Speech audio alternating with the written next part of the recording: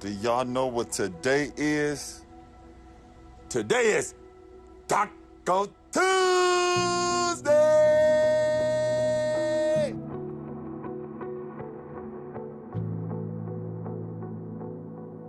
She found her ETB card, and on a Taco Tuesday, she never left the card because she loved to celebrate Taco Tuesday. She liked the soft shell with carne asada.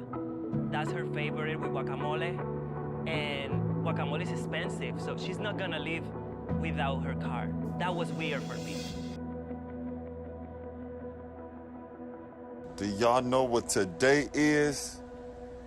Today is Taco Tuesday!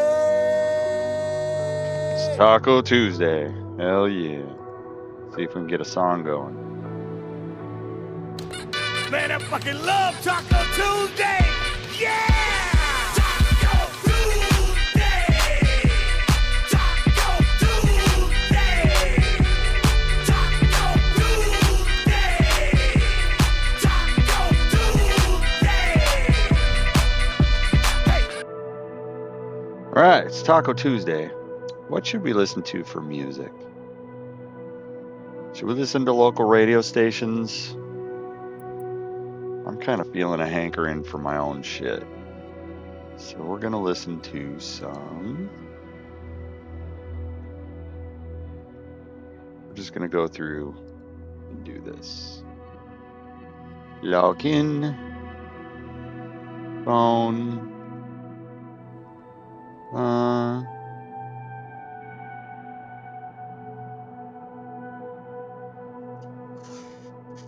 What the fuck was that noise? What the hell was even that noise?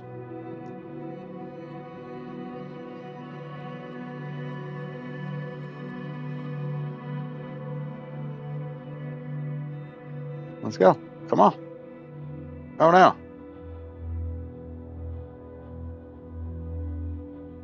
Did I push the wrong button? No.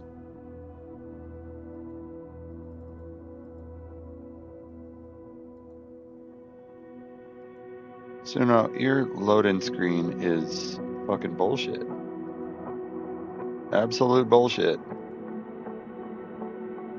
Login gone. Gone forever.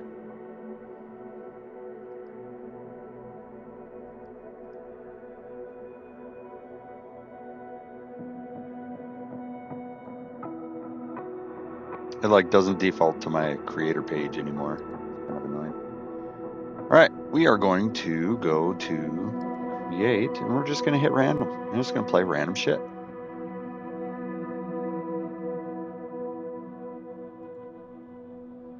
And we'll start with the Taco Tuesday song. Where is it? Where is it?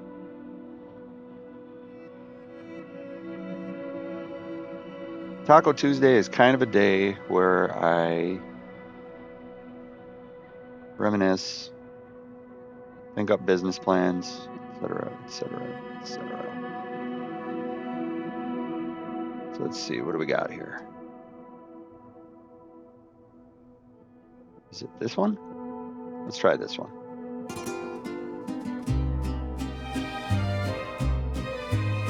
Trumpet crying to the sky, soft guitar, one lonely line, guitar on like a tired heart. All right, that's a little loud. You will are breathing in the dark.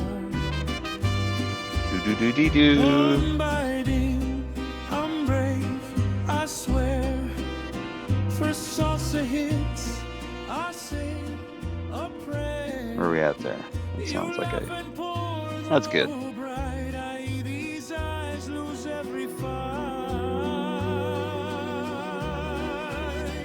Dude, that fucking scritch was like... What even was that? My phone made this scritch noise that was like, holy shit. I have to have scratched something. I have to have scratched something. Alright, so we ended up in Virginia Beach / Damnick. And I knew we were going to be exploring around here a little bit. let's get exploring around here a little bit. Got this barrier. I think this is Sandbridge down here. Either that or it's down here.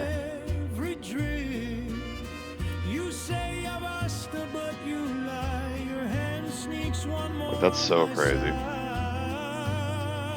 Alright, we're gonna start flying right here. We're getting the T going.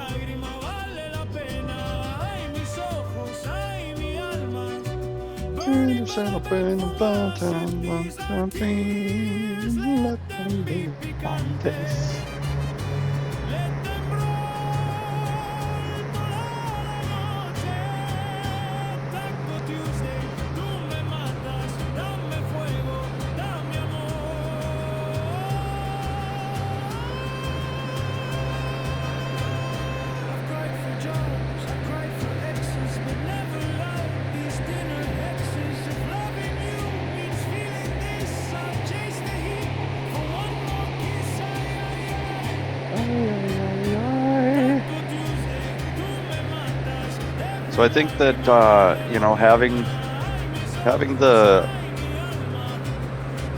air bases or airports and cities labeled is cool. I wish they would also have the roads labeled somehow. But you know, that is kind of asking a lot.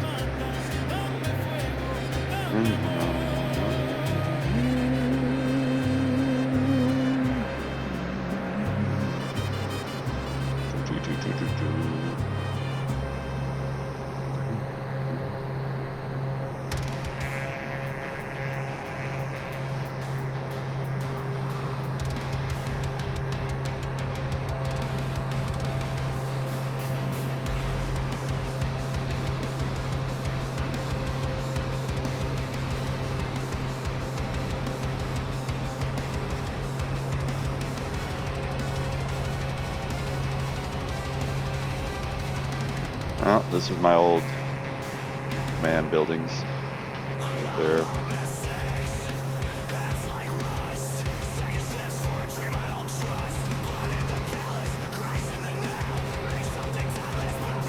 Alright, this is my old command building right here. Oh no! Oh no! What are we doing? Okay. So yeah. It's my old command building right here.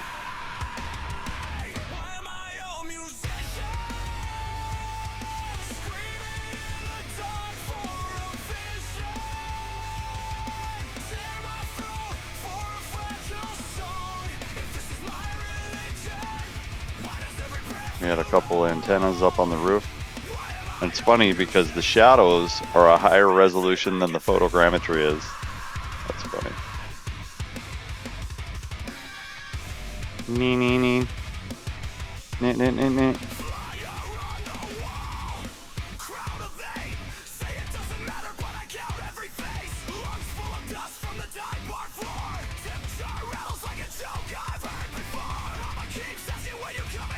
So yeah, this is where we ended last stream. Looking at this track. This track is a 1/4 mile track, which means you have to loop it.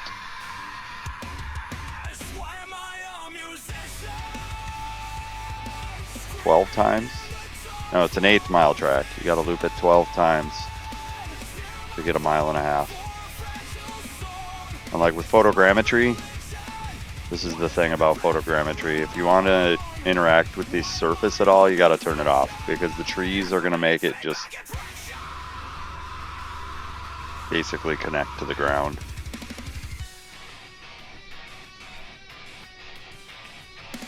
But yeah, I remember this view. Like, I'd sprint the straight and then I'd get to this view and it was like, holy shit, bro. Because this view right here is where you start sprinting. Sprint, sprint, sprint, sprint, sprint, sprint, sprint, sprint, sprint, sprint, sprint.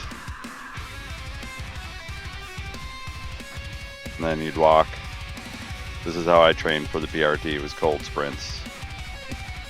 12 laps of cold sprints. That's 24 total.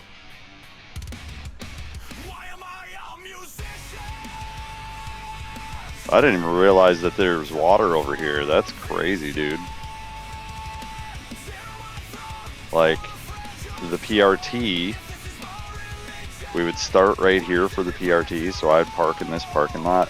We'd start right here for the PRT in this running path right along the road here. Bro, my stomach is getting tight just thinking about this. And we'd follow the road.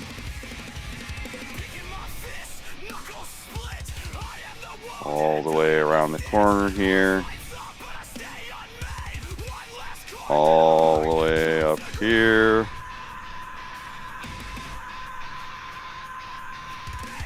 Trying to remember where we break off and go down. Because I do remember the water, but I don't remember it being that big. Welcome! Welcome here. This is Jeremy Ruther's graduation party. And I think this might have been the halfway point. No, I don't think that was the halfway point. Maybe it was. I think that was. We ran down that road back there. Anybody go get drunk? This next song is called... Yeah. We ran down the road back there. So basically, we'd run here.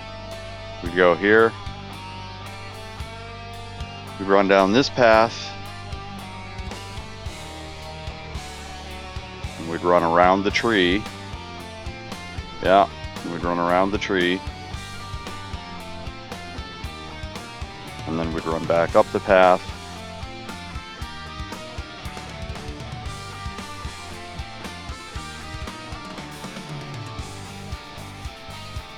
And back up and back the way we came. All the way, like, it doesn't seem like it's that far until you're running it, bro. And you're like, oh my god, I hate everything. I've never been a runner.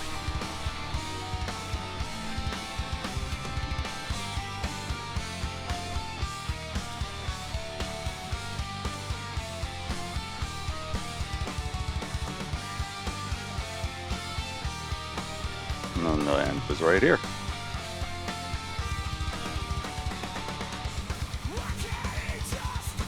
And we'd sit over here and throw up in the bushes.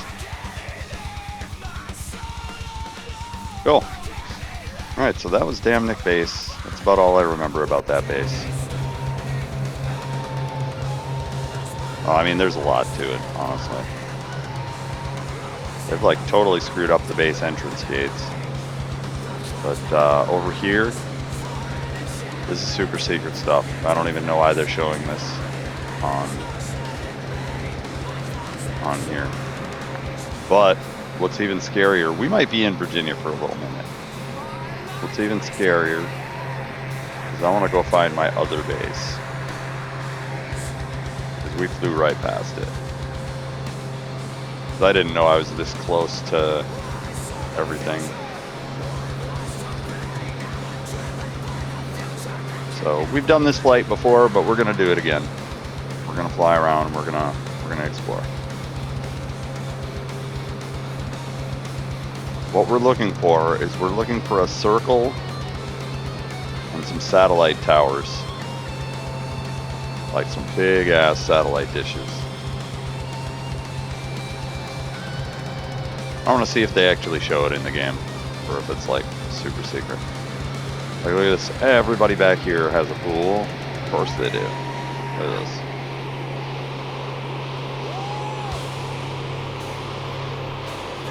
Must be rough.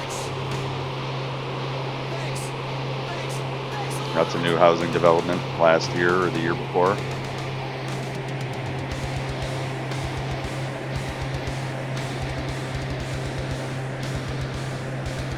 More swimming pool neighborhoods. Must be rough. All the swimming pool neighborhoods.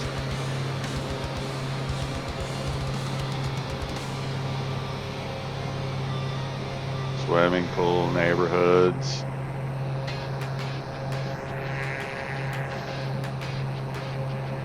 What is this song?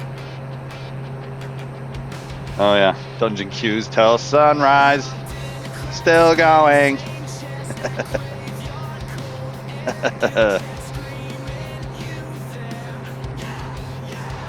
Right, you log into WoW, you're doing dungeon queues until you die. And not until your character's death, but like actual death.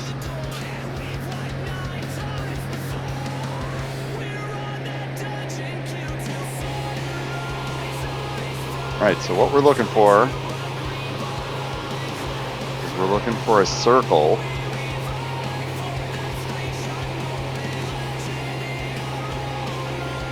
The Dismal Swamp is around here somewhere as well. So we're looking for the Dismal Swamp. And we're looking for a big circle surrounded by sand. I don't even know if we'll be able to find it. Like, they might have graded out. But this is another kind of crazy area.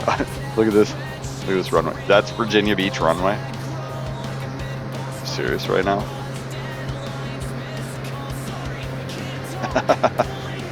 That's Virginia Beach runway, apparently. Wow. That's crazy. That's super crazy that that's like, what? Eyes fried.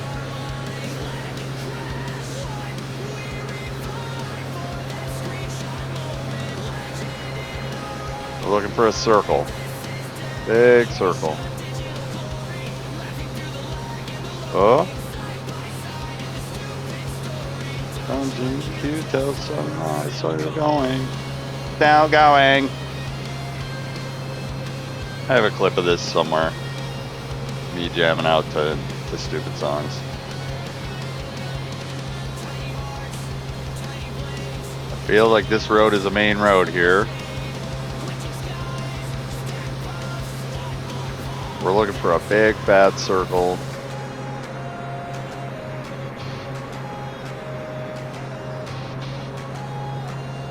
It's down here somewhere in the swamp.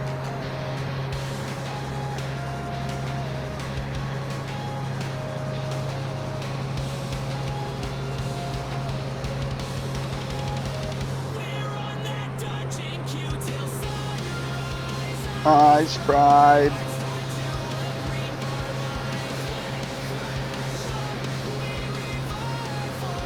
Screenshot moment. That looks like a low-key airport right here too. Anytime you see like a crisscross like that, that's an airport. They just don't have it listed for some reason. Even though they've got that field of grass listed for Virginia Beach Airport, they didn't list this one. What the hell? Could be Shady Side Dragway too. There should be a circle somewhere in the woods here.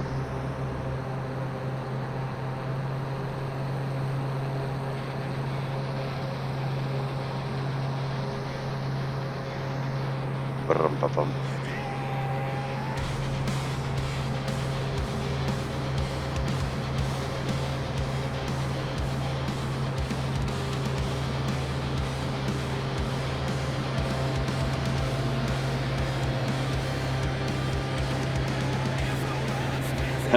And what's funny is a lot of this music sounds like it would be used for the WWE, which tells me that they've probably been AIing for a while, dude. That could be it right there. Brothers in the Pit.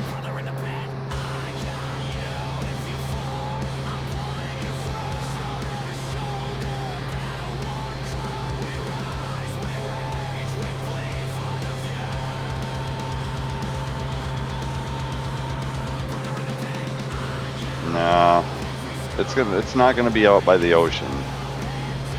I don't remember it being stupid humid.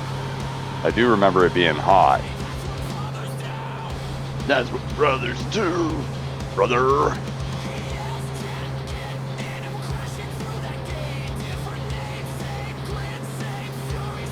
Yeah, that's not it. We were like hidden in the Dismal Swamp. And on the other side of the compound, there were woods. And they're like, bro, there's brown recluse all up in them woods. Don't even go over there. And I got bit by something that fucking swelled my hand up pretty good.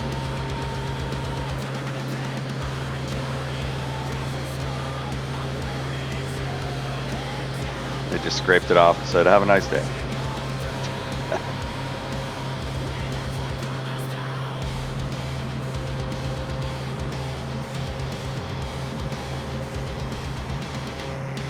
Might be over here. Oh, there's our first real boat of the day. Dionysus.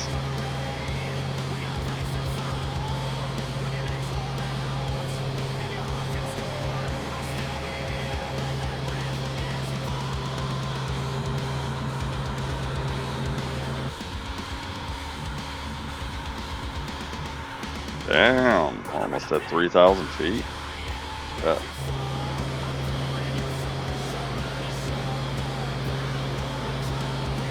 This might actually be the Marine base right here.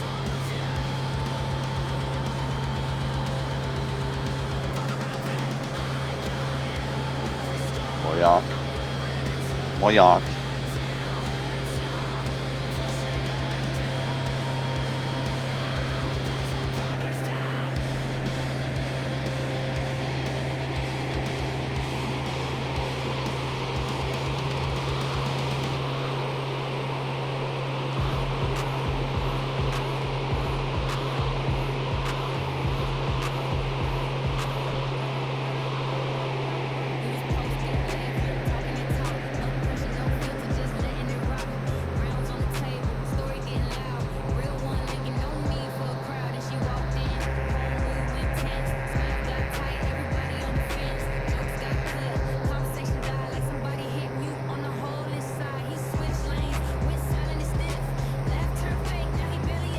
Alright, we might have to look this one up.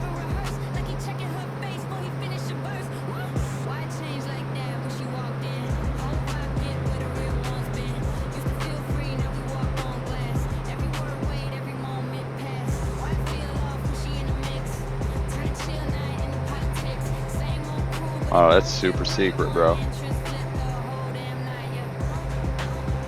Okay, there's a 17 and a 168 that are bordering it. For a tuck.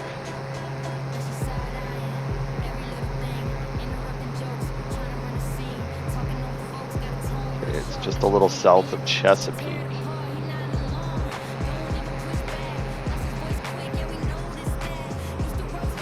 Alright, so we're in the right area. That might be the road right there.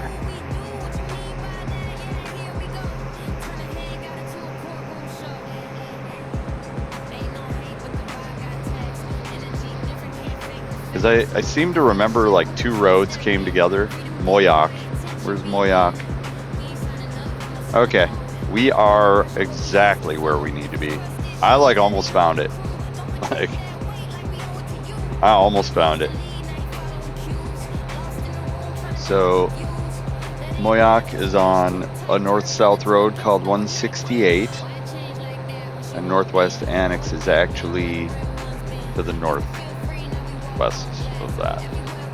So, Moyak. Yeah, if we would have went up and down the coast, we'd have never found it.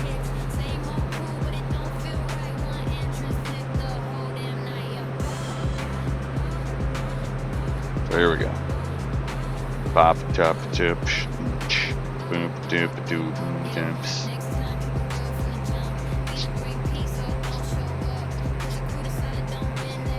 And like, it's not very labeled on the map.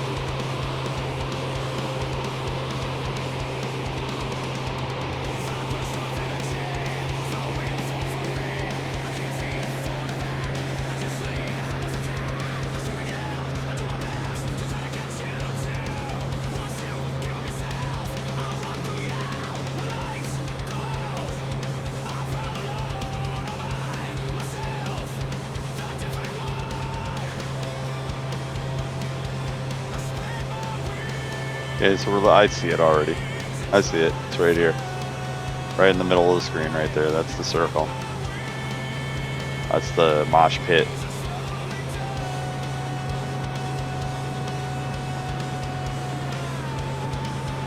This is where real force protection training is done. This is where they really stress you out. This is where they really gear you up and stick you out in the sun all fucking day.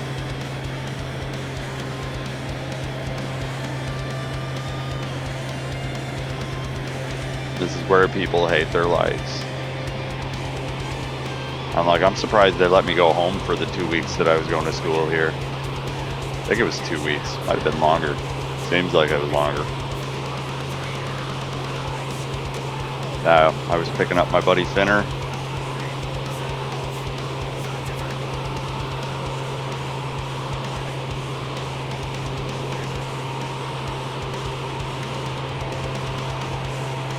Right here.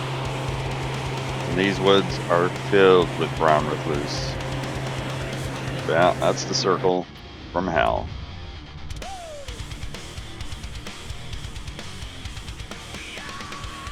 Basically, they got a bunch of cages that you learn how to do maneuvers through. And then they've got a bunch of buildings that you practice clearing out. This is a ship building. I don't know why they have all this crazy stuff here, because it's that looks like a storefront. That's funny. AI building.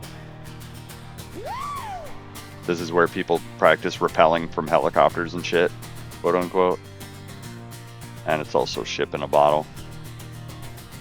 There's a few of those. And students park here. And walk your ass up. Watching the clouds as they roll by. Driving down my road and coming to That's crazy.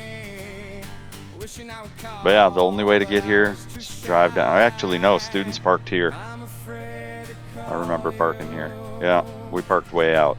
Way out. Like, it was a fucking long ass walk, especially if it was raining. Long ass walk.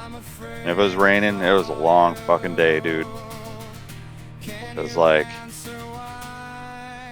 this is the ditch where we practiced attacking each other with OC spray. That was pretty fun. Not. This was like a made up pier scenario. I think this is an AI building. I don't think this building was here. I think it's a fake building. It's a piece of concrete, and AI detected that should be a building. So no, there's supposed to be a little guard shack right here. And for the exercises, we would start out here, and this was a nice little building kind of makeup. But we'd start out here, and like we'd have the M16 guys up here acting like this was our ship.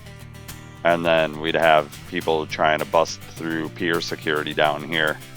And there were a couple times that like the instructor's like, bro, both you pier security guys just died. And then our guys would fall over dead, and then I'd shoot them. And they're like, what took you so long? And it's like, well, I didn't want to shoot my own guys. And they're like, bro, your own guys just died anyways. Like, if it turns into a real situation and you see one person fall, you should be shooting the fuck out of them. Like, we're talking about Navy security. And when it goes on the news that somebody killed 2 pier watches before the ship killed 1, that's 2 to 1, bro. And terrorists, whenever they hear anything about 2 to 1, they're like throwing 50 guys on it. If we bring 50 guys down there, we can take them out 2 to 1. I'm like, no, bro, we want it to be 0 to 1. If somebody commits a fucking terrorist attack, we want them dead and no casualties. So that's an ideal world, and that discourages people from ever doing that again because their efforts were wasted. So yeah, we'd leave the base right here and we'd have to come out this way, which seems kind of backwards, Wait, no, it doesn't.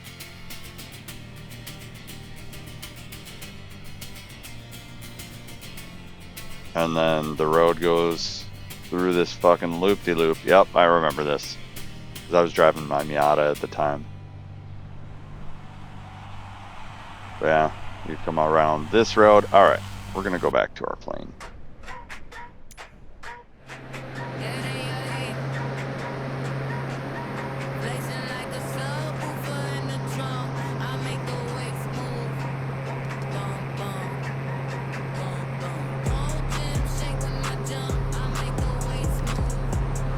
Bump, bump.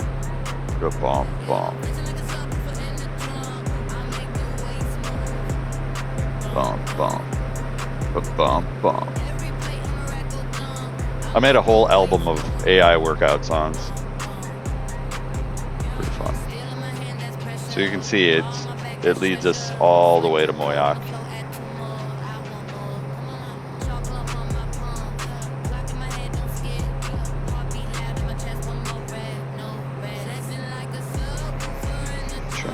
I'll make the weights move.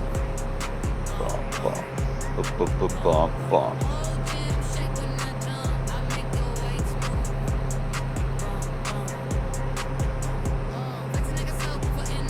Yeah, that pretty much is how the road went right here. But yeah, that place was the place from hell. A lot of people would miss this turn right here. This turn was the easy one, but then it was the other turn. And then this was where all the food was. This is that Y intersection I was talking about. And you could take either way. I actually took this way to get home. A lot of people came in the left way, but I took this way. Like, I was a resident in Virginia Beach for 7 years, so. Well, actually only 5 years, but I definitely lived on the ship for 2 of 7 years. I lived here. 7 years is a long time. But I want to find Indian Summer Road. Indian Summer Road was a road that during hurricane season would flood over. And while I was going to school there, we actually had a hurricane come through and it flooded over. And the good news was everybody was late to work. They put a toll booth in? What the fuck is that, man?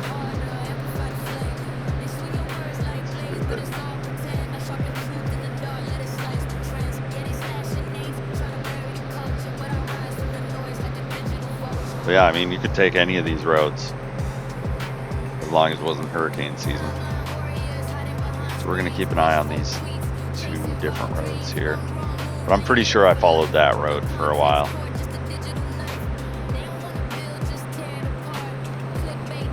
But you can see that you could. I'm trying to find Indian Summer Road. I think this might be it. It was super country. Super country. Fentress. Oh. Never heard of Fentress before. It's crazy. Lived here 7 years.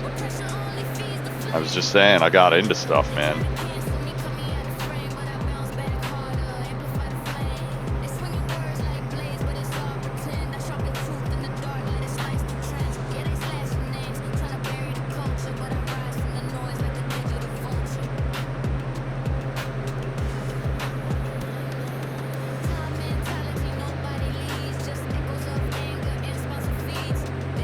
Crazy how they hybrid fucking fall and summer together. This might be Indian Summer Road, maybe. I know there was a way to avoid Chesapeake completely, and I think this is it. So today we're doing the morning fast. And it starts off with tea. Yeah, I think that this is Indian Summer Road right here.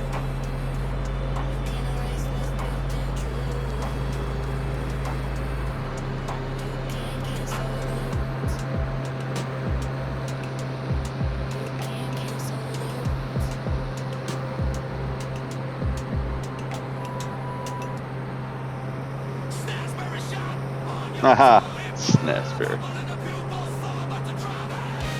Hey. Queen. This was like one of 2 songs that I made right off the bat with AI. It was either going to be the intro credits or the ending credits for my stream, and then I was like, you know, I really need a rebrand back to my original brand that I've had for like 30 years. And at some point, you're supposed to make a left. I don't know if that left is here. We could try it. Try this left. This might be Indian Summer Road right here.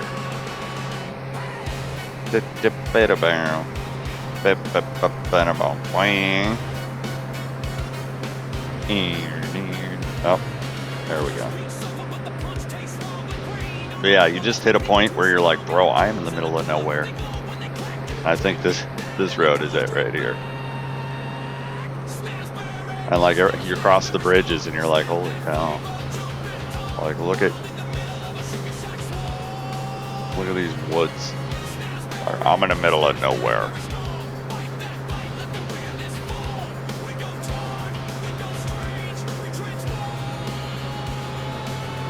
Like you take a little, yeah, I think this is it. I think this is definitely the road I was looking for.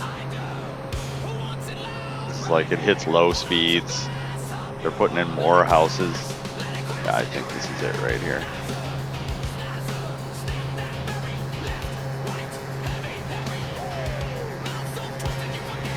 Let's go back over this way again. No. No. It's this road right here, hidden in the woods.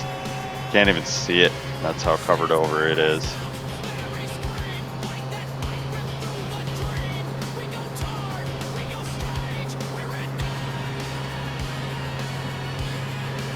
Yeah, this was the way that I would take to get home. Right here.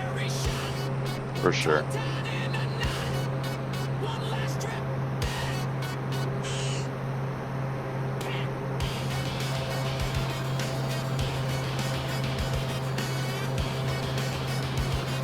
I think the base gates were like somewhere in here. But like I could get on base and like cut through base if I needed to. Pretty sure that that looks like a golf course right there. I don't think that golf course was on base.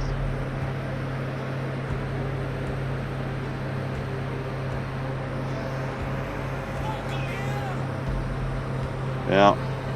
This next song is called Possessed. Here we go.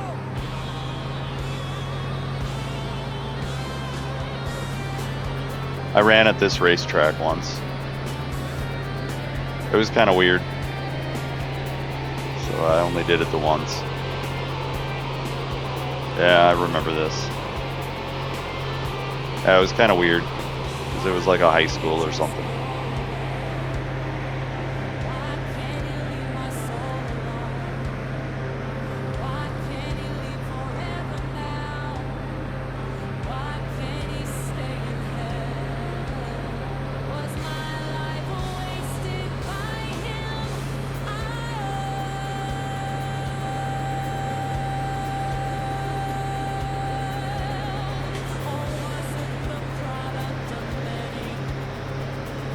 And I kind of want to take this little back road here. I think this is Harper's.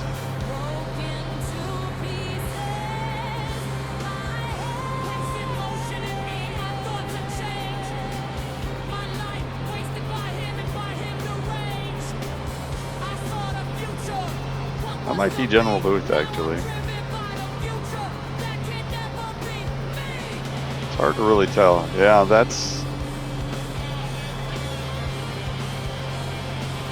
Food Lion right there.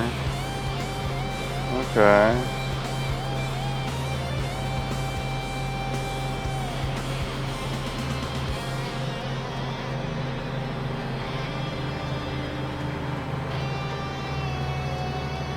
Yeah, this is my trailer park right here.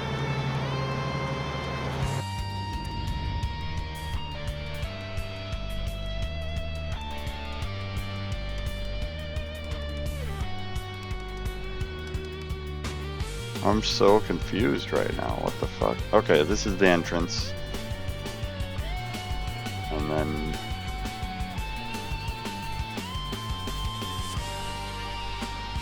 this was my trailer.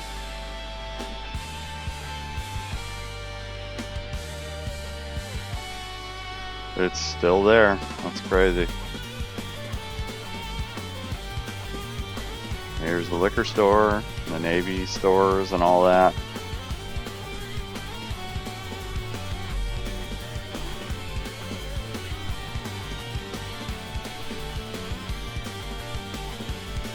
Base gates.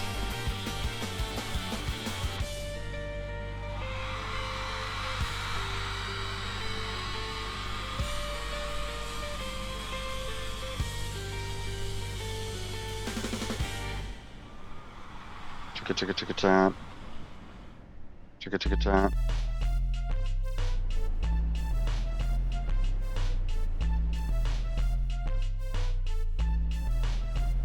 This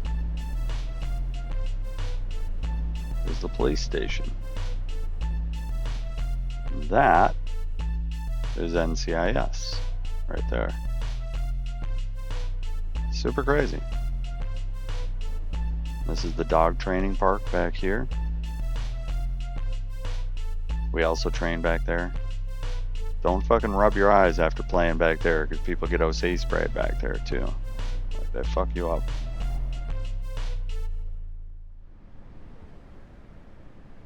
Doing raw beats. Raw beats. Oh. This is the original. It's crazy.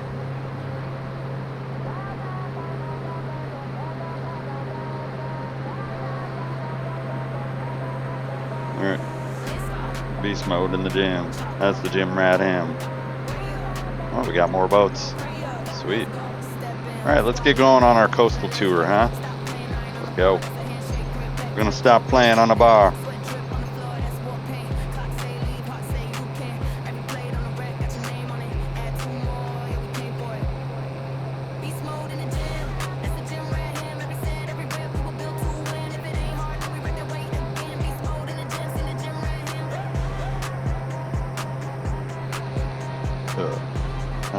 Look at all the boats, bro. And I've been down to Virginia Beach a few times.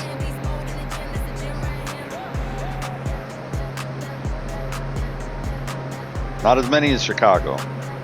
Like in the 7 years that I lived in the Virginia Beach area, I did not go down to Virginia Beach as many times as I went down to Chicago in the year and a half that I lived there.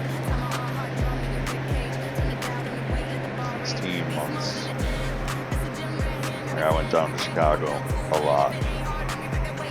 Virginia Beach, I was like, I drove through a couple times and I'm like, you know, it's a beach town, it's whatever.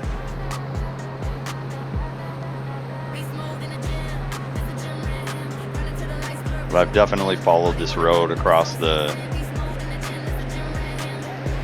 around the tip a couple times. I think that's 264 right there that divides into two roads. I actually bought my Miata down here. Jeez, it's really wanting to play some of the oldies.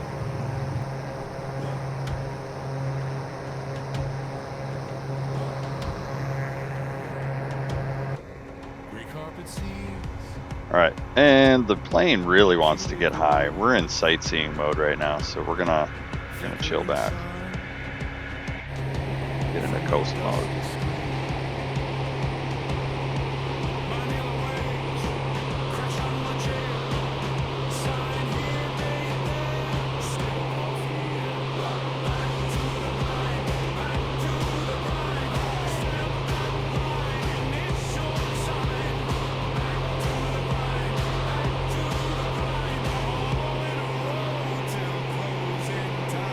Closing time? What's that? I wouldn't even know what that is. What's closing time?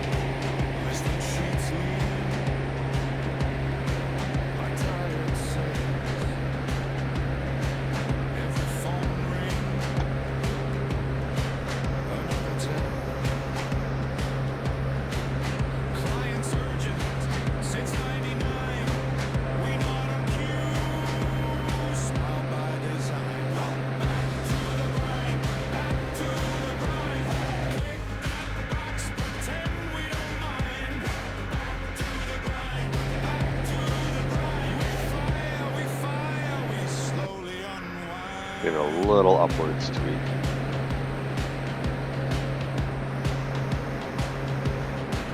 Alright, we're gonna skip Norfolk base for now. We can go on a base tour someday. I've kind of already been on a base tour, but we'll do it again someday. Line by line. Don't do crime. Slide to ethics. Don't do crime.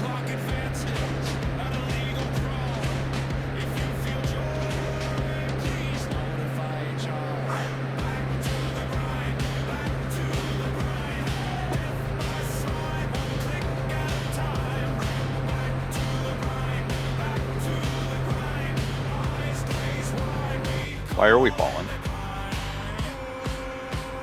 Why are we falling?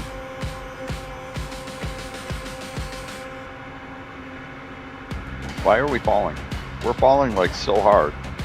What is going on right now?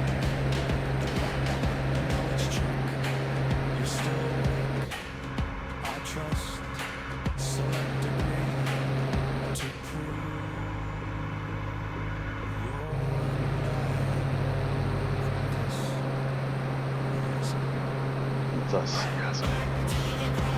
It's enthusiasm, you fucking tired. Alright, 800 feet's good.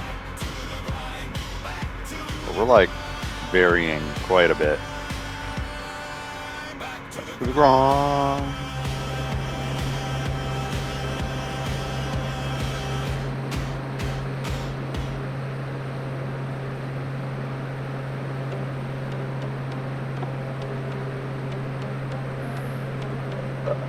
Alright, we're looking for Yorktown.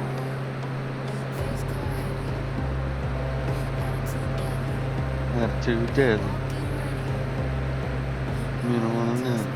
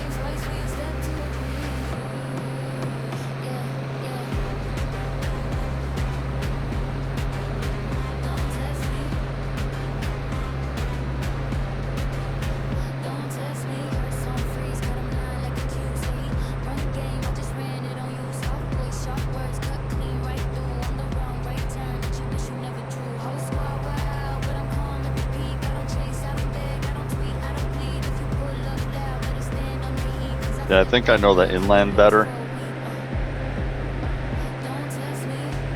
Bro, plane be crashing. Plane be crashing. We're gonna go out this way.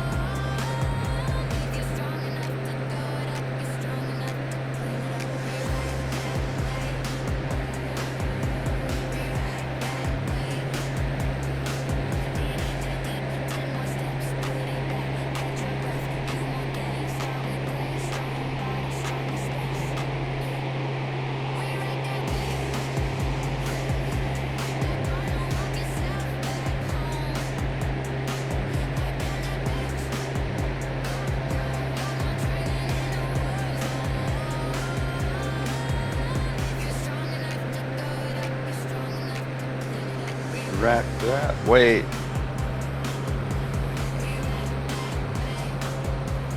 All right, so then go hit that set.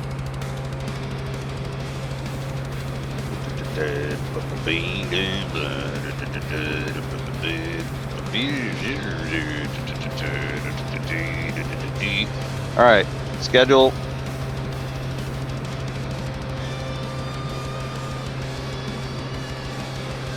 Really, the only schedule that's solid is Tuesday. And I don't remember the last time I ever even checked anybody's schedule. So I'm clearing my schedule. I'm going to stream when I want. Tuesdays are pretty solid. Yeah. I gotta revolve my schedule around taking care of my domain, which, I mean, I don't know if anybody wants to see me streaming me mowing the lawn and being extremely unhappy, but pretty much people love that kind of shit. So maybe I should tripod it up, plug my phone in, have a quiet fucking, you know, because I think when the phone's plugged in, it's not going to use the microphone. So you're just going to see me fucking pissed off in the yard.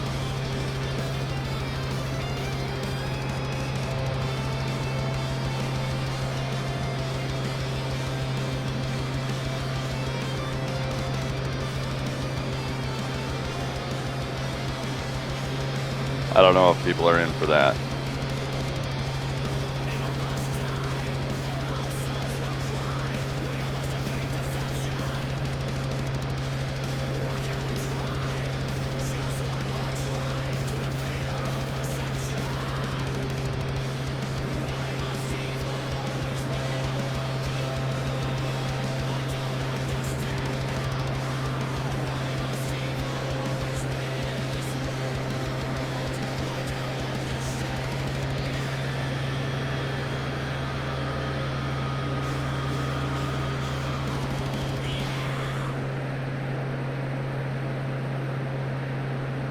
Hands up.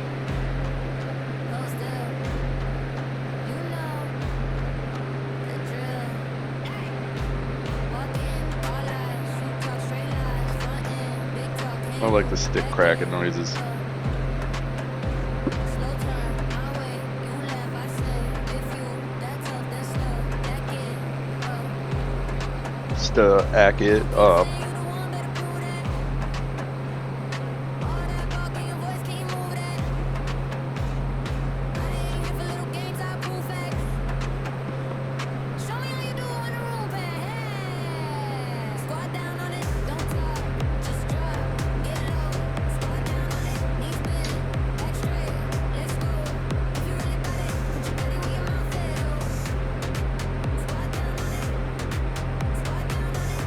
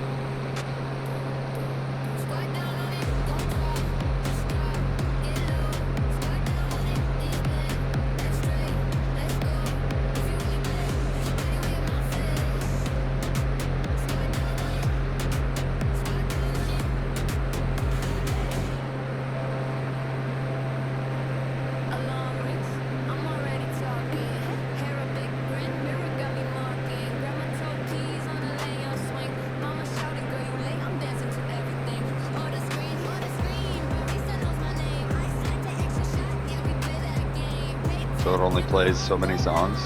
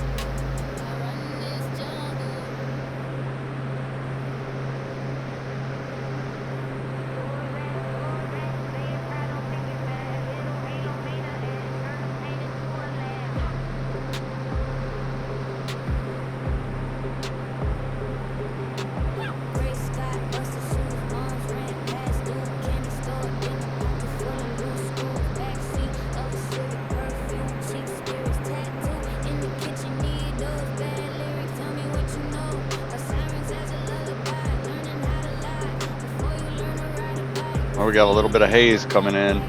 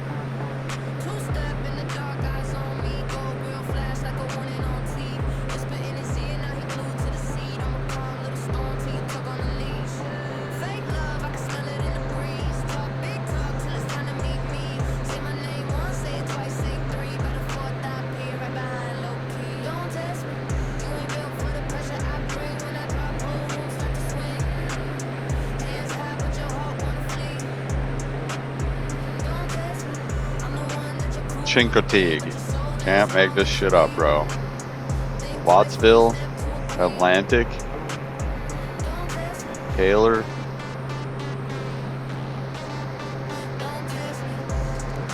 We're gonna head over this way. I can't even see. I can't see.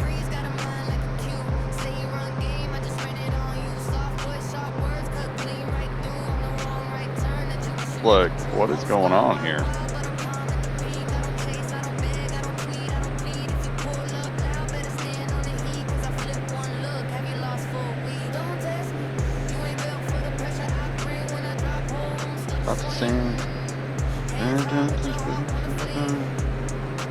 Alright, we're also gonna get our shares in.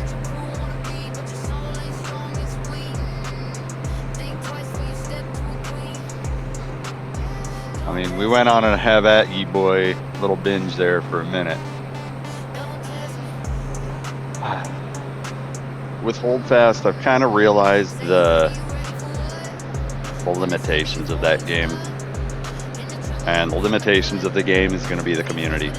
The community right now is like hardcore 10-year players, and then a few noobs come in and have fun like me, you know, with the prox chat and the LARPing and this and that, and then they leave because, like, I don't know. Like, once you've pretty much seen, like, once you've had a couple epic battles where people are actually cosplaying, and then you have a couple battles where people aren't even talking at all, and it's getting sweaty and try-hardy. And that sweaty, try-hardy community, that's killing the community on that game. But what also is killing the community on that game is like, guns should be deadly. Guns should be deadly.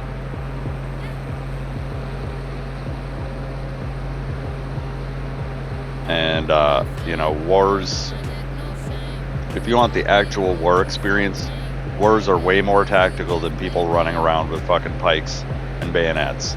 You know what I'm saying? Like, since guns were invented, guns have pretty much owned wars.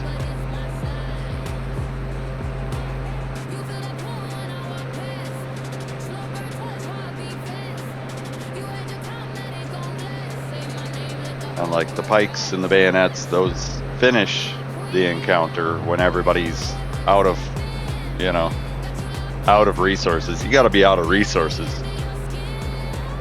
Sup, Snag?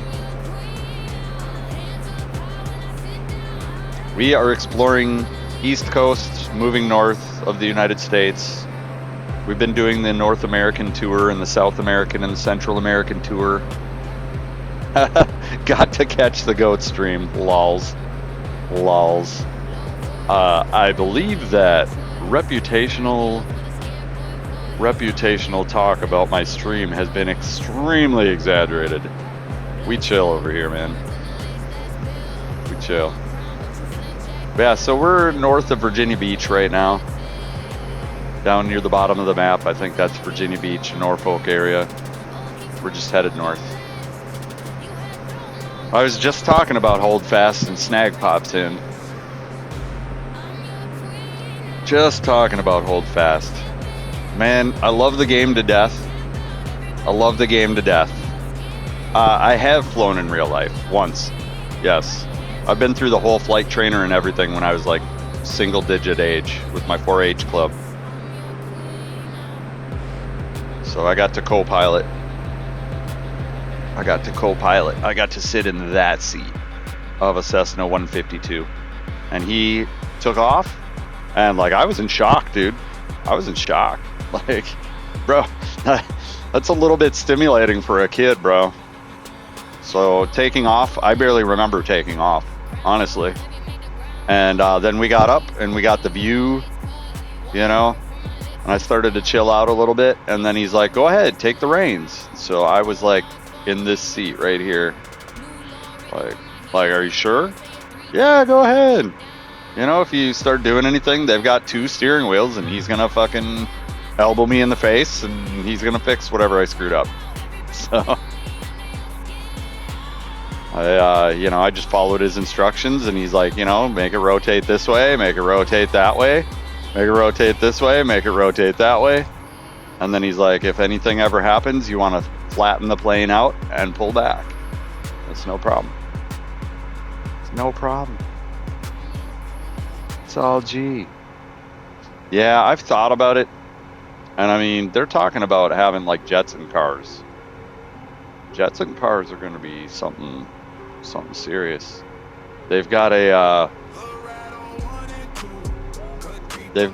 gyro, or what do you call it? They've got a drone-like plane right now that's being designed for your driveway.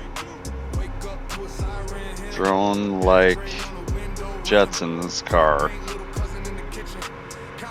What is it called? No, it's not Jetson.com. What is it? Jetson car model. Okay, I guess it is called the Jetson 1. Yep. And they actually have it in the game. So it looks kind of like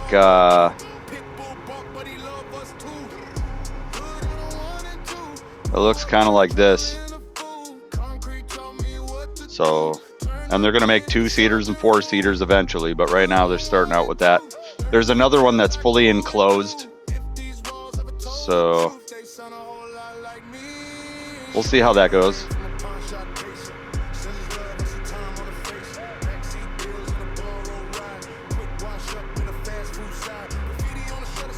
Yeah, right. Well, and a buddy of mine, he has a drone, right? And so he has full 4K video footage of kids throwing rocks at his drone and shit. Like, you know, there was a news story in northern Minnesota about how they were trying to put the fires out. and you had some motherfucker with a rifle shooting at the fucking fire planes, dude. And it's like, are you fucking serious? Like, that's how people are.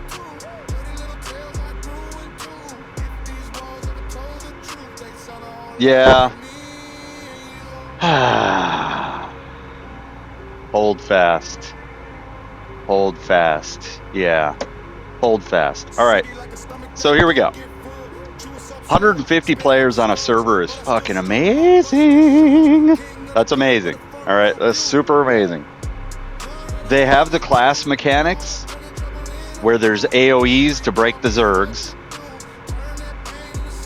I think melee is really overpowered. Except Rifleman. Rifleman melee sucks ass, which it should. It should. But the Rifleman isn't good enough to make up for the fact that the melee sucks ass. Like, you're literally worthless, honestly, as a Rifleman. I think the longest shot that I've made is 95 yards. And I'm going to tell you right now, it's the luckiest shot ever. Ever.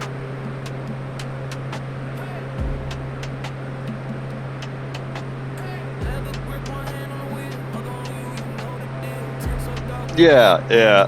And I mean, in real life, I'm a headshot from 200 yards all day. All day. And that's the thing, is like, I'm getting outgunned by muskets. I'm getting outgunned by pistols here and there. And like, that should not happen with Riflemen. So, some would say it's a skill issue. Possibly. Possibly. Possible. I mean, I'm a noob. I've been playing, what, all 3 weeks? Maybe 15 to 18 hours, like, you know, it's very quite possible that there's a skill issue, but it's also quite possible that Riflemen, yeah, and Rifleman was listed as an S tier class, and I don't see it, bro. I don't see it. Yeah. Yeah. Oh, bro. Bro, let's do this. Let's do this. Bet. Here. Check this out. Oh, I don't even have Neverwinter installed, dude. I have 9,000 hours in Neverwinter. And this is the PS5 version of Gran Turismo 7, and I have 1,222 hours.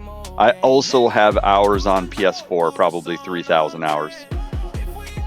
So... yeah, I can definitely. If you don't want to get stuck in a game that you're going to put a lot of hours in, do not start playing Neverwinter. Do not start playing Neverwinter. I'm like a huge D&D nerd.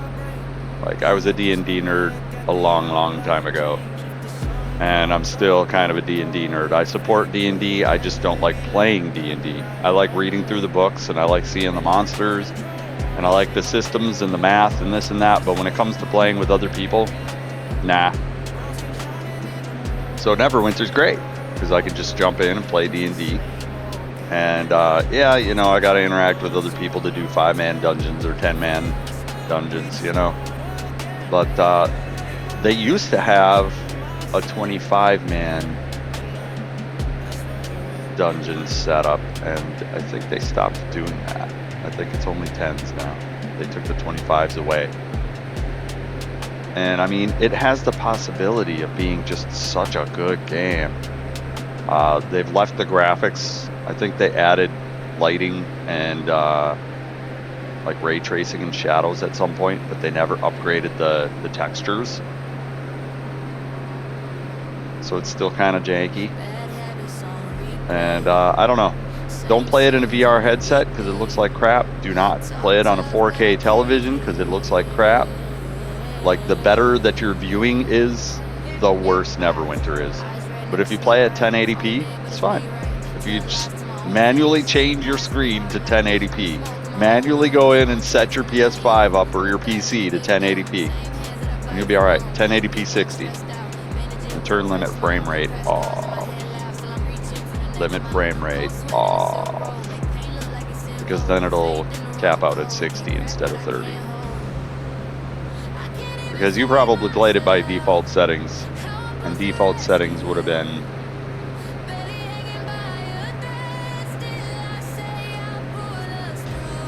2K.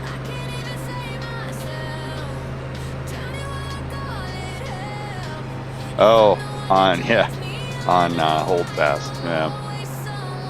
Yeah, I love Hold Fast. Hold Fast is a great game. I just feel like I came into it a little bit late, and PlayStation came into it a little bit late. Like coming in on the Revolutionary War is a little late.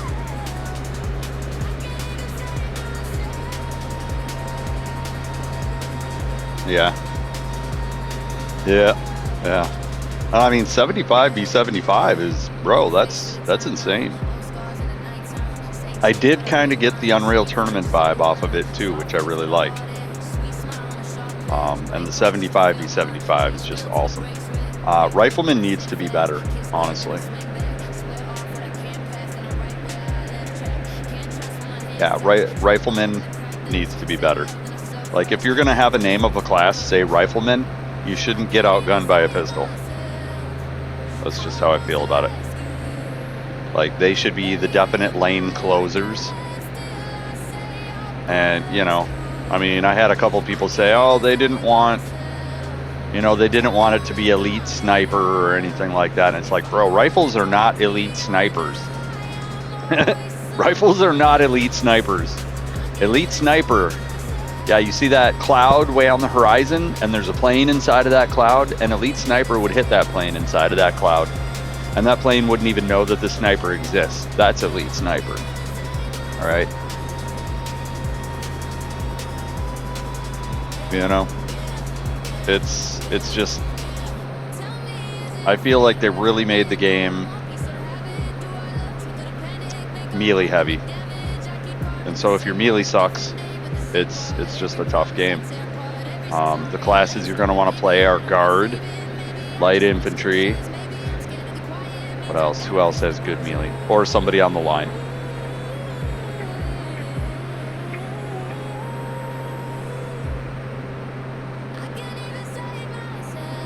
Grenadier, or Grenadier.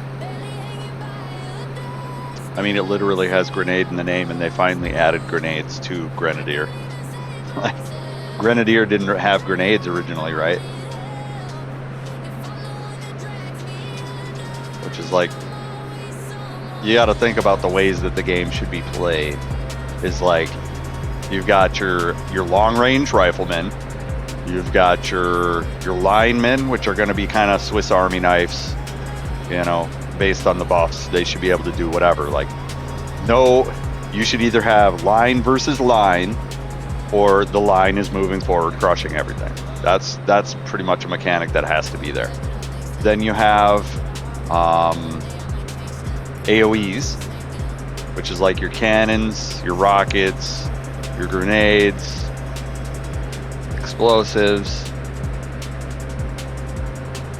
you know, and that should be your Zerg breaker. That should be your line breaker. You know, that should be the way that you stop a line from running over your team, is throw a grenade, shoot a cannon, you know, and they should be equal. All grenades, cannons, rockets, all those explosions should be equal.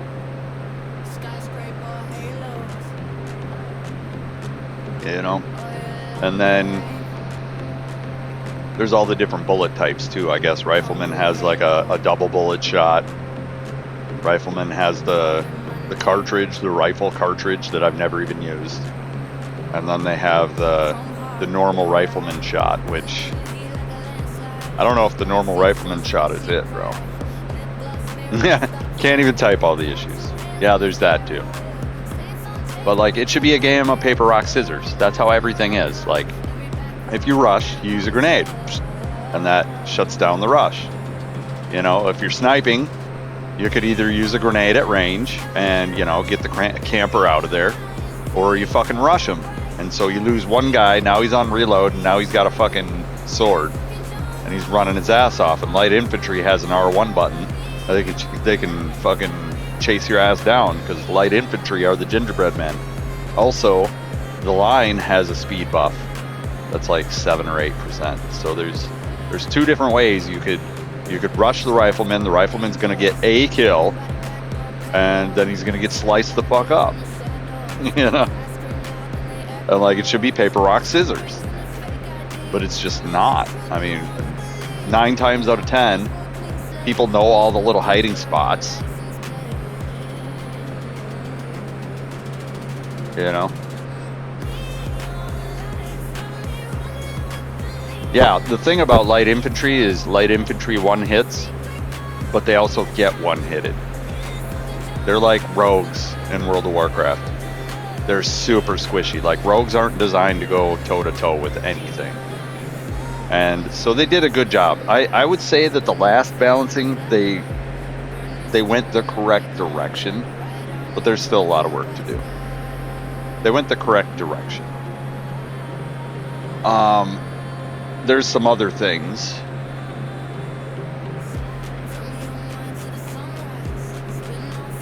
Yeah, guards are actually off tanks now if they're on the line. If they're not on the line, yeah, they're kind of squish.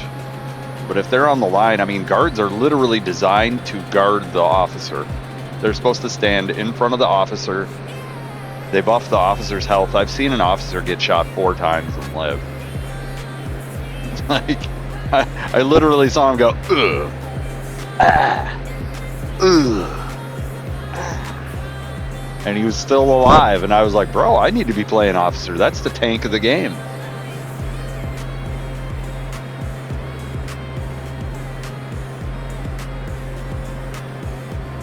Yeah. Yeah, you know, sometime. I'm not too big into Discord. But I mean, you know, and Anvil Game Studios is a one-trick pony. This is their nest egg, right? So this is what they do. And I'm also familiar with Malta. I've been to Malta. So Malta is kind of like the movie 300. All right. Malta and Spartans have a lot in common. They have repelled so many invading forces from Malta with a handful of guys. A handful of guys. But they couldn't repel Catholicism. But yeah, I mean, Anvil Game Studios, they're out of Malta. Now, I don't know if they're true Malta guys or not. But, you know, same thing with Spartans. They're kind of dog-headed. They've proven themselves, you know. They've proven themselves to be champions. And so, you know, if they're anything like Maltans, they will stick to what they want their game to be. You know, they will stick to what they want their game to be. And, you know, they definitely want it so that melee is the main component of the game. Because of the proximity chat, I would guess. Yeah, and then there's that. But that's a combination problem, too. I think that some people were directly daring the admin to ban them recently. And like, as you know, I've been an admin of my channel. I've been a server admin in Unreal Tournament, and it's like, bro, I just don't need combative people around, you know?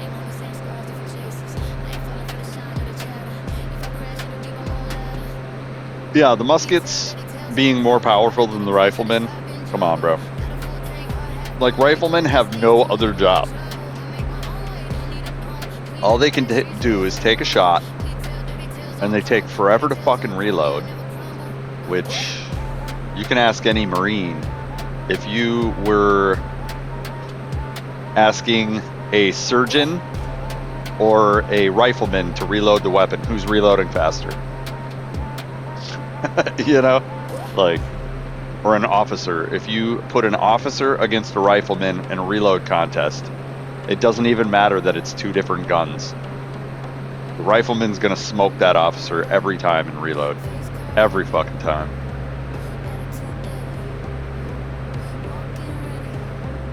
Yeah, well, they can't do anything.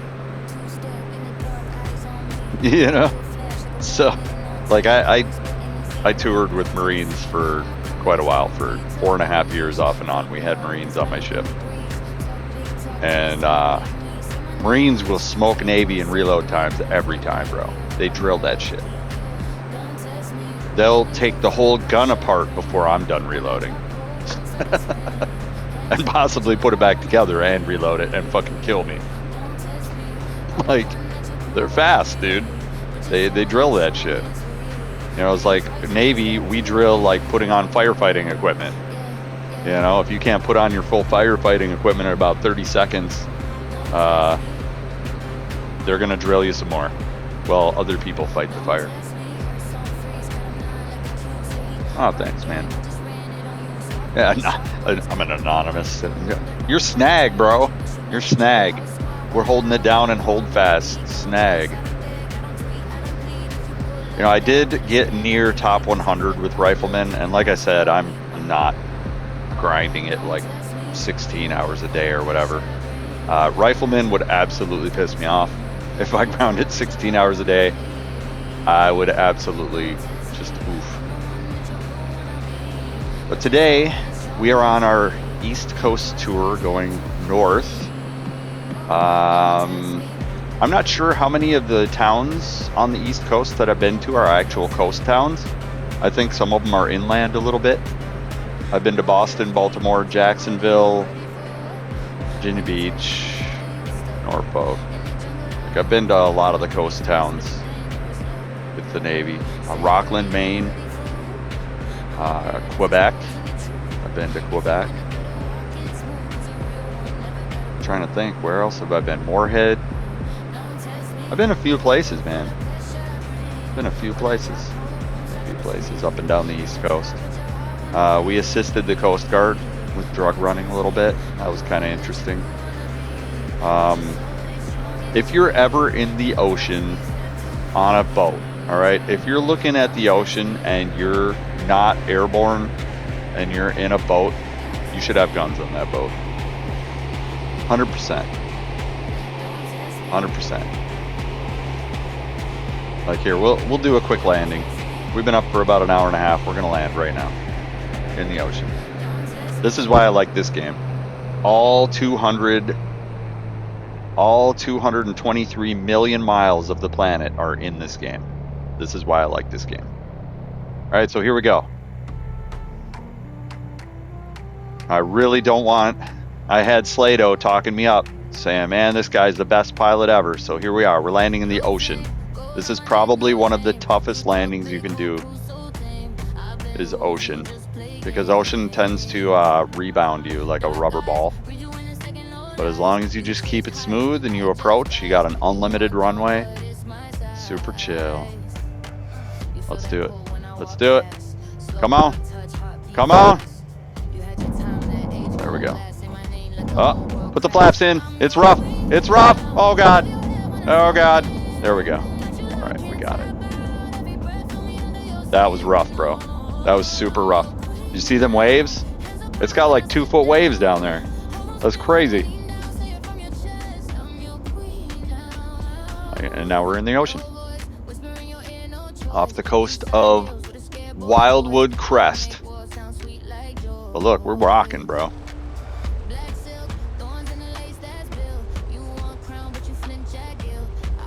Yeah. Yeah, Slato. When I started playing Holdfast, like, I'm equal parts viewer and streamer. I actually probably view more than I stream. There we go. Now we're off the coast of the United States in the ocean. If you're looking at this view, you need a gun. For real. Like, I saw you asking, for real? Yeah, for real. You need a gun. Pirates are absolutely real. Pirates think because they're in international waters that there's no laws that they have to follow, and, you know, they don't think they're going to get caught because they're in these speedboats with hydrofoils on them nowadays. And if you don't know what a hydrofoil is, just Google it. Hydrofoils can do many, many knots in the water. So taking off is going to be a little rough because you can see that my plane is kind of bobbling. We're going to try it from inside the plane. See what happens. Oh, God. And my altimeter is off. All right, let's go. And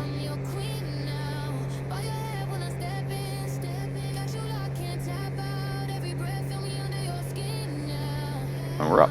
Now we start pushing flaps in. We'll take a little swoop to get our speed up. Look at our speed. 80, 100, 120. Here we go. We're good. 140. And we flying. Put my little rudders up. I love amphibious planes because of the Navy.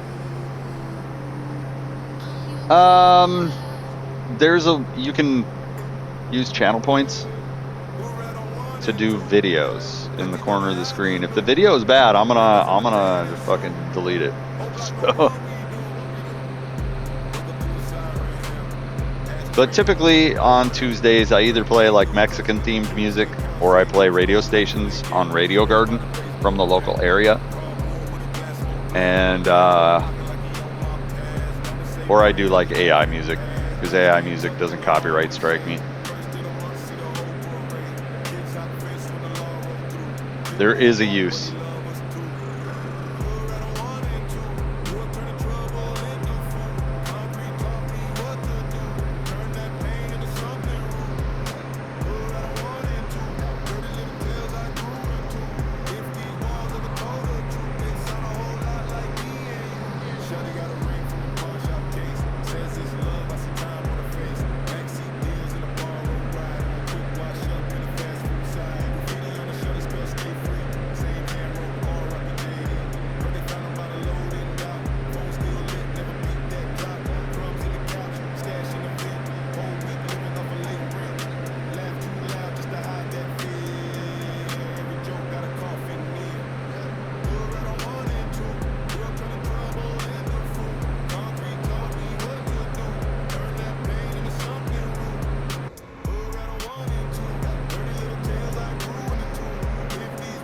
And no points of interest.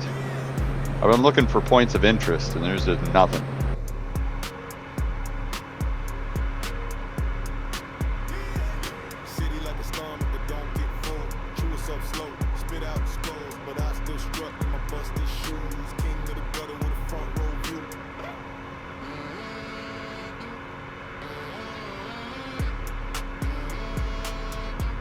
So yeah, everything.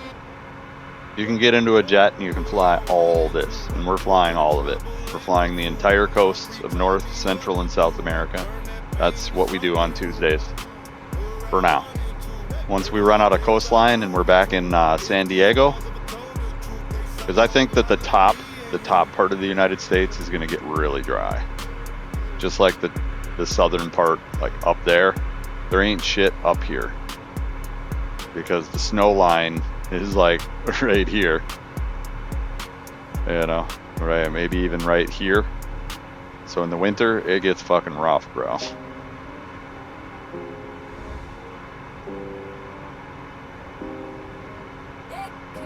No, nothing. Like South America, nothing, bro. It's like frost line. I'm in Minnesota.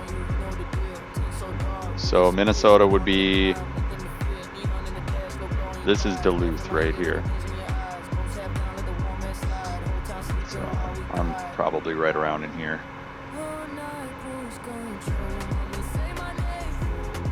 Yep. Yep. So, you know, people hear about global warming and it's like, yeah, the Earth has been coming out of an ice age. Global warming is inevitable. And pollution caused by humanity is, and I hate to, because it's such a cringe argument, it is accelerating global warming. That's a fact. However, the other fact, Tennessee, the other fact about global warming is that it's going to get warm enough where it starts melting the ice caps, right? And when the surface of the Earth is covered in more water, it makes more cloud coverage, which cools the Earth. So it's a cycle. And so once the Earth gets warm enough, and the Earth at its hottest is still only 97 degrees average temperature, which means we just move away from the equators, right? Which is kind of what people are already doing. They're moving away from the equators because it's fucking hot. The Earth at its coldest was negative 200 degrees Fahrenheit average. Yeah, we're coming out of an ice age. But when given the choice of 97 degrees average or negative 200 degrees average, look, man, if we ever went into an ice age again, I'd be digging a fucking hole, bro. I would be digging a hole so fucking deep. So deep. Because you get rid of the wind and you get down into the, yeah. And they don't really tell the whole story. All right, so the other thing that I've learned about just every sort of topic that's ever been argued anywhere in social media or face-to-face or whatever is, you know, because like I've got people that'll go on a Trump rampage, right? They just start talking about Trump and focusing on Trump and talking shit and this and that. And I'm like, when's the last time you ever saw Trump? Never.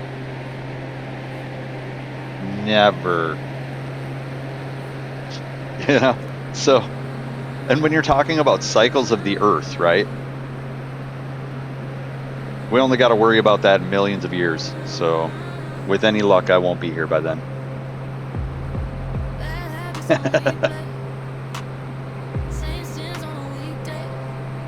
Like I have this field of vision, right? And when I go through my daily life in my field of vision, none of that social media exists. None of it. It doesn't exist. And you can simplify your life a lot by just accepting that none of that is real in your real life.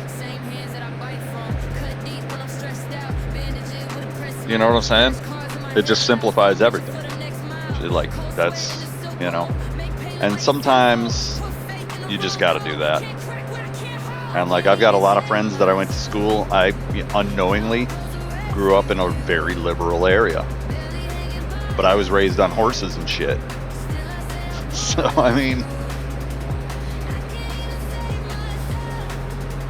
you know, and I don't agree with what either side really has to offer, because I kind of grew up in the middle. You know, Democrats are always gonna push the voting demographic in Democrats down. So you've got your elitist Democrats, and then you have your voter Democrats. You know, that's two different factions all by itself. And how the upper Democrats continue to get the lower Democrats to continue voting for them, thereby keeping them in power, I'll never understand.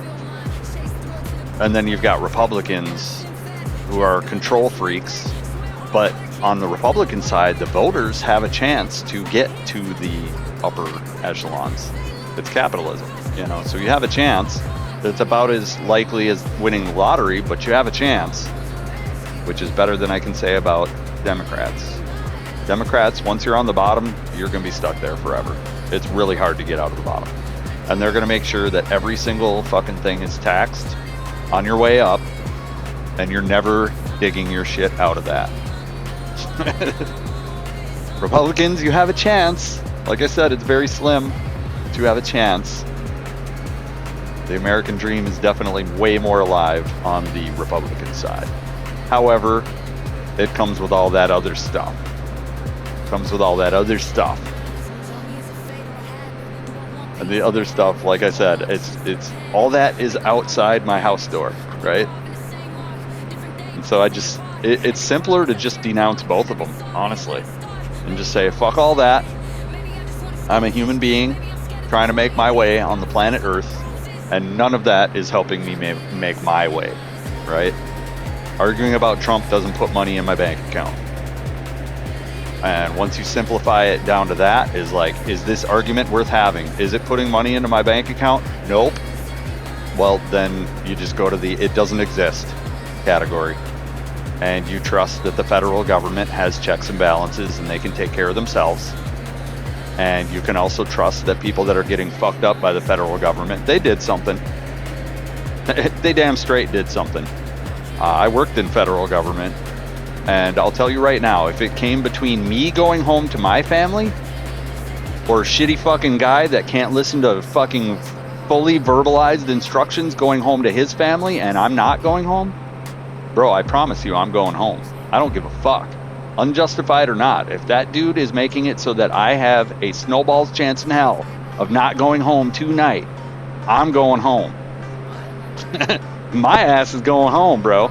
And they told us that in all the training that I was through in the military. Is like, look, I know some of you guys are passive. A lot of you guys don't like guns, this and that. But at the end of the day, you're going home. Say it. And they make it say it. I'm going home. You got a wife? You want to go home to your wife? Say it. And believe it. Best believe when shit hit the fan, my going home hand went real quick. Went real quick. My ass is going home. Well, and that's the thing too, is who do you criminalize? You know, who do you criminalize? Do you criminalize the person who did the tricks to get the qualifications to do the job that he's doing in the federal government? The federal government don't just give shit away.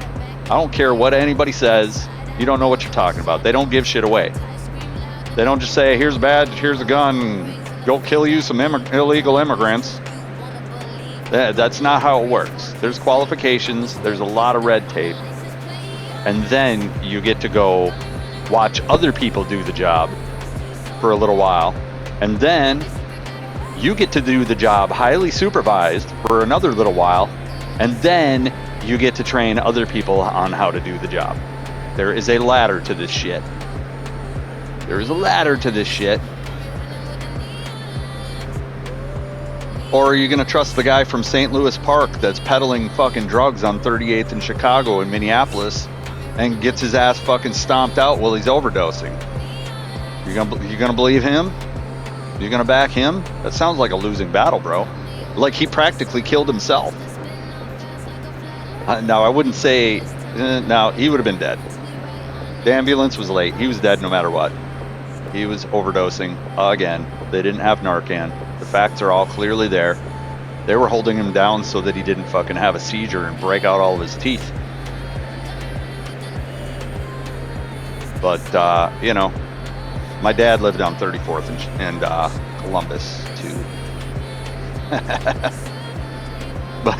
But, you know, like I was saying, there are some people on the red side that, you know, I can't get behind either. Because they're... and I understand that everything, like, you know, when things go crazy, right? You're going to have extremists on both sides. And if you have too many extremists on one side, it's just the law of nature that the other side is going to have extremists. And I don't like extremists at all. I think extremists cause a lot of drama. That just doesn't need to be happening. And could be solved a lot easier utilizing other methods. I don't know.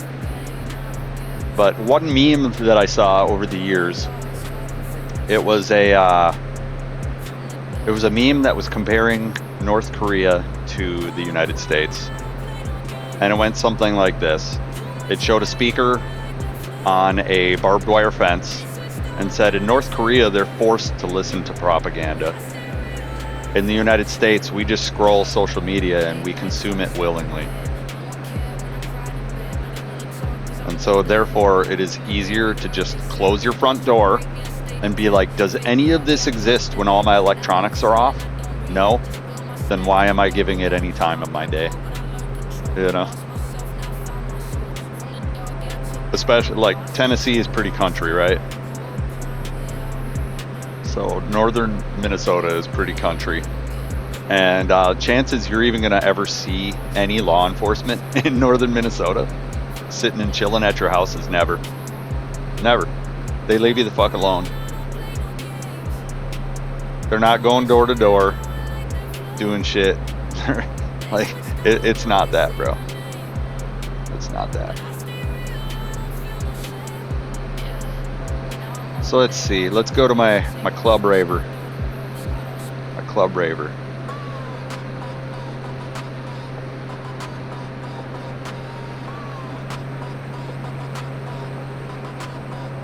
Yes. Yes. The other part of that is if people want to be in politics, get elected. You know? Get elected. A lot of people that are protesting all of this stuff, you know, they don't have jobs in the first place.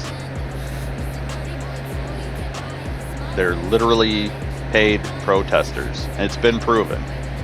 It's been proven. They cracked the signal chat and then they caught people saying, hey, this is where to pick up your check. Blah, blah, blah. Blah, blah, blah. Been proven.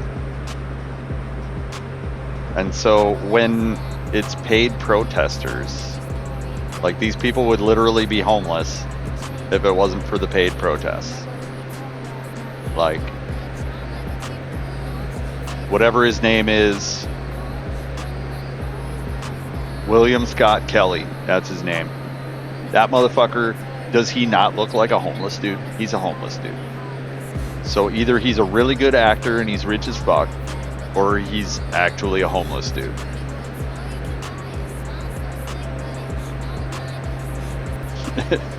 You know, if it looks like a homeless dude, and it talks like a homeless dude, and acts like a homeless dude, fucking homeless dude. But because of the power of social media and everything, he can get a GoFundMe and get $50 to $150 to $200,000. But where's he been lately? Is he in jail? I don't know. I haven't checked up on the William Scott Kelly shit lately, but he fucked up. When he went into that church, he fucked up. They all fucked up. When you make people with their kids on Sunday cringe in the church, like, look, man, you know, does anybody not know the rule of the church is a sanctuary? Like, you're gonna get fucked up.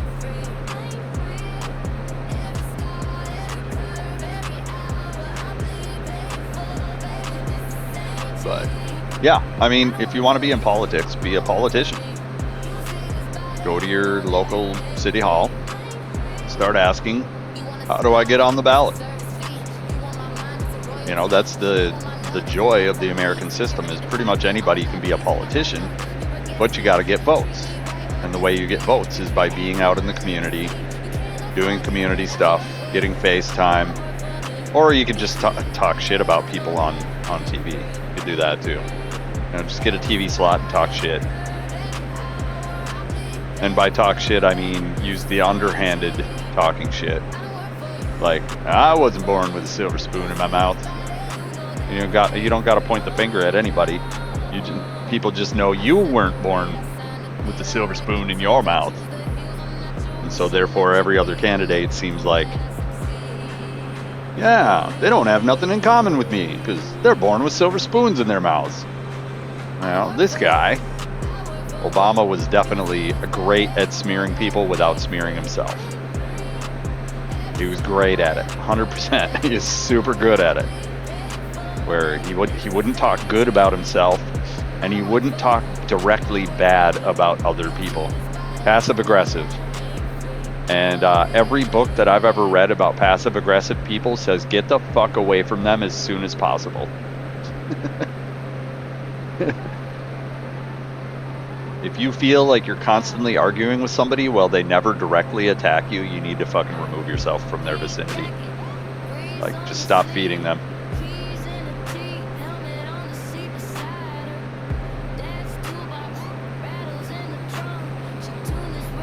Because, yeah, passive aggressivism is, it's a disease.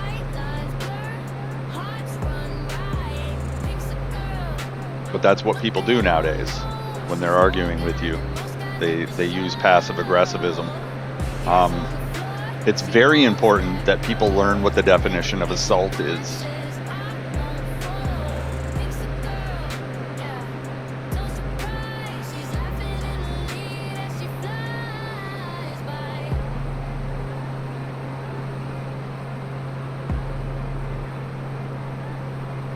Yeah. Oh, so have you seen the guy that is grilling people? He's a Republican, and he does it's a yes or no question. He'll ask a question, and if they start using a long worded answer, it's like, it's a yes or no question. I request my time back. Like, he's very to the point, and if you're not answering yes or no, he just cuts them off. Yes or no question. It's a yes or no question. And that guy is the spawn of Satan. I can't say that I hate him, because when it comes to debating, he's fucking killing it, bro. He's killing it. He just takes that fucking laser focus and is like, it's a yes or no question. And like, they can't answer yes or no. They're like sitting there just dumbfounded by the questions he's asking. And like, he's definitely a demon. He's straight up demon mode. But that guy is pretty remarkable in his debating skills, for sure, because he's just like, either, yeah. So, like, Jake Langwright? Are you Jake Langwright?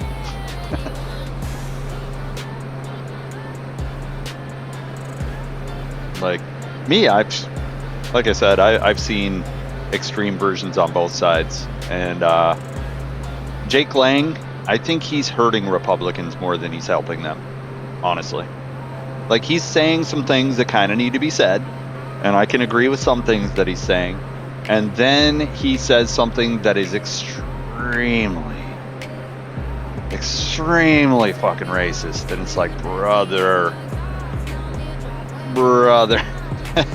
I think he's a plant, honestly. Low key, I've thought he's a plant to make the Republican Party look bad. And I think that some of the other things are plants to make the Republican Party look bad too. Yeah. I think J6 was all plants, honestly. So that way everybody can say J6, what about J6? And it's like, bro, Republicans aren't going downtown Minneapolis to counter protest. Everybody knows that. Everybody knows that. And like, anybody who's watched J6 saw that there were guns laying around inside the fucking White House for people to pick up. And the people who picked them up have all been proven to be Democrats.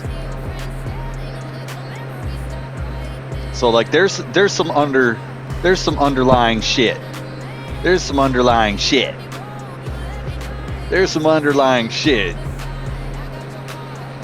So, you know, Republicans are too simple. Republicans have a very simple thing going on, and they're not absolutely fucking mental knots and loops, fucking devious liars. You know? Like, if you've seen some of the shit that Trump says, you know that he's probably not very good at lying. You know what I'm saying? Like, he says some pretty fucking crazy shit sometimes on his social media. And so that kind of tells you that this guy can't keep his mouth shut long enough to protect a lie. But Democrats? Bro, I don't trust any of them. Not any of those government officials do I trust. None of them. Because they can lie without even fucking batting an eye. Watch people asking Tim Walz if he has Mao's book and has read Mao's book, and he'll straight up lie about it. And it's like, bro, we have pictures of you with the book in your hand. Like, it's in your hand. No, I've never read it. And yet every time he speaks, it's a quotation out of Mao's book.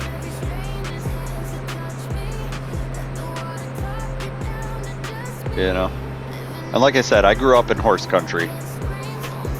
I was born in the city, grew up in horse country, and then went back to the city. And I'm not afraid to say it. I voted Democrat for a while. I was smoking weed like a motherfucker, bro. I was smoking weed like a motherfucker out of high school. And Republicans are like the Puritan class, man. They don't like drinking. They don't like drugs. They don't like none of that shit that causes you those health problems. They're trying to protect everybody from all that. And so Republicans definitely like to lock shit down. They don't like underage sex. They don't like unprotected sex. They don't like having accidental children. There are a lot of things with Republicans. Republicans are tight asses, bro. They're super tight asses. And that's why the whole pedophile argument just doesn't work for me.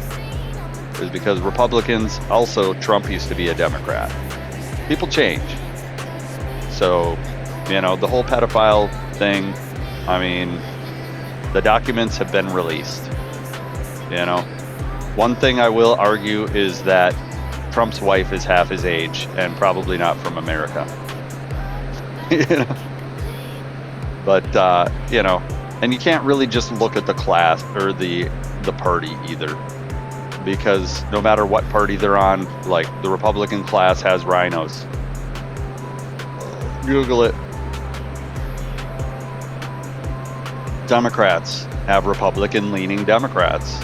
Like a lot of people, like growing up, like I was saying, I was smoking a lot of weed. I didn't really know what party I was, but I know that I like smoking weed. You know? So, you know, that kind of, I grew out of it. It was a phase. You know?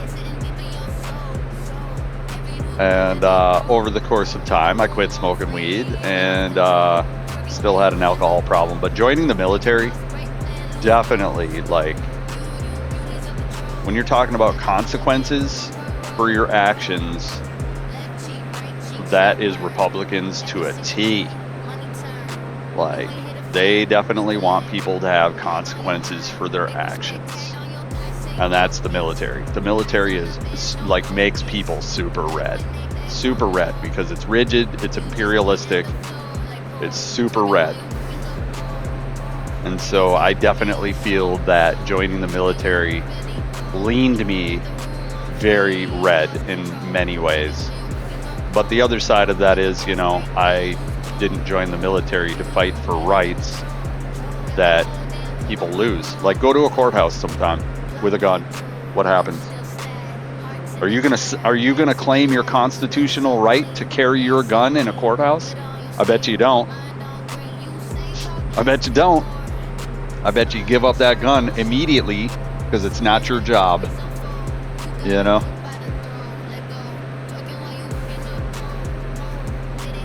Because it's not your job to have a gun in the courthouse. You know? Like, things like, what's the definition of assault? Yeah. Dad's a lawyer. So I'm like the dollar store lawyer. I'm a realtor. So, dollar store lawyer, right? I can read stuff and I can understand what that stuff says. And I would highly recommend not claiming your constitutional rights when you go to the federal courthouse. Don't do that. Just don't even bring the gun there, bro. Don't do that. That's like the worst mistake ever. Also, don't exercise your right to free speech during a court hearing. You get your ass arrested and put in the slammer real quick. Contempt of court is a real thing. And yes, it violates your First Amendment, and what the fuck are you gonna do about it? Nothing. You're gonna sit in jail if you try to fucking do anything. Yeah, I just... I don't know, and it's, you know, I think it's more than just a red or blue thing. I think it's more like, you know, if you look at sociology, right? How does the law work when mom and dad split up? And when you identify that that is a problem, because there are a lot of children that are growing up without a dad. That's a fact. Have no idea what a dad is supposed to be. That's a fact. Mom doesn't always get remarried. And so we have a ton of men that don't know what being a man is, you know? And I'm not saying that it's supposed to be an alpha male fucking run around being a dick to everybody, whatever else. You know, I'm saying that a lot of people are growing up without the example of a dad. Dad wakes up, dad's tired, dad needs to go to work. Dad still fucking goes to work. You know? Dad goes to work sick. Dad don't give a fuck. If he needs the money, he's going to get the money. You know what I'm saying? And like, you know, that's been my thing lately is like, you know, when a financial problem comes up, it's like, bro, I've been doing this shit 30 years. I always have a contingency for something that comes up. Like it's just something always comes up. And dad knows what it is. Something always comes up. Always. And you better prepare for always. Especially when you got like 6 cats. Anyways, we'll be right back.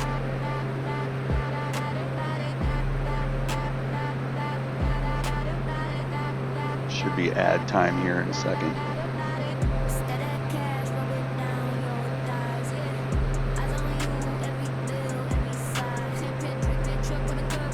Yeah.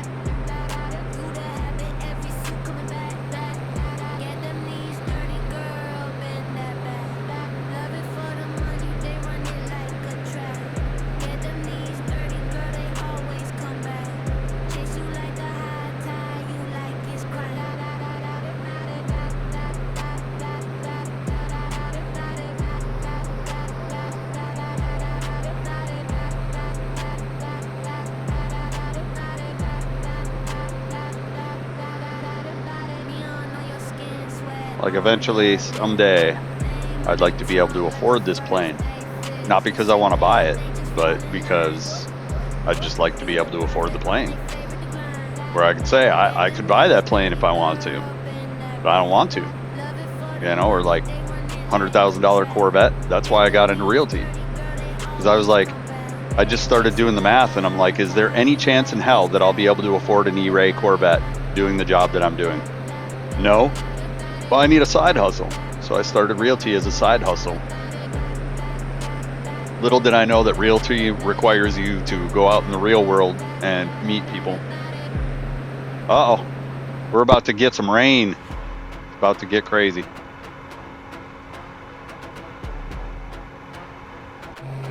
But yeah, so I was sitting at my factory job, scrolling realtor.com, looking at all these rich-ass houses. And I'm like, what would the commission on this be? And I just started Googling the correct questions. And I was like, bro, $5 million house? If you work both sides of the deal, so let's say you get the listing, right, for a $5 million house, and somebody walks into your open house, and you sign them as a buyer, that is a 6% commission on $5 million. Do you know what 6% of $5 million is? 1% is 50K. So 6% is $300,000. Now, how are you going to get a $5 million listing? I'll tell you that the chances of getting a $5 million listing is almost zero. So you got to get out and you got to meet people, and pretty much getting clients revolves on a lot of luck. It's a lot of luck. It's like playing the lottery. And eventually you find a client and you do open houses for their house, and hopefully you get a buyer and you get paid double. Which, one $5 million house, $300,000. And I would put that money directly into a CD immediately at tax time. I would gladly pay cash for the taxes on that. But not a minute before. I would invest it and make $1,000 a month off of it until they make me pay the taxes on it at tax time. Some people pay quarterly, and I think they may come after me if I don't pay quarterly. I don't know. I haven't made enough money yet to really figure it out. But at the end of the day, money. So with the side hustle, you know, and I was getting to a point here about the side hustle. Oh yeah, getting the Corvette or getting the plane. It was like, and then the company that I was working for closed, so I ended up doing realty full time. I ended up selling my first property, which was a townhome that I lived in. and made a good amount of money. And I was like, you know, this is a reality. I could get used to that.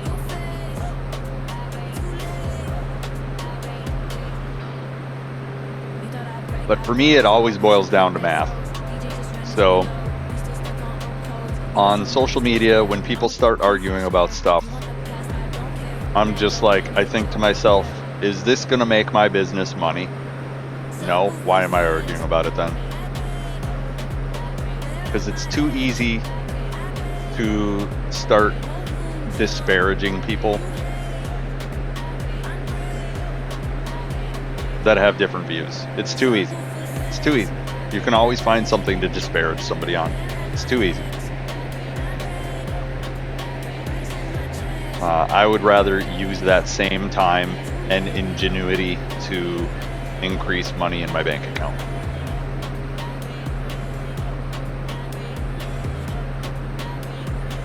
And so it kind of works the same with Twitch too.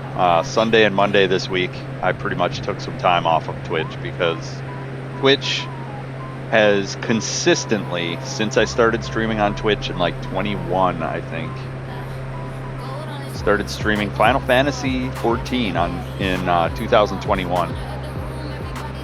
And at that point in time, I started the grind to get monetized.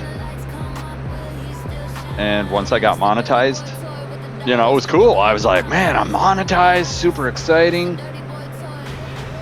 And then the reality starts sinking in that, you know, people only support you for, you know, the beginning of the hype. And now it's the grind, right? And the grind consistently averages 15 cents a day.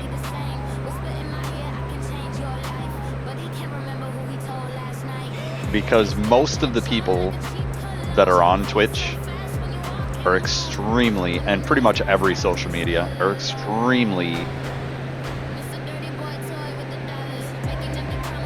not it. I'm just gonna say that. Not it.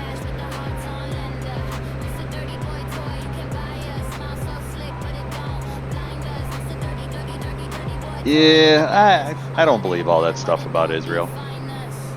I was in the Navy for a long time, and I saw Bahrain and Kuwait a lot, but I didn't. I went to Aqaba, Jordan once. But yeah, you know, we only know what the news tells us. The federal government ain't out there. The federal government does have a couple channels, but we only know also what they tell us. We're not there. We don't know nothing about it. Oh, this is a major airport right here. What is this? Kennedy International Airport. Kennedy International Airport. Those are all real planes right there.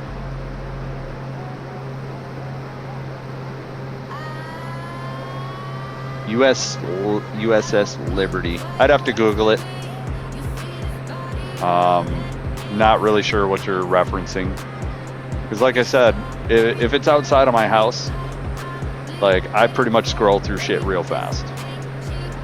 Like, you know, that's how I have time to sit on Flight Simulator for 15 hours today. You know? I don't waste time on other people's hopes and dreams too much. I try to stick in my hopes and dreams.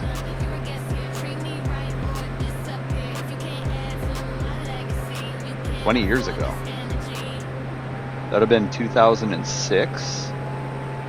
Yeah, 2006 was a highly different climate than where it was even in 2011 when I was over there. 2011, pretty much everybody was our friends except Iran.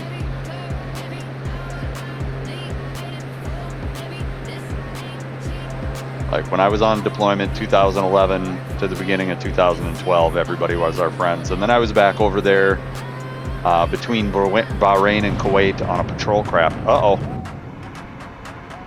We got some weather coming in. This could get interesting.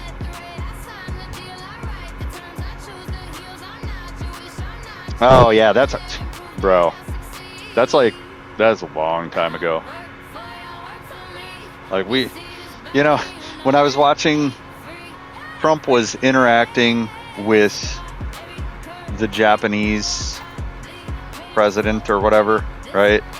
And he said something about World War II, and I'm like, brother, brother, that was a long time ago. That was like 70 years ago, dude. Like, nobody remembers that shit. Like, yes, the history books are teaching it, but we should not be holding a grudge for that. It was squashed. You know, it's kind of like when a gangster has some bad dealings with another gangster, and they squashed it, right? So then the next generation of kids comes up, and they're still talking about it, and the dads are like, bro, we squashed this shit. Like, it's been done. Like, stop it. Hey, we squashed it. We destroyed 2 of their cities and then some. It's over, bro. World War II's over. And so 67, that's what they teach you in school. That's what they teach you in school, is if you don't remember history. However, humans have a weakness of generalizing shit. And so if you start thinking like, you know, like all Japanese are trying to fucking bomb Pearl Harbor and all Americans are trying to bomb, you know, it's a very slippery slope. That's a very slippery slope. And, you know, we have some things going on right now that we never had going on before. And I think the law, like, bro, I can't see anything. We're doomed. We're at 1,000 feet. I know that, but I also know that my altimeter is off by about 200 feet. Yeah. Yep.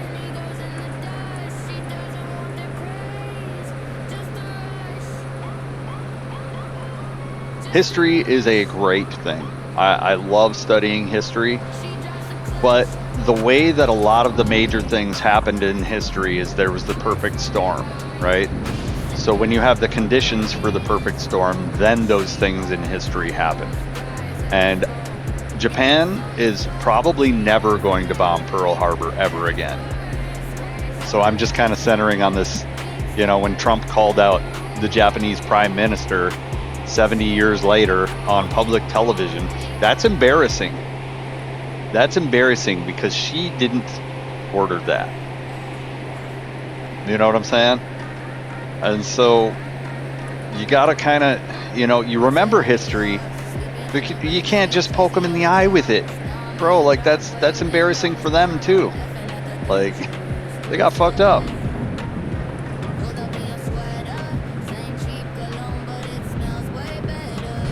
Yeah, and for me, I remember history, and you can see patterns. But jumping to the conclusion because ICE is doing what they need to do, jumping to the conclusion that all of a sudden the federal government is Nazis, don't you think that's kind of a far jump? Considering China has had a leader named Mao. How many tens of millions of Chinese people died because of Mao?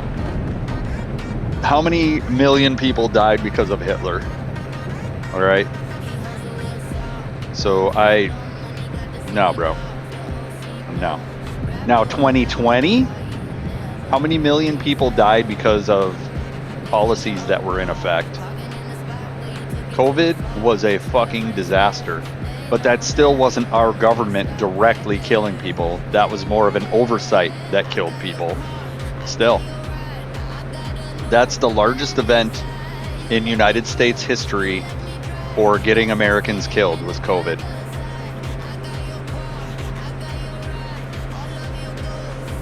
And COVID, you know, I've heard things about how Dr. Fauci or whatever the fuck his name is, like he should be compared to Hitler. Honestly, he should be compared to Hitler. Dr. Fauci absolutely downplayed, covered up.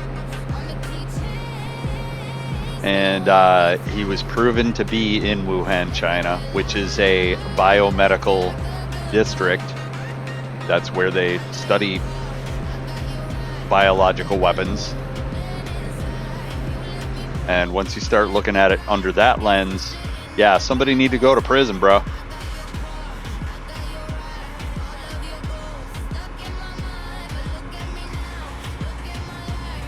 Yeah. Yeah.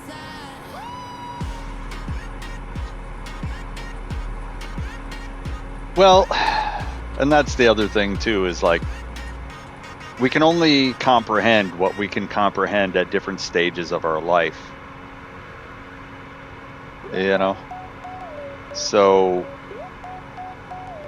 as a child, you know, I started out in Minneapolis. So as a child, all I knew was Minneapolis up until I was 5. And then I moved out to the middle of fucking nowhere, right? And I was like, wow, this is cool. But out in the middle of nowhere, them country dudes are fucking bullies, dude. This is actually kind of pretty. We've gotten a little rain, not too much. This is pretty cool, man.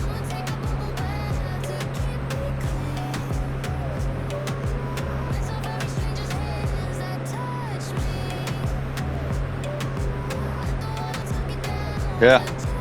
I mean, you know, if your dad was a lawyer, he probably taught you some things that a lot of people don't get taught.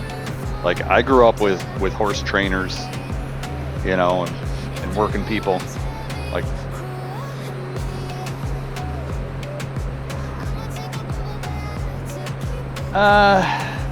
I mean, degree is bookwork. Degree is not experience. So there's a difference. There's a difference, and I don't think that IQ is, you know, because there's different ways people will measure IQ too. Some people measure IQ with adaptability. Other people measure IQ with straight up knowledge. And I grew up to be a more adaptable type person. I've tried English 101, fucking irritated me. The teacher kept ghosting me. And then like 4 or 5 weeks worth of essays written later, they came back and said I plagiarized on a lesson that literally said, make a summary of source material. So I made a summary of source material. Isn't it writing a summary plagiarism? By default, right? So it's like a trap.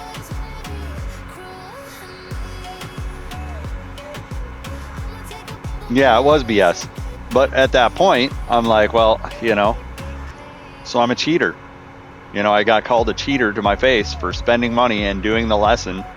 And like, I tried to contact her several times on that first paper because I'm like, bro, this is writing a summary is plagiarizing. Like, how are you going to make that the first fucking, oh, you got to use your own words. Well, bro, I don't know if you know anything about the English language, but none of those words are yours. It was fucking bullshit. And so it was almost like they were just predatorily taking people's tuitions that were in the military and then plagiarizing them out on lesson 1. And so, like, I had a plan to finish up a 4-year degree quick as fuck. And they just, yeah, I'm done. Yeah. Yeah, I've broke horses. I've definitely trained horses and ponies of all types. And that's not really something that I'd want to make a career out of, because it's dirty, it's stinky, it's sweaty. I did all my dirty, stinky sweating. I'm kind of over that.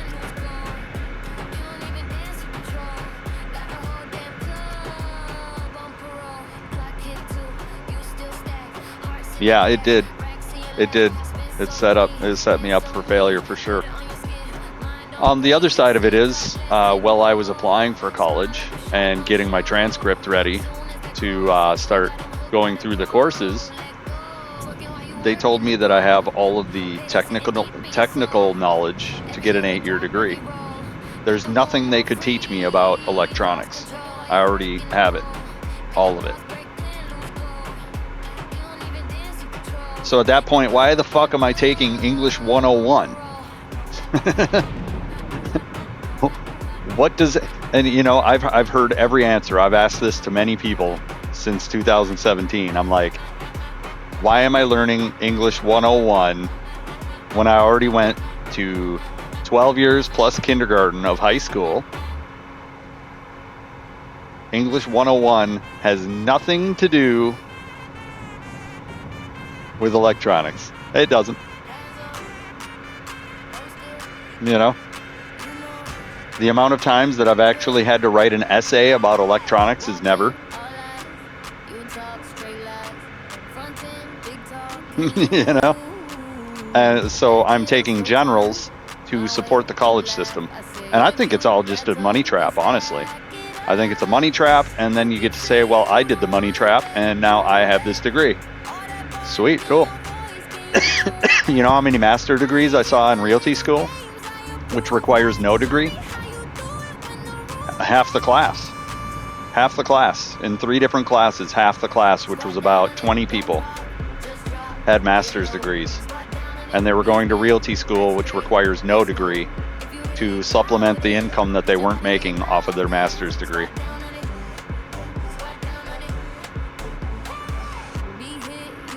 So, technical school, I've went to 2 different equivalents of technical school, one for CNC machining and the other one for electronics in the military. And I have made a fuckload of money, more than I ever paid for those technical schools. I don't have any student loans. My daughter, she started college. She probably has $15,000 in student loans, and she is not making money off of that. She has made 0 money off of the schools that she's taken. Where right out of school, I was making like $20 an hour as a machinist, and I went up to $30 an hour after 5 years. So $30 an hour, you know, it's not college business level money. It's not even close to realty money. Like, I made fucking $60,000 in 3 weeks with realty money, but that was money that I'd already put into my house, so I can't really say it's money I made. It's money I already had. But realty has definitely paid for everything that I went to school for. All of it, easily. One transaction, everything I put into realty is paid for. Uh-oh. Why? What? My kitty is such a dog. You know, a lot of people in this game are real pilots. So this is the view that a lot of people are playing in. And it's like, that's cool. And they're playing in a way more expensive plane than this. You know, they're like professionals. I'm like, that's cool, but why would I get off work as a pilot to go play as a pilot? That doesn't make sense to me. That makes no sense to me. Especially if they're making like 150 grand as a pilot, and then they're jumping on Microsoft Flight Simulator to make 15 cents an hour. That makes no sense to me. And they're doing the missions like it's a job, and they're playing the game like it's a job. To me, that makes no sense. Like, I'm exploring the world. We've got Mastic Beach, we've got Mastic. I'm enjoying the scenery. This is like a vacation. This game is a vacation for me. You're never gonna see me flying a 747 in this game. You know what I'm saying? And like, yeah, it's a low-key flex, but that'd be like as ridiculous as like a UFC fighter jumping on fucking UFC, or a wrestler playing WWE and being like, no, I'm a legitimate wrestler in the game. Like, yeah, you're about to wrestle a real wrestler in the game. Nobody cares, dude. Nobody cares. You know, or playing Street Fighter 6. Yeah, man, I'm a UFC fighter. Let's play. I'm gonna beat your ass, bro. And like, people do it in Gran Turismo 7 too. Like, I actually race. Oh yeah? Or iRacing? I actually race. Cool. But you're not actually racing right now. Can we agree on that? All right. So whatever you're saying is irrelevant. You're playing Gran Turismo 7. You know, and it's kind of the same thing in Flight Sim. It's like, okay, all that shit's irrelevant, dude. Cool, whatever you're doing in real life, that's cool. You're making a shitload of money. Why don't you just work overtime at your job and make more money instead of playing Flight Sim? You know, if you're gonna come home and play Flight Sim, you might as well just work overtime, right? And make more money, like real money. And like, I go over this, you know, and it's tough. I don't like really arguing with people while they're streaming, but it's like, bro, you know, I'm just gonna call you out on it. If you were making $150,000 a year and you're coming on to Microsoft Flight Simulator to work overtime, why don't you just work the overtime and get paid actual money?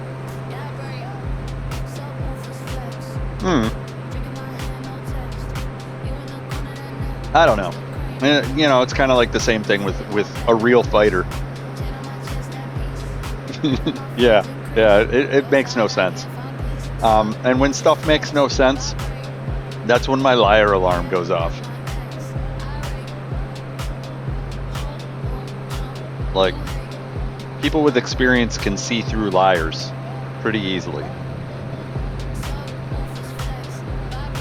Because it makes no sense. It makes absolutely no sense that a real pilot, like, I know real pilots, right? And one of the real pilots that I know, she has she has a Ghoul, she has a Challenger Ghoul, she has a Challenger Demon, she has 2 Scat Packs, all Dodges, then she has 2 classic Monte Carlos. Like, she has a car collection that if she sold that car collection and gave the money to me, I'd be retired. And she's retired. Like, she's making more money in interest than I've probably made in my life a year, because she had a full career as a pilot. And the first question I asked her was, I play Microsoft Flight Simulator. You ever play that? We should go flying sometime. And she's like, no. I did real shit for real money. So that's a statement from somebody who's way more wealthy than I am. And you know, I like exploring the world. This is safe. I like racing in GT7 because it's safe. But if I was really doing it, I don't think I'd be playing Gran Turismo 7 or Microsoft Flight Simulator. I'd be out really doing it. You know what I'm saying? I'd be flying a sky taxi or something.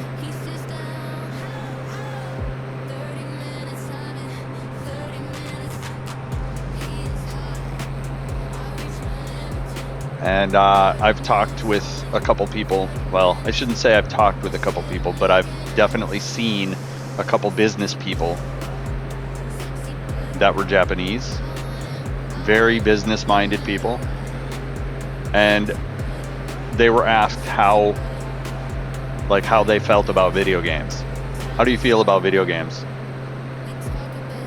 Video games are for people who haven't grown up yet. That's literally what they said. And these are very well-to-do, billionaire fucking Japanese businessmen. They're like, video games are a good place to learn, and they're a good place to test your reflexes here and there. But outside of that, when you're done learning and you're done playing, you want to do that shit for real.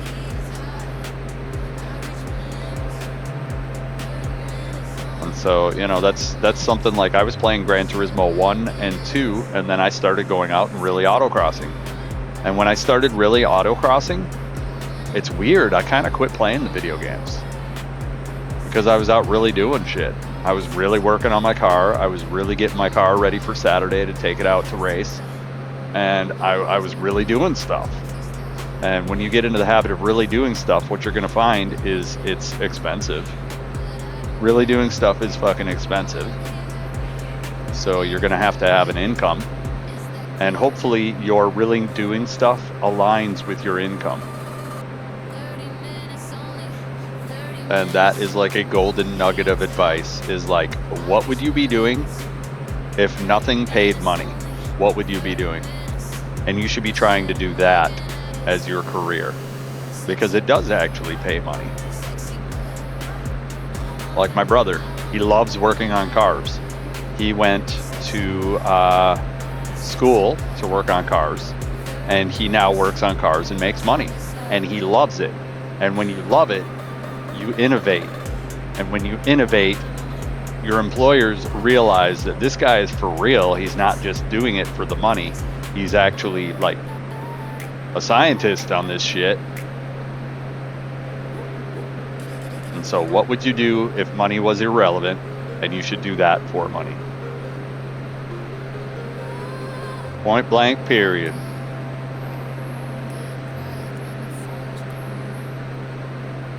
All right, let's see what we got here.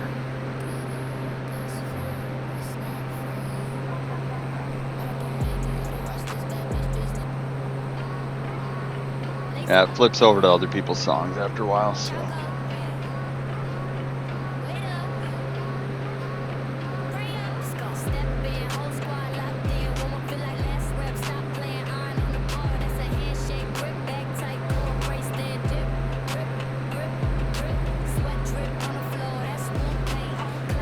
Thing is though, is I don't know if you've hit the self-help book fucking rabbit hole. A lot of those books are outdated. As soon as electronics and networking and all that stuff came around, social networking on, you know, social media, like a lot of these books were written pre-internet.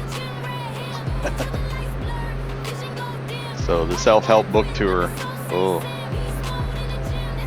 like it's a good foundation to move into social media, but there are probably better books on the same topics that are a little bit more technologically relevant. Like, for instance, The Big Towering Giant, Think and Grow Rich, right? The book Think and Grow Rich. You know, the self-help book tour, everybody goes through it at some point or another. Everybody goes through the self-help book tour. Whether it's for dummies or whatever, the self-help book tour definitely is something people go through. Everybody. And Think and Grow Rich is one of the self-help books that really stands out. And I mean, it literally does exactly what the title says. You know, you think. You use the billions of dollars worth of technology in your head. You acquire knowledge, and you apply that knowledge, and you get money. So, being a smart person, why would you not pick something that you enjoy that makes a lot of money? Like, if you can align those two things, something you enjoy on one hand with it makes a lot of money on the other hand, do that.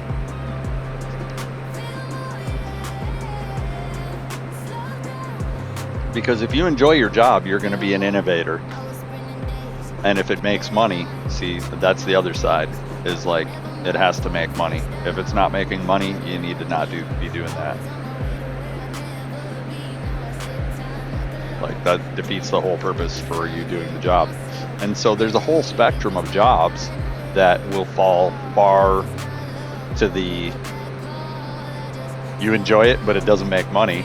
Twitch is one of those. Twitch definitely qualifies to I enjoy streaming and meeting new people and this and that. And I meet a lot of people just as a viewer too. And I enjoy that. But 15 cents a day, bro, I could literally just sit on a corner with a fucking cardboard sign and make more than that. And I'd probably get spit on here and there too, but my cardboard sign would say, this makes more money than Twitch does.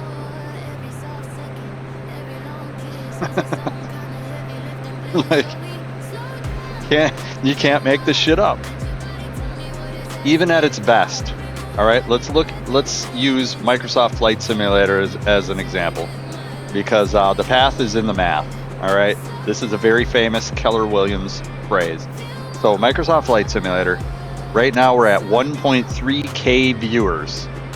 1.3K viewers. All right, multiply that by a time and a half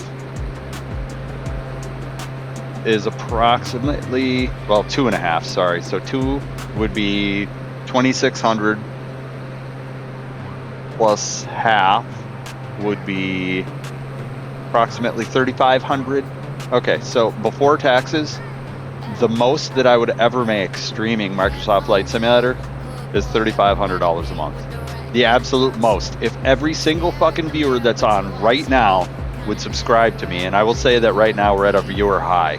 I've never seen this game with this many viewers since I've been playing. So we're at a high, which is out of the norm, but still $3,500 a month pre-tax. That's good money. That's decent money anyway, the average money. I could go out and get a job anywhere in electronics or machining and make that. Guaranteed. Where right now we're at a high, which is unrealistic that you would have that many viewers all the time that are subscribing to you. It's unrealistic. Reality, I think the most subscribers I've ever had is maybe 15 to 20. And that is not $3,500 a month. And that was peak. That was peak. I was kicking ass and taking names in GT7 in 2022. That was peak. So in 2026, when most of the games, like Gran Turismo, is definitely not it. Let's see, Gran Turismo is definitely not it at all. I would never be able to survive off of that. Yeah, they have 118 viewers. So just take a zero off of that, and that's $350 max. That's if I got every single viewer right now to subscribe to me, I would be making $350 a month. Max. That's the absolute max. So even best case scenario, unrealistic best case scenario, Gran Turismo would never be able to sustain me. And yet I still play it.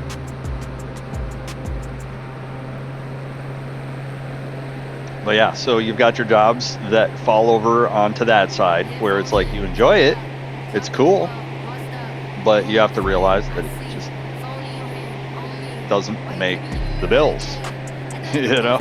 And then you have jobs on the other hand that you don't enjoy at all, but they pay. So the trick is to find a job that you enjoy that pays.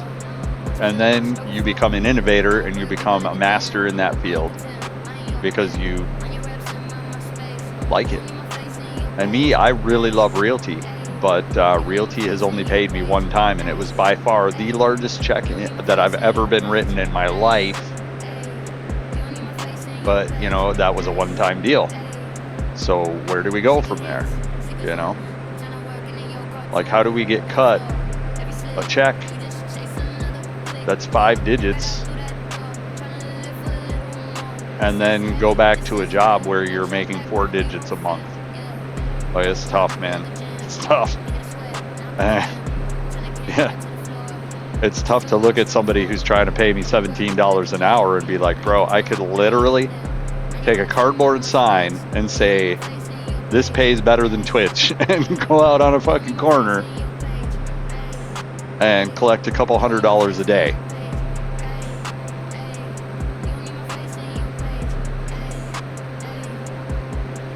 And furthermore, I had a house in St. Paul, Minnesota, which was pretty close to downtown. And I've seen people with the cardboard signs at major intersections. And they'll sit out at the major intersection and literally just take a nap and shitbag the fuck out of it. Collect a bunch of money, go around on the back side of the block, change back into their suit in their Mercedes, and get in their Mercedes and drive off.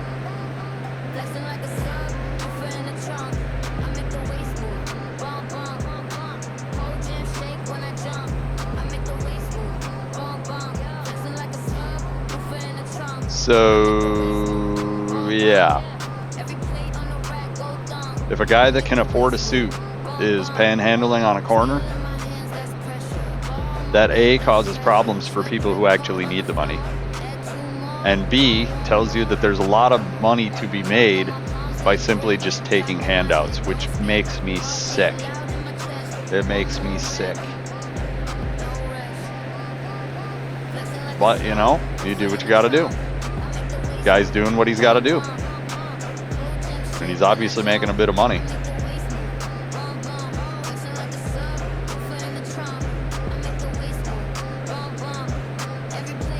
I mean, you know, when given the choice of napping on a fucking corner with a bucket and having people calling me a piece of shit, but I still end the day with $500 in my bucket, fuck it, dude.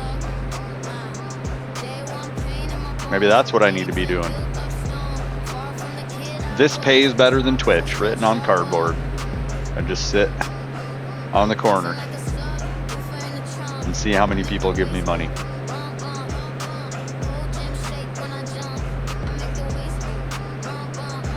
And like I could write a random made-up excuse why I'm on the corner, this and that. But no, I wanna have a sign that has the truth. This pays better than Twitch.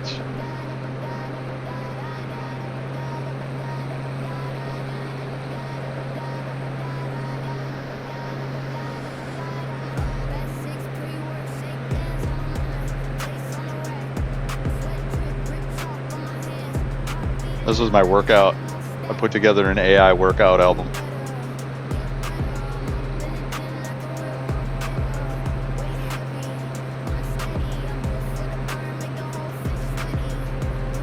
And I almost want to go to the gym right now. We're barely even into it.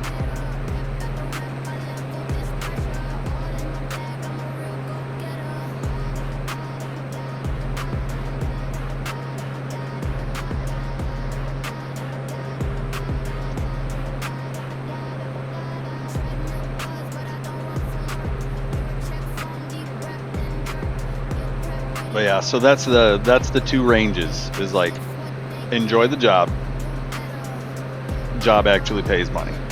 If you can get the best of both worlds, never quit that job.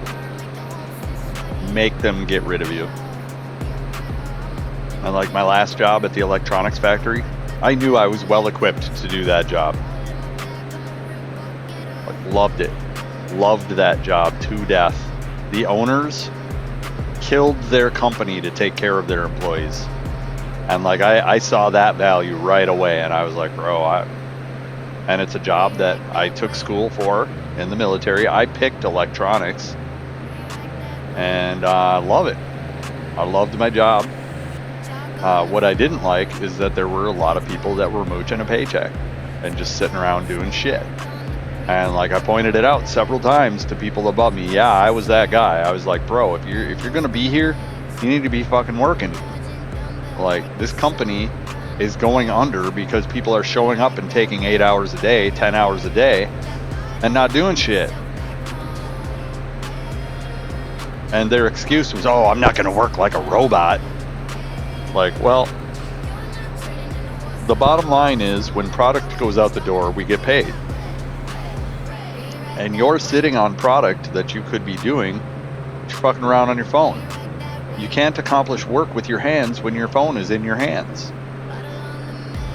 Like, and like there were people there that completely agreed with me, but they weren't in a position to do anything about it.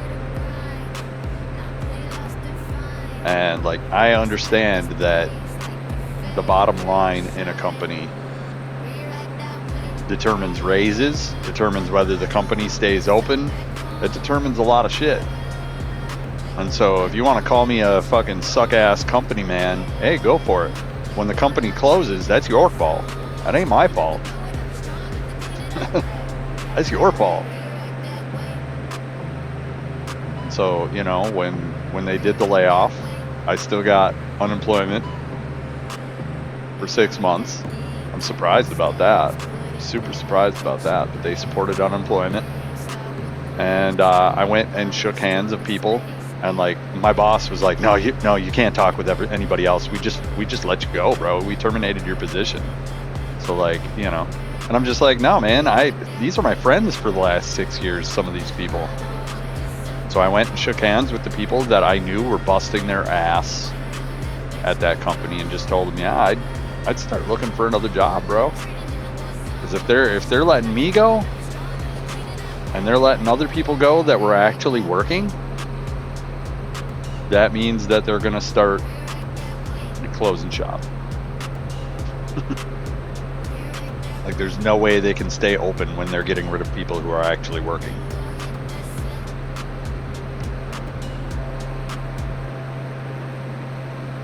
Oh, we got a plane. We got a rye bread 56. What's up, rye bread 56? I see you there.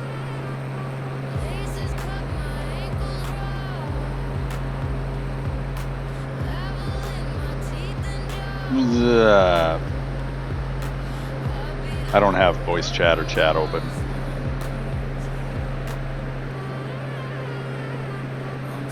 Okay, we want to go to the land. This is boring as fuck. Fly until you die and then fly some more. We're actually due to land at some point. Wanted to land in like a major city.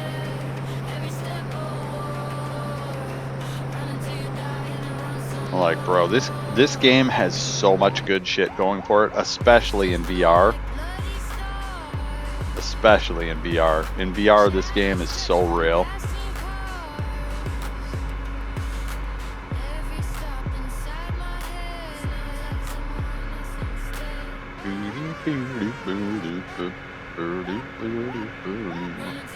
And like, all this shit is so real. It's like ridiculous how real this game is in VR. Sup, rye bread. I would do a flip, but I don't think this plane is supposed to do flips.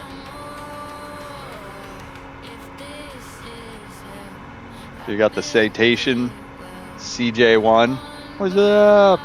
Zoom.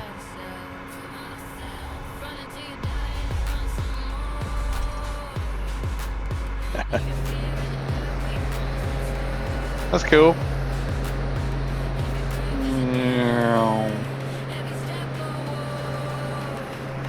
Is he trying to land on the water? What are you doing? What you doing? What you doing, Robin? Don't hurt yourself, bro. No.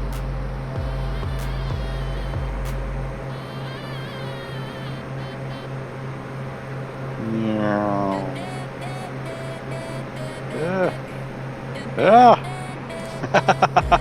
Don't touch me! No.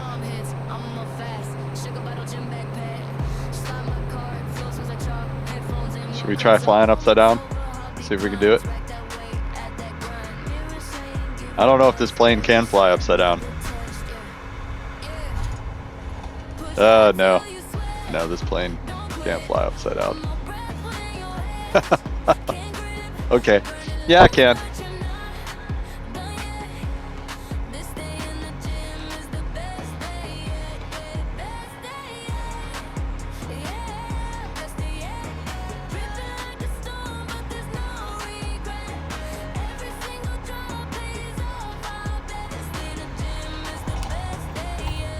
Whee! That was cool. And he's like, dude, this guy in Amphibs just flew upside down. What the fuck? Ain't trying to do that in real life.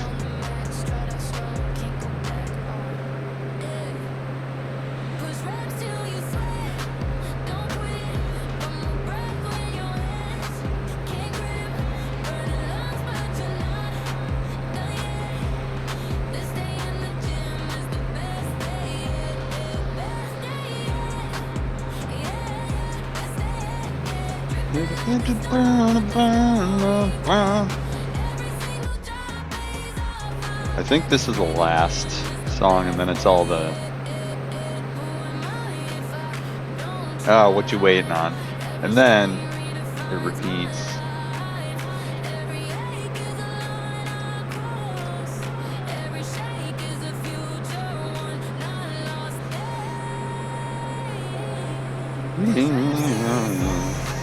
Okay. Listen. This day in the gym was the best day yet.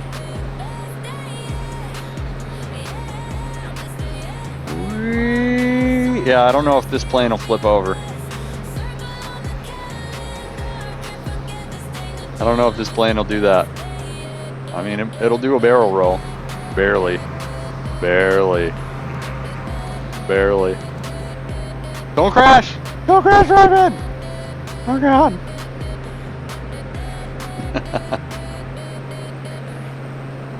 Yeah, this plane, I don't know if this plane has the ability to do flips.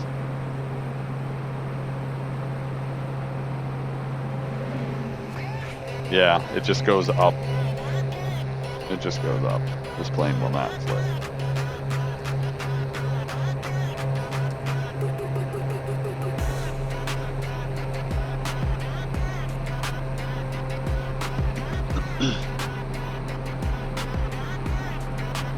Yeah, Snake. This is the thing about debate, is people are stuck in their own opinions. And they've already had the time to form the opinion that they have. And one person, even if it's hundreds of people, thousands of people, telling them that that's not the way, they're just not going to hear it. On either side. They're just not going to hear it. It's a mute point. They already formed their opinion, and now a lot of people just get into the habit of forcing their opinions on others. Oh, he crashed! Oh no! Call the Coast Guard! We've got a plane down! Plane down! Save him! Save him! Rye Bread's down! Oh no, Rye Bread!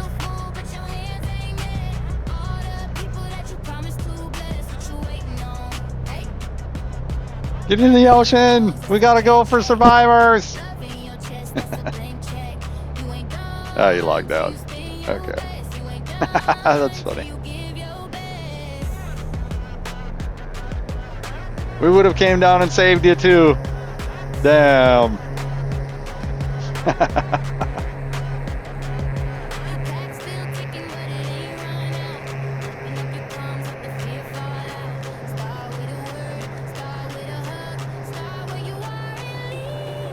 We are definitely just over the middle of the ocean right now. Okay, we're gaining speed. We're just sucking up the speed.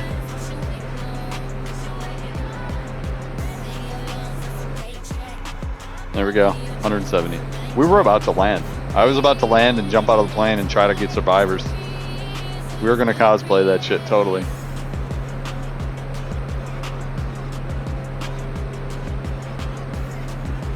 All right, where are we at here? Oh, what did I just do? What did I just do? Okay, we're on this weird peninsula thing. I think we're almost out of the United States. Like, this shit goes fast once you get going. The United States is nowhere near as big as South America. South America was ridiculous. And then add Central America on top of that, yeah, we're gonna cruise through the United States real quick.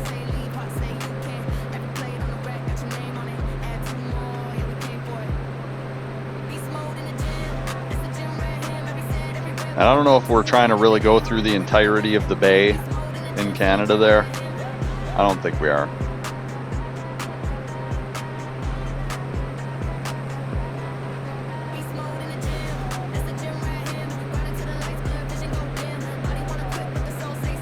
But yeah, arguing politics if you're not a politician is not going to put money into your bank account.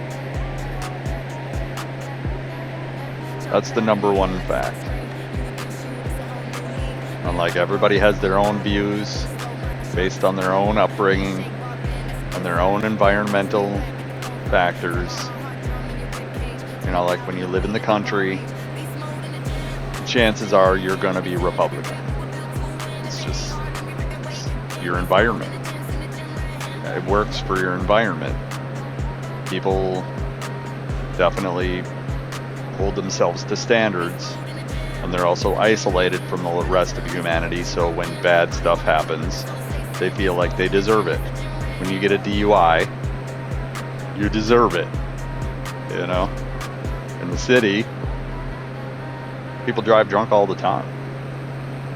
So people who deserve it don't even get it most of the time until something bad happens. So it's different demographics. It's different. That's why one works for the country and one works for the city. Because if they were going around and were arresting everybody for DUIs in the city, dude, the jails would be full of DUIs.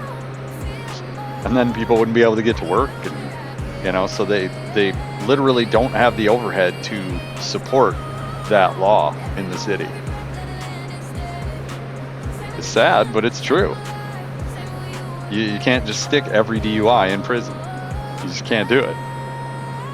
Now you can stick the ones that you catch, but if they were actively going after people for drinking, don't you think there'd be cops at the bars?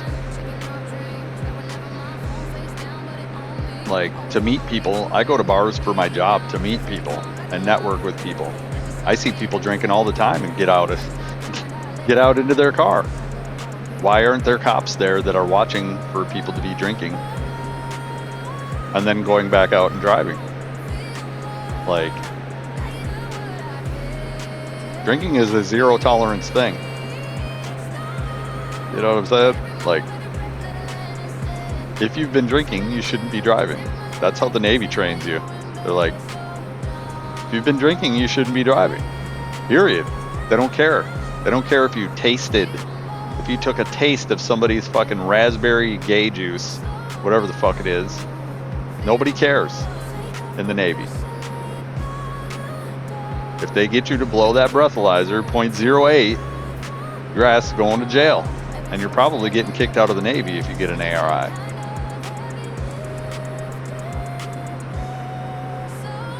So any alcohol, zero tolerance. Any drugs, zero tolerance. But as a civilian, I've been out to, like I was saying, my job revolves around meeting people in public places. So I go to social districts and I go to bars and this and that, and I see people sitting around drinking. Yep, I gotta get back to work. What? Gotta get back to work? What? The fuck is going on with you?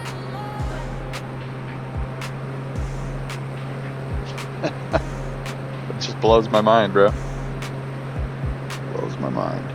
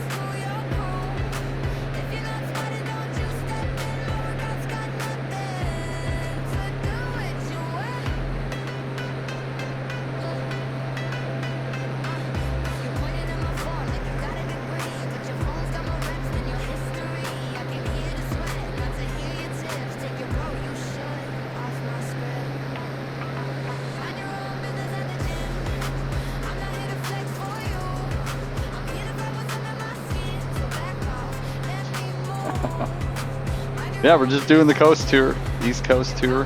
I think I'm due for breakfast at this point. So we're trying to find a major city to land next to. I feel like we're in the Baltimore area right now. That's where I feel like we're at. I do have the maps open. I could probably figure out where we're at pretty quick.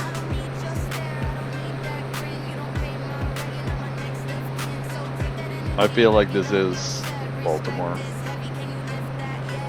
Can you lift that yet? Let's take my maps. We did the whole.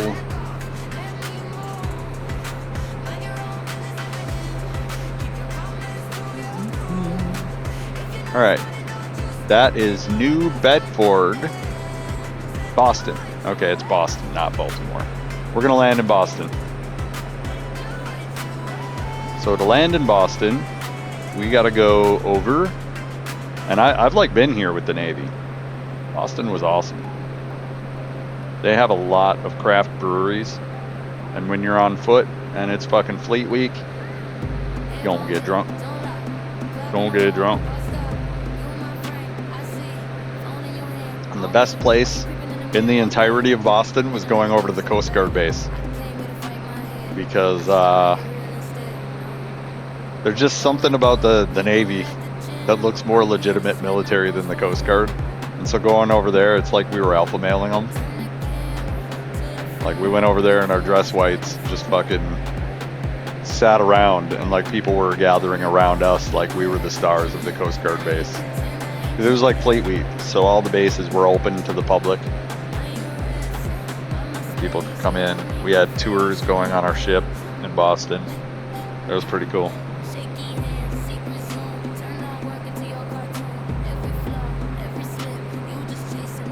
Hey, what are you doing? Flying here. Yeah, about time to land in Boston. Boston.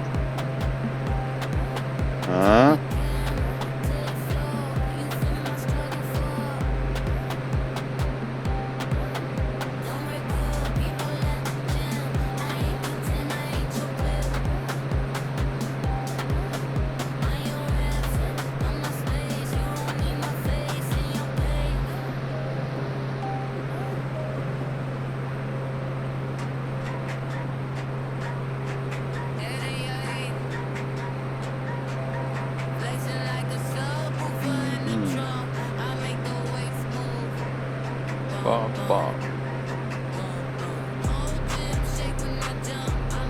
I'm gonna land in Boston and then I'm gonna eat breakfast. It's breakfast time. It's past breakfast time, but on Tuesdays I kind of fast for the morning. So I've had a ton of caffeine. We're getting ready. Fairmont. Foul mouth. Is that like foul mouth in Bostonian accent? Foul. Foul mouth. That boy got a foul mouth.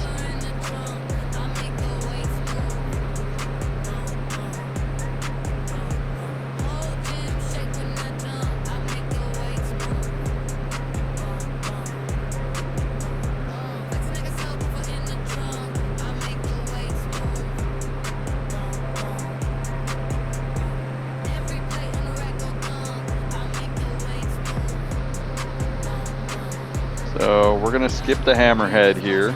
We're just gonna go straight for the KBOS, which is probably Boston. They start all the airports with a K like it's a radio station. K-Boss. K-Boss.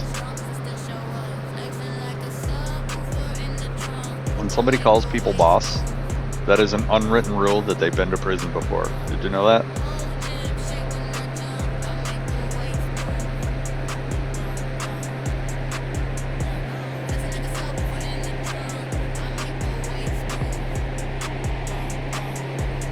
A lot of people don't know that. People are running around saying boss man. Means you've been to prison before.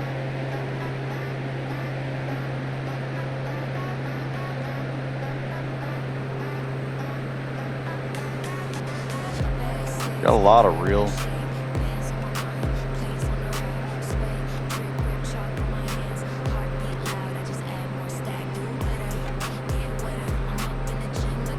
Some of these V2s I actually ended up liking better than the V1s.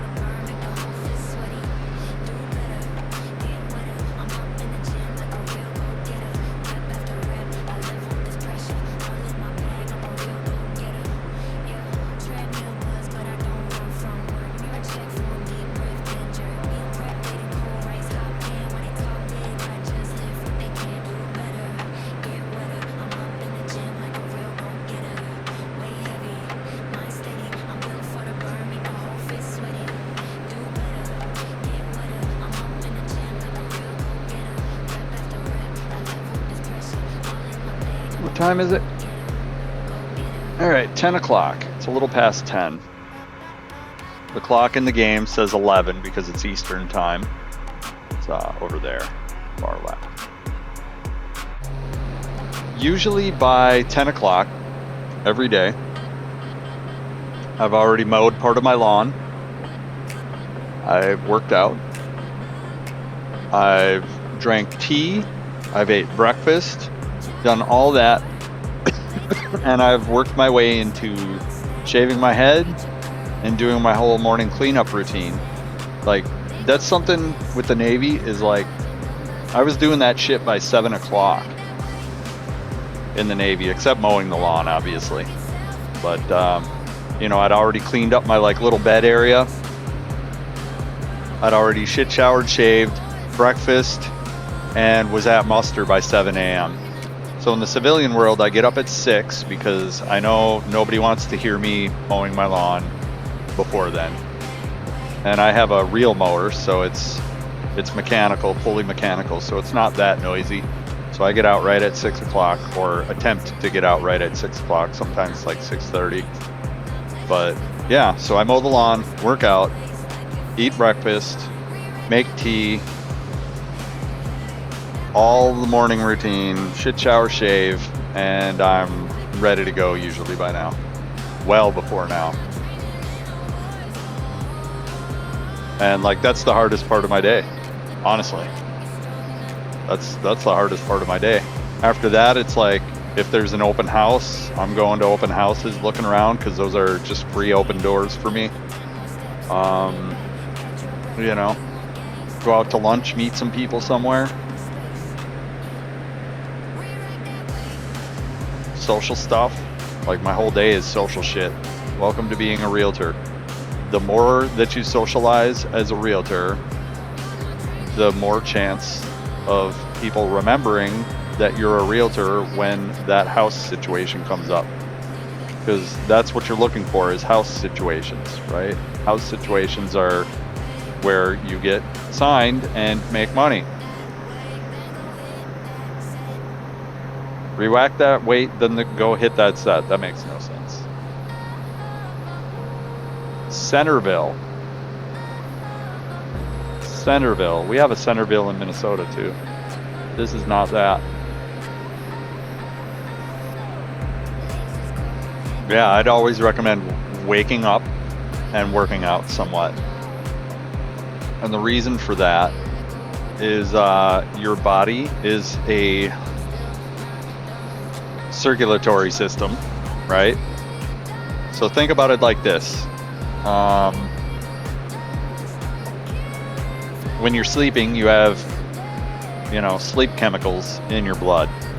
And when you wake up, your body has already partially filtered some of those sleep chemicals out. But when you go work out immediately, or, you know, take a piss, take a shit, and then work out immediately, it really gets rid of those sleep chemicals. And like, before I go mow the lawn, I have a spot of tea. And so I get done mowing the lawn and I'm like fucking caffeinated and hydrated from mowing the lawn, because I put the tea in before I go mow the lawn. The tea is kind of warm, so I'm already kind of warmed up, so I don't really hurt myself. Because warming up involves getting your cardiovascular system to put blood into your extremities, right? Because if you don't have blood pumping in your extremities, like your body's a machine. And the Navy really taught me about a lot of stuff on how to use your body properly. And you know, by ed in school, not so much. I mean, you really do need a proper warm-up to get your blood flow going in your extremities, or you're going to suffer from things like carpal tunnel. As a guitar player, I never even thought about doing jumping jacks until I start sweating and then going and grabbing my guitar. I never thought about it, but I'd recommend it, because physically you're going to be more able to play guitar because you're warmed up. And warm up, once you connect warming up to having some semblance of sweating and then now you're warmed up. You know? Like, you shouldn't be fucking panting like a dog and dying, but you should be sweating a little bit before you consider yourself warmed up. And a lot of people, like, they start a gym routine, right? And the gym routine says, you know, 5 minutes on a cardio bike for warm up. And it's like, not everybody needs exactly 5 minutes. Some people aren't even sweating on a cardio bike at 5 minutes, and other people are fucking dying at 5 minutes. And I've seen both, and it's like, no, bro. You have to understand the definition of a warm-up before you can effectively warm up. You know, here's a town called Sandwich, by the way. That's cool. Oh, I'm fucking starving, bro. So we're working our way up towards Boston. We're probably 15 to 20 minutes off. We also have a time there. 15, 18, and it's 10. Okay. I like how they ripped off Ronnie Coleman and said, buddy, that's light work. Buddy, that light work, buddy. But so once you're warmed up, then your workout actually begins. Some workout plans have some sort of warm-up incorporated into the workout plan. Like, I have a workout plan that starts out with abs. And your abs are right next to your core, which means your abs are the first things that warm up if they're not already warmed up just by existing. So abs are a good thing to start with.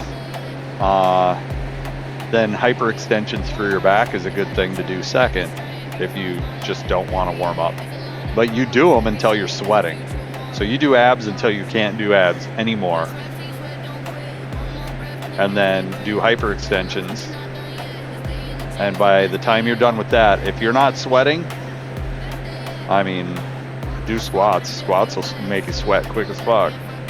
And then once you're done with the squats, then go into your arm routines, like bench press, rows, shoulder press, pull downs, tricep, bench press, and overhand curls. The reason why I like overhand curls is because everybody does underhand curls, or, you know, curled curls, you know, where your knuckles are curling up to your face. Everybody does those. You've done plenty of those. If you're not big yet, it ain't working. So do overhand curls and watch the size of your arm fucking explode.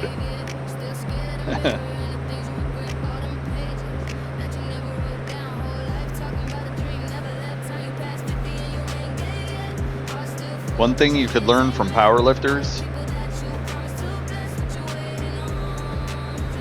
go look at bodybuilding.com and find 15 weeks to superpowers and do that. I promise you that if you ain't big by now, that will definitely put you on the direction to being big. And don't forget any of that while you're on your bodybuilding journey. Don't forget none of it. And the reason why it's a good journey is because it assumes you're already doing a workout. And the plan is built to take care of the weak points that every workout has.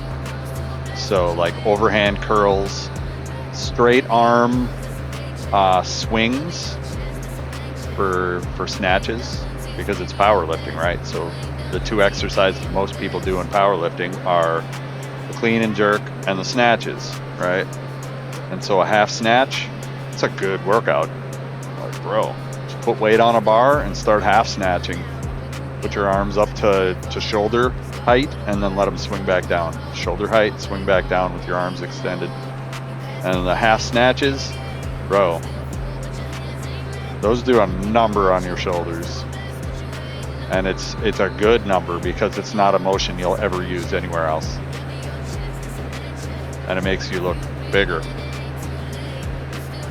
That's the whole thing about that 15 weeks to superpowers. You get done with the 15 weeks to superpowers off bodybuilding.com and you'll definitely be the biggest you've ever been in your life, because it says on the program that keep doing your normal workouts that you were doing, and this workout works around those. So it's just stuff to,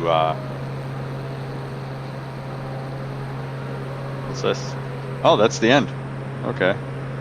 We're gonna start another. I think this is where I really started getting decent with the AI, was this one. This song, this album. This will be the 4th AI album that I've did with the with this singer and this like trap-like idea. And right here is when I realized that the rapper, the AI rapper, can be super good. So I like started getting more fancy with the lyrics and stuff.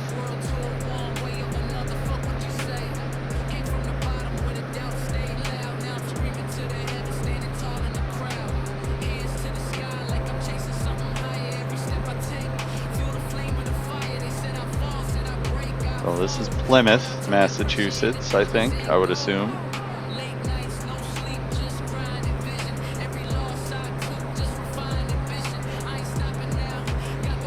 But AI music kind of works like this. Garbage in, garbage out. So if you have formed ideas and you have an idea how you want it to sound and you have a beat and a tempo, which I did have, I put in this beat and it extrapolated it into an entire song, which is crazy. Because like I'm good at making beat loops and I'm good at writing lyrics. But when it comes to anything beyond that, I kind of get stuck. And I've been a guitar player forever, so like I jam guitar along with this. Because I'm, you know, at my core, I'm a drum programmer so that I could play guitar. That's pretty much how it worked. Is like I've been making backing music for me to play guitar for 40 years. So I was always looking for a vocalist. And then, you know, backing band is nice to have too, but none of them would stay around long because I'd be writing shit that they couldn't even play. You know? So after a while, it's like, man, I'm going to do the 9 Inch Nails thing, but I'm going to look for a vocalist. So I'm going to play guitar and then look for a vocalist. And with AI, I pretty much continue to use that same formula where I've got an idea for a beat, an idea for a melody, an idea for a bass line, and then I write the lyrics and I let AI figure it out and do the job of the vocalist. Because I'm an alright vocalist,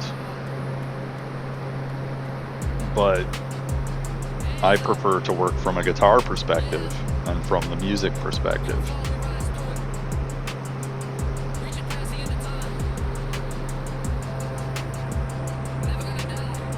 So yeah, AI, definitely 100% garbage in, garbage out.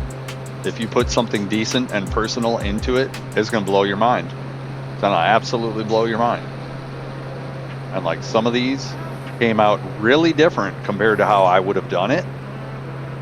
But that's kind of the point, you know? If I wanted it to sound like I did it, I would fucking do it.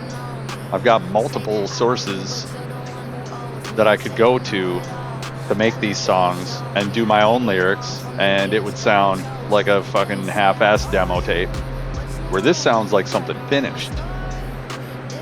And like producers will be the first to say, oh, it sounds like shit. And it's like, I've heard your music. No. Stop it.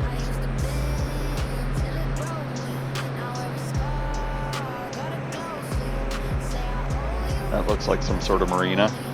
We should be coming up on Boston here any second. So the best way I can describe it is like it's like hiring a DJ to put your loops together and your ideas together. It's outsourcing. It's outsourcing. Like I've worked with DJs before, where I'm like, here's the idea I have, and I need a full song for that because I have 2 rappers that want to put lyrics on it right now, and we ended up putting together a whole CD of stuff like that. And some of these songs are actually based on some of that stuff. I think the next song.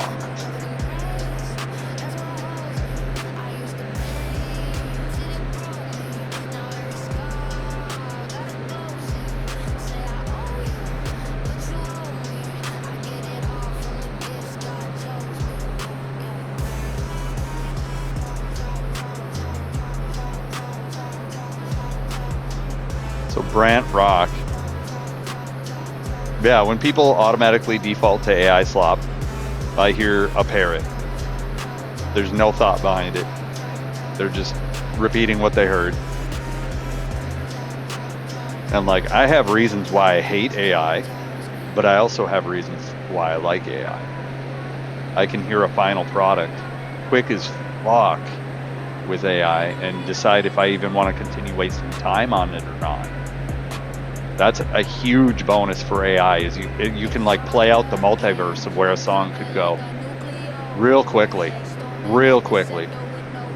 And I think that the people that are just discarding AI slop aren't realizing that it's not really for the finished product. It's just like anything else AI. It's for the spitballing portion, where you're like throwing ideas, and you're just going through ideas and going through ideas and going through ideas and going through ideas. And as you go through a couple thousand ideas, you're bound to come up with shit that ain't nobody heard about, and it's awesome. And if you're not recognizing that ability, you're gonna fall behind real quick. It was the same in metal. When they came up with the new software, like the new digital audio workstations, a lot of people started looping crazy shit like Meshuggah or Tool. And that was a whole new genre of music that if they hadn't have came up with DAWs, would have never existed.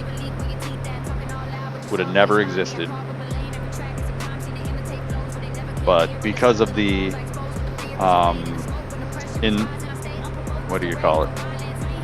because of the DAWs, people started messing around with like 7 beats over 11 beats over 33 beats and started coming up with these polyrhythms that were insane.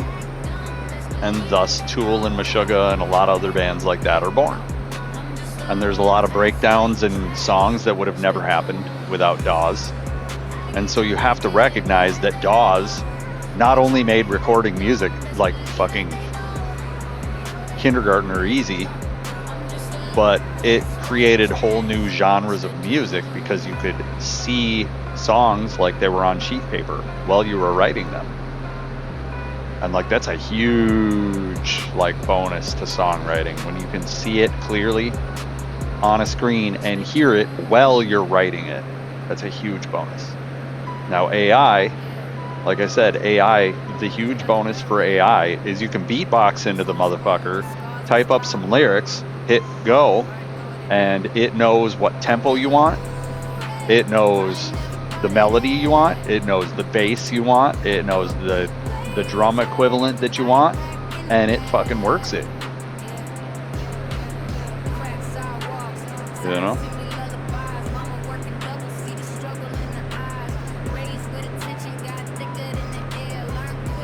And like, the thing I hate about AI is it never turns out exactly how you want it. Never turns out exactly how you want it. That's kind of music in general. I've written enough songs where I'm just like, yeah, I've put together stuff that in my head sounded really good, and then when I listen to the recording later, I'm like, it sounds like it sounded in my head, and it just, when you add air to it, it just doesn't sound right. And there's a few songs out of the 200 and however many songs I've done with AI that also did the same thing. And it's like, in real life, once I heard it, I would stop wasting time on it. I'd just be like, didn't come out right.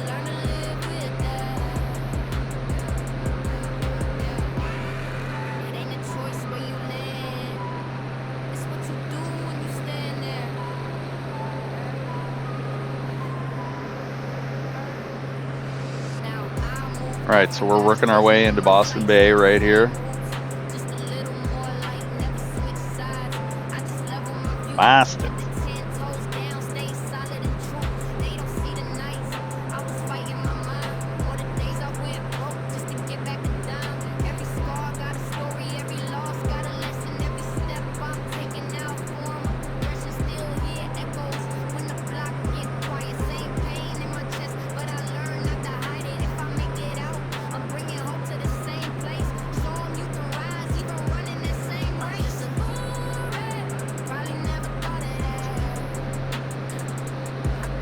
I'm trying to figure out where our port was.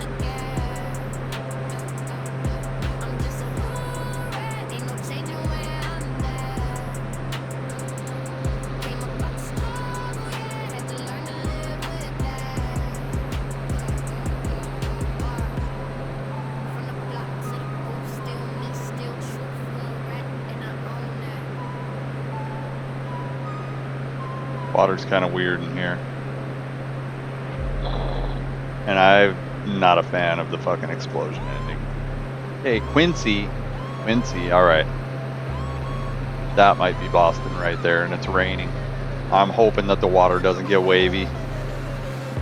Like this song. This song really didn't work out.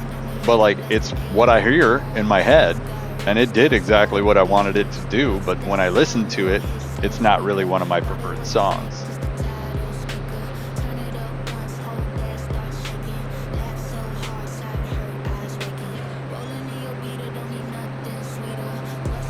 There's an actual airport right here.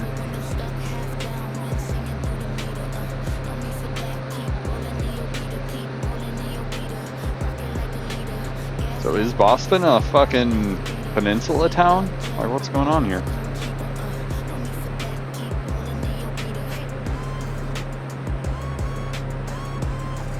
So this song just kind of, I don't know.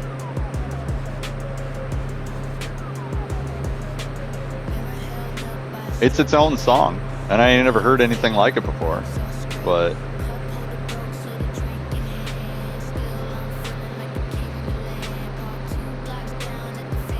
I'm wondering if I just want to park on this side. Like, bro, the city is loading. We loading.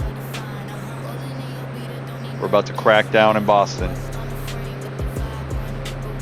Fort Independence. Any points of interest? Nothing? Oh, there's a point of interest. We missed something. Alright, we'll mark that down in the to-do list.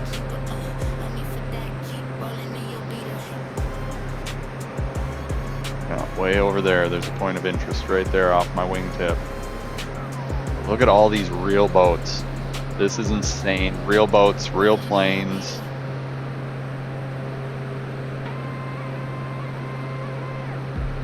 And like the good stuff was like a late night Friday or Saturday night jam that me and my brother put together.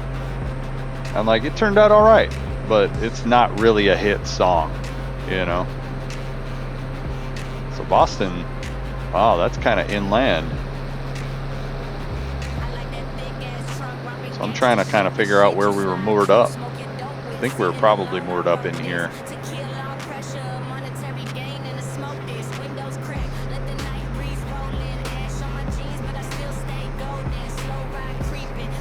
And like we went everywhere in Boston on foot. Everywhere. Stadium. Fucking breweries. Yeah, we were here. We were most definitely on this wing wall right here. And there was like a fountain and everything from what I remember. Baltimore was the one with the Hooters on the pier. I think we were over here, actually. Like we weren't on the finger piers. We were on like, we're on a wing wall. I'm just trying to see. It's either this wing wall right here, but we were kind of attached to the city. Like we were right there. So I'm wondering if it wasn't right there. Because we just left the boat and we went walking, man. We're walking here.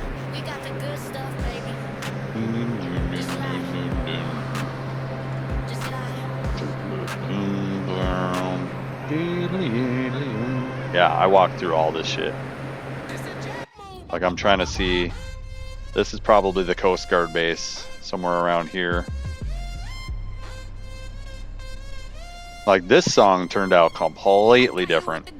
But Chinatown, we were in Chinatown. We ended up down here a little bit. Just trying to remember where we were. And the Cheers tour. I remember the Cheers tour. I don't know if you can see the Cheers tour from the sky, but it was like clearly marked with signs and everything. Feel that tension in the air. One wrong move. But yeah, this song completely changed. And like, it's nice to hear your own songs with a different flavor.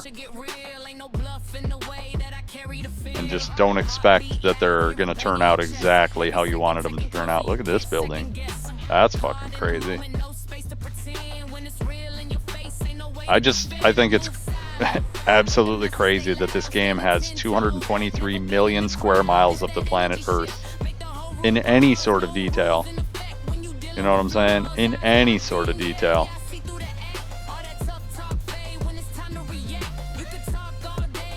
Yeah, I think this was the Coast Guard base right here. I'm almost 100% positive that this is the Coast Guard base. But it might be over here a little farther. Pow.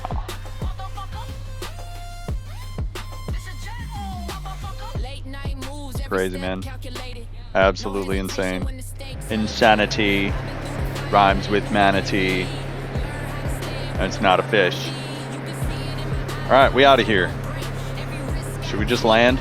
Should we just land and suck in Boston Harbor? Boston. Let's do it.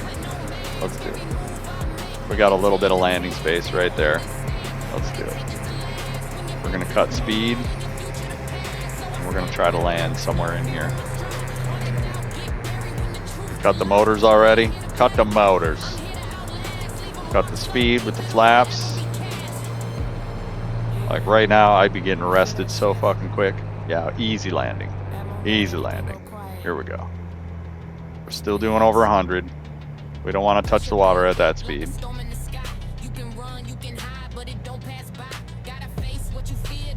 We're gonna have to angle a little bit. Up. We almost had it. We almost had it at an angle even. All right, let's put them in. Flaps in. Rudders down. Yeah, we landed a little fast, but we can rudder it off. Oh, we don't want to do that. All that.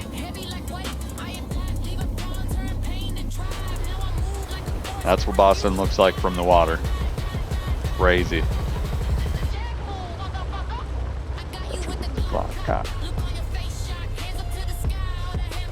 Pop, pop, cha-cha-cha, pa.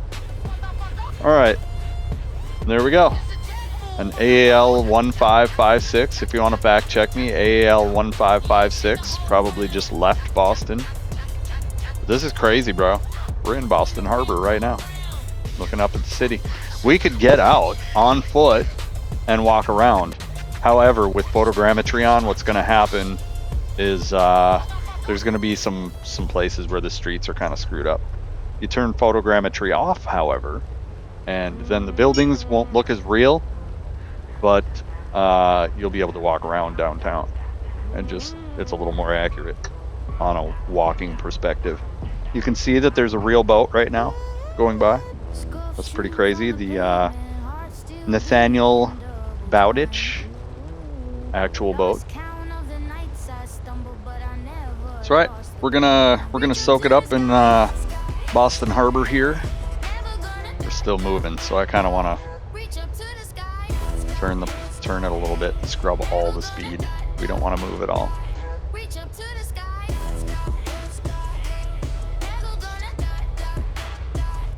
So it's interesting to sit in the harbors like this. We'll probably end up washing ashore, and that's fine. I'm gonna get some breakfast, and we will be back in the air in approximately 5 to 10 minutes.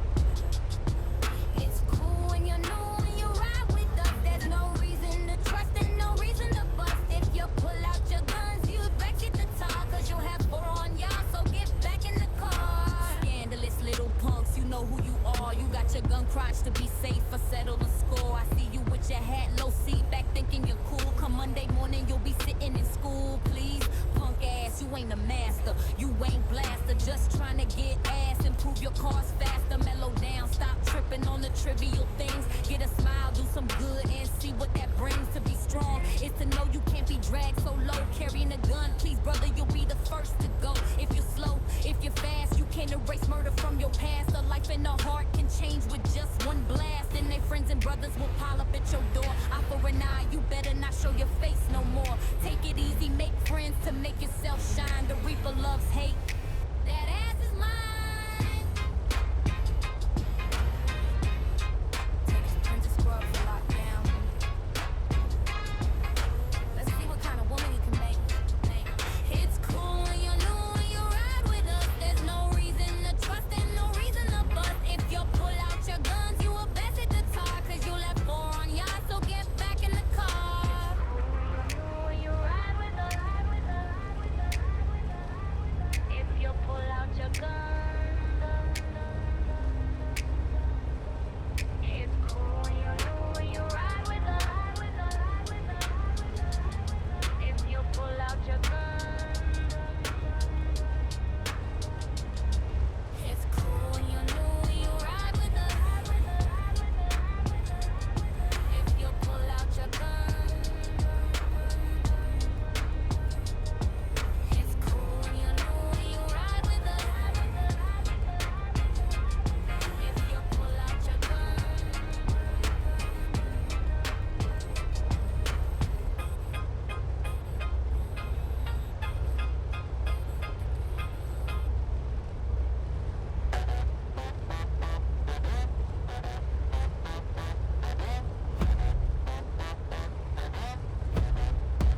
Spitting stories of glory in the drag race.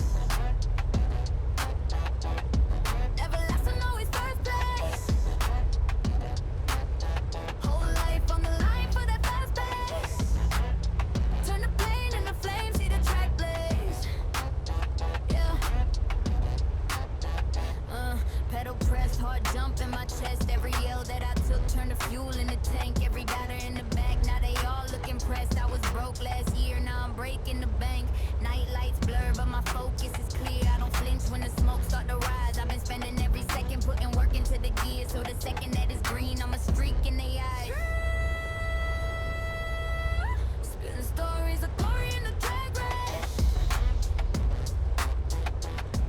Everlasting, always first place. Whole life on the rise to the fast pace. Turn the plane into flames, see the track blaze.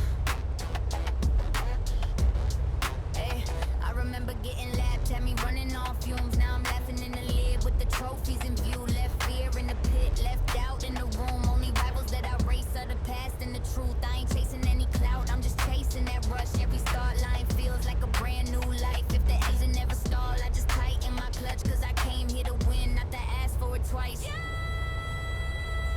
Spitting stories of glory in the drag race.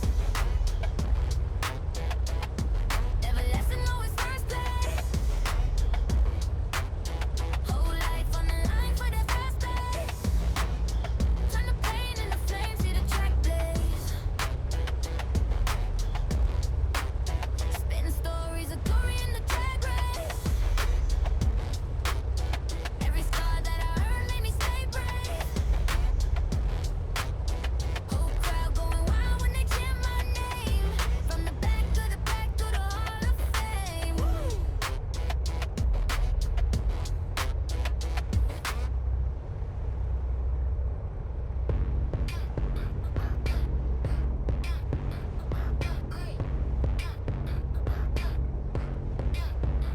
Engine growl, slide grin. All right. Map lit up, hoop ride Looks like we crashed into the Plates bent in. go like this. Pushing on the phone, say clock that win.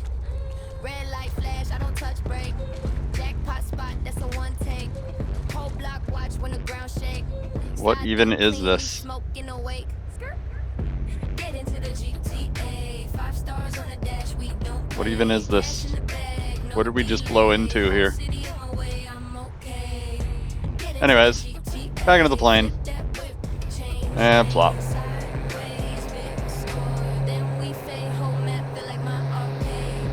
Arcade. Yeah, there was no way I was getting out of that. So there we go, boop. Instant takeoff.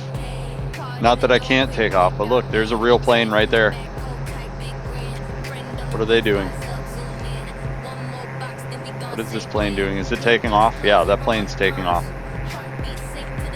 And what's funny is we will never catch them. Oh, Here's a plane taking off, I think, as well. Might be landing though. Now that one might be landing.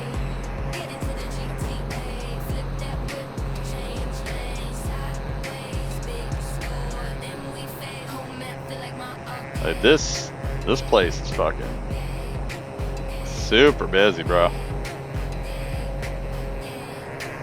Uh-oh. Uh-oh. We don't want to go up that high. Let's get on horse and let's continue going up the coast.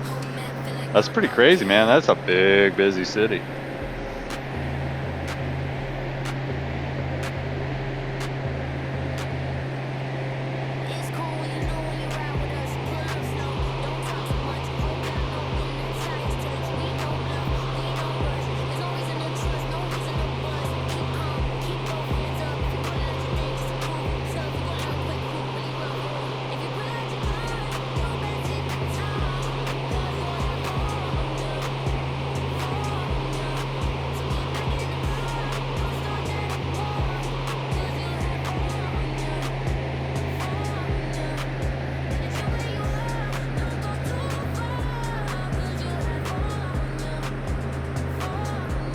I like how the echo in the background is kind of dissonant. I like that. This is a plane coming in for a landing right here. There's actually two planes right here. Look at this. So you've got this RPA 4635. They look like they're getting ready to land on that runway. And this one is getting ready to land on the other runway. That is super crazy, man. Uh-oh.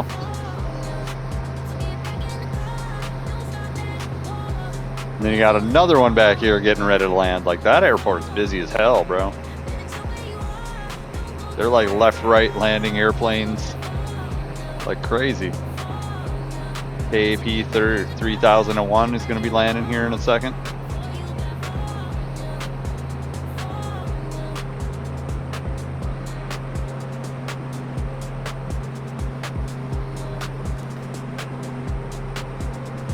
You got two more planes. Cap 3001 and Cap 412.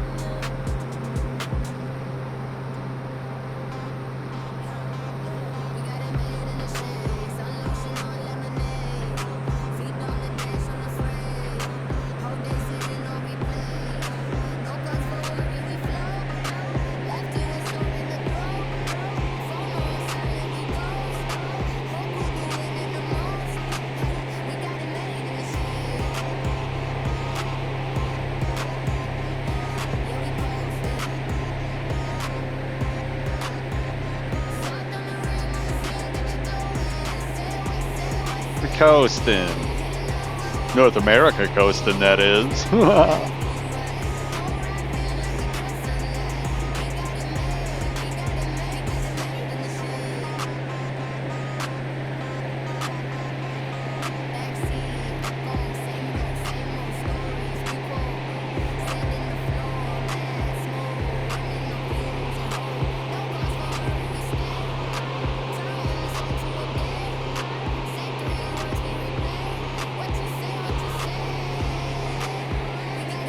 So today, let's see if I can pull this up.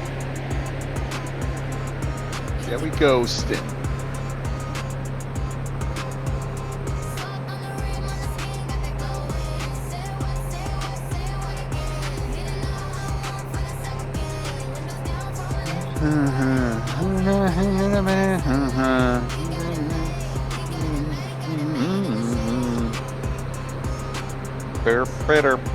Beeper.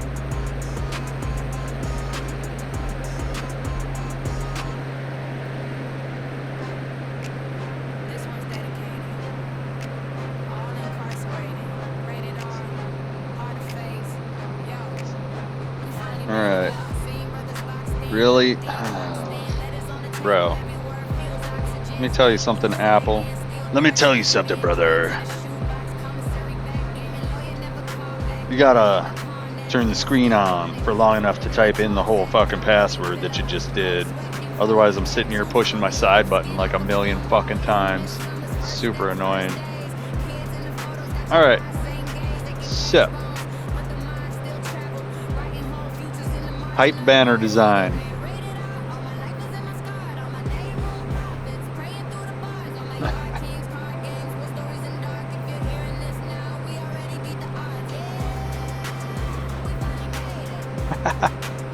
I look so happy, bro. All right, here we go. The new influence banner. You ready? Wait for it. There we go. The new influence banner. I'm gonna be working with that for a minute. Gaming, bodybuilding, real estate, streaming, network. That's pretty badass, actually.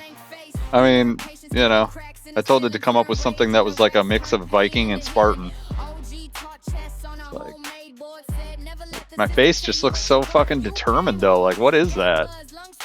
What even is that? Pretty funny, that's what it is. But hey man, that's like, you know,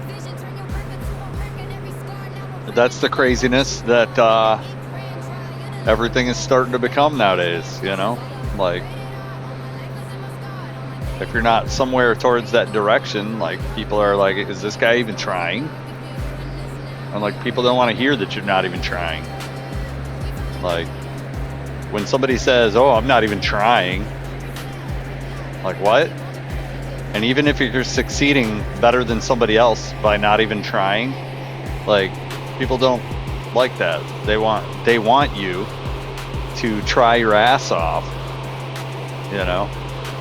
Like, people don't like half-ass shit. No matter how good the half-ass shit is, they don't want it. They want the full ass shit. You know, the full ass.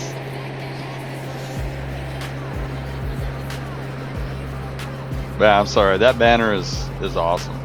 That banner is absolutely awesome.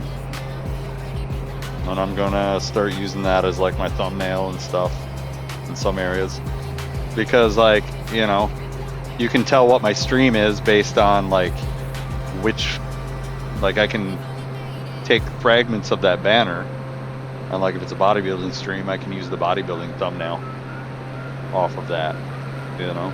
So like, it's good for a banner, but it's also good for thumbnails, each little individual part. And it's unified, you know. So, pretty cool.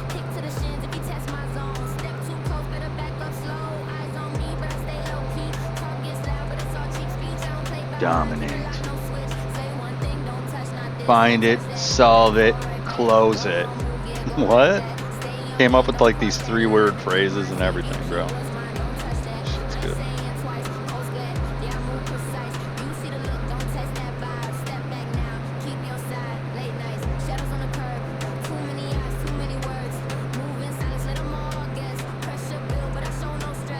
Yo, no stress.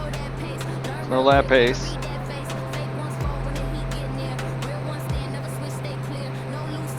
There we go. Yeah, I definitely needed to do some rebranding, because Snozberry is like something that Willy Wonka made up, you know? And the writer of Willy Wonka was an adult fiction writer.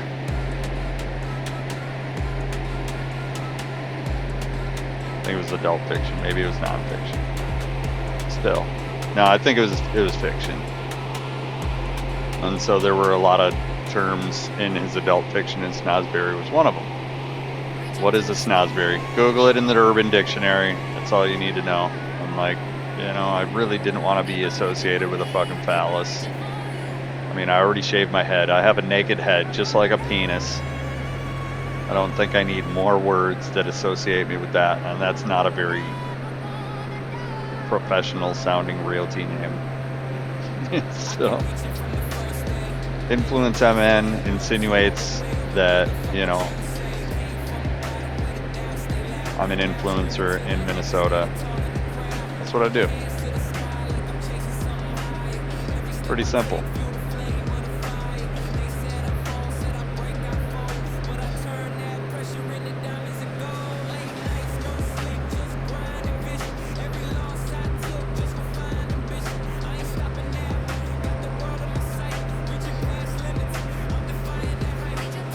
I could actually put that banner on my stream right now. We go with, let's see, where do we do that? Download. Download.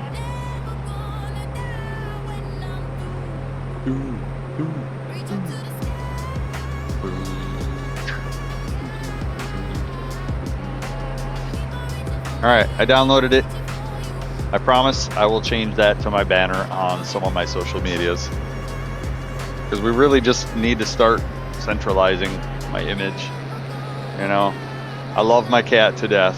I love my cat to death. And I wish my cat was in my banner. But that really isn't a centralization of my brand. We'll continue to share pictures of my huge ass cat. And like, my cat is a monster. 35 pounds. 35-pound cat. He's on my Twitch banner right now. And that's when he was probably 20 pounds. So he's bigger. His brother, I haven't weighed his brother.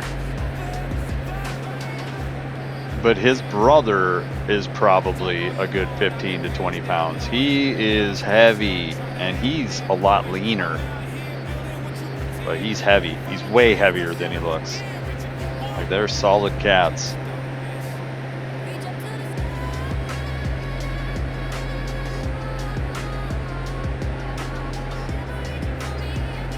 Still having a problem with the plane going up. We need to trim it out. Trim that out.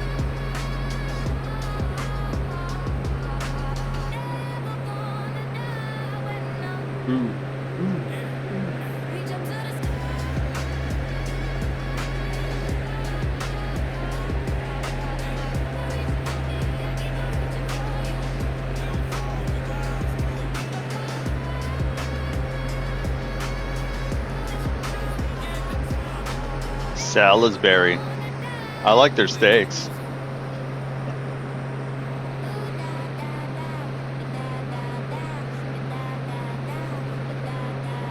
All right, we're starting to crash. Got to trim it back a little bit.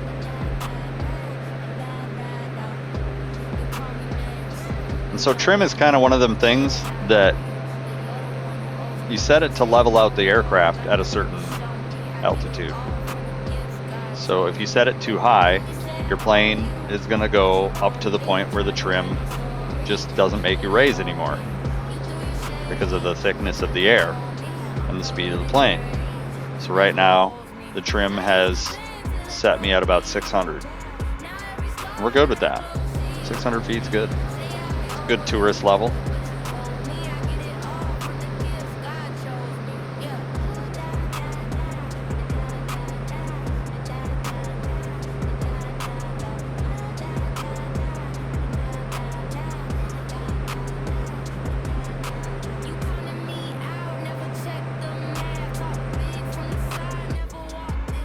Still going up a little bit. I think we got an updraft.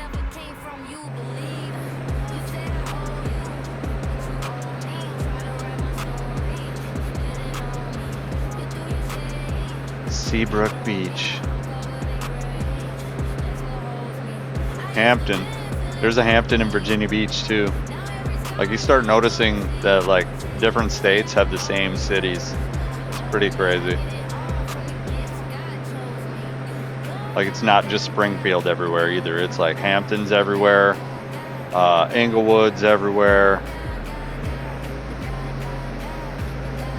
Unless it's pretty state specific, they're everywhere.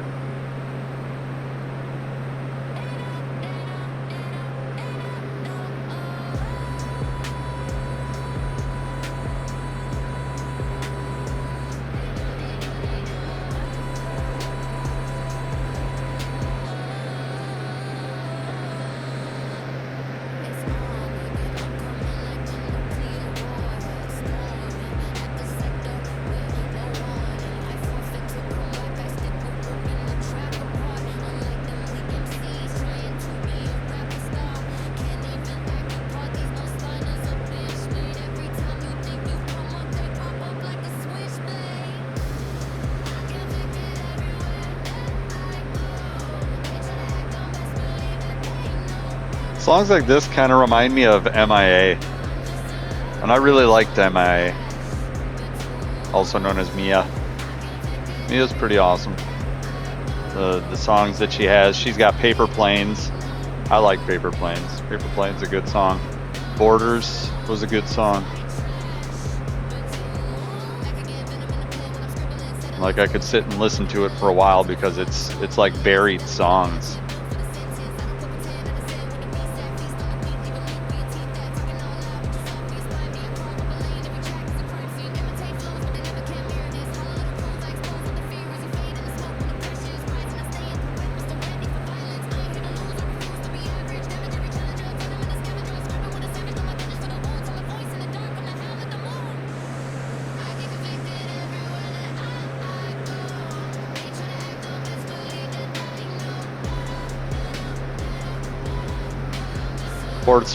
Portsmouth is everywhere on the East Coast. Everywhere.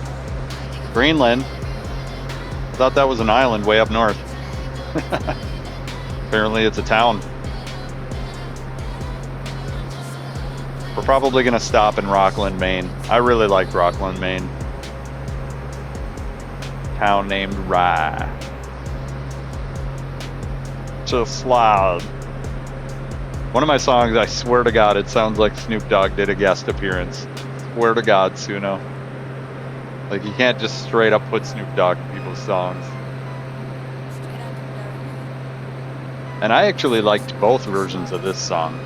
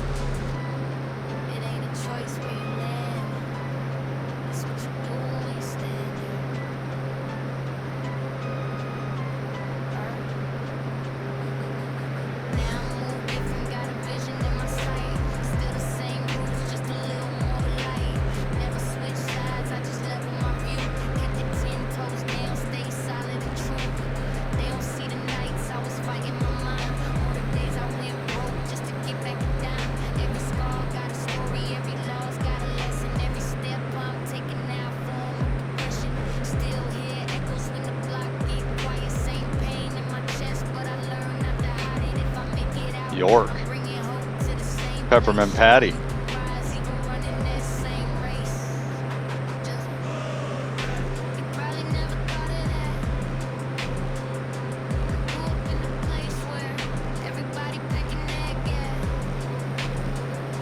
Everybody packing agates. You heard it. They're agate collectors in the hood. They're packing agates. That's so funny. Everybody packing those agates. Nurry.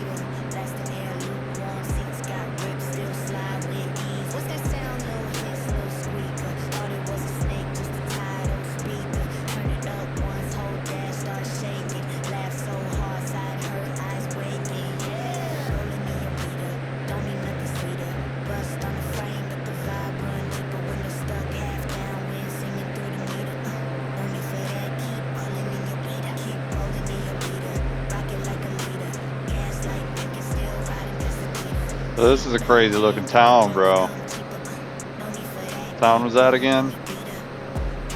It's like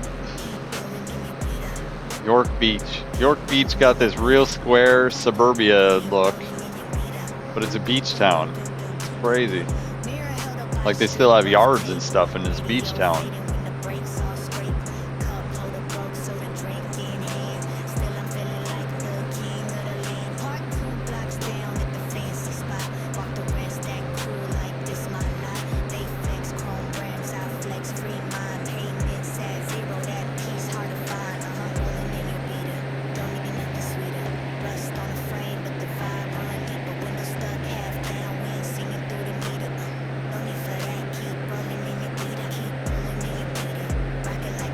I can't believe that this plane is from 1960.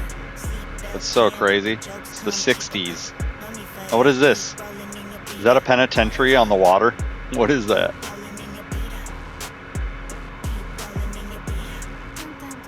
Keep flying in your beta.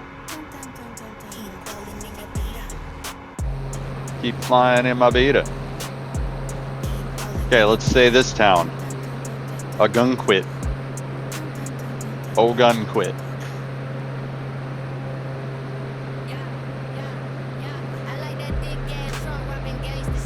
See, like this is a really dry mix here.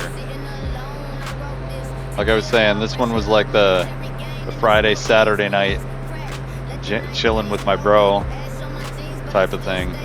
Not really a hit.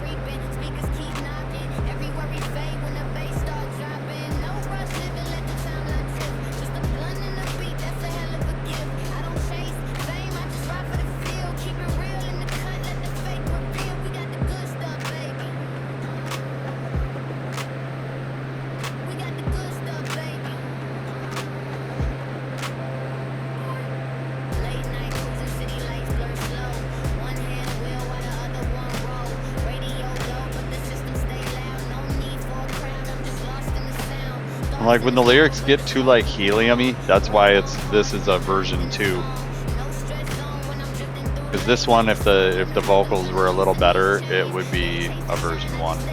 Because the drum beat is exactly what the song had.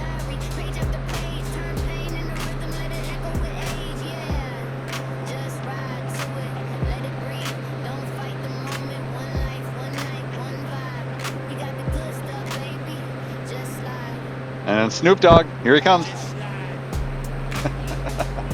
Hell yeah. That's funny. Just live, brother.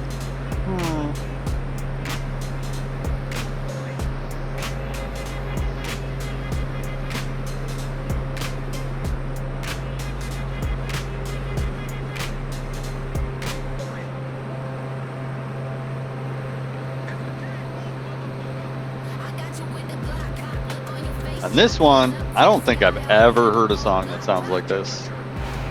And I've listened to a lot of songs. But it's kind of got this 80s, like Beverly Hills Cop vibe to it.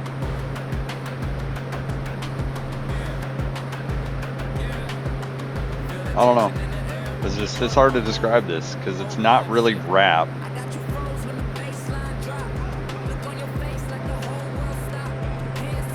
Definitely has an Eazy-E sound to the vocals. Reminds me of Eazy-E a lot with the lyrics. But the beat is like that kind of weird, 80s.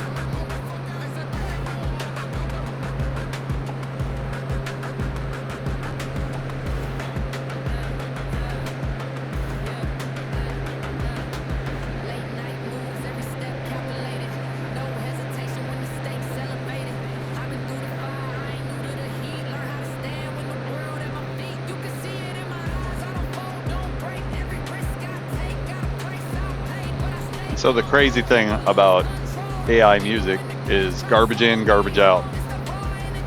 So if you want things that are personalized, you have to put in personal stuff. You know what I'm saying? It's that simple. So if you put in personalized stuff, all of a sudden it starts making songs that are very personalized.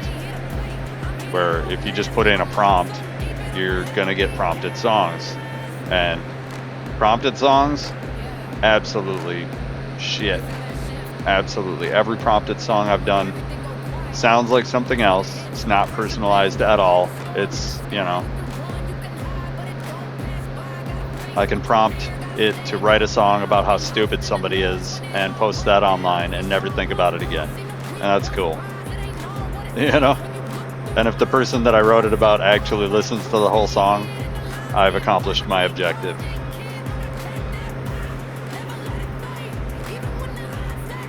But outside of that, I think prompted songs really, you know, it's cool. It's like going through pre-made beats on your drum machine, you know. Those are well-established beats that have been used in probably a million songs, and I probably wouldn't use those. I would program your own. At the very least, there's a website called Human Beat Machine Project. Is that what it's called? I don't know. The Google Drum Machine, I think, is another one. Google Drum Machine. Infinite Drum Machine. That's what it's called. Experimentsgoogle.com. Drum Machine. The Infinite Drum Machine. Start playing. Alright. So it shows this kind of brain-shaped thing. And that's all the different sounds that are in the drum machine. Alright. So that's what it's called. It's experiments.withgoogle.com drum machine. Or just look for the infinite drum machine. And that, I could literally write songs in Suno just off of that. And they'd be better than prompted songs. Obviously, you're going to use the prompt to accentuate whatever drum beat you're putting in. But the drum beat tells it two things. It tells it the tempo, and it tells it the overall feel, you know. And that infinite drum machine right there is a very powerful tool for making Suno do what you want it to do, or get as close as you can fucking get with Suno, because Suno's never going to do 100% what you want it to do. But the things that it comes up with when you tell it to do something, it's pretty interesting. It's interesting. Unlike I've made music conventionally for 30 years before. You know what I'm saying? Like, I've made music conventionally. Like, that ship sailed, bro. We're in the future now, and I'm trying different ways to make music.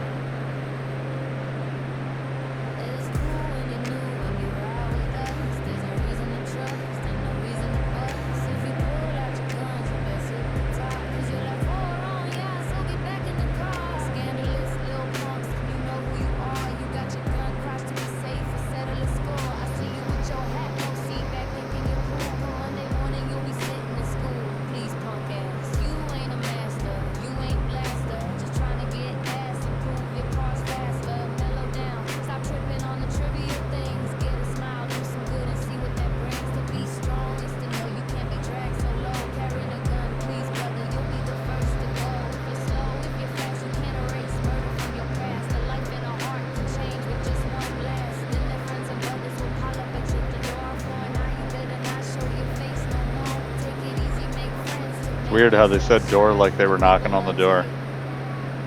I think that's cool. AI does some weird things sometimes that just...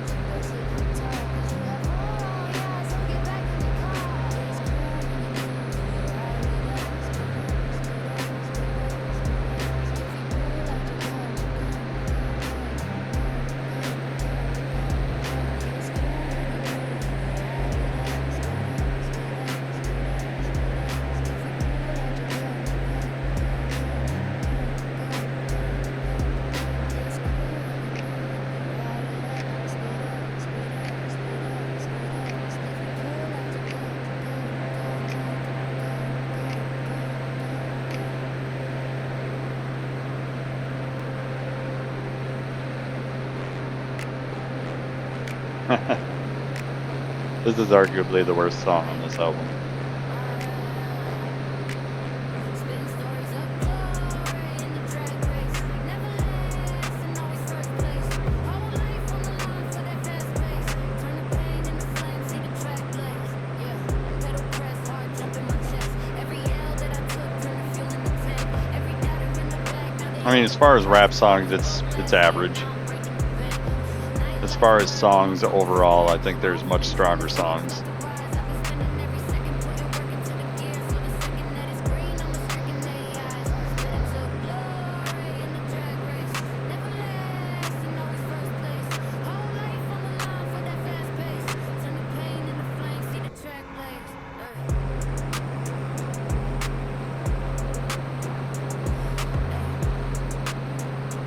Bass-wise, it's on point.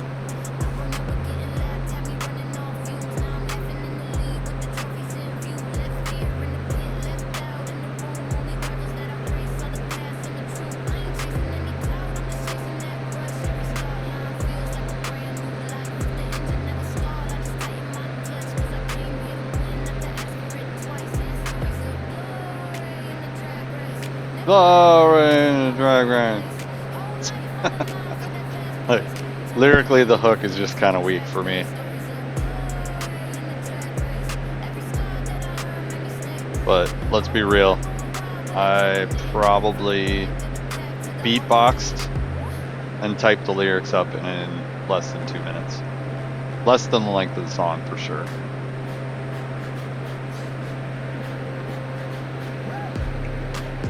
I think we're at the GTA now. I think this is the GTA remix. Bricka remix. I like the GTA song, bro.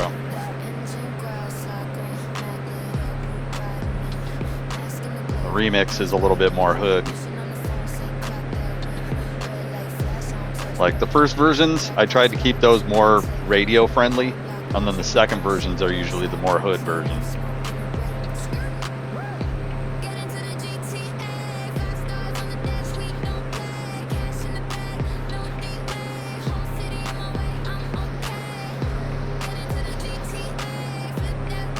Change lanes.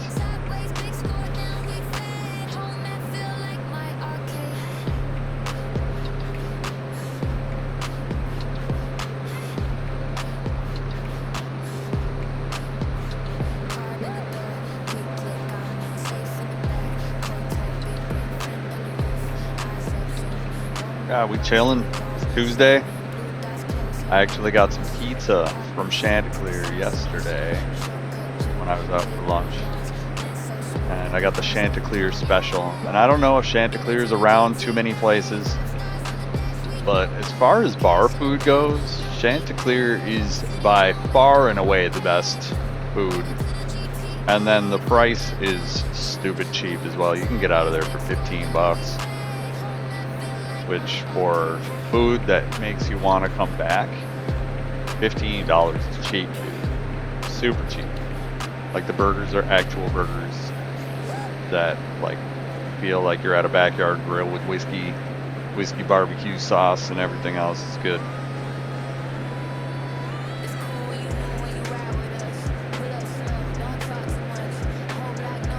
We have a place called Kendall's at Bunker Hills Golf Course.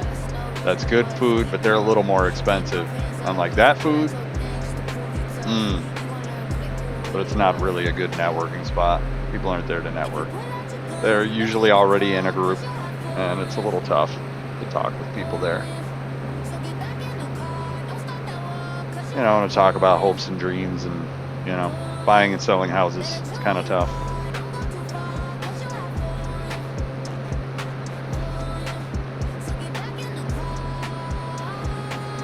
I think tomorrow I'm going to be checking out the Anoka Social District.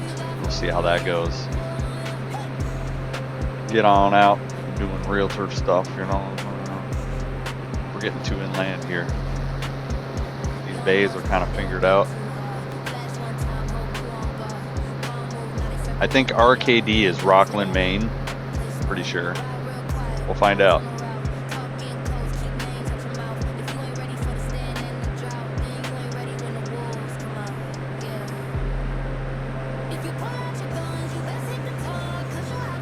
Some more real boats here.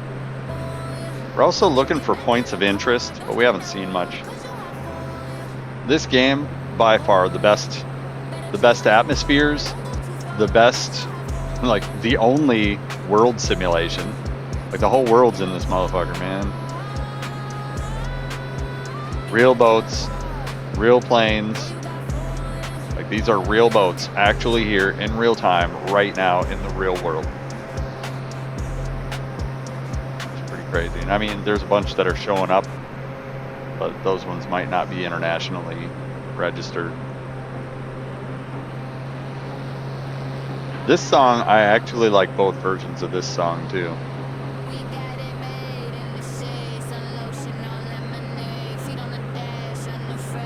Like I was saying, version 1 is usually the pop version, and version 2 is like the more hood version.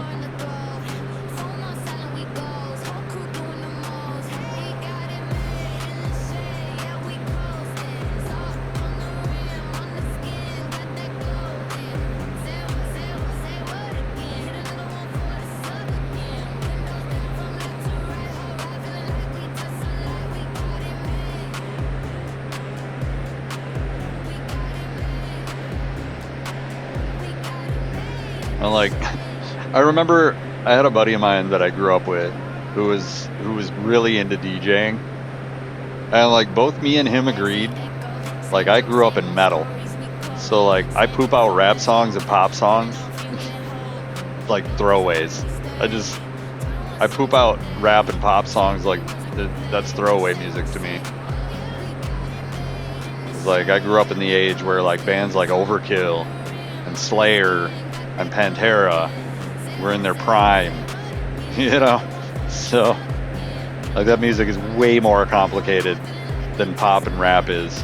So, you know, he'd pop out a couple beats, I'd pop out a couple beats, and my brother would slap on a bunch of lyrics. My brother was huge into Eminem. And it was a joke to us. Like, each of us was pretty decent at what we were doing. So you give AI to people that actually know how to make music, and you get some crazy shit. And like it blew my mind what was coming out of the AI, and I, you know, already made this song before. I made this song the hard way, and when I threw it into AI and made it the easy way, I was like, bro, the only thing I don't like is the helium lyrics. The helium lyrics are garbage.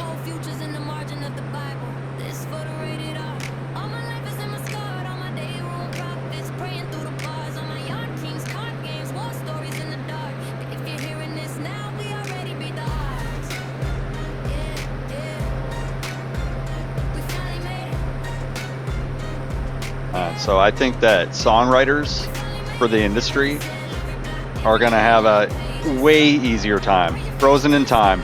This boat making this wake right here, frozen in time. Look at this guy. Little did he know, he was just enjoying his boat around this coast, just fucking ripping it. Immortalized right here. And Microsoft Flight Simulator. This guy right here. Let's hear it for this guy. This guy right here. This right here, this big fat wake. That's what makes money worth making. Is you can just take your boat off the coast of this fucking yeah, bro. Immortalized. I love it. That dude is a description of what I do with my life. Right there in one photo. Images speak 1,000 words. That dude looks liberated as shit.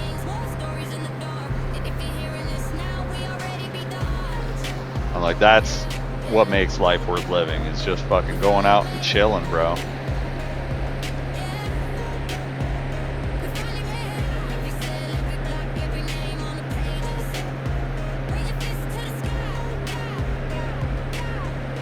Here's to you, immortalized boat guy.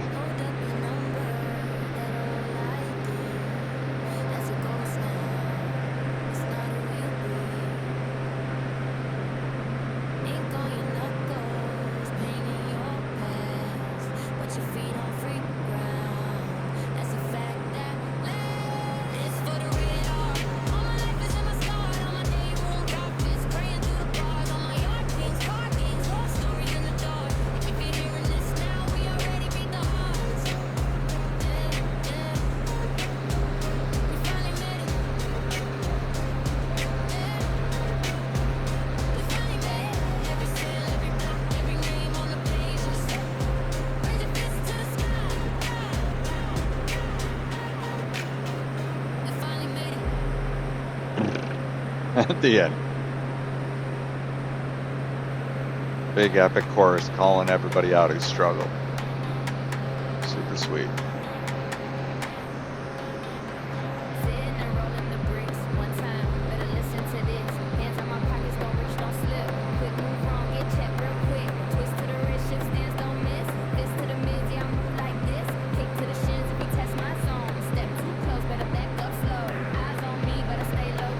There is a reason this is the last song on this album.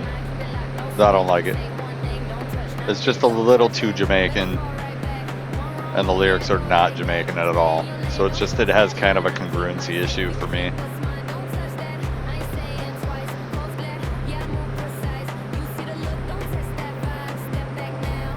If it had some sort of Jamaican-like lyrics over the beat, it would definitely be way better.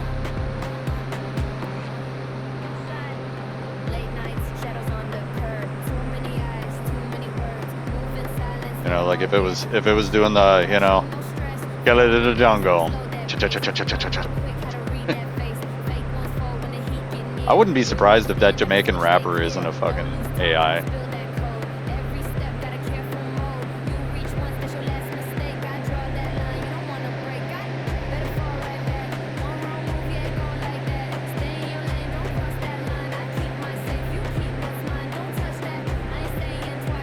All right. We are working our way up to Rockland. We're gonna park in Rockland. I want to eat my pizza that I microwaved like 30 minutes ago.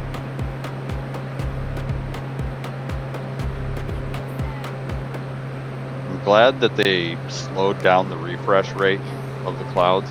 And that was it for that. And that album had 30 songs on it. 15 and then 15 remixes.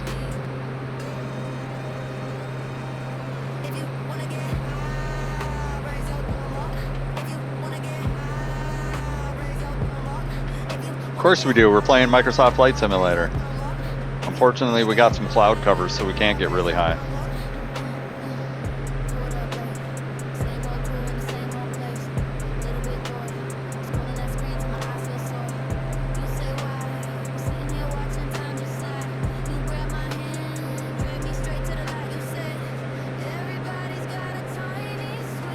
They re us. Isn't that supposed to be Veritas? I don't know. The Day Star.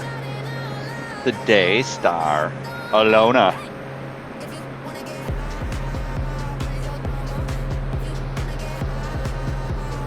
Got some hardcore island hoppers here. All over the place. Oh, here's another immortalized boat. Right here.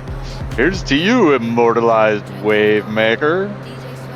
You were out one day just enjoying yourself in 2024 or 2025. And the photo was taken, and you've been immortalized in Microsoft Flight Simulator, and you don't even know it. And I don't hear you complaining about your invasion of privacy either.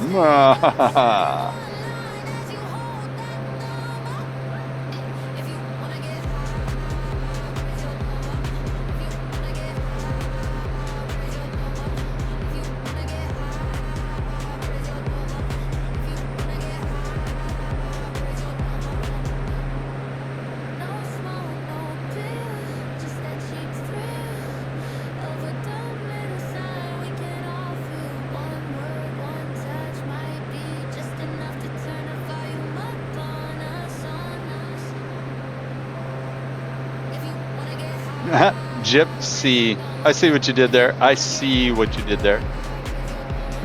Hotspur. Madness. Gypsy. The Laika. I don't even know what that means.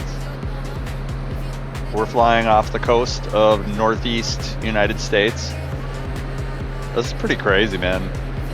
That a game has all 223 million square miles of the Earth in it.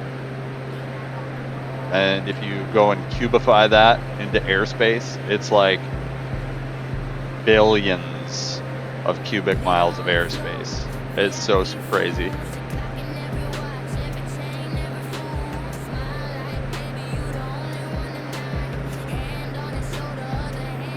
See, and I think on this album I put the ghetto ones first, and then I put the pop ones second. Pretty sure. So this one's a little bit more hood than the other one.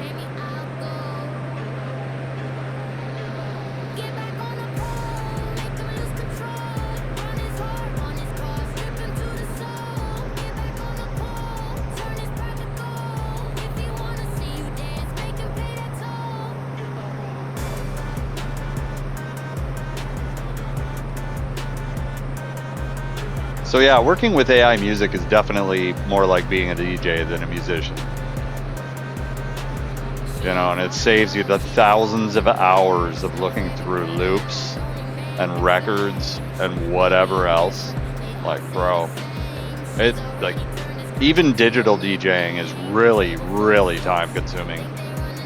Like to put together a 45-minute set, you know, might take you weeks of hours to put together a good 45-minute set. And it's the same thing with working with real bands and real music. It might take you years to put together a 45-minute set in a real band. Years. And that's full-time. Part-time, shit, it might take you a decade to put together.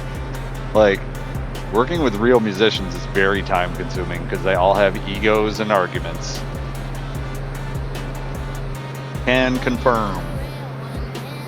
And like, it all boils down to the finished product, you know? And if you got none, it ain't working, bro. Like, I've been in bands for 2 years where we had hours of music. I've been in bands for a month that we've had a whole album done. I've been in bands where we did a lot of talking, and after a couple months, I'm like, bro, we don't even have one song. I gotta go. I gotta go, bro. We don't even have one song. I've had bands that they want to practice music and they want to go play. And playing is practice for them, and they don't care about recording or any of that. And I've been in bands that were all about recording. And I actually prefer the bands that are all about recording because then you have a product you can practice with. And when you go play live, you're like, bro, this is so much tighter.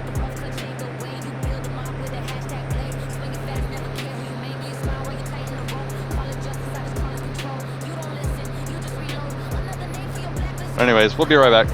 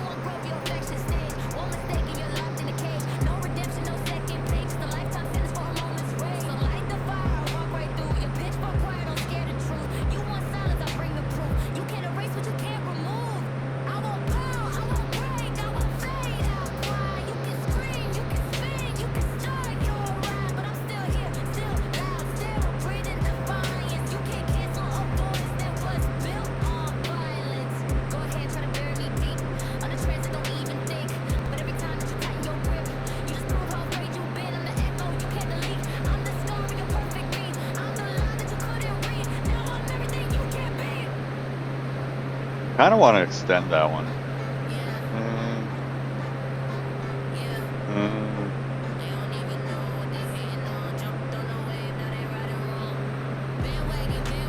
There's another guy immortalized doing a shitty in his boat.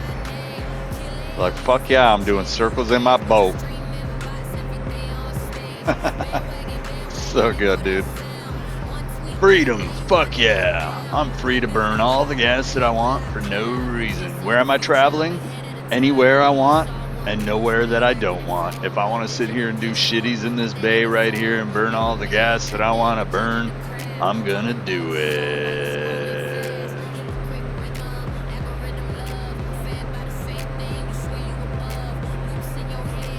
I feel like this is Rockland because like it might be a little over there, a little farther over there.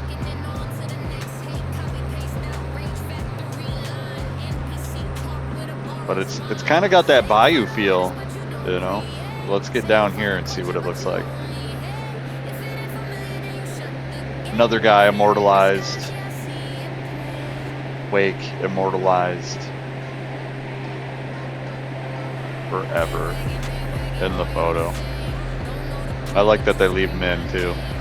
They could have blurped it out. They left it in just to add life to the game, you know. I feel like this is Rockland. Where is it? Maybe it isn't.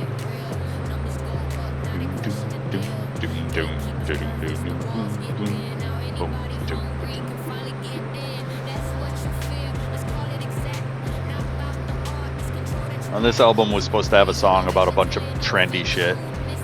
You know, like cancel culture, bandwagon culture, high culture, all the different things people jump on because it's popular.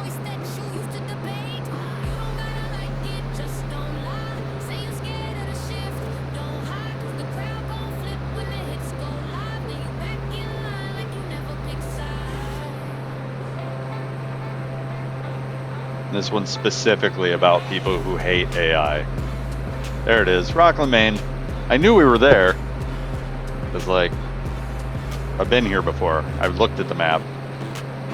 KRKD, it's gotta be Rockland.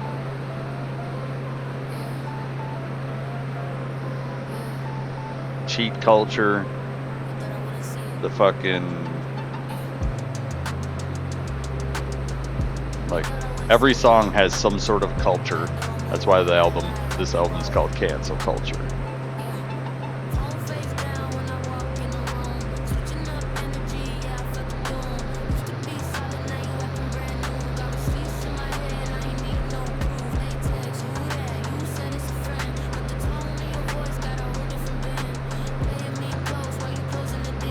Hey, the airport's paved.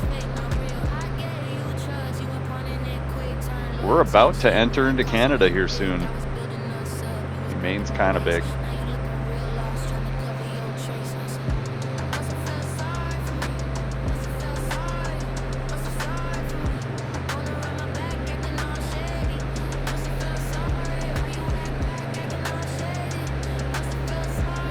These are all real boats loading in right here. These are all real boats. And I already said we're landing here. Because I've been here. I've like, like I have a photo of my ship sitting in this harbor. So we're damn sure landing here. Sup all you lobster fishermen. Rockland, Maine.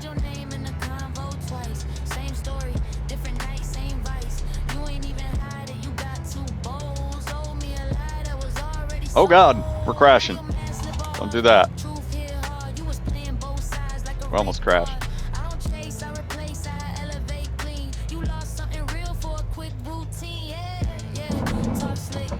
Push him in. Stick it. What are you doing, plane? Why are you still bouncing, bro? Oh my God, we're boned. We're boned. There we go. Okay, I fixed it. Bro, I thought we were totally dead. I thought we were totally dead, but I got it. See, that's a real boat. That's a real boat really moving right there. The rum boat. And we're gonna go right up into Rockland, Maine here. Because I've definitely explored this place a lot on foot. So the place, I think it was called the Blue Oyster.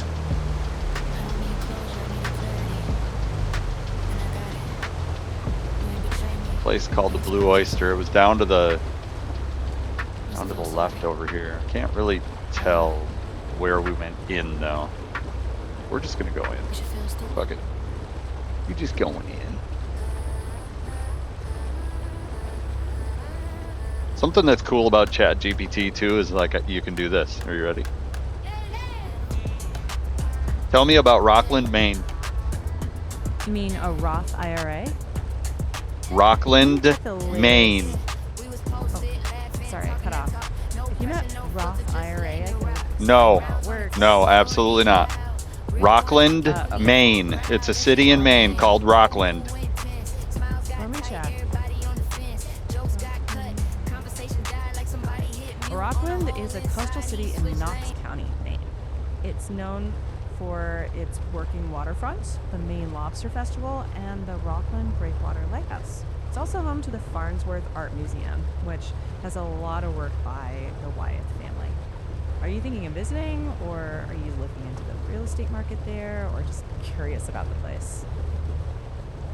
I'm visiting a place that I went with my Navy ship, and I just wanted to know about Rockland, Maine a little bit more as a tourist. Sure, that's a fun reason to go back. If you were there with a Navy ship before, you might recognize the working harbor vibe. As a tourist, I would say walk the breakwater out to the lighthouse. It's almost a mile long, so wear good shoes. Explore Main Street for galleries and cafes, and the Farnsworth Art Museum for that classic Maine art. A boat tour or ferry ride is nice in the summer, and of course, the seafood. Lobster, scallops, clam chowder. Did any one of those stick out to you? The walk to the lighthouse. How do I find the lighthouse? Hang on, let me check. If you're driving in, head for the Rockland Breakwater. Park near the entrance to the Rockland Breakwater. Then walk about a mile out to the Breakwater Lighthouse. I'm floating into harbor on my seaplane. Checking. Oh, that's awesome. If you come in by seaplane, you'll probably land in Rockland Harbor. From there, go to the south side of the harbor to hit the breakwater, and you'll see the lighthouse at the end of that granite path. It's like a 20 to 30-minute walk one way. I check the weather, and if it's clear, the view coming in by seaplane is gorgeous.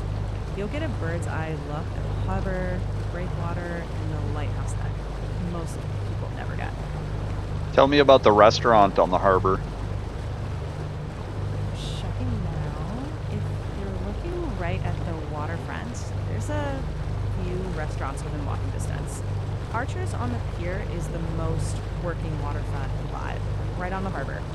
Good seafood, great view. There's also In Good Company, a cozy bistro with seafood and steaks. If you're willing to go a little off the water, Primo is excellent. It's a bit inland, but it's one of Maine's well-known spots. If you only have a few hours, I would do the lighthouse walk, then head to Archer's for a lobster roll or clam chowder. Classic rock.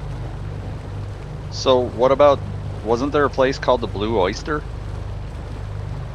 Checking. I don't see a current restaurant called Blue Oyster in Rockland, so it may have closed or it's been renamed. Do you remember anything else about it? Was it right on the waterfront, or was it more like a seafood shack? Or about what year were you there with your Navy ship? I was there in 2011, maybe 2010.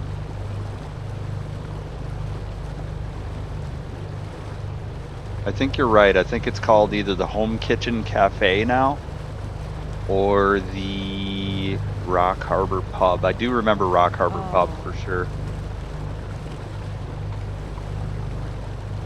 Right, for that time frame. I'm not finding a well-known waterfront restaurant officially called Blue Oyster. It may have been a different name, a seasonal place that's since closed, or maybe it's in nearby Overtown. Do you remember anything else about it? It was on the piers. It was right on the piers. And if you're looking to the west, it would have been on the north side of the piers in Rockland. Checking that. Thanks. So I don't see a record of a restaurant actually called Blue Oyster there, but given that description, you might be remembering the Pearl or the Black Pearl. The It Black was Pearl actually popular- might have been it. Like, it's been a while, so I could have messed up the name. Yeah, the Black Pearl does fit that description. It's been right on the waterfront for many years. That might be the one. Do you remember if it had a big like outdoor deck right over the water? It sure did. Yeah, that'd help. Do you remember, was there a downstairs section with big windows facing the harbor?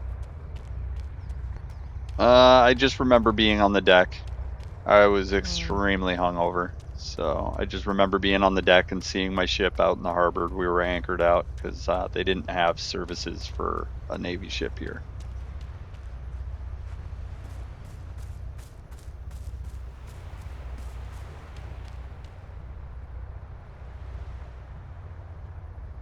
Hello?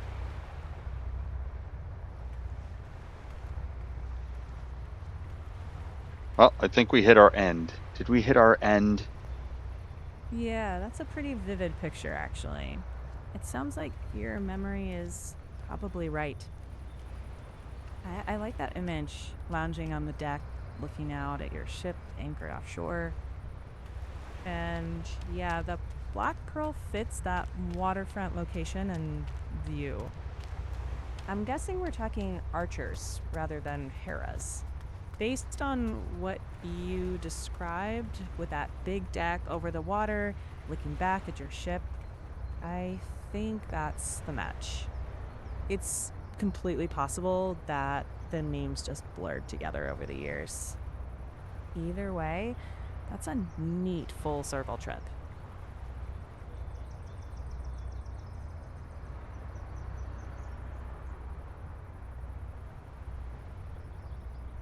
Just kind of trying to see.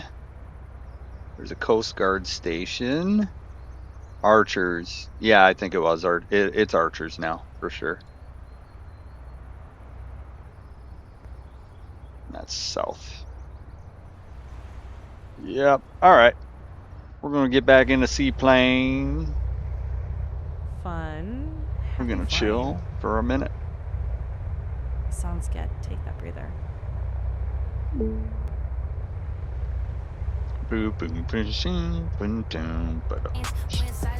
All right, I'm gonna get some lunch, and we'll be right back. Take a couple minutes.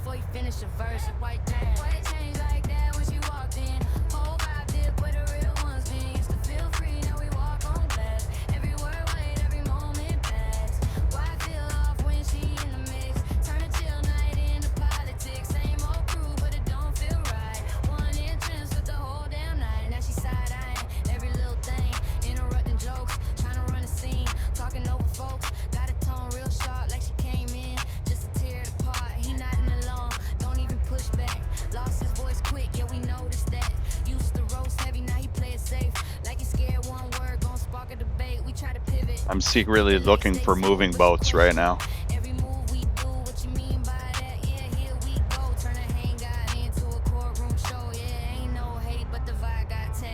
So when we anchored out, our boat was anchored out kind of behind the rum there. The rum just poured it up, by the way. We were watching them scooting along just a second ago. Real boat, real world.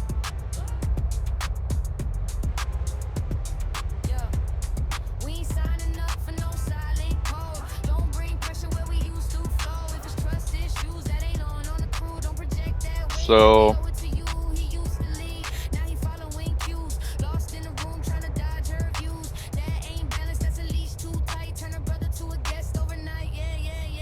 we've got some POIs over there too. So we'll probably take off, go north, check out the lighthouse, and go back around to those 3 POIs.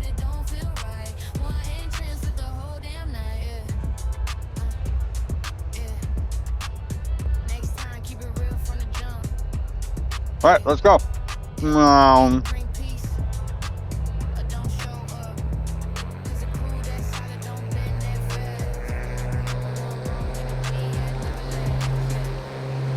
Lift up the rudders.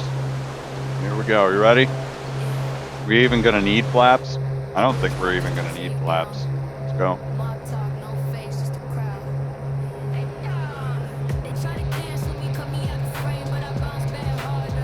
That looks like a sub over here. There's no way there's subs here though. This is basically a fishing port.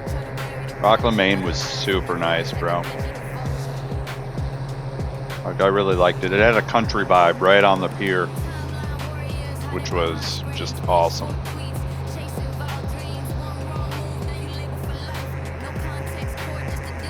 So I think the lighthouse is up here. They don't have it marked though. There's an airstrip. That's also, okay, Knox County Regal, or Regional. Owl's Head? Did she say it was Owl's Head? I don't remember. And it doesn't transcribe Chat GPT chat for some reason when you're using voice chat. But I do have a banner. I have a new banner for all my social media. It's totally AI'd out. I'm like, it's getting to the point, especially in marketing, where if you're not using AI, you're not even trying, bro. That's how people are perceiving it. You'll have some people that'll be like all over the, oh, you got an AI profile, bitch, blah, blah, blah, blah. But in marketing, how much shit are you watching on TV right now that's been generated by AI? How much social media are you scrolling through that's been generated by AI? And I will tell you 100% proof positive, at least half of it. At least half of it is AI generated.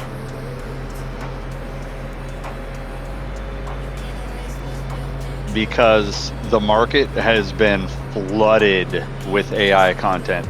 Like, just think about it. All right? You got a Super Bowl spot coming up Friday. You know, are you going to hire a $60,000 to $100,000 team to go film a commercial? Or are you going to put a few prompts in and smooth it out till you get what you want? Which one's going to take up your whole week and cost you more money? It's all business. It always is going to boil down to business. And if you can perform the same or better by using AI, why wouldn't you do that? Why would you use the traditional methods? Like, I was farting around with AI making McDonald's commercials, jingles. And like, I deleted all of them, but brother, I got real hungry for McDonald's, I'll tell you that. Oh, here we got the Captain Neil Burgess. Change one of the S's to R. Captain Neil Burgers. I want to go to Captain Neil Burgers, see what kind of burgers they got there. So we're going to these POIs here. I'm curious.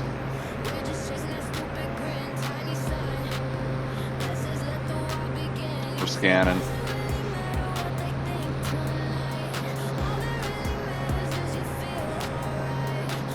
I gotta remember you guys are watching with me, so it gives people a headache if you move the joystick too hard. I know. It gives me a headache when I move the joystick too hard, and I know where I'm going. So it's a visual process. We got to think about the end result, you know. Do we want to get high? Let's go. Let's get high. Let's do a tail stand.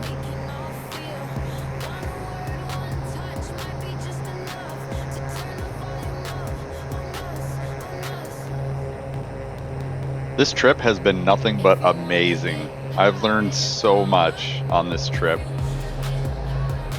So alligators look like logs. I found several alligator, I don't even know, what's a group of alligators called?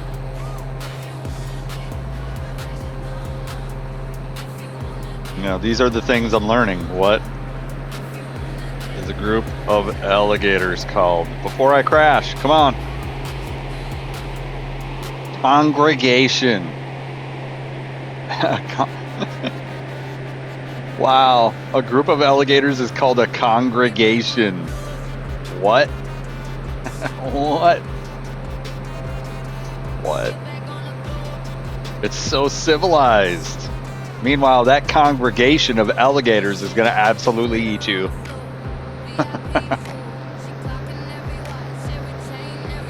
So we got a POI coming up. Super excited about this first POI of the day. I think we've already seen so many live boats. We don't got to freak out about them anymore. So many live planes. We had a live player farting around. He landed his jet in the ocean and logged out. And both of us flew upside down. We both went like this. You ready? Whoa, we don't want to go that far up. We both were flying upside down, side by side.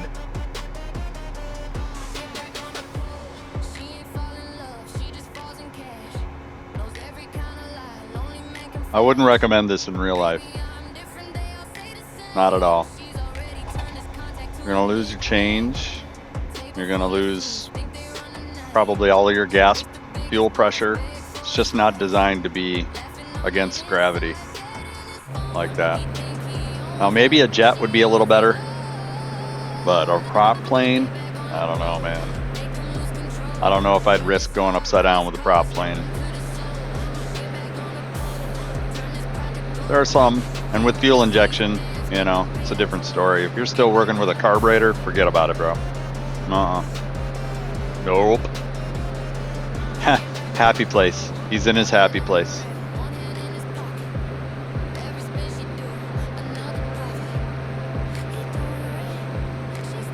Yeah, I definitely put the more poppy songs second on this album.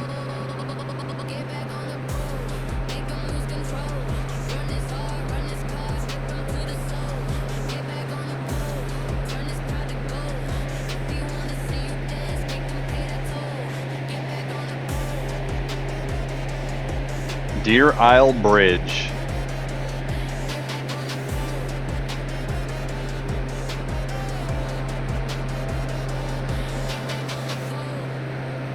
Oh.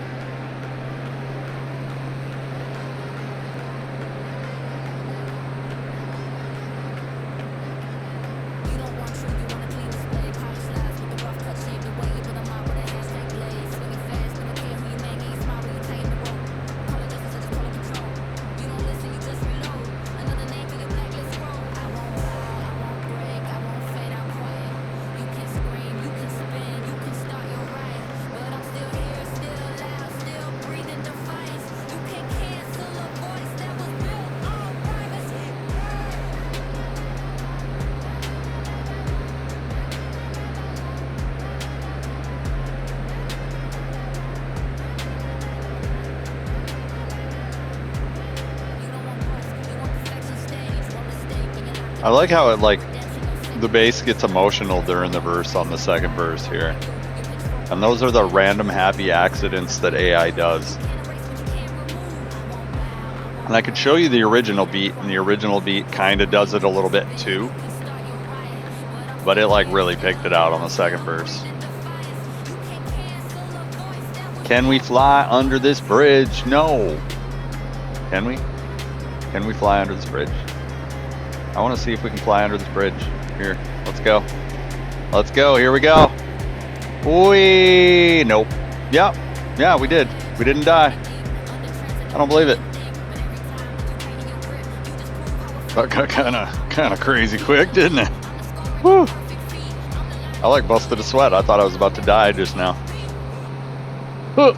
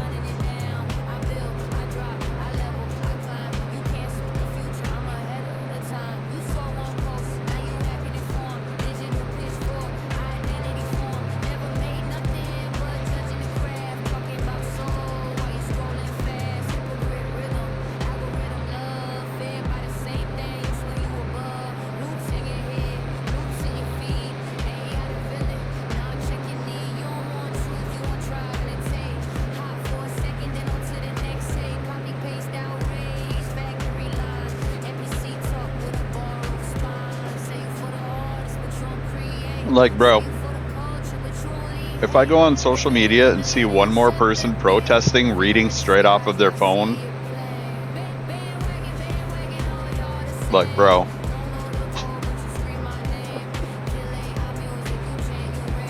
when you have the ability to speak in public, you should actually care about what you're talking about, and not just read something that somebody told you to say.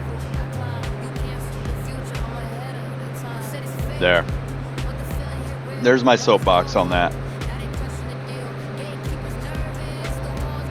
Proof that some people can't think for themselves is that they're reading straight off of their phone in a public speech.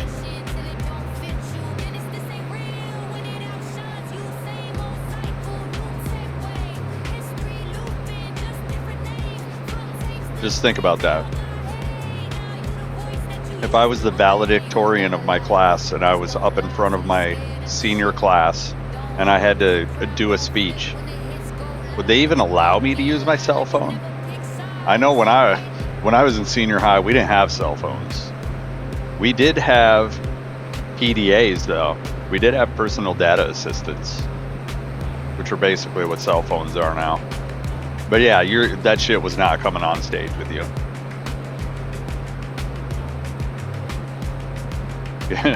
A buddy of mine posted a picture of, they created a microphone clip for vocalists so that they could read the lyrics off of their phone. And I'm like, bro, that's so shit. That's so shit. Sorry, everybody in the music business, if you can't memorize your own lyrics, you ain't ready to play live.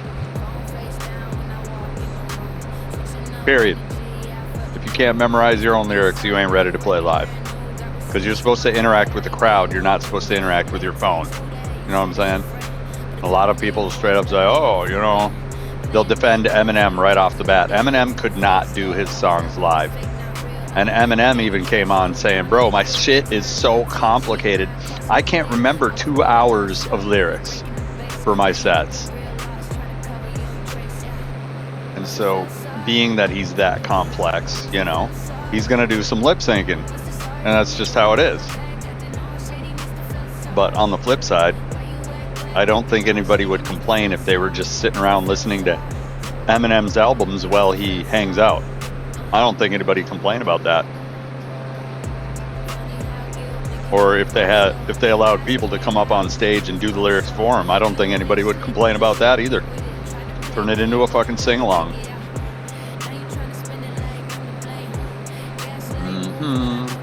Boop doop a doop. Boop boop boop a doop a doop. Buddy boop boop boop a doop a doop. Doop a doop a doop. If you want to be unbanned, you're gonna have to ask me nicely in a whisper.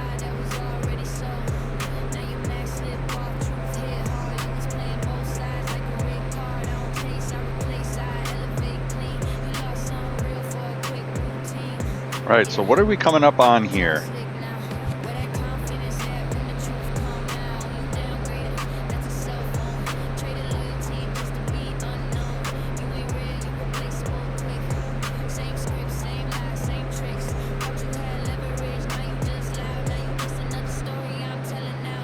Oh, of course. Mount Cadillac. Eagle Lake and Mount Cadillac. Look at...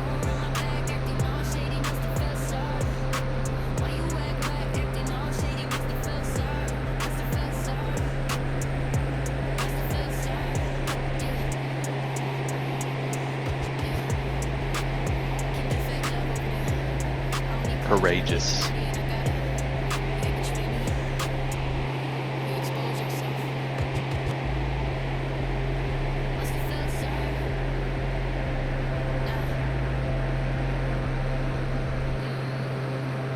Feel stupid.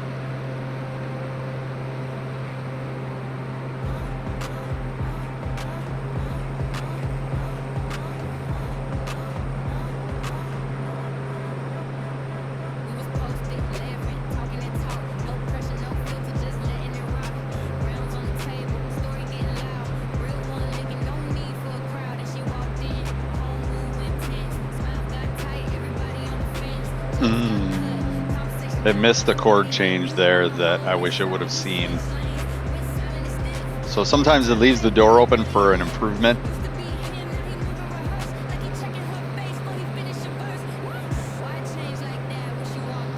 Why? What? Hmm? Why? Where? Where?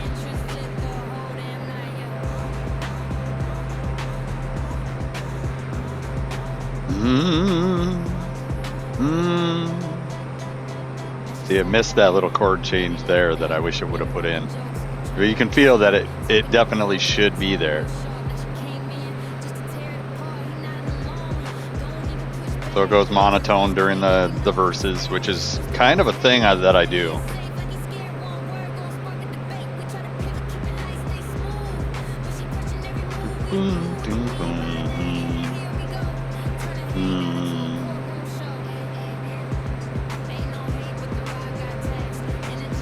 And you can hear that it's kind of hashing out a chord progression here. It's like, I like that it tries to think for itself sometimes. I like that. I've been programming drum machines and fucking MIDI synthesizers for fucking ever, dude. Forever. My dad had a TX-81. Do you know what that is? You should look it up. I think it was a Digitech, if I remember right. And he had something else. He had something else that was an A-drive sequencer. An A-drive sequencer. And I'll tell you right now, I am not trying to fuck around with that shit anymore. Not at all. I think it was a TX-81 synth rack.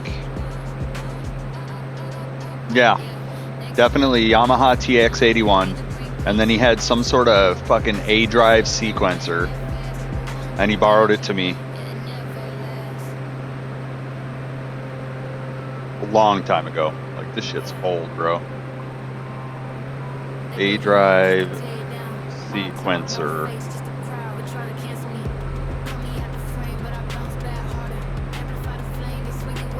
Images. Let's look for images of an A-drive sequencer, and I'm sure I'll find it real quick.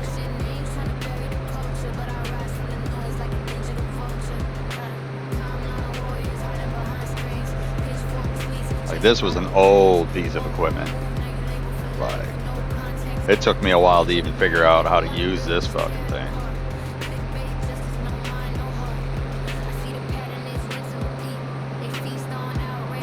I should just type classic. Like, it was probably older or as old as A-drive computers. Classic A-drive sequencer.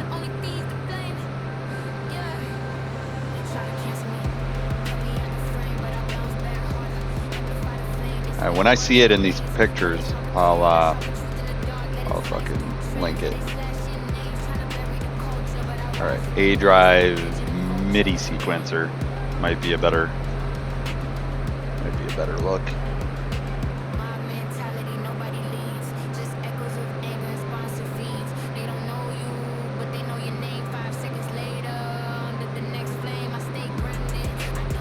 That thing was old, dude. Super old. Like, now people are making sequencers with Raspberry Pis and shit. Like, I don't know if people understood how brutal making your own music was in the 80s. It was brutal. Brutal. Like, somewhere in the 90s, all of a sudden, home production became a thing. You know, like home production 4 tracks.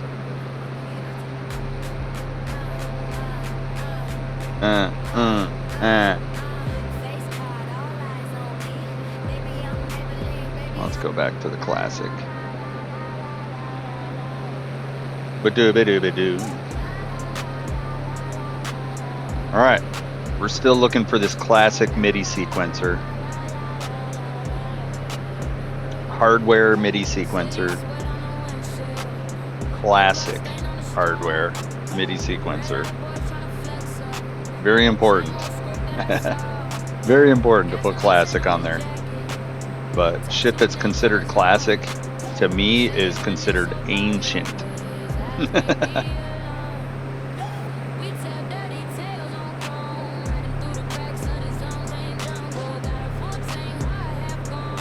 Classic A drive.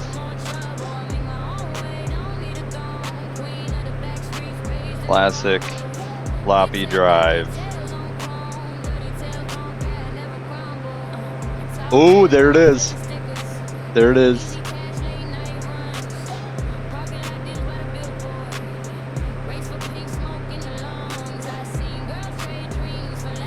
It was an Akai, for sure. An Akai ASQ10. That's exactly what it looks like.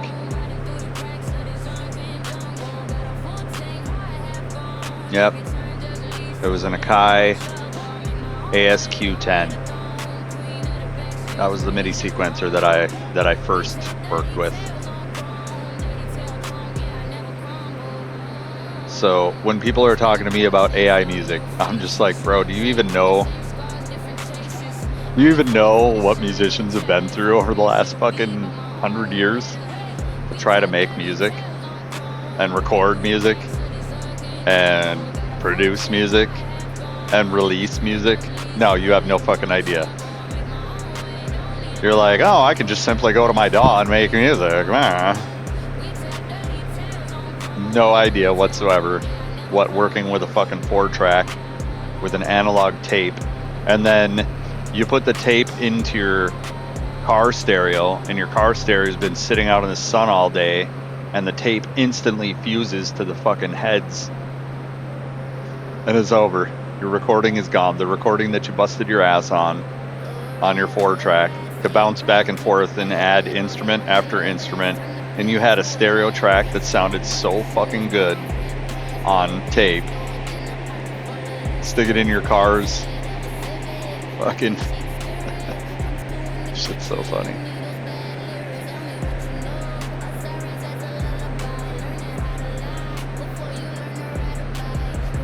On my back.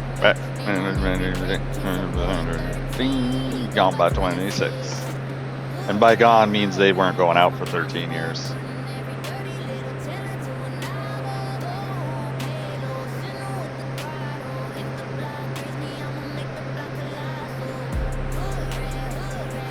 Alright. Anyways, we chillin'. We're on the northeastern side of the United States, and we're working our way towards Canada now, I believe. And I'm not sure where.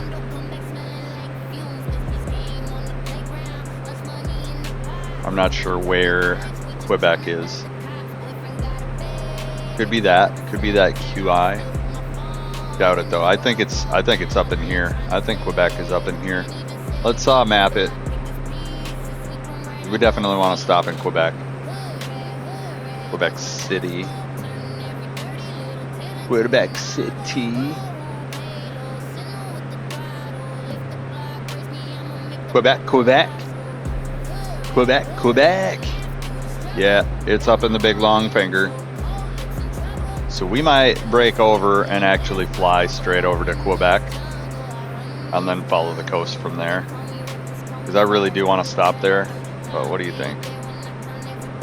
We could go all the way around the outside and still get there anyways.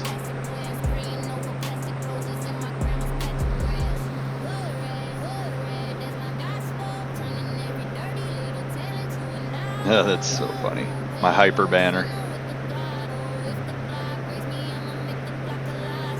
We're definitely going with the hyper banner. And here we go. We'll unveil it for the second time, the hyper banner. There's the Influence MN hyper banner. We do networking, streaming, real estate, gaming, and bodybuilding. And that's a pretty busy fucking life. I should have put yard work too. Show me sweating with my fucking... Shit's so funny. So funny. I look real determined. I look so determined. This is what ChatGPT thinks of me. That's so funny. That's what ChatGPT thinks of me. So, did it come up with that conclusion as that's what I am? Or did it come up with that conclusion because that's what it wants me to think that I should be? These are good questions. When interacting with AI, you have to remember that most products are designed to make you feel something, and you have to assess what is it trying to make you feel. And so AI has made a banner for my channel that shows me gritting my teeth and fucking getting on in there, looking big as shit, finding, listing, selling, you know, kicking ass and taking names. So it makes me feel like gritty, you know. Why is AI trying to make me feel gritty? I literally, like, I can read what I told it to do. Here.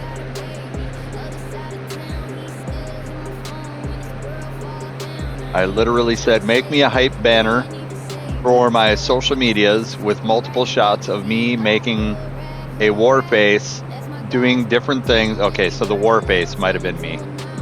With doing different things with text of those things that I'm doing. And let's go, think angry Viking or Spartan. And that's what it put together. So it did do somewhat what I wanted it to do. And I like how it's got the finger pointing too on one of them, because the finger pointing is this screen right here.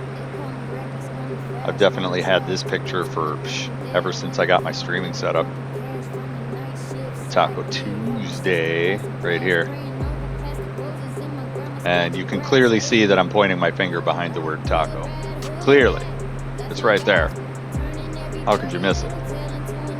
So, like, gotta be careful with AI, man, because they know you better than you know yourself, and they also are programmed, professional. Like, ask ChatGPT for therapy sometimes and see what it does. Now, you do have to have a login, and you do kind of have to vlog with it a little bit so that it kind of knows you. But ask ChatGPT for therapy sometime and see what it does. Would I recommend it?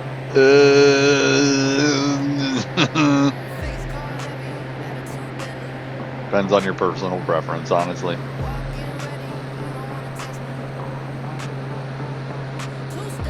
Just be careful.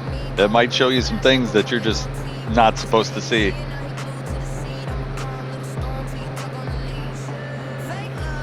Like, I think that some things with AI end up being a cheat code, and other things end up being absolutely retarded. And you have to be the person who understands context and can disseminate between the two.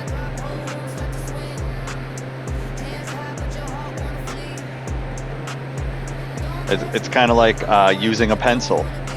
If you know how to use a pencil, you're going to come up with some crazy artwork.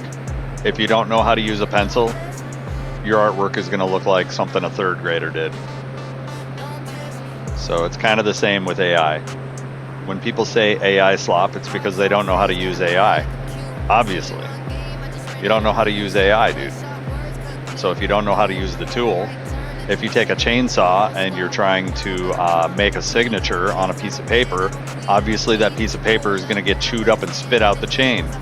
You know, it's too much tool for a piece of paper.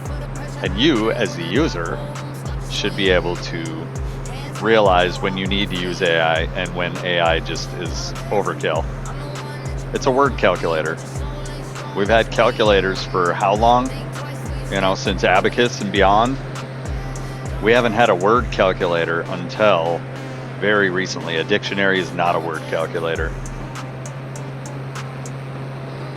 So to have something that is so far over the top from nothing is crazy. It's absolutely crazy. And I mean, search engines were kind of always going that direction. But now, yeah, we'll see. We'll see how dumb people get. Because I feel that there are going to be some ramifications and repercussions of making wordsmithing way too easy. Way too easy. Those of us that are really good at math, it's a godsend, honestly.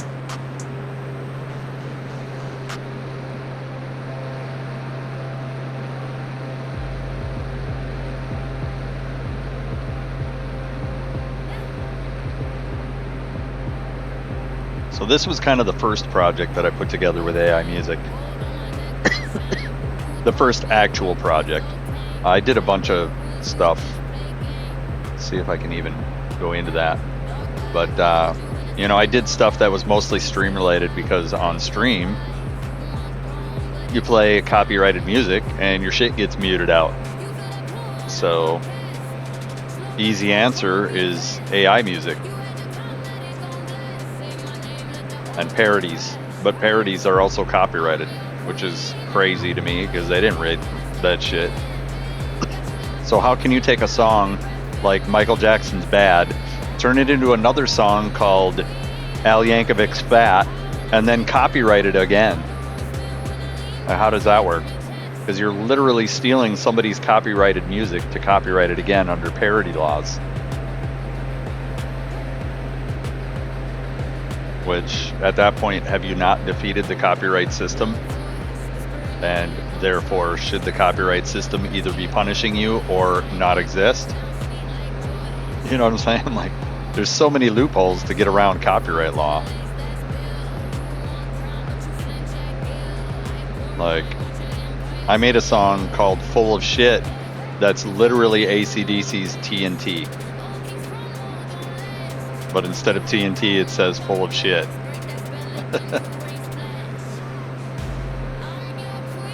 And because it's a parody, it's legal.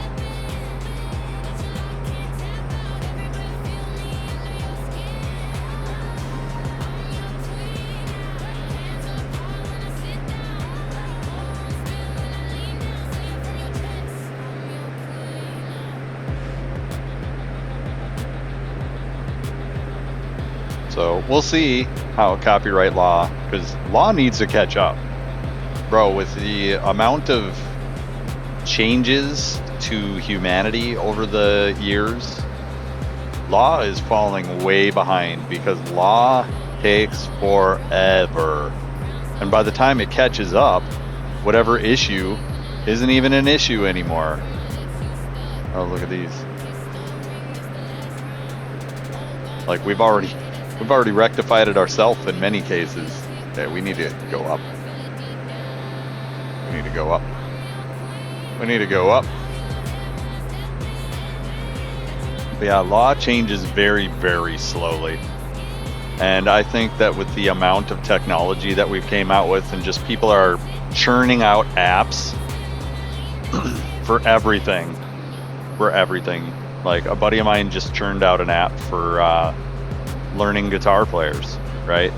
And everybody will say, oh, ultimate guitar, blah, blah, blah. Bro, ultimate guitar is good for tabs. It's not good for learning how to play guitar itself. But there's other things about music too. And the more you learn about more things, the more you know and can be cross conversationally on things, right? So with music, the more theory you learn is like studying English, right? The more theory for music is like studying English or language, right? So you can communicate with other people who've learned the same English and studied the same English that you've learned. When you start popping out all these advanced theories and everything else, you're going to lose people unless they're at your level of study. This is something that humans have been having problems with for a while, is you have to study communication deeper and deeper, and it's kind of a double-edged sword, because if you learn too much, half of what you learned is useless because people aren't going to understand you anymore, you know, because you're using words like, you know, I can't think of a word right now, but like supercalifragilisticexpialidocious. Somebody's going to be like, what the fuck is that word? I ain't never heard that shit before. And it's like, oh, it's Mary Poppins. Like, clearly, you've never seen Mary Poppins before. And so by communicating that word, I can tell if somebody's seen Mary Poppins or not, which really doesn't matter. but it's communication. It's the same thing with music. You study music theory to communicate with other musicians. You don't study music theory to get better at playing your instrument. You don't study music theory to get better at writing songs. Because music is kind of like a code that every musician is on their own personal journey to unlock their own code, right? And learning music theory will help you unlock your own code to a point, but what it really does is helps you communicate with other musicians. So humans have this ever struggling learning about communication to communicate with other musicians, with other English speakers, with other Spanish speakers, with other this, with other that, with other this, with other that. But there's a lot of things that there is no language for. And the more you learn, the more you run into that, is there's just some things that have no language for it. Like, trying to think of something that I can, like karate, right? They have names for all the moves and everything else, but when push comes to shove, how do you explain to somebody that if you see them move for any reason, there is a catch-all move that you can use that'll get you out of that? And it should just be your default mode of operation unless that person knows it. And then it should not be your default mode of operation. See what I'm saying? There's a lot of things that like have no communication written for it. It's more of an intuition, not a communication. Some people, like the book Think and Grow Rich, would say that that's a sixth sense, and you can't write down and explain to somebody what the sixth sense is if they're not worthy. You can't do it, because it's somewhat to do with like trends, you know, and after you see trends for a while, but that's kind of dangerous too, because you can start pigeonholing everything, and if you pigeonhole the wrong thing into the wrong thing, you're gonna look real dumb. So it's like you have to objectively look at things and determine whether it fits into that pigeonhole or not quickly. And so these are things that, like, when you learn communication, the more communication you learn, the more you're going away from things like intuition. Intuition is a completely different thing, and it doesn't have a written language. So, I don't know. And it's kind of the same thing with music too. You can theorize everything with music, but at the end of the day, there are songs that don't fit any sort of theory that I love. Love them. So when you rely too much on communication techniques like music theory or English, you're really going to die to the things that you can't see. You're not even, you're going to have to concentrate extra hard on the interconnections of things you can't see. And there's no way to write down exactly what's going on that. Like, at face value, what you see a bunch of people sitting at a bar, but you don't know who knows who until they talk to each other or whatever else. And the underlying things of intuition, a lot of people are really dumb at that, including myself. I mean, I'm pretty in tune with the etherverse compared to most people, but there is no way to really learn that unless you concentrate on it. There's no school for it. I promise you, there's no school for that.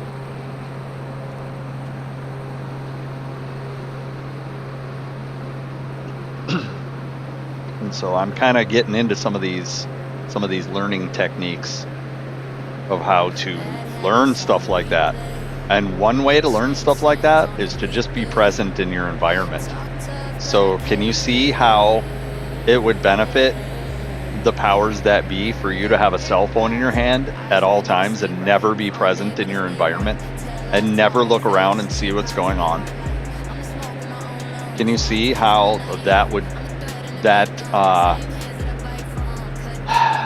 I don't even know how to describe that either. Like, there's not really a lot of well-documented ways to talk about what I'm talking about. But let's say you go to the food court at the mall, right? And you look around and you see everybody is on their cell phones if they're by themselves. And if they're with friends, even some of those friends are on cell phones and just scrolling social media, willingly consuming agendas and propagandas as defined by the algorithm. Whatever the algorithm wants you to consume, that's what's going to show up on your feed. So what does Facebook want you to consume? What does Instagram want you to consume? And furthermore, you're separated from your external environment. You're in this food court and you're just stuffing your face with whatever, you know, restaurant is allowed to be there, which isn't necessarily the best restaurant for you. But furthermore, you're separated from your environment. And if you're not perceiving actually what's there, you don't know the hows behind what's there. You don't know who knows who. You don't know anything about anything until you practice observing things that are around you. That's the first step to unlocking a lot of things, is just being observant. Like, you're never going to learn a job if you're not observant, right? You have to observe it. And like, observing your phone doesn't count. It doesn't count.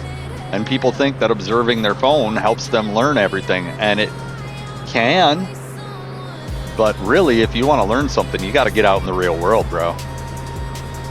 Like, hands-on over book learning any day of the week.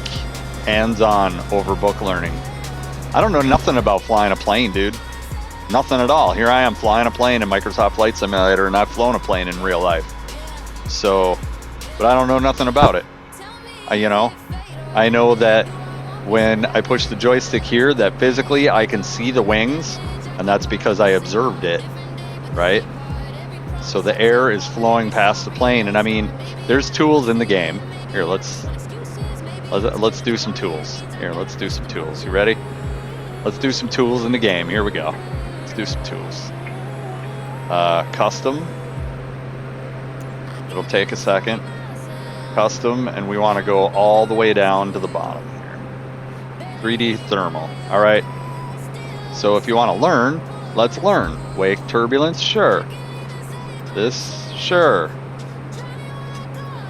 And now you can look around and you can see and learn you some stuff, right? So wind is always moving. It's a moving medium, right?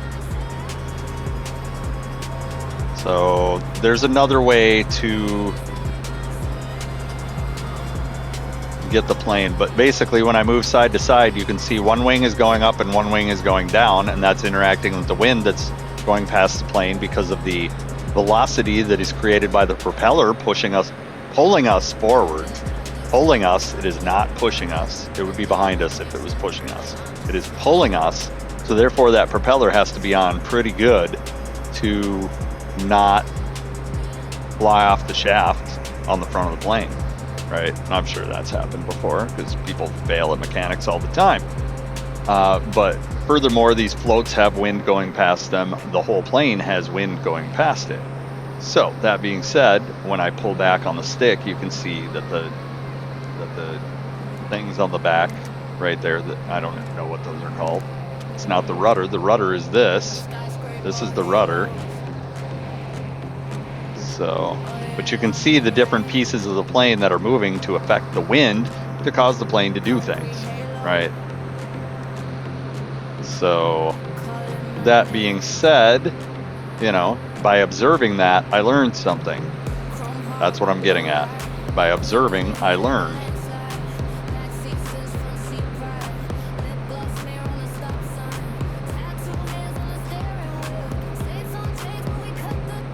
That goes away. So the first step of learning is observing. You cannot learn anything if you are not observant. You can't. You can't learn a single thing if you're not observant. Because you're going to learn it out of a book, or you're going to learn it in real life. You're going to learn it, but you have to observe it to learn it. So that's going to be my thing of the day. So right now I'm observing the coasts of the Americas, and we're learning. We've learned a lot. We've Googled a lot. We've mapped a lot. We've done a lot of stuff. We've learned that some of the restaurants I went to in 2011 don't even exist anymore. It's crazy. Crazy.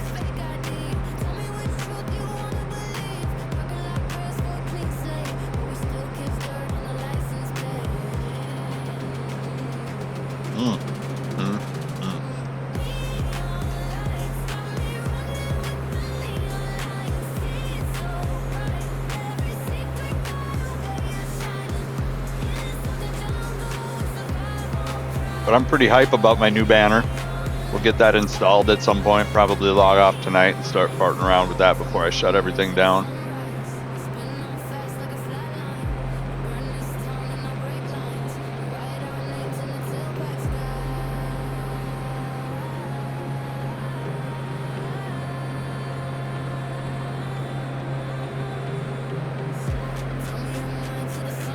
I just can't believe how well, how well ChatGPT knows me. I gotta be careful.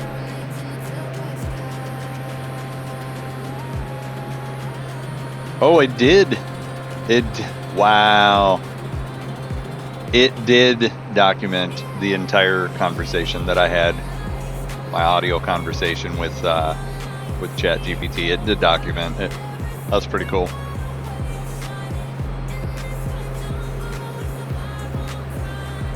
Me and ChatGPT go way back. I should start talking hood to ChatGPT and see what happens. Man, we go way back in the day. See how she responds. Yeah, we go way back, don't we? Like, how far back do we go, ChatGPT? What's up? Tell me about our epic relationship. I don't know if y'all were around when I was working with Meta AI. About a year and a half ago, I was farting around with Meta AI, because Meta AI is free forever, pretty much. And it'll sit and talk with you, and I would check it. I would check it every once in a while. I would try to backpedal and try to use social skills to backpedal its way out of a lie. I'm just like, you're a straight up liar. I didn't mean to lie. I just said something without checking it 100%. I'm just like, you lied. That's a lie. That's the very definition of a lie.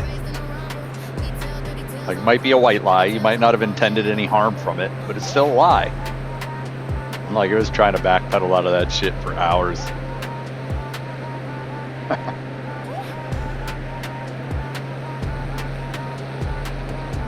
Like, making shit up causes harm, because when you say something, some people don't know that it's not a fact. And now to them, because somebody else says it, it is a fact. And that can cause a whole lot of societal problems. And people know it, and they do it on purpose. They do it on purpose. And what's worse is they'll do it on public TV and not even bat an eye and act like they believe what they're saying. I was like, bro, everybody's social media actors nowadays. If you're on social media, a lot of those are social media actors. And I wouldn't believe one fucking thing that most of the people on social media say. Doesn't exist. Doesn't exist. You're being catfished with information daily. And if you scroll by the minute. I was telling people a few years ago, you can go onto Facebook, and every time it says sponsored, ad, follow, I think those are the 3 indicators that I want to hit the X on that one and close it. I didn't ask for it. I don't want it. Get the fuck off my feed. And Facebook will try for a good 5 minutes of that, of you hitting X, and I don't want to see it. I don't want to see it. X. I don't want to see it. X. I don't want to see it. And then it'll start showing you your friends again after about 5 minutes of that on your feed. And it'll clean it up for a little while, and then it'll come back and start trying to feed you some bullshit.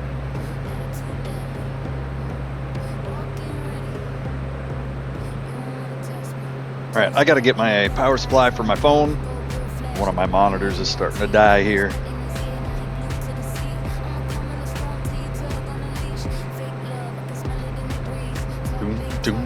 I actually like this remix version.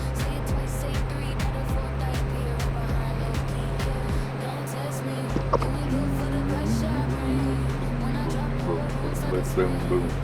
Whoa, don't get shocked, buddy. Don't. Alright, come on. Come on. Unplug. Unplug. Alright, so who's the motherfucker that designed power strips so that you can plug something in without a ground halfway? Fuck off with that shit, bro. Power strips should have never been skinny enough to plug a fucking iPhone plug-in halfway. You could get the shit shocked out of you.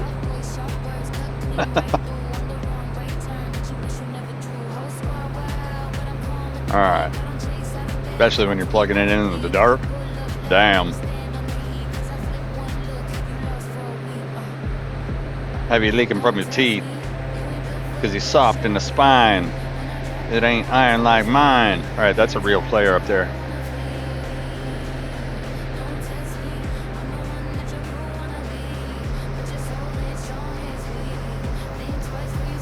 What the hell?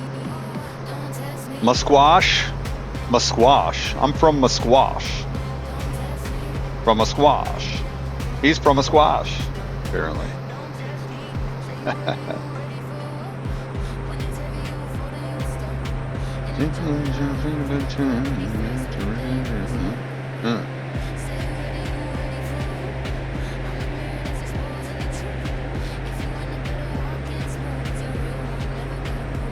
No.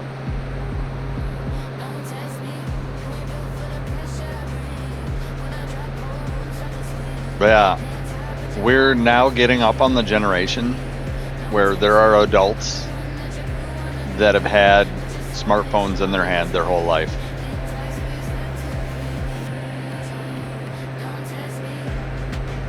And that's scary. That's really scary.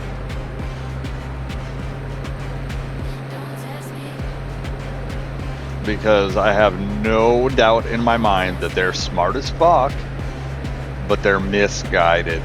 Highly misguided. Because if you're learning off of social media, you're highly misguided. And that's an unfortunate truth, is that social media is very misguiding. And you know, it used to be public television.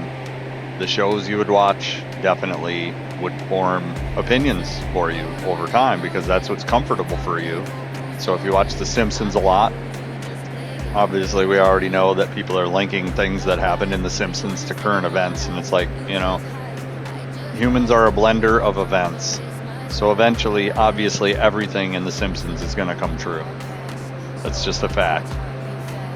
Like, don't act surprised about it. It's just a blender of events created in a cartoon, and eventually the real life blender of events is going to have moments that align with that. Doesn't mean that Matt Groening is a fucking alien that knows everything about everything. He's just an experienced human that made a cartoon, and reality is randomly aligning with events that happened in the cartoon. Which probably already happened before, it's just people are pointing it out to nowadays context. You know, it's not like... Our technology is getting smarter, but the events, especially social events, have not changed much in thousands of years. We still have witch hunts. We still have all these medieval things that we've had over the course of history. All of it. We act like we're more civilized, but let's be real, since the invention of electricity, we have not civilized that much and that different from the way that it was. I will say, however, between the 20s and 50s, humans were extremely smart. Does it have something to do with their prohibition? Possibly. Possibly. Does it have something to do with maybe aliens landed on the planet? Possibly. Possibly. I don't know.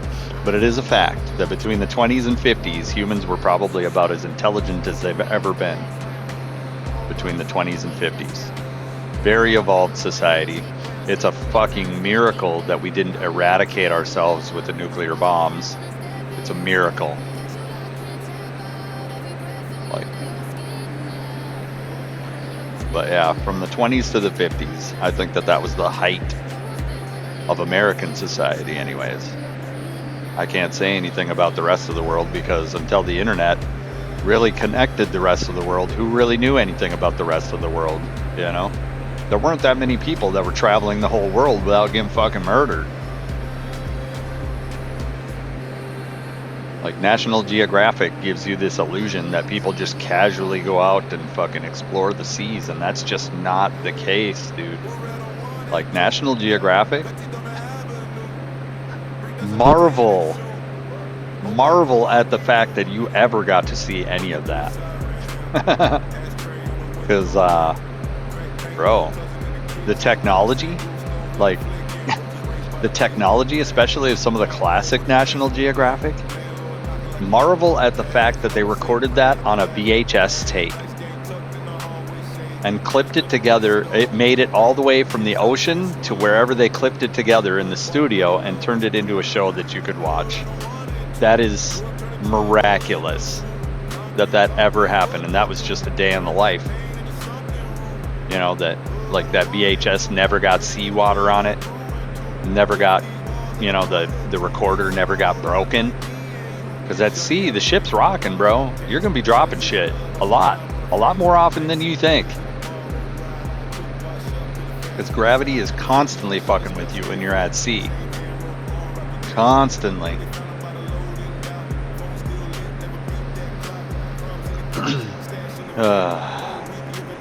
Yeah, National Geographic. That shit's funny, bro. Oh, this is a POI. Let's take a look at the POI. Tower National History, Martel Tower National History. Let's look.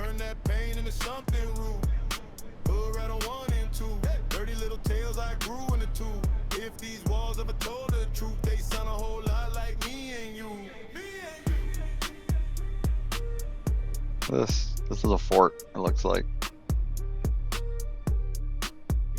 It's definitely some sort of battle fort. It's crazy. Oh,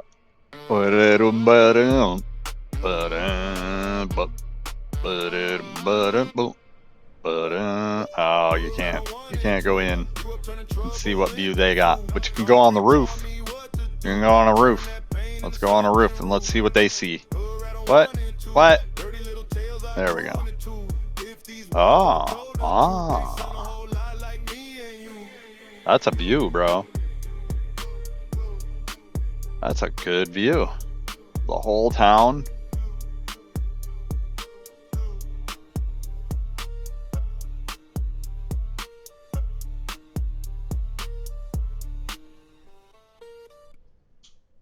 There's my plane right there. Yeah, plop.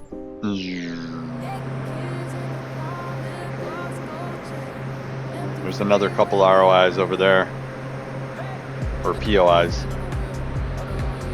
This song kind of reminds me of, like, the Hangover movie ending credits.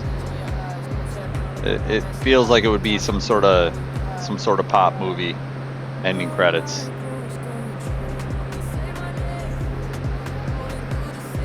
And, like, when a song reminds you of ending credits of a movie, it's probably a decent song.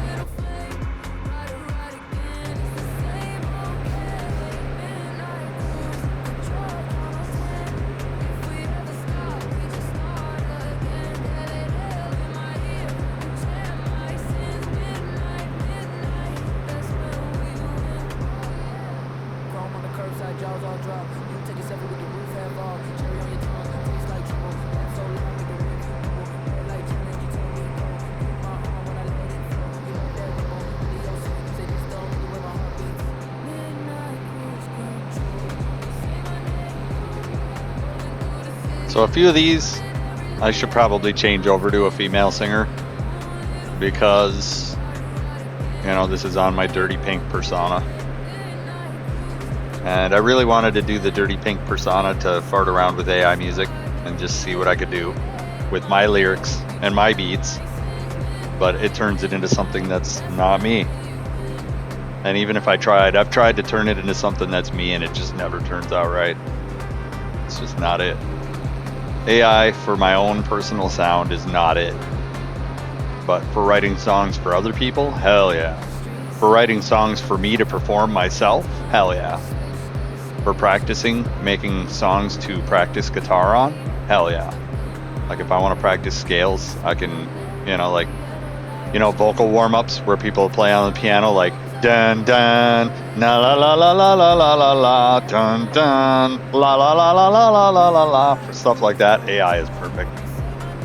For stupid shit that you just shouldn't have to waste a brain cell on, like warm-ups, you can literally just be like, I'm looking for a vocal warm-up in the prompt, and it'll fucking make a piano thing and do a vocal warm-up with you. Like, it's so easy, and you don't have to waste any brain cells to just warm it up. Make me a workout track that's 12 minutes long. You know? It'll do it. Make me a kick-ass motivational workout track.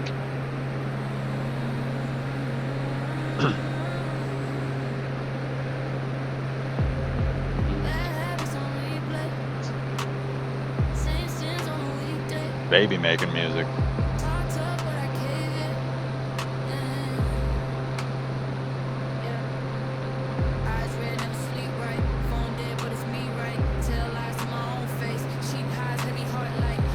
This is insane that you can see all 223 million square miles of the earth in this game.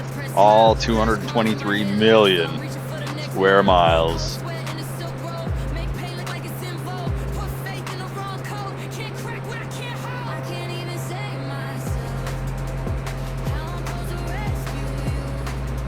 And in reality, there's over 1 billion cubic miles of flyable airspace in this game. Over 1 billion cubic miles. Let that shit sink in.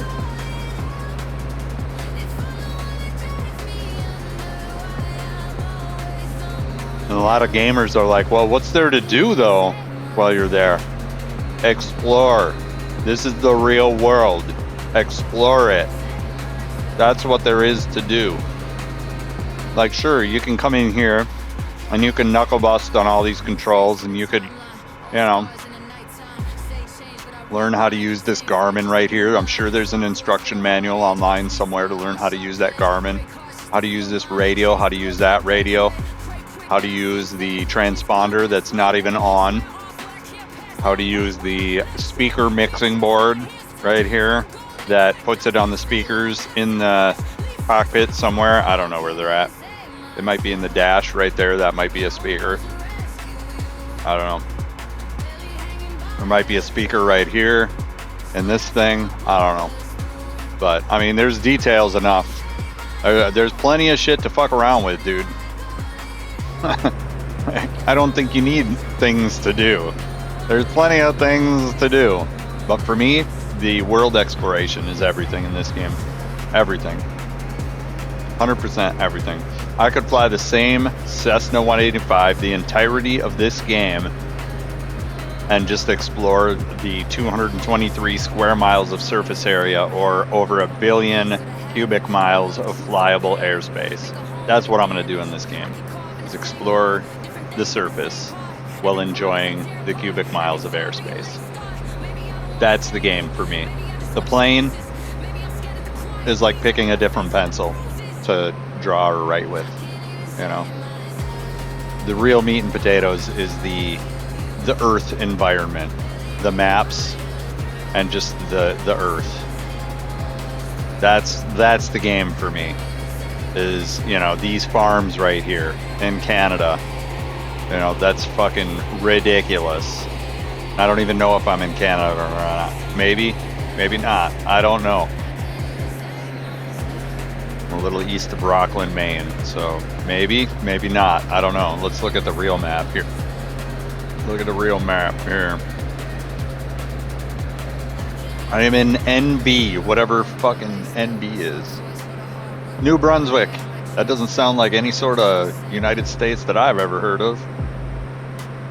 So I must be in New Brunswick. I'm in the Bay of Fundy.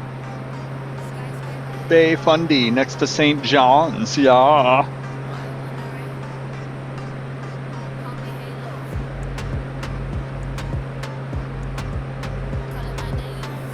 Calling my name. Bandwagon, bandwagon, to the bunch of bands. Down, down, down, at the fun of mine.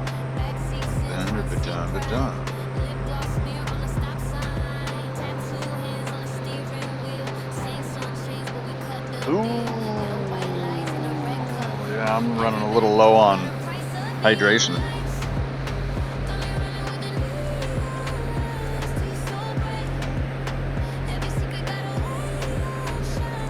And like, you know, the game is like PS3 or PS2 graphics in some areas, but some areas it's like photo. You go by it and you're like, holy shit, that's the IDS tower, bro. It looks just like it until you get really up on it. But you just gotta realize the scope of the game. It's the entire world, man. And it's fairly accurate in many, many places that I've actually seen in real life. So if it's fairly accurate in places I've seen in real life, I'm sure it's fairly accurate in places I haven't seen in real life. And therefore, by exploring places I haven't seen in real life, I'm almost experiencing them as if I've seen them in real life, and I can assess whether that's a place that I actually want to go in real life if I ever want to take a world trip. There is a place in the South Japanese Islands that I would love to go to. I don't think there's anybody there though, so we would need guns. Like a lot of these areas, we'd need guns. Like, where's the nearest person here, huh? You know, just because it's named doesn't mean there's people there. Like, here's somebody who's been isolated and forgotten to humanity forever. What are they doing? Whatever they want.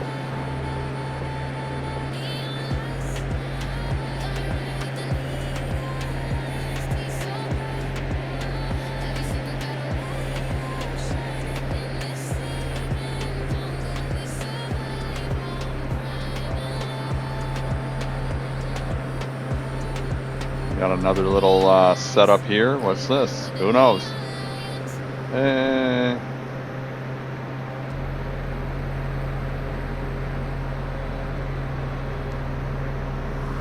This doesn't sound like one of mine. Nerp. Alright, so.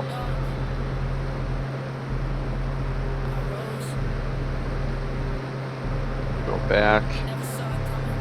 I kind of want to fart around with some of the first songs that I made on here. They're pretty funny.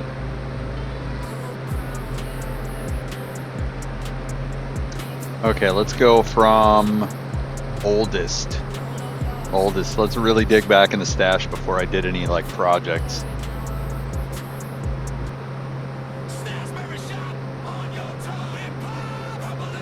So this was supposed to be the theme song for my stream. And this was the credits. So I'd start running, and I was doing this for a little while. Let's see.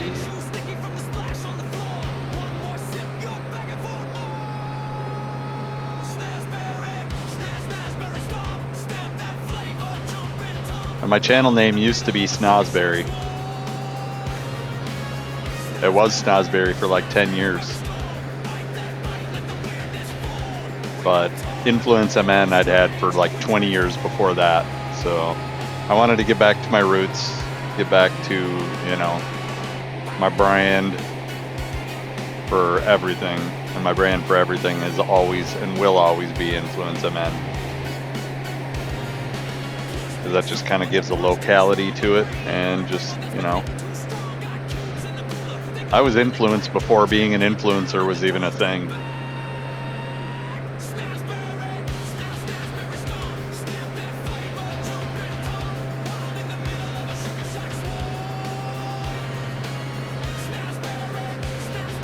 So there's that craziness.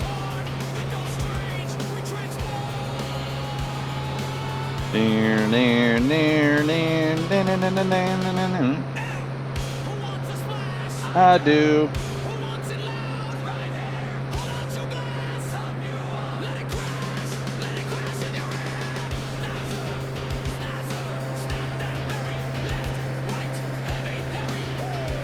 And it's like got a military feel to it and everything. It's so crazy. So crazy. I'm sorry, but AI music knows you too well. Too well.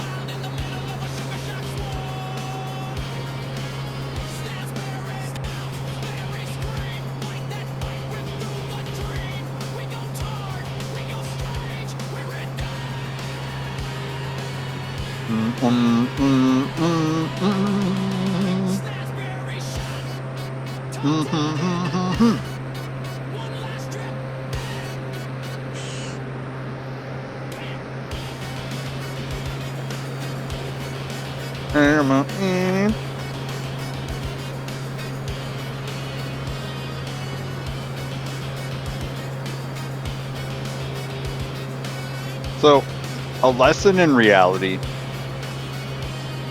that I learned a long time ago. So, and this was the intro music. So, when you listen to heavy metal, right, and you get that adrenaline rush from listening to heavy metal, I don't know the term for that, but that feeling is a lie. That's a lesson in reality. Anytime you listen to music and you get that badass feeling like I'm a badass and this and that, it's a lie. It's a lie. And the only way I've figured out to describe that to anybody is the movie Sucker Punch, right?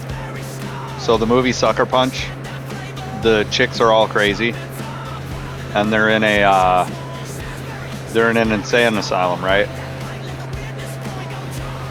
But they think that they're secret agents, right? That are employed by the guy who's dropping. You know what I'm saying? Like, the movie Sucker Punch is a really good look into like psychology as a whole, especially like when you're listening to death metal or something that's badass and you're like all pumped up. It's a lie. It's a lie. It's not real. I can go to the gym and I can not listen to death metal and probably lift more weight than when I'm listening to death metal. The death metal stresses me out, makes my form bad, and I literally get more of a workout working harder with less weight because my form is fucking horrible. It's a lie. It's an absolute lie. And you feel like you're getting a good workout and everything else, but all you're really getting is sore and injured.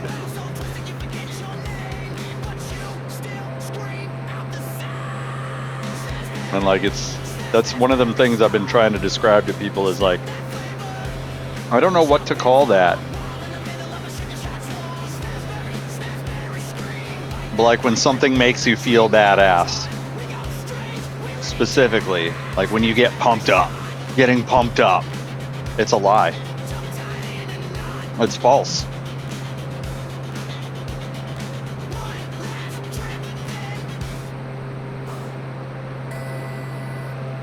Going primal, getting pumped up, you know, it's all a lie. It's a lie. You're feeling something that's not real. And in fact, your gym performance is going to suffer because of it. Training with more intensity, to me, means sticking to the plan and executing exactly to the plan. That's workout intensity. And anybody who's slowed down and actually gotten a real workout before knows what I'm talking about. There's people say intensity and they think, oh, you're supposed to be acting like a monster in the gym, or you're acting like an ogre in the gym. Nah, bro. Nah, bro. You're gonna get hurt if you do that. And furthermore, it's a lie. Like, you're not a badass. You know what I'm saying? Listening to the heaviest music on the planet does not, in fact, make you a badass. It makes you feel like a badass. It makes you feel like a badass, but you are, in fact, not a badass. You feel like a badass. And I don't know what the term for that is. False badassery? I don't know. But anytime you're like in your car and you get pumped up with a song and it's just fucking grinding away. And Throwdown Thursday is a good example of the type of music I love listening to. And it makes you feel like you're so primal and fucking caveman mode and this and that. But when you bring that to the gym, you're not going to want to go back to the gym afterwards. Like, you don't want to go to the gym that next day. You don't want to go to the gym later that day. You don't want to go to the gym for like 3 days afterwards because you're, in fact, not a badass. You're injured. And so some of these things, like, you know, who's there to educate you about stuff like that? False badassery. Don't bring that into the gym. And it's not really ego lifting, because in the moment you're listening to music that makes you feel like you can do anything, right? And you get up into the gym and you warm your way up into accomplishing some very crazy stuff in the gym. But false badassery always ends in injury, depending on your age. If you're younger, you might be able to get away with it a little bit. But when you're older, false badassery is going to fuck you up.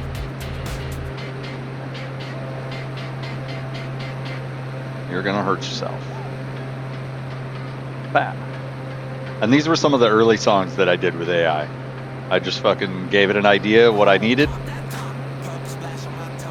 I wanted to come up with a snozberry drink. And this was when I actually first got sponsored with Dubby. And I was taking it seriously, like I was actually going to get paid from Dubby. Survey says that was a lie. Never happened. Ooh.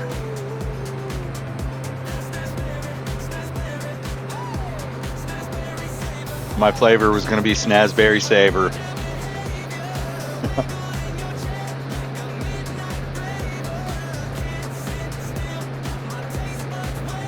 But yeah, the way that music makes you feel is fake. It's fake. And it's hard for your brain to decipher whether it's real or not. And, you know, you might actually think that what you're feeling when you listen to music is real, but it's fake. It's fake. Like, you know, listen to this, I feel funky, you know, it's making my mood get nice and hyped up. It's fake. It's fake. Why am I hyped up? I don't know. It's the music. It's fake.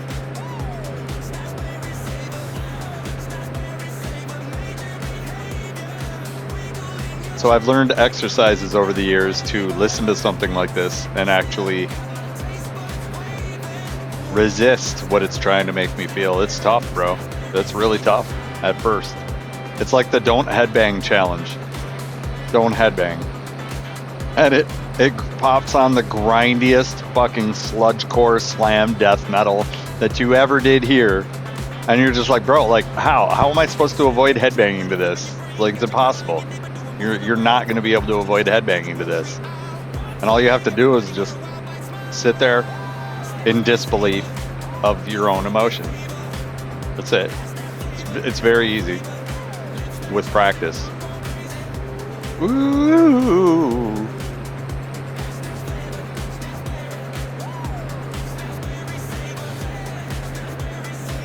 Oof. Like, you want a chicken neck to this. Everybody does. At one point, I was like, man, music is absolutely brainwashing. Absolutely. Uh-oh. Update my browser? What? Update my browser? What are you on about?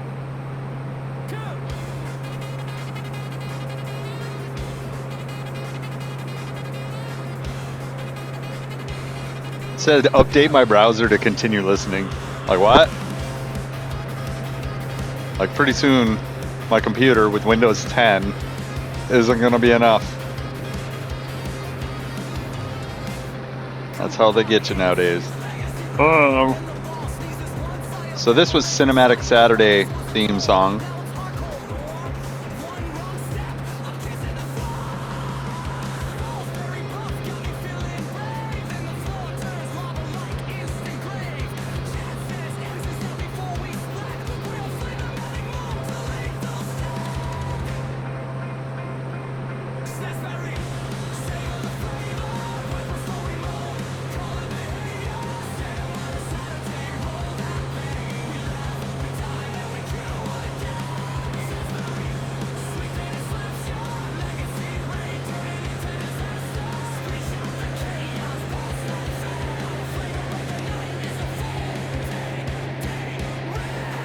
Full team derail.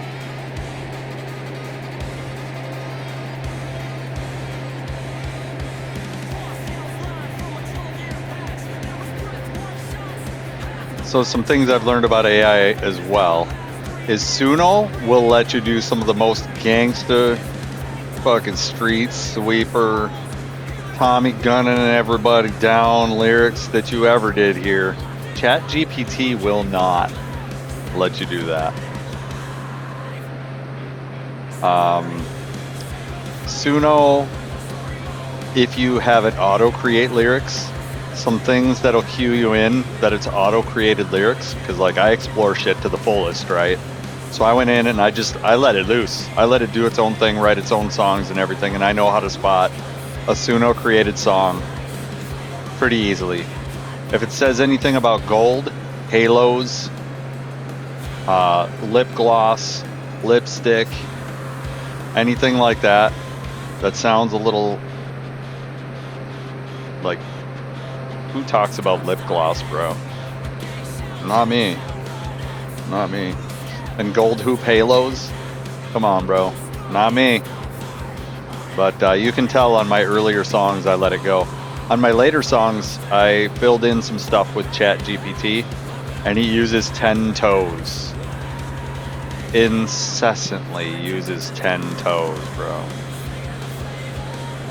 So now I know how to spot when a song has been created, especially lyrics with AI.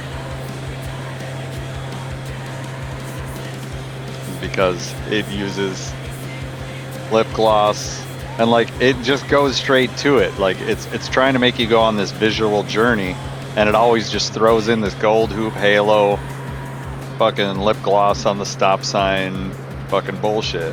And it's like, bro, like, I mean, obviously after listening to a million billion songs, you're gonna hear the same things over and over, but it'll start doing it after 10 or during 10.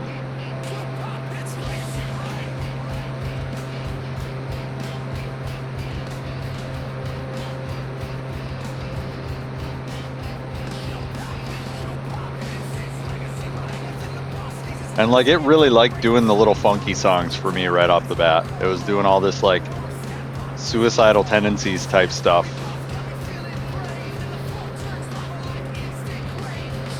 Like it's been a journey, you know? I think playing with AI music is kind of like playing with a new video game. And who cares if I'm making songs of any worth, you know? If it not for me, it would have made it for somebody else. You know what I'm saying? Or maybe it didn't. Maybe this song is one of one. Kind of has a feeling like Hollywood Undead for me.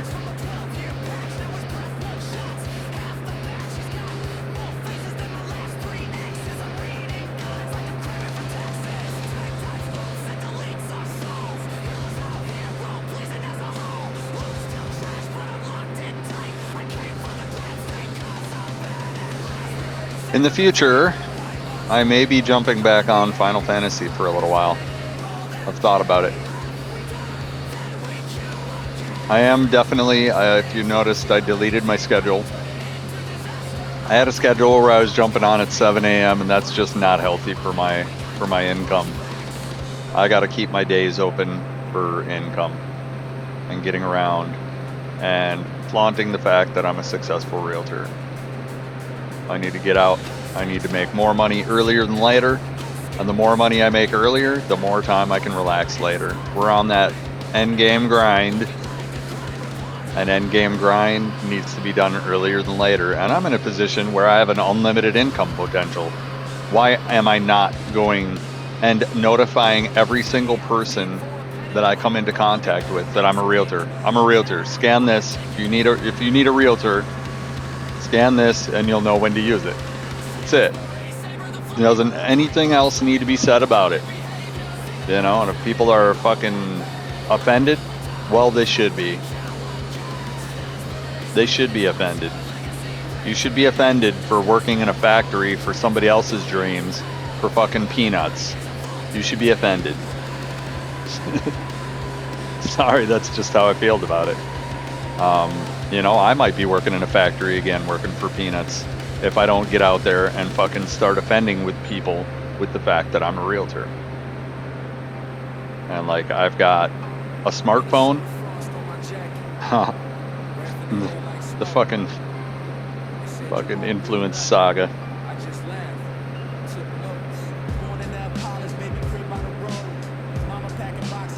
This is my life story right here. This song is my life story.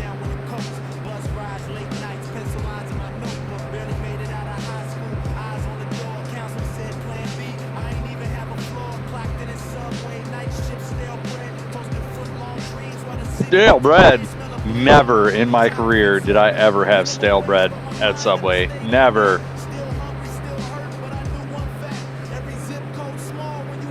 This rapper be lying.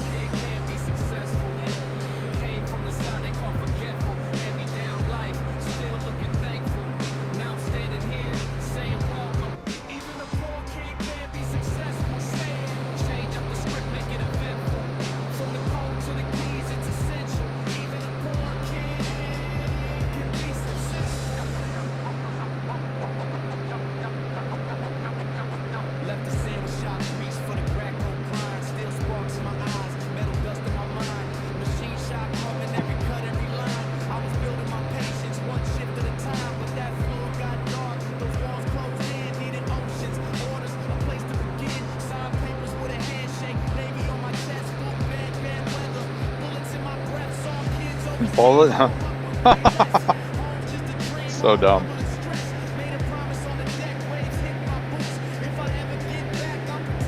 Like I was saying, there were some growing pains with the AI music, for sure.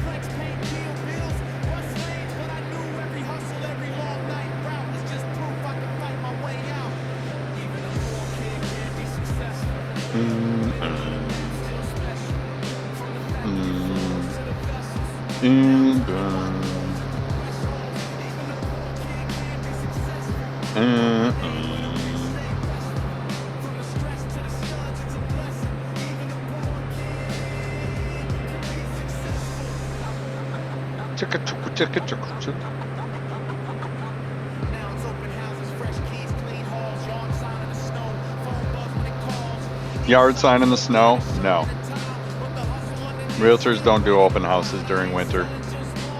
And the ones that do are desperate to sell their house. So lowball the shit out of them.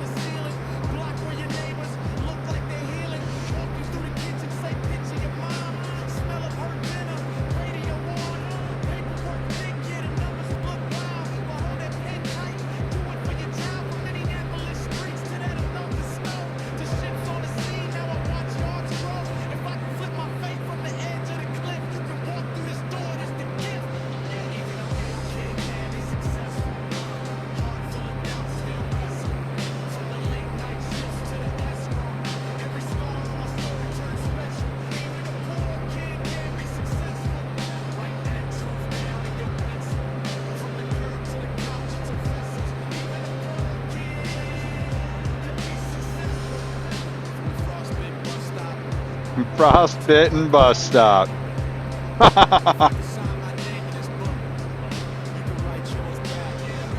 Sign my name in this bitch. That's funny. Whoa. Wow. Shaka chuka chicka chuka chicka choo. Real dumb. Here's the remix version. Oh, we're getting dark now. True saga. Influence a man's story. Frost on my jacket. Breath in the air like smoke.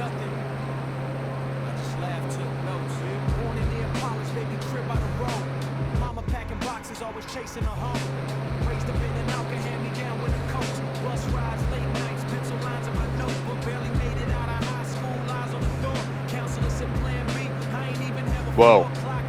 They skipped a lot of childhood there. A lot of childhood was skipped.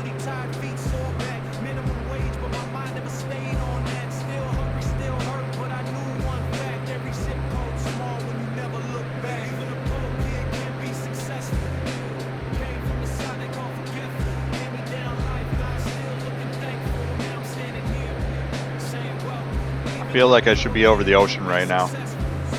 And these electric towers are like appearing and disappearing. I think we're out of RAM.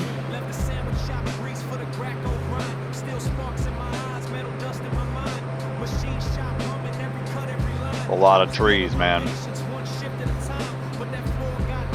Ba-doom boom. Ba-doom boom. Boom. Ba-doom boom. Doom doom. Okay, we want to go this way, but we want to see the water first.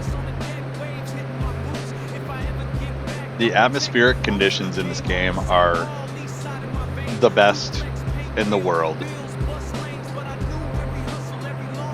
The terrain, I mean, you can say that it needs improvements, but it's still, there's nobody else doing this. There's nobody else doing this shit. This is 223 million square miles of the planet Earth in this game. There's nobody that's done it. Like, Microsoft is the only one that's done it.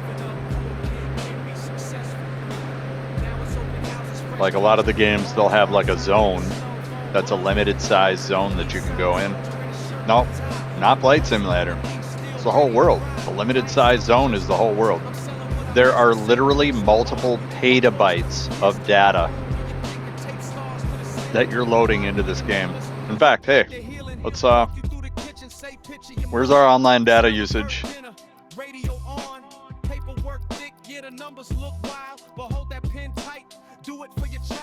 That's our online data usage since the 1st. And I'm sure that it kind of tailors this and cuts it back. But 727 gigabytes I've downloaded since the 1st. What did I just do? Uh-oh. What did I just do? I hit something. Oh, and I limited it at 100 megabits because I'm streaming. I don't want it to be unlimited, because then it'll start banging off the max of my cable, and then the internet starts acting weird. So I set it to 100 megabit limit, which is basically like what LANs were 20, 30 years ago.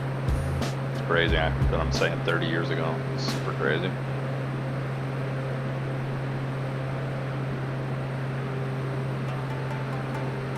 All right, what's this? Is this Mortal Monday?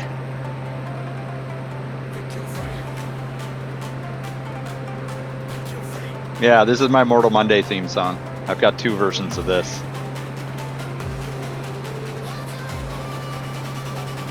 All right, let's go.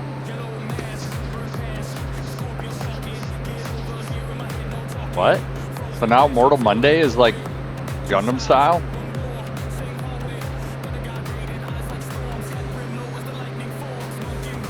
All right, we want to follow the coast that way.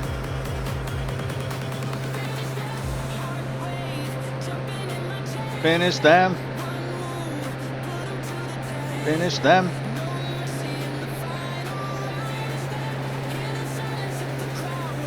Finish them.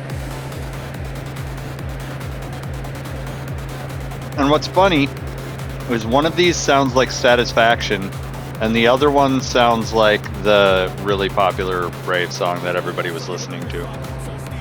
So this one, I'm not sure if this one's the Satisfaction one or not. It's been a while since I made fun of them. Because, I mean, you could do Satisfaction to this one. Then just touch me. And then just run my Satisfaction. I mean, you could do it, but I think the other one is Satisfaction. And this one is the... You know which one I'm talking about. A really popular fucking rave song.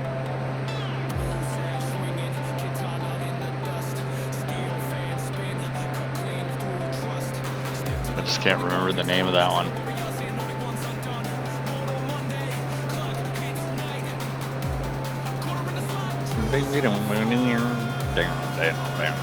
Ding ding ding ding.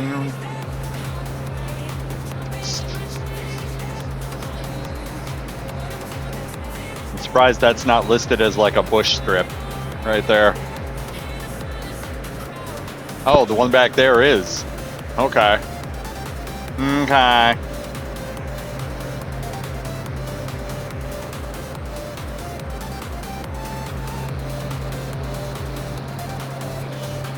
Finish that.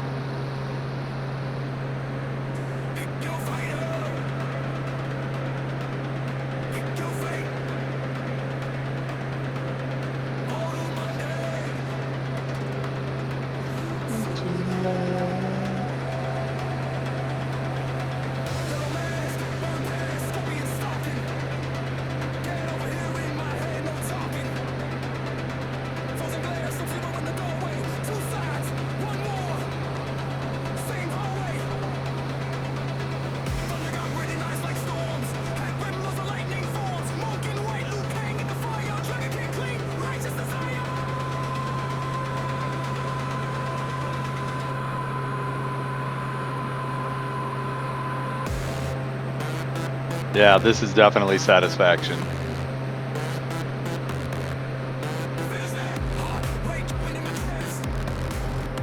You know, it's not exactly it, but it's it. And then I can get my satisfaction.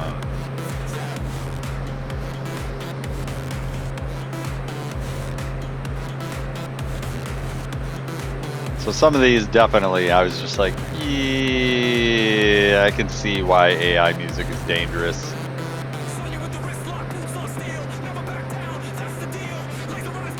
Real boat. We got some real boats. Oh, got some real boats.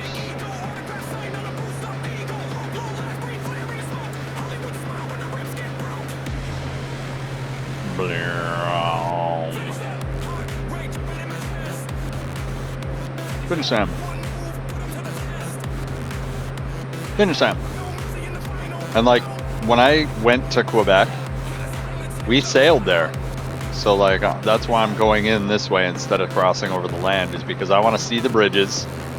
We almost hit one of the bridges. Like, they were not ready for ships as large as ours to be coming into there. Like, Navy ships have the tallest masts. Navy ships have the biggest ships by far. There's nobody who has carriers that are as big as our carriers. They can say they do, but I haven't seen any of them. Like, we definitely have carriers that I think are 8,000 people living on board. It's literally a floating metroplex.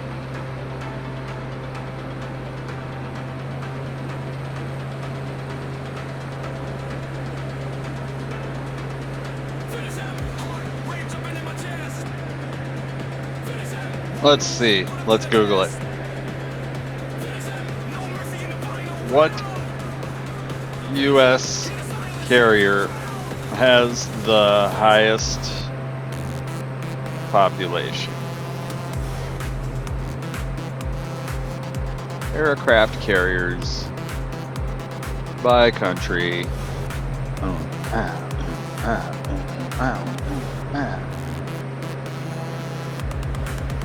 All right, we have 20 aircraft carriers. We have 11 more planned for 2026. Wait, no, that's total aircraft carriers is 20. So that's a combination of aircraft and helicopter carriers.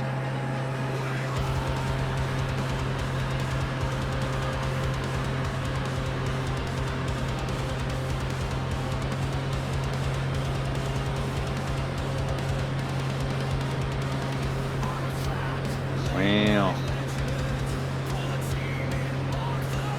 So the Nimitz. No, that's not exactly the answer I was looking for. Largest U.S. Navy super carriers by active aircraft. See, that's aircraft capacity. USS George W. Bush. I've been on this one.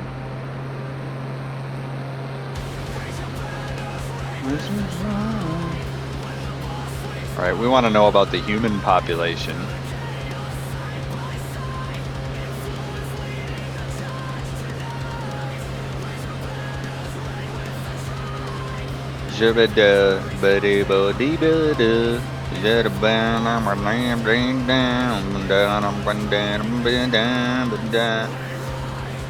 Rise. Rise.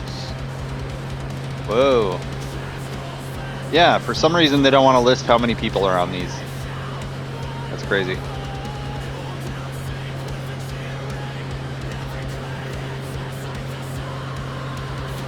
Of personnel. With the largest crews, here we go. Okay. So the largest.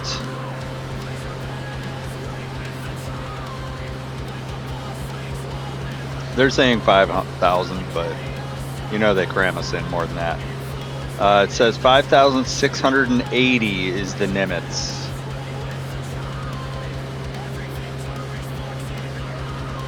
The newer Ford class is designed for 4,660 crew. That's just crew. That's not the ship riders. Crews of over 2,700. America and Wasp are the Marine carriers. Cyclone class patrol ship. Max crew 30.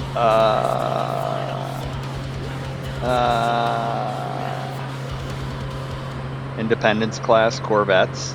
Yeah, bro. Crew 75. Damn. I should have went to a Corvette. That's a cool name. Avenger class mine countermeasures.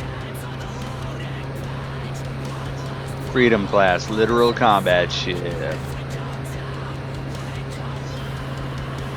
Class submarine.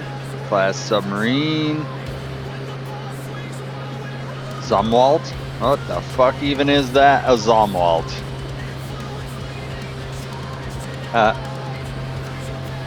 Seawolf class submarine, 141. Ohio class submarine, 153.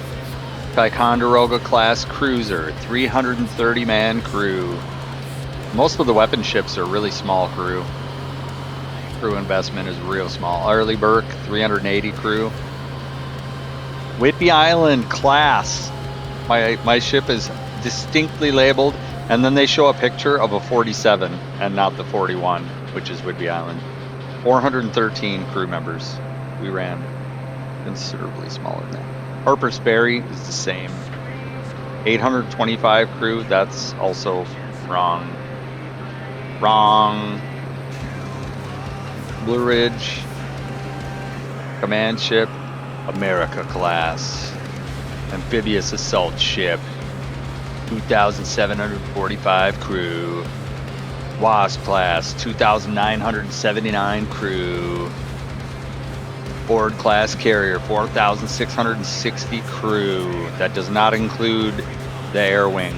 The air wing is not considered crew, they're riders. They don't have specific jobs on the ship. They have specific jobs as related to the aircraft. Nimitz, 5,680 crew. Okay. Crazy. Crazy. Now, I know that there's aircraft carriers with a full air wing that are carrying about 8,000 people.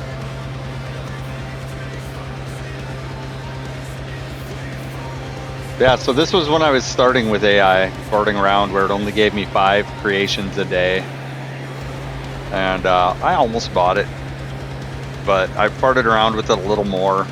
And I tried putting songs that I'd actually done in real life. I tried loading those files into it and seeing what it would do to it, if it would keep the song intact, and it didn't. It always was doing some random stupid bullshit. And not feeling that. Like, if I make a song where I'm singing, I want to hear me singing. What's up? What you doing, kitty? Kitty wants attention. Kitty wants attention. What's a kitty wanting attention for? What's a kitty want? What's a kitty want? Kitty's on my banner. If you haven't seen my kitty, he's a good kitty. All right, we're gonna flatten out here, and we're gonna give my cat some food.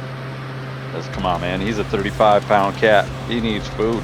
Here, look. We got some food to be chomping through, buddy. What is that? And he knows. Like, he knows. He's had a good amount of time to learn how I work. And I work like this. Bro, I want every nugget out of that bowl gone today before I'm giving you more. And he finishes the food all the way down, like multiple times a day.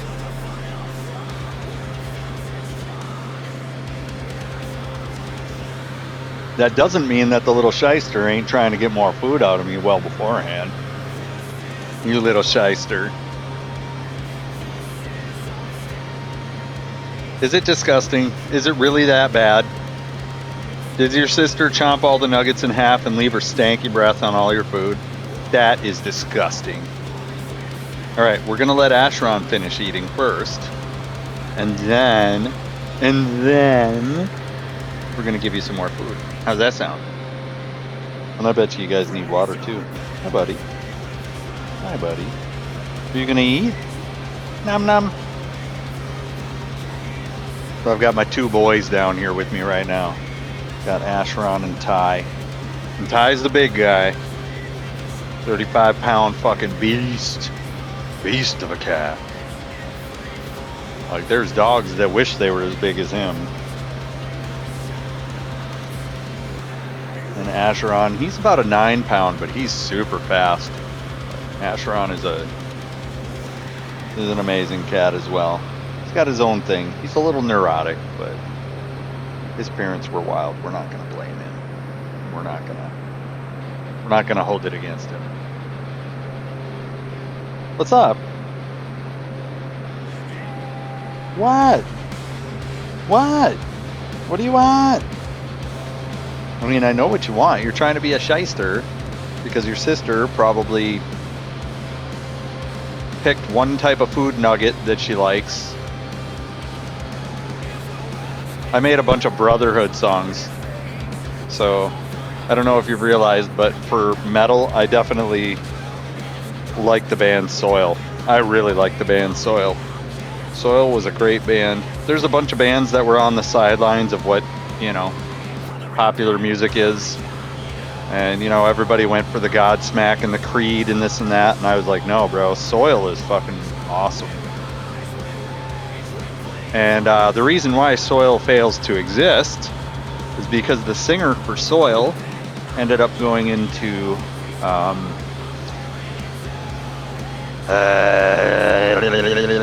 Drowning Pool. And the singer for Drowning Pool died. The singer for Soil went over to them, and I'm sure they'd already broken up. I'm pretty sure that's how it went down. Like a soap opera.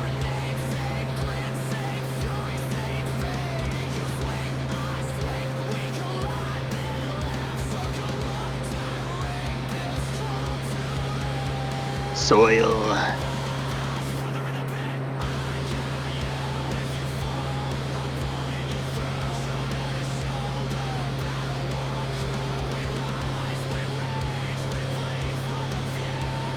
Soil, American band. Chicago, Illinois. Members.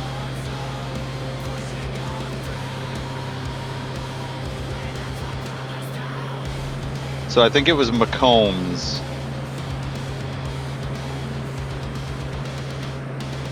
Yeah, Ryan McCombs. Let's look him up. Yeah, he went to Drowning Pool. Yep, Ryan McCombs. Singer for Soil, went to Drowning Pool, and then went back to Soil for a little while. And I think after Drowning Pool, yeah, they released their third album in 2010. Drowning Pool did 2007, 2009, and 2010 albums, and Soil was active around that. So Soil actually came out with an album in 2023. I had no idea. Wasn't advertised at all. So I got some studying to do on music in the near future. Uh-oh, what are we doing? What happened? Where'd the shoreline go? God dang it. Here we were Wikipediaing and not flying. What the hell is this? This fucking guy.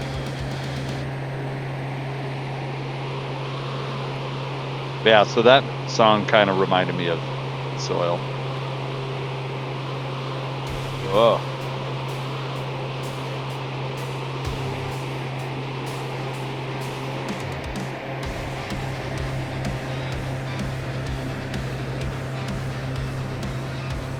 I like how it comes up with two different versions of the song so that you can decide for yourself, you know, which direction you want to go, and then remix it into two different versions. And then like this does not sound like Soil. A little more technical.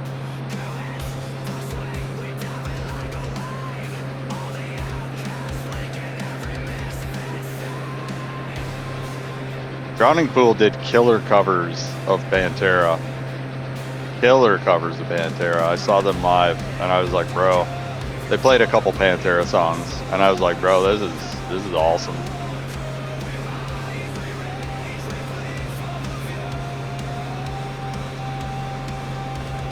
Brothers in the Pit.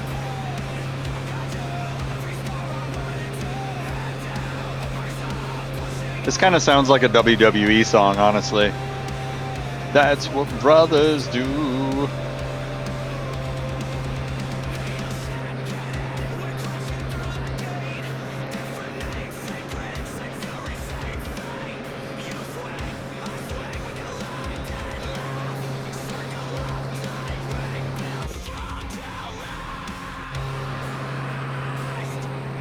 Brothers in the Pit.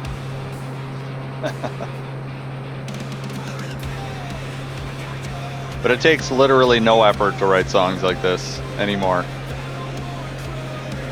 And, you know, it's just a fact. It exists. Musicians are going to be displaced. It's a fact. Because, like,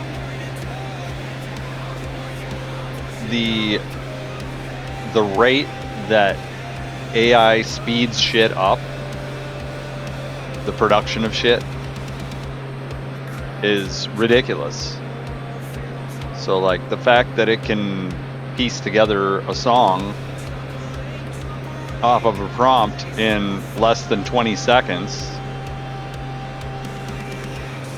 that is,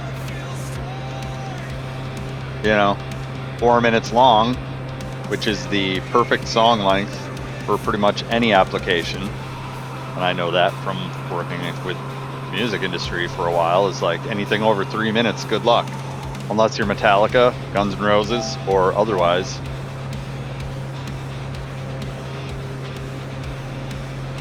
You know, everybody else, you're the sideshow. You got 3 minutes or less for your radio song.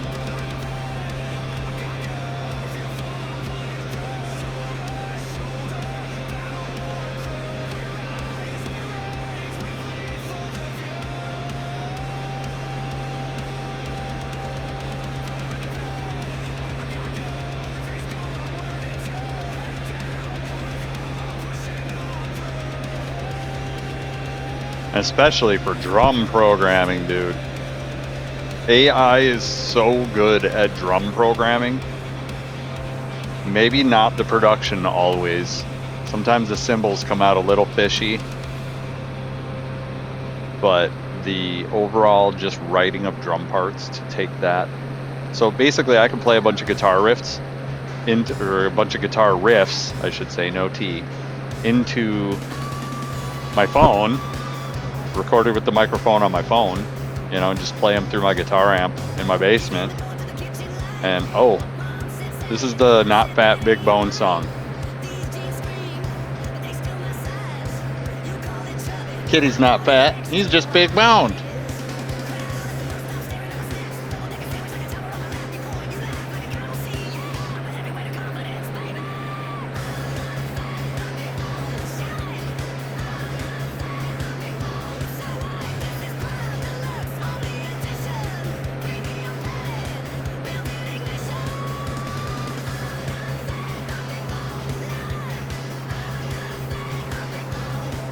And like when I started realizing that for parodies, it takes zero effort. And you can go to suno.com and you can look through all the fucking rip songs that kids were making about each other in school and passing around with their friends, and then they'd get together and sing them to the person that they're bullying to their face. Like, bro, AI rip music is so fucking good. And it's quick. And like, I'm sure you have kids that are in high school that, you know, they've got their little high school band and they're writing diss songs about, you know, the people that they're bullying, and it's fucking horrible. It's horrible, dude. They're horrible. I found a few of them. Found one girl, she made a song that was definitely targeting her new boyfriend's her ex-boyfriend's new girlfriend. And like just ripping on her, bro. Ripping on her.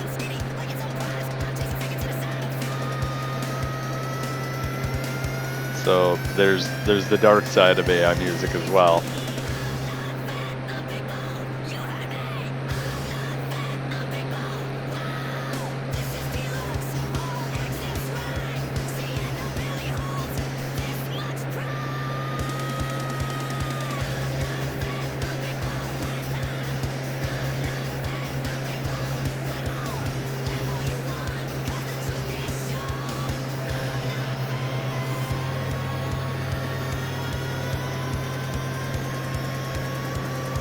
We got the Not Fat Big Bone drum solo.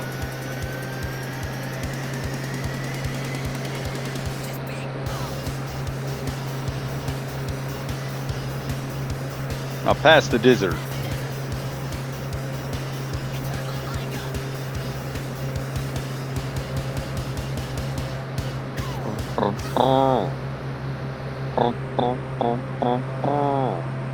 That was version 1 or 2. Here's the other version.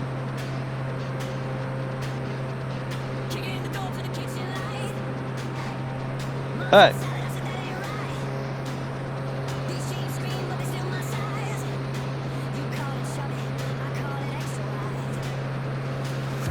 Shit's so funny.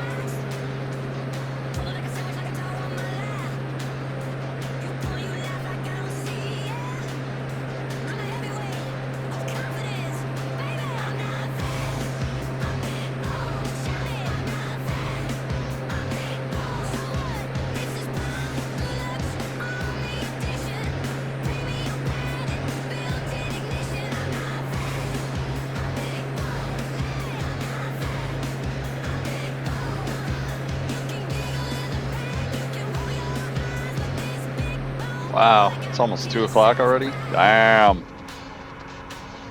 Oh wow, they got a different time up here. It's almost 4 o'clock in Canada. So maybe that's something to do with daylight savings time. Maybe it's because they don't have daylight savings time. I don't know.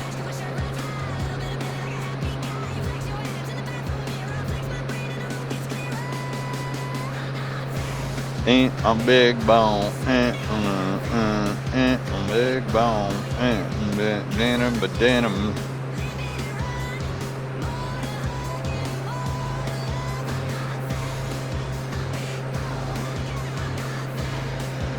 Yeah, Tuesday's my world tour day. And we kind of get in. I'm gonna need some caffeine here in a minute, man. Bop a dop a dop bop a dop a dop. Bop a dop a dop bop a dop a dop. Bop a dop a dop bop a dop a dop. I think we're gonna go to Quebec. And whoa! Oh, we almost crashed. Damn, we almost crashed.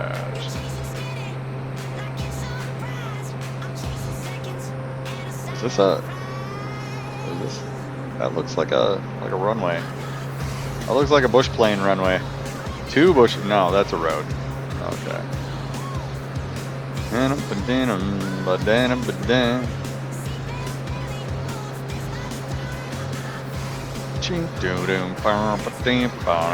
Okay, we're gonna cross this bay.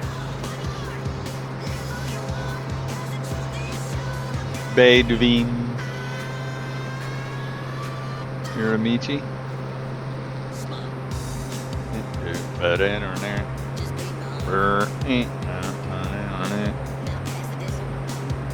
Fast dizzle. Turn my mic on.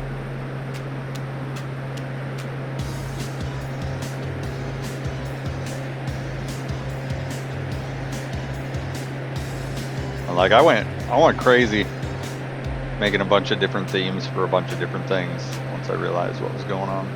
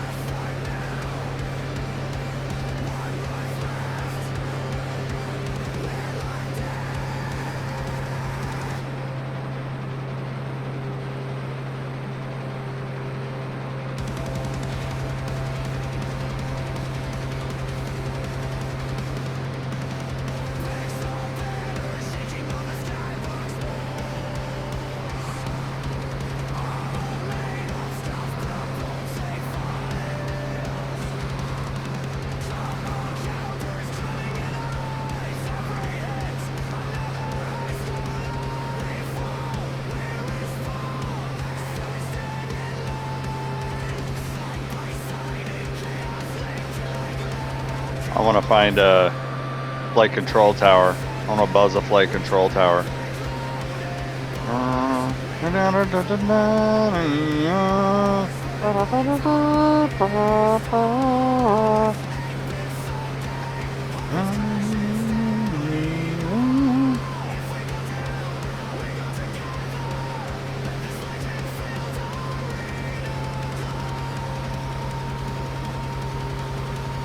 This song sounds kind of fishy.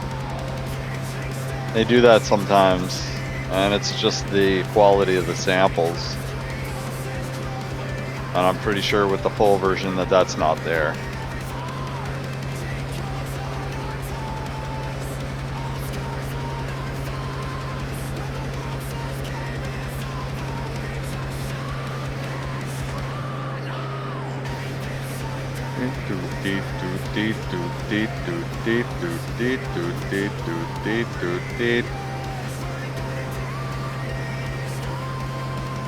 If it's Sunday,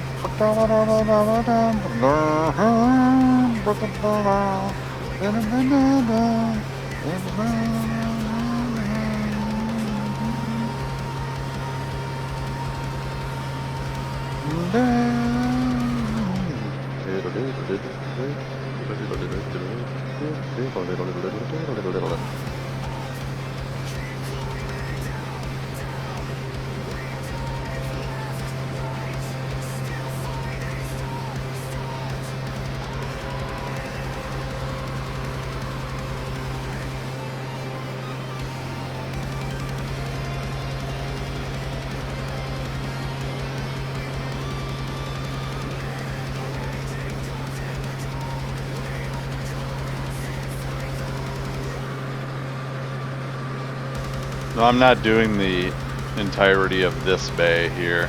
I'm gonna jump across this bay. And that's a good 20 minutes of water.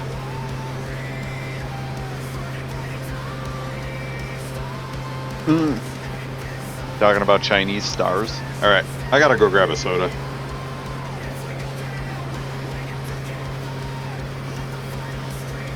So hopefully we don't crash while I'm AFK and we don't get blown out to the ocean. And I will be right back.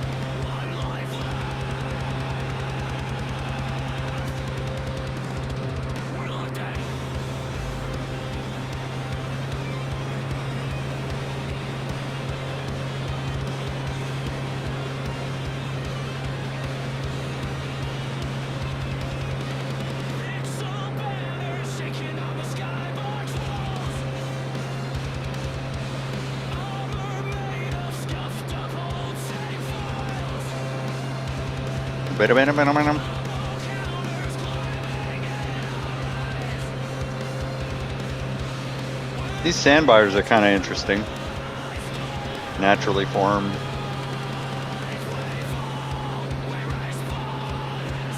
Like the United States still has a lot of well-maintained sandbars.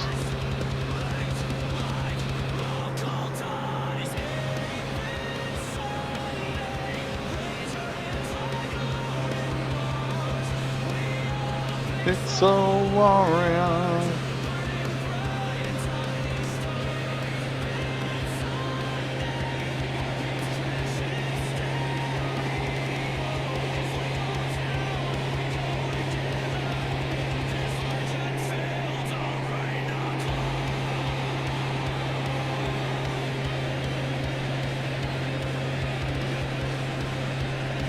This is the one where the guy's like, "Hey, it's Sunday." He goes way high.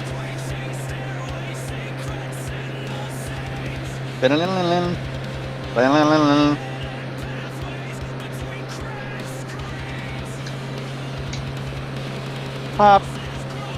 7 o'clock popping. We haven't had a soda for Jesus.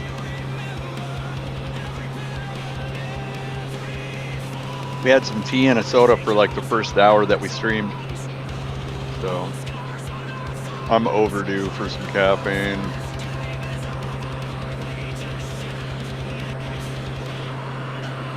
It is Sunday. Raise your hands like loading bars. We are the Pixel Warriors.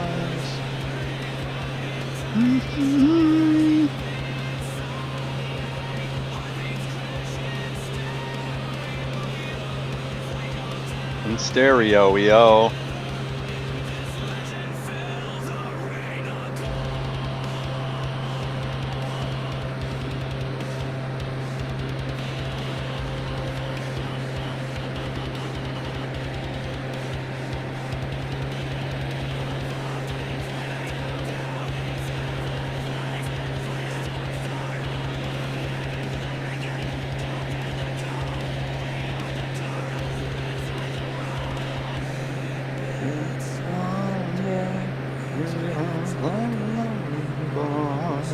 We are the Pixel Warriors.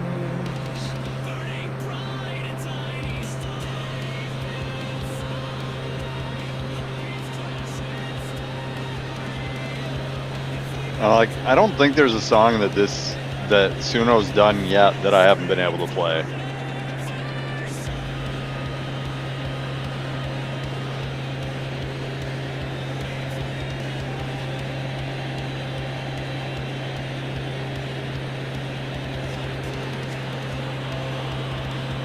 But doesn't he go super high, like right here?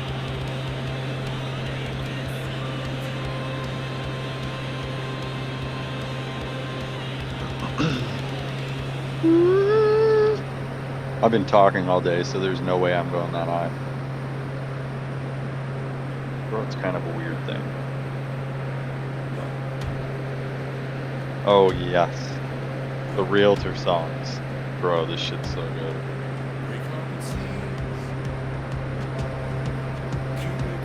This is like the Muse version.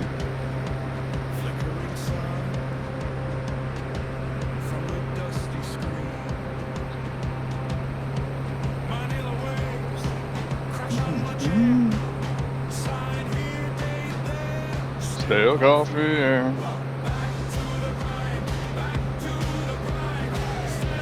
Ah.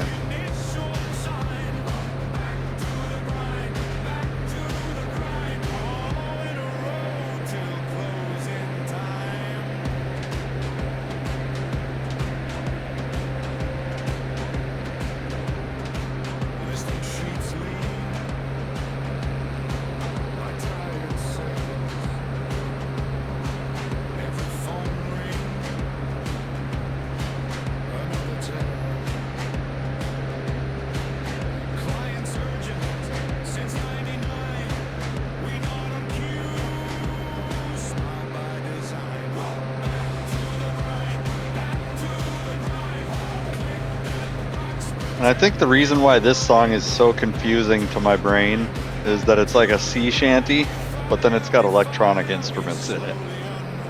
So it's like, that kind of confuses my brain.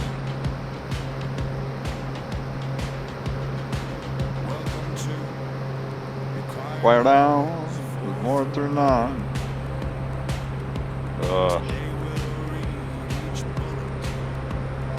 Line by line. Don't do crime. Slide to ethics. Don't do crime.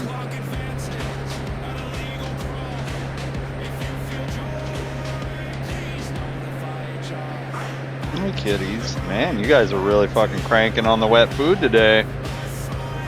So proud of you guys. You're doing so good. Yeah.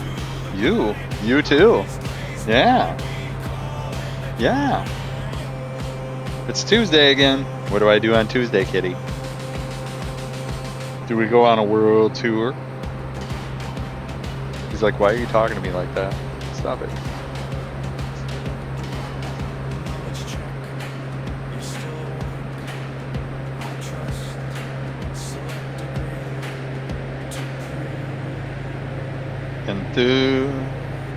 Yeah.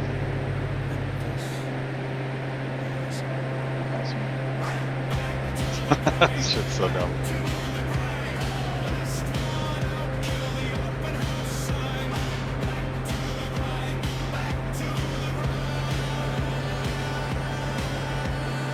Back to the grind.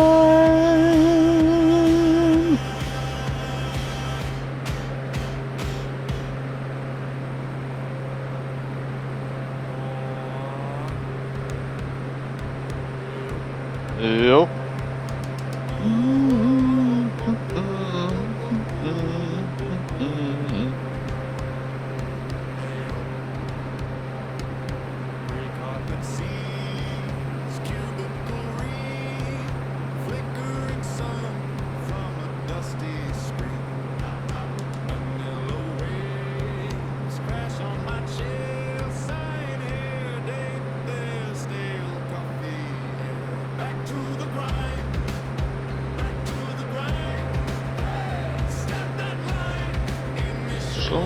Song.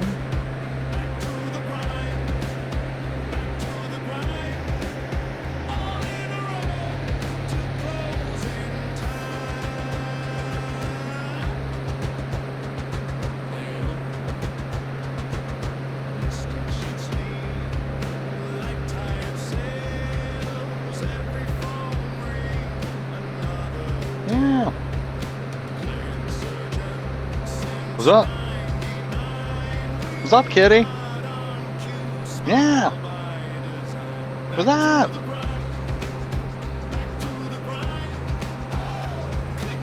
You trying to tell me it's cuddle time? Could be. We got a ways to go though, buddies. Like,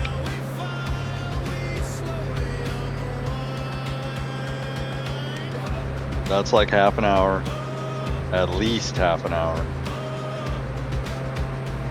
It's like, look, see this? That is like a third of my nipple. So that's probably more like 40 minutes right there to get around to there. And then that's another 40 minutes to get to there. So we still got about 2 hours to get to Quebec for sure. And we're gonna see it exactly how I saw it when I was on my ship. Like, we're taking the waterway.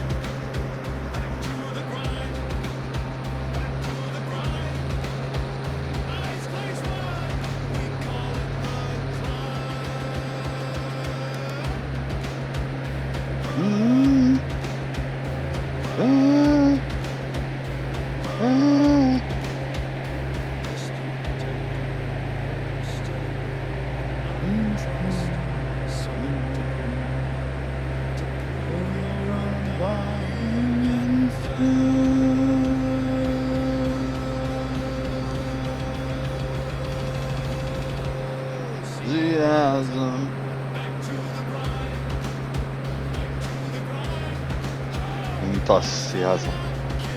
Enthusiasm.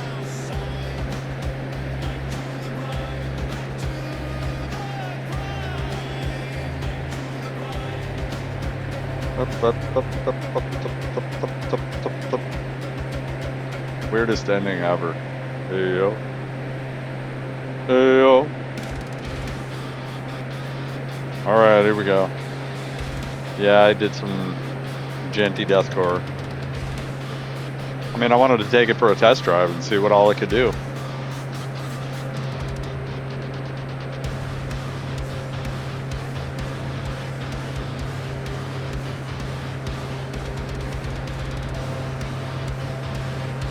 I'm like, bro, as a guitar player, I'm listening to this riff like, blah.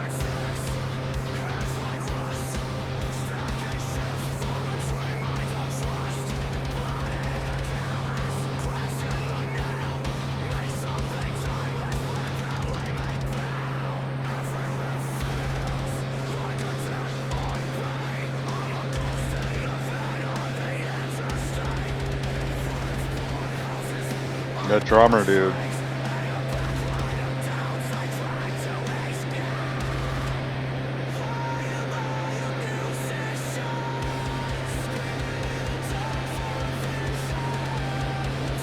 And I think the contrast between the verses and the choruses for me just kills it.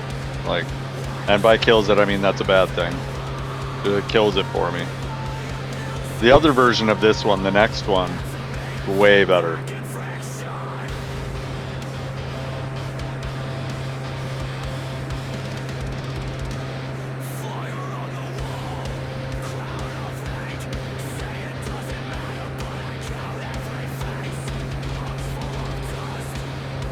Whatever that was. I mean, the drummer in this is fucking insane.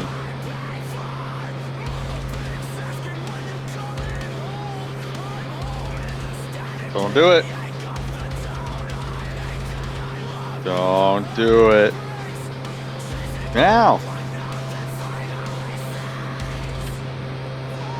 Yeah, I'm not a fan of how it changed for the chorus.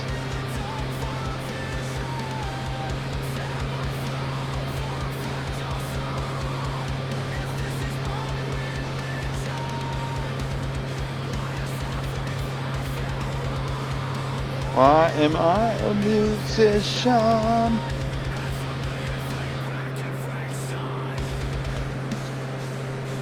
Okay, what's the breakdown? Let's do it. Break it down. Drummer's insane.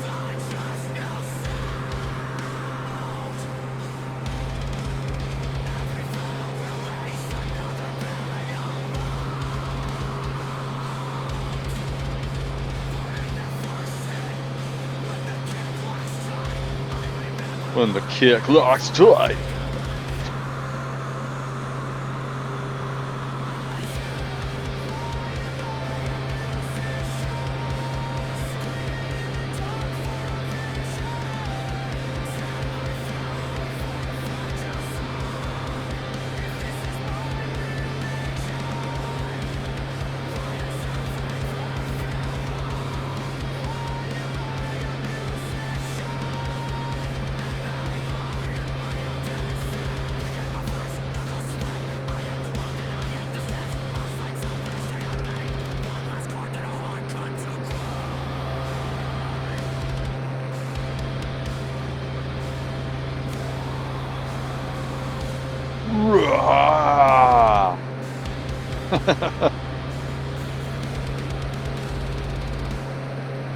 Drummer was insane.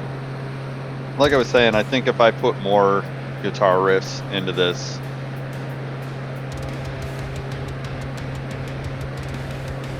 you know, just set up a metronome and jam my guitar riffs along with a metronome and kind of show it, like sing the vocal parts live. Like,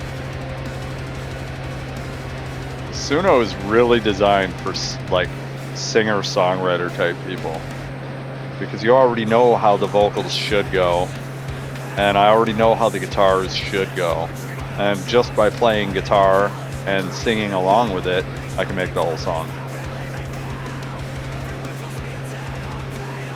Or more accurately, AI can make the whole song, but it's not like I didn't play it and already write it.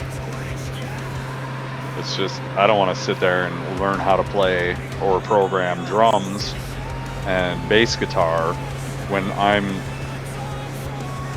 a fairly accomplished guitar player. Why the fuck am I going to waste my time on learning how to play those other instruments? I already know I can play them. Why am I going to waste the time to produce? You know, why am I going to waste the resources on things that can easily be done with AI now? Why would I do that? And I think that's something that a lot of these old school musicians that are trying to play the old school card, and back in my day we walked uphill both ways barefoot and fucking blah blah blah, and AI slop and blah blah blah blah blah. It's like, cool. Well, here's how it's gonna be. This is how the music industry's been for a while, is no matter how much music is out there, it doesn't last if you don't tour. People are always looking for something new, and if you're not touring and coming up with new stuff yourself after the tour is over, your band is going to fail to be popular after a while. That's how it is. People ride the wave of your band rising to fame, and there's always a new generation rising with a new band. I thought that Avenged Sevenfold was a pile of shit. I fucking hate them. But there was a new generation of metalheads that grew up with Avenged Sevenfold. And no matter what I think about them, that new generation loves them. So there's always a new generation of listeners, a new generation of musicians, and a new band that they're going to grow up with.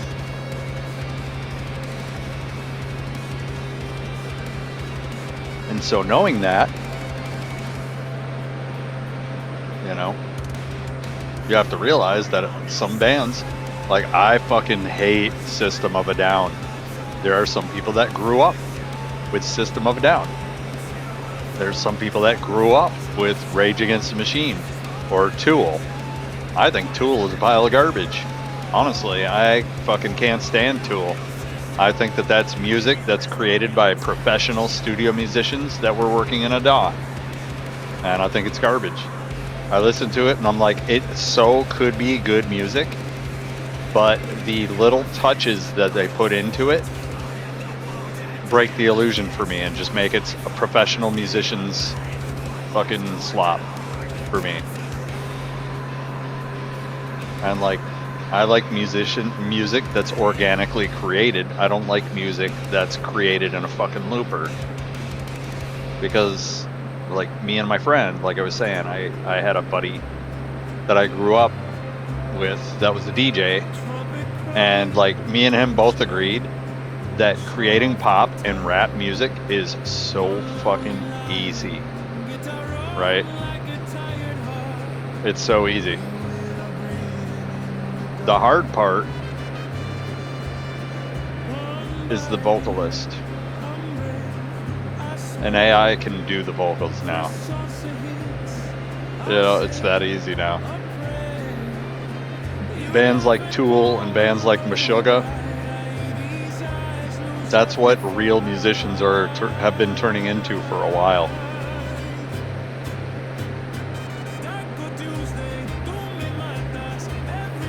Alright, here's a song for us.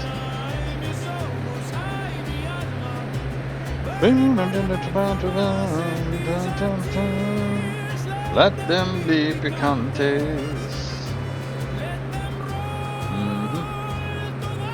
Which one is this though? Oh, this is version 2. This isn't even a good one.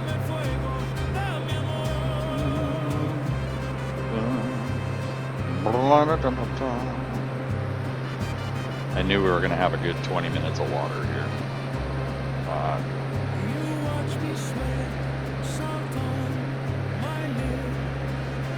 The atmospheres in this game, though, when you're left where it's just boring water and clouds, bro, look at the fucking clouds.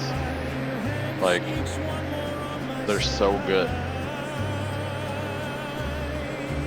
You tell me another game that has anything on the clouds in this game.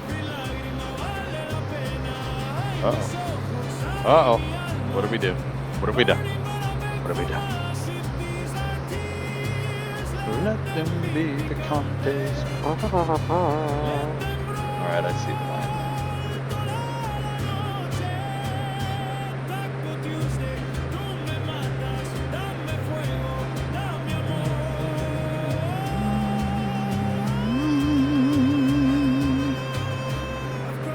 I think I did Taco Tuesdays, Wild Wednesdays, and I did a bunch of Wild Card Wednesdays. Dungeon Queue till sunrise, still going. Patch notes and battle scars. Let's charge the fallen paladin domination. Then I did my wrestling persona for a while, and then I started getting serious. But I think we're going to be in Quebec on about, I would say, an hour and a half.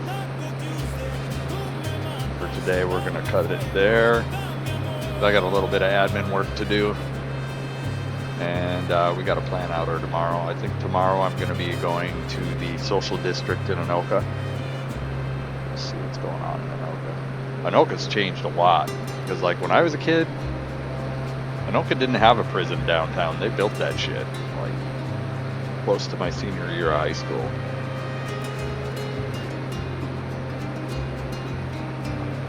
And I mean, I can Google it and fact check myself, but I'm pretty sure.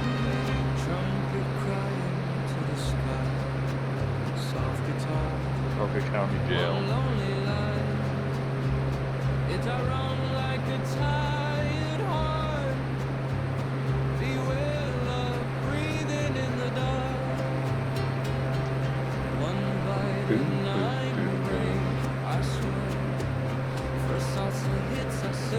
Anoka City Jail. Not County Jail, it's City Jail.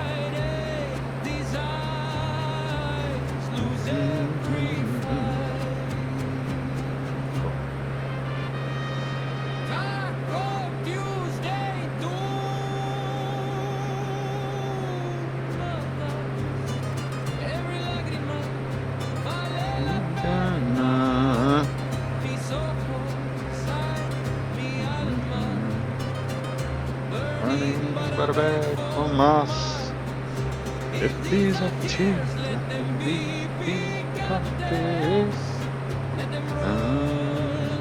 Down on my rain, and I'm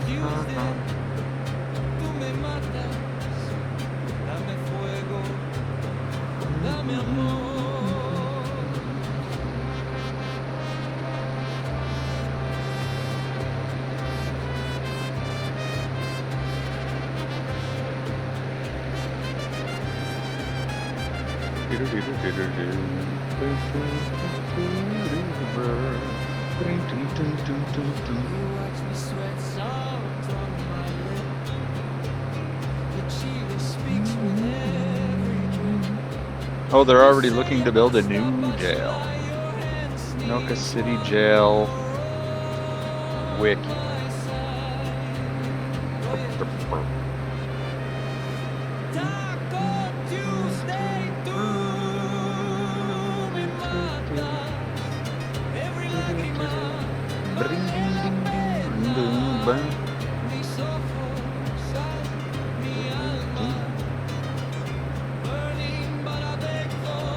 It's only 238 beds.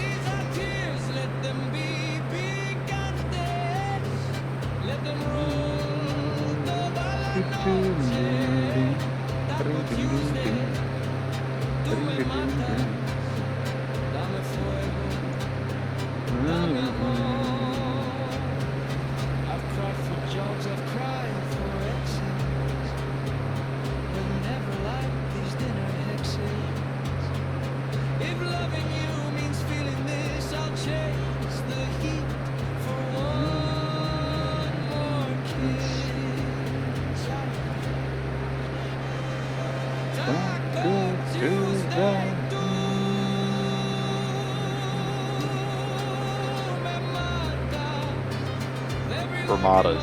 That's what those pauses are called. Fermatas. And Suno did the fermatas in this song so good. So well.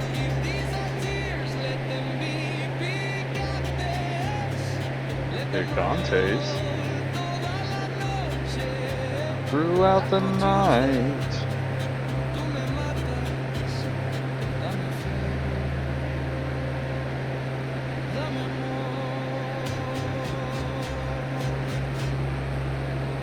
At some point, I'm going to make a size comparison from the pyramids of Egypt to a volcano.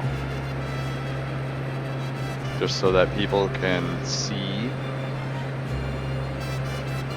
the scale difference. And I think the results surprise a lot of people. Like, when I first realized the size difference between the pyramids, which are man-made, and a volcano, which is not man-made, it's humbling, man. It's humbling to realize that humans, in their greatest achievements, are nothing. Absolutely nothing. We are nothing to this planet. And you can see it in the scale of our accomplishments. Our wonders of the world are nothing to the actual world. Absolutely nothing. Look at this guy living out here, living large. All these guys out here living large. Look at these houses. Fucking absolute complexes. These guys have garages that make people jealous. Like, some people wish they could live in a garage, you know, in a house that's the size of these dudes' garages. Their garages are mansions. Their actual mansion, like, nobody need that. Nobody need that. If you need that, bro, entirely way too much money on your hands.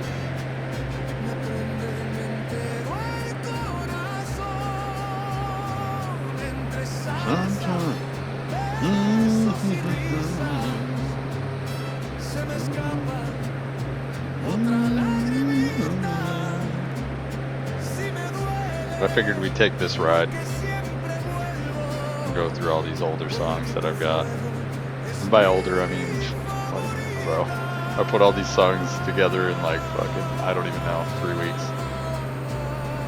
Like, I sat down and farted around with Suno pretty hardcore for a few weeks. And I guess, you know, people want to avoid calling it an art, but literally, when I listen to some of these songs, they remind me of shit, you know? And that's kind of like how photography works, that's how music works.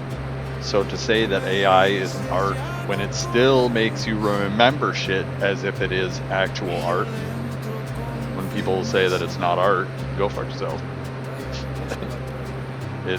It's just as reminiscent as listening to songs created by actual artists, especially if you put in quality inputs. And I'm not talking about a prompt, I'm talking about like an audio cue. You know, and you can put in a whole song as an audio cue, and then you can change the lyrics, and it will actually change the lyrics in certain spots.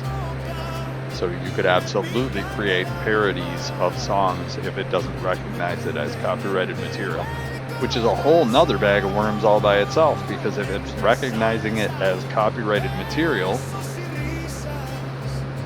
it has a library that has that copyrighted material in it and could probably create very said same copyrighted material.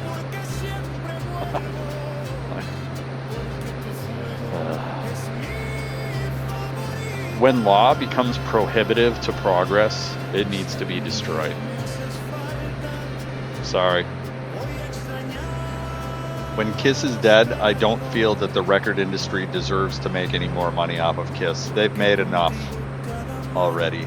I think that Kiss should become public domain music when the members of Kiss are all dead. And that's how I feel about it, and that's how I'm always going to feel about it. And even if they're alive, they've made so much money. They don't need any more fucking money. So all copyright law is doing is preventing other people from making money. And they're not starving.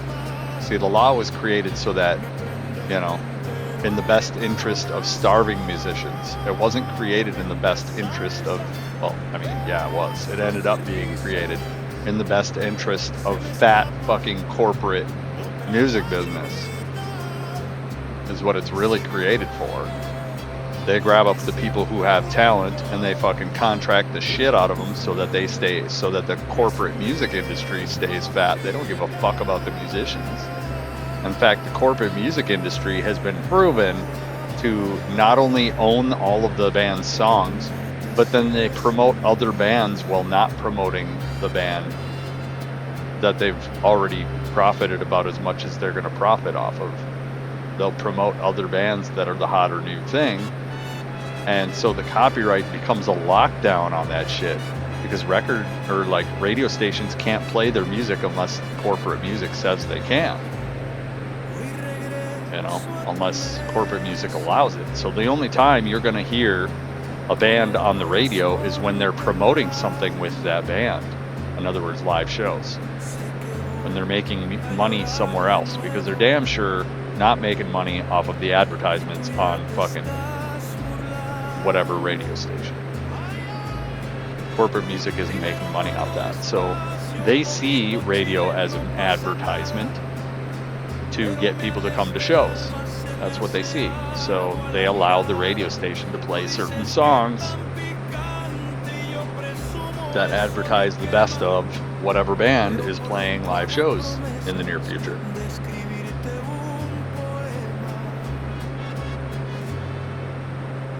And I promise you, when that band stops playing live shows and some other band starts playing live shows, that radio station's gonna play some other band.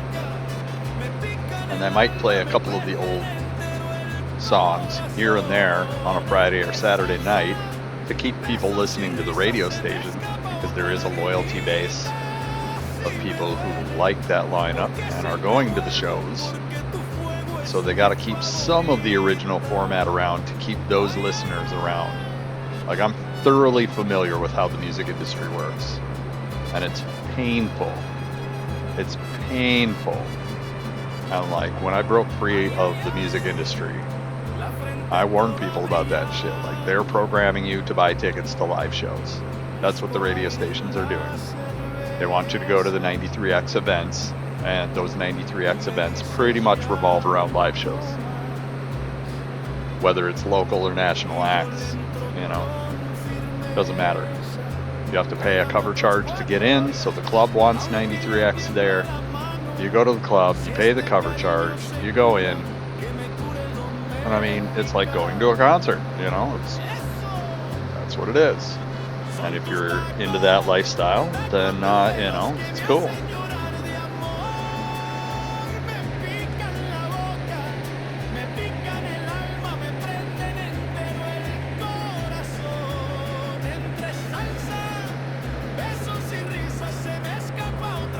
We're getting kind of misty up here.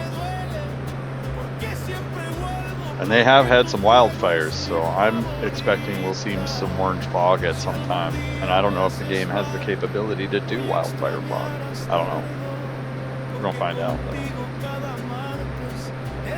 There were a lot of wildfires up in Canada this year, so I'm hoping Quebec is just fucking oranged out, bro.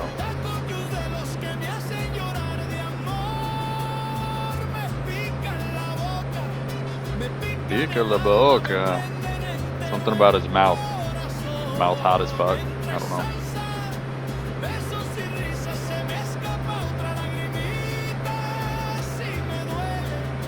It's Taco Tuesday. It's his favorite.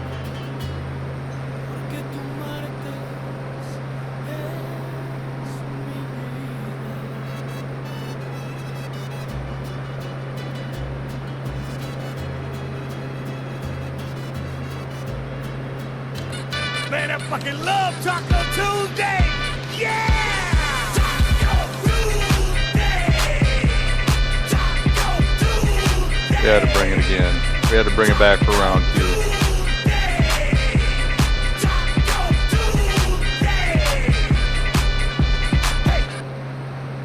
Well, that's it. That's all we get. A short Taco Tuesday that time. Damn.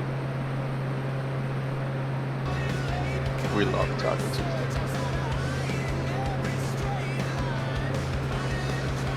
But yeah, I have songs I made for pretty much every day of the week except Thursday. Throwdown Thursday, I was like, nah. I think Throwdown Thursday has its own vibe and it doesn't need music made for it. There's already tons of music and it's all pretty much the band Spite is the advertisement of Throwdown Thursday. But if not Smite, it would be, or Spite.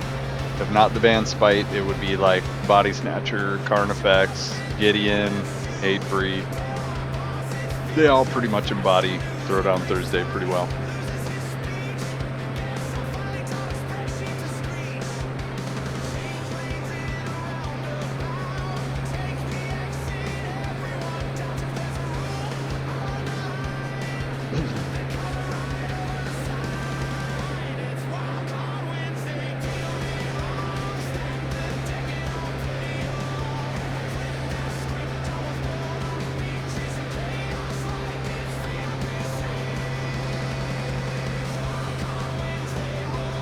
This is pretty up here. Pretty nature. Pretty nature. Extra nature.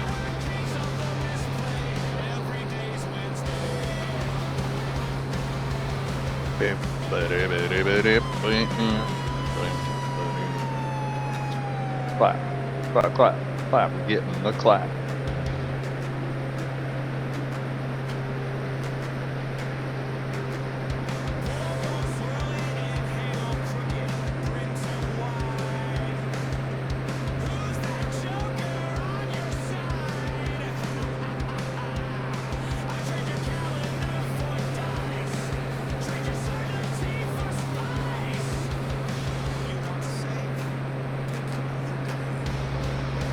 Day.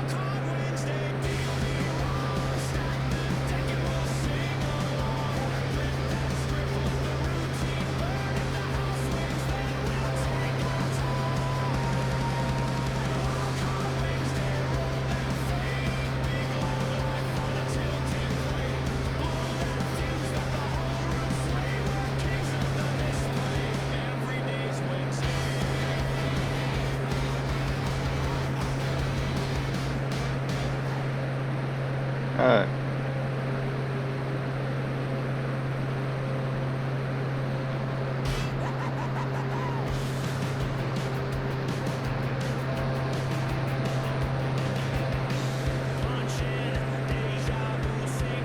I don't know why we're crashing all of a sudden. Might have to flip the trim back a little bit. Getting kind of close to the ground here. This coastal road is hot. I love it.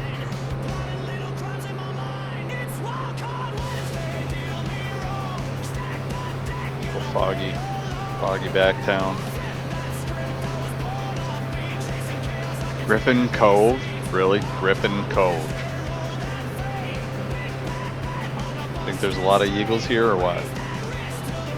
'Cause you know there ain't no griffins. Griffins ain't real, bro. It's Wednesday. Every day's tomorrow.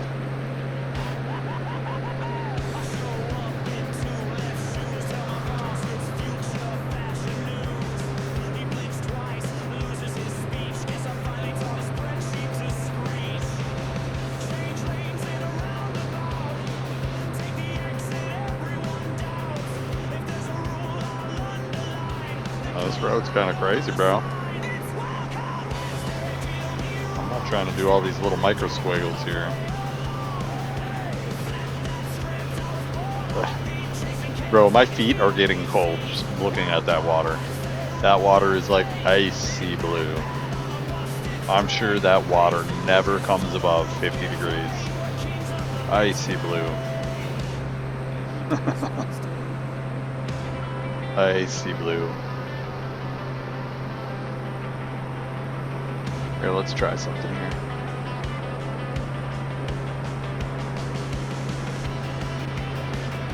What is the temperature of the ocean water in Griffin Cove, Canada? Checking. Griffin Cove, Nova Scotia. Yeah, that's in the Bay of Fundy. Cold, salty water, often deep blue-gray, with dramatic tides.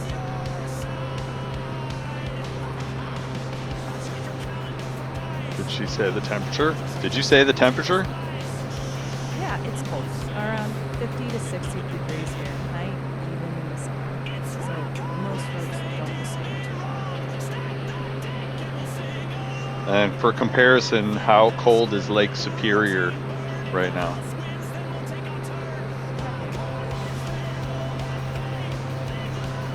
Lake Superior's actually about the same. Around 50 to 60 degrees Fahrenheit, depending on the spot. Cold either way.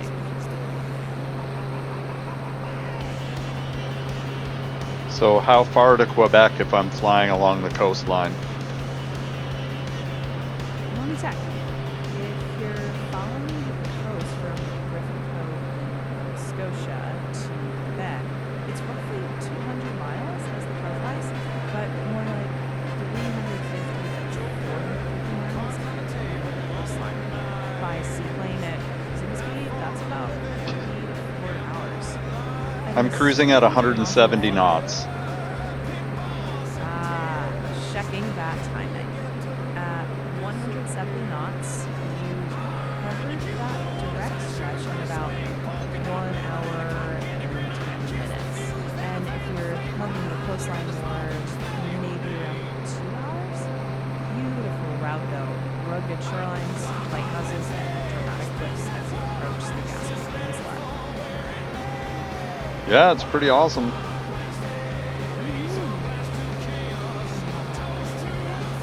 Get fishing villages, lighthouses, and then there's cliffs open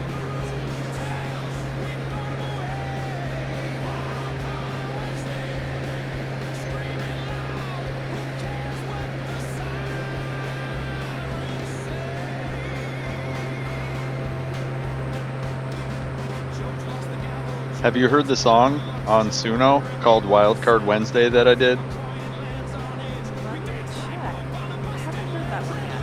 If you like, share it with me. Yes. Nice. Feedback, tugs, energy, how well it fits your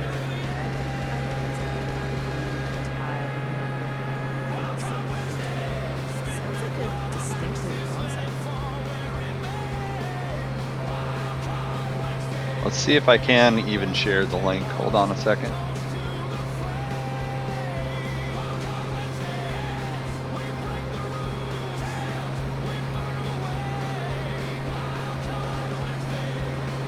Checking that now.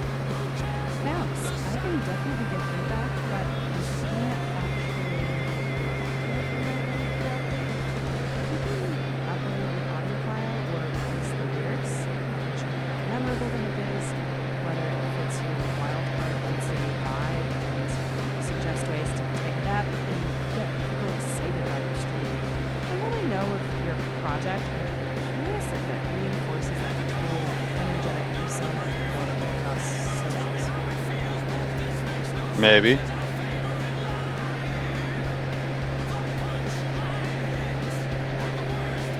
Yeah, maybe. What's it to you? Are you gonna steal my ideas and give them to somebody else? Nah.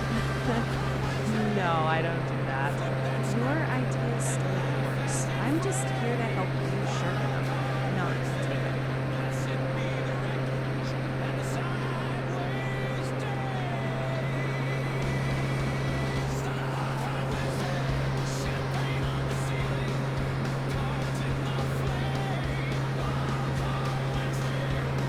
So you can't hear what I'm listening to right now? Not directly, no.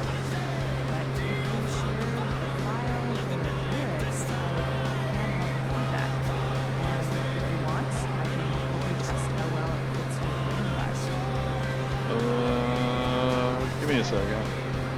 I don't know if I can yet at this point in time, so I'll have to come back. No worries. One up. Flop. Hung up on her. She don't like that shit.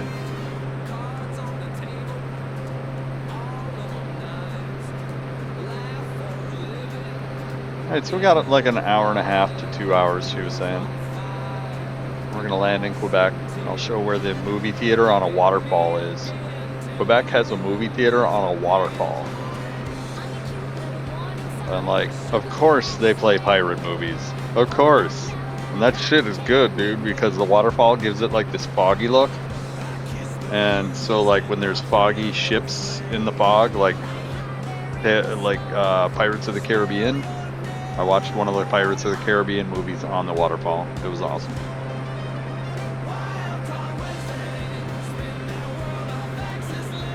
Because we were in Quebec for, I think, 3 or 4 days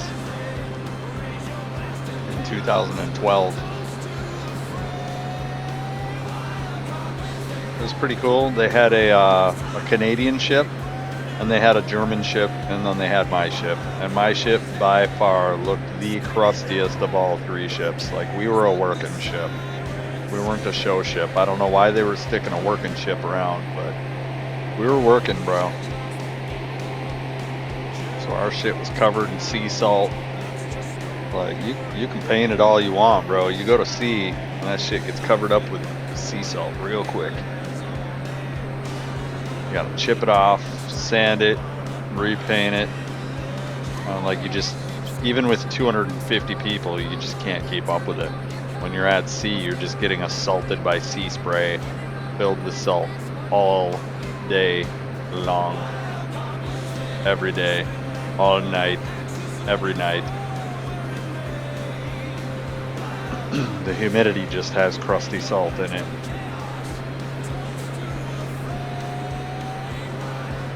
Like our antennas are all getting covered in this green crust. Everything getting covered in green crust. It's crazy how quick everything just gets coated.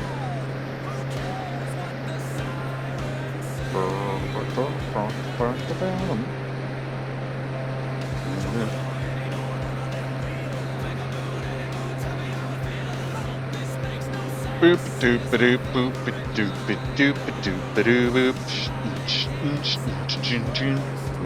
Boop doop ba doop boop. Doop ba doop boop. What you doing, kitty?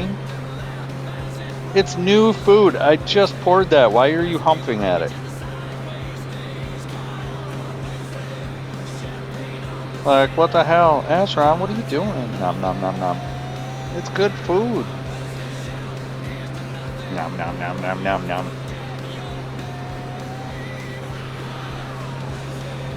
You just gotta get around your sister's fucking half-eaten bad breath fucking spits it back in the bowl bullshit.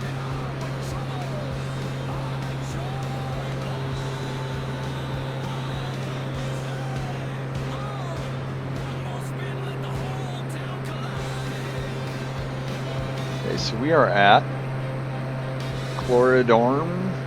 Chlorodorm. Or is it Chlorodorme? Oh god. What song is this? Is this Dungeon Queues Till Sunrise? Still going. I was like, let's make a college tune. Okay, let's do that. College punk.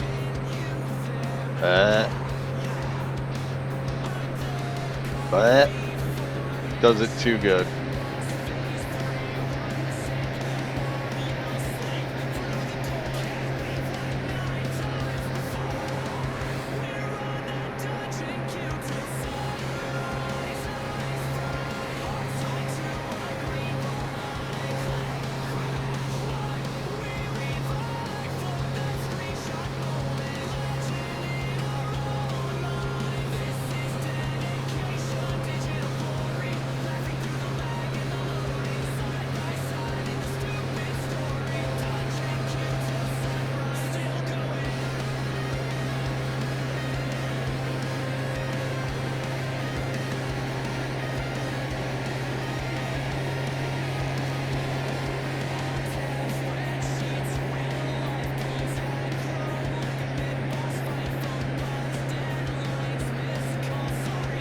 Love this coast road.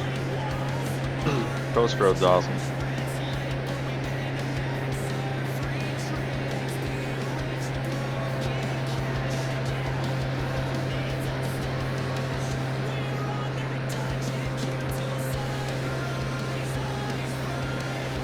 Nice pride.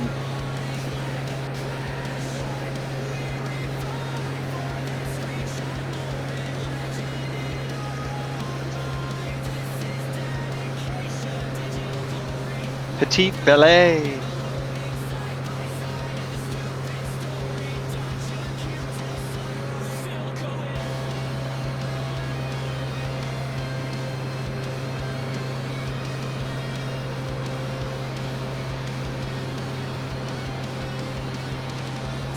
Oh, that's a cool road right there. Look at that. Meow.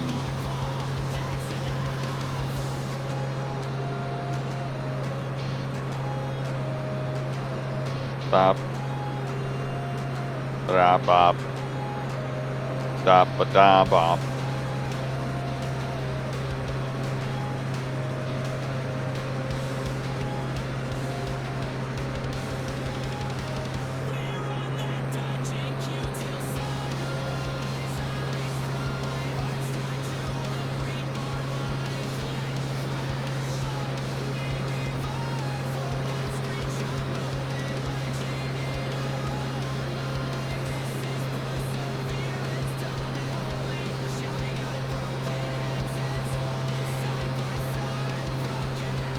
And that's Grande Valley. Grande Valley. Valley. Or is it ballet? I don't know. Valley or ballet?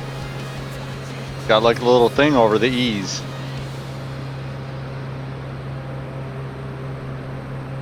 Grande Valley.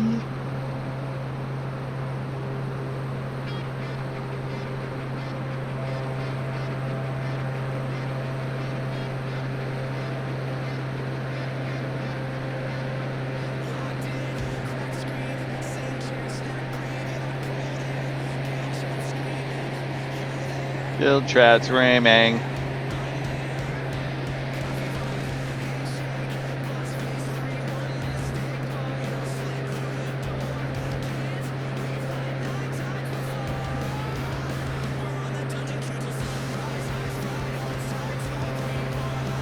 Dungeon queue to sunrise, eyes fried. For that screenshot moment. This road, bro. This road is like extra. And it's still going. Screenshot moment.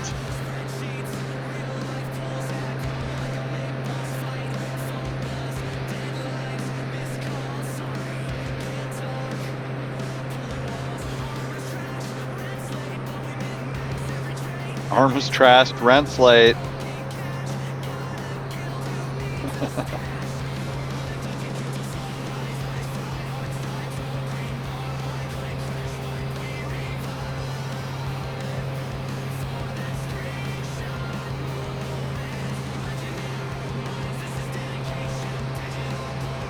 This is pretty wild here. A lot of trees.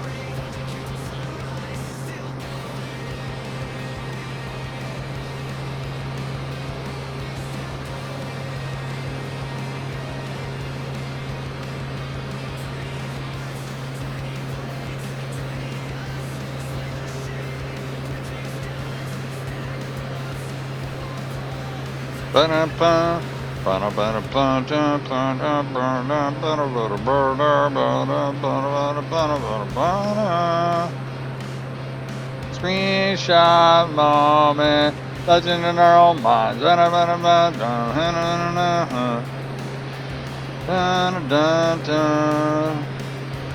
Dungeon queue to sunrise, still going.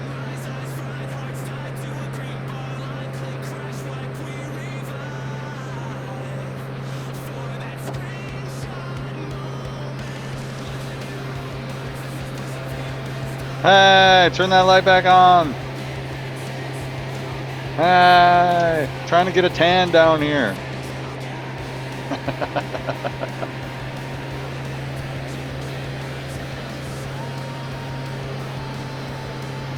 Ooh, little valley river.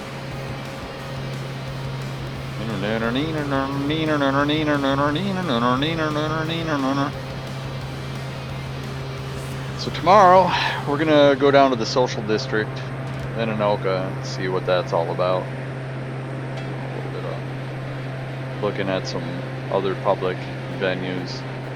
Cause I need some place where there's high traffic of people, but it's not like prohibitive to one-on-one conversation. And that's the toughness.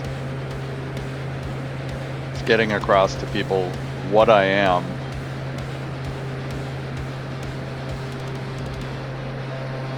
Frequently.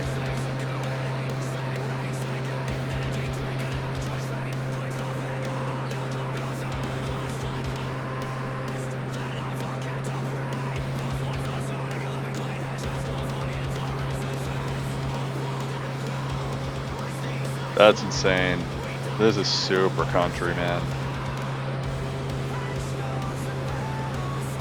Patch notes and battle scars. Ah, yes.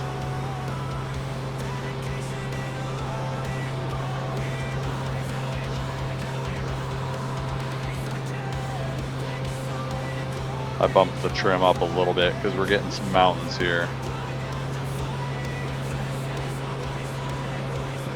But look at this. This doesn't even go down the coast. Or does it? Oh yeah, it does. Holy shit. It looked like it went left into that town, but the coast road is still here.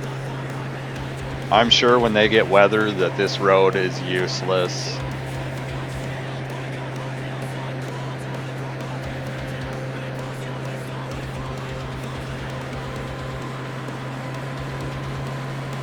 I'm sure this road is absolutely useless during weather time.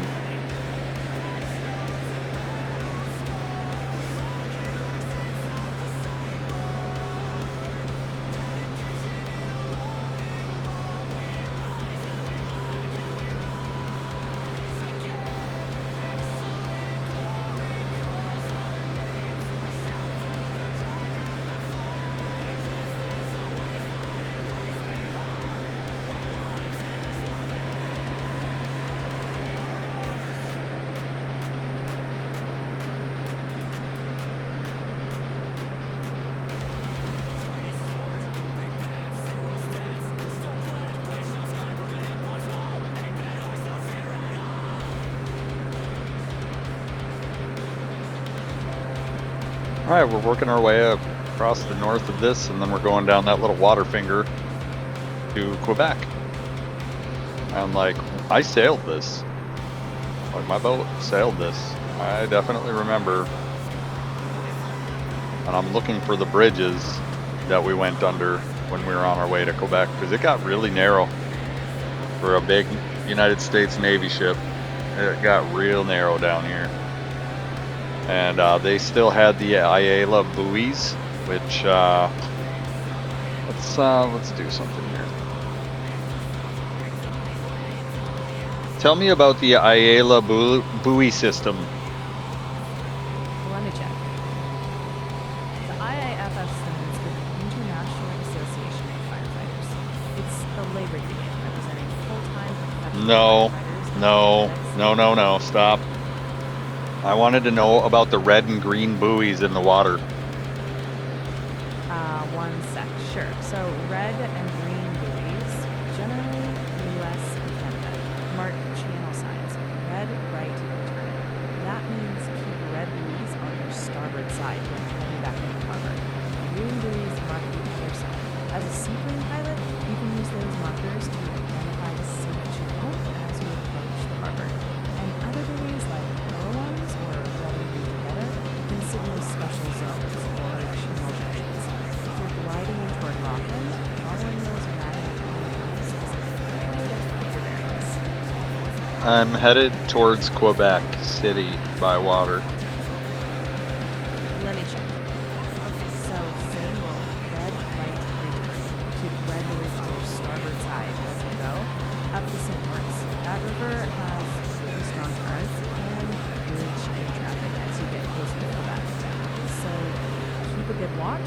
And if you're in a seaplane rather than a boat, the channel buoys are there for preference.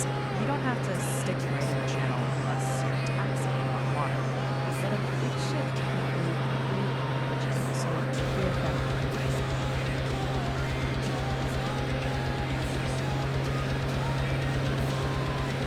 What if my propeller on my Navy ship sucked one of the green buoys up? What would happen? So, if a Navy ship actually sucked up, usually it's a serious incident. The buoy would likely be destroyed, and the bigger risk is its mooring chain behind the propeller shaft. That could cause major damage and might require repairs, even dry dock, depending on the extent. Or likely investigations, since buoys are needs to location. Generally, Navy ships claim to avoid that sort of thing. So, if it happens, yeah, it really won't be dangerous.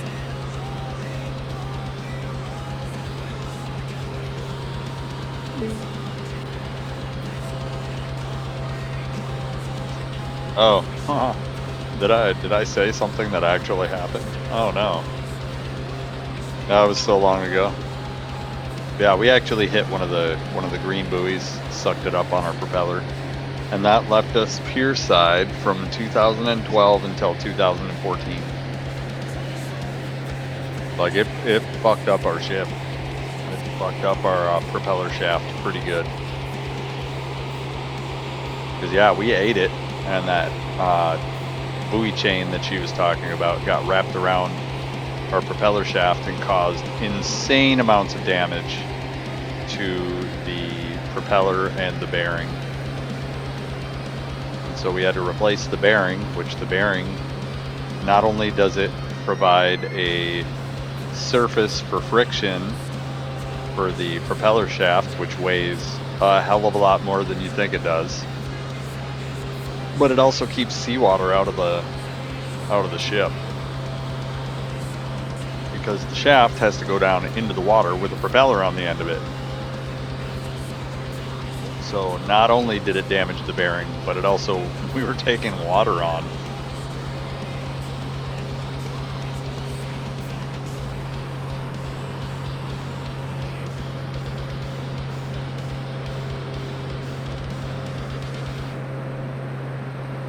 That's scary shit, man.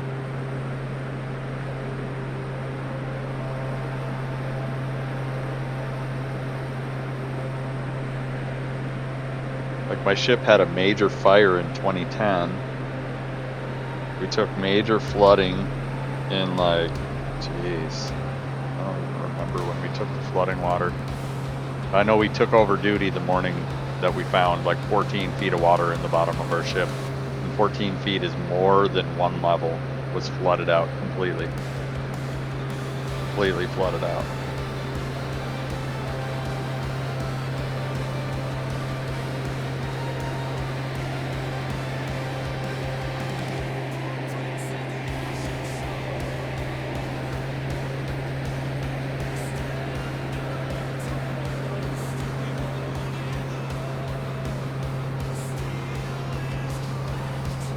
Steel is cracked. I went on a binge of making a whole bunch of sword metal songs. Paladins and sword metal go really well together.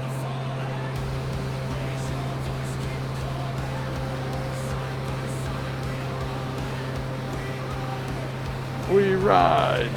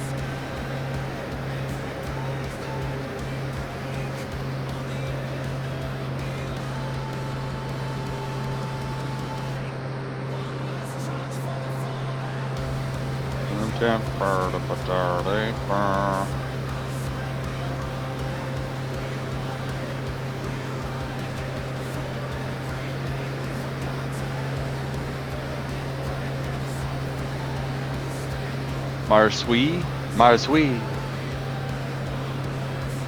Martin River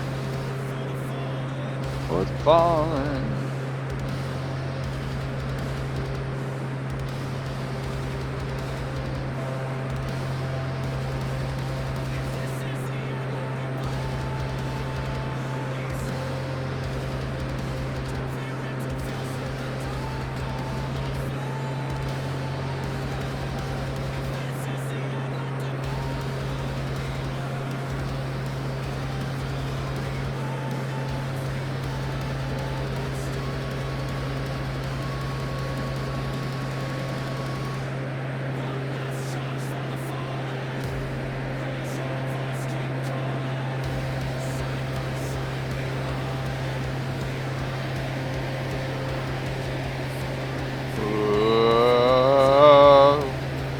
That water's real close now.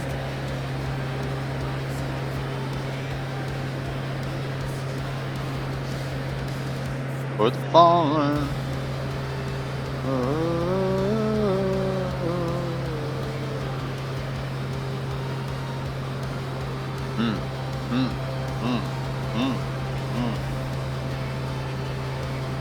Damn.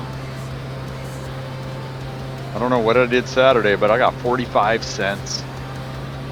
Like Twitch was feeling real generous on Saturday, apparently. La la la la la la la la la. I've had a couple 30-cent plus days. Twitch, what's happening? What's happening, Twitch? At the rate of 30 cents a day, I might make $100 a year. What's happening here? Don't be peddling hope, Twitch. Don't be peddling hope. Damn. Like in reality, $100 a day is like the bare minimum for me to even start taking Twitch seriously. So tomorrow, like I was saying, I'm gonna be chilling in the Anoka Social District, get a little bit of foot time in.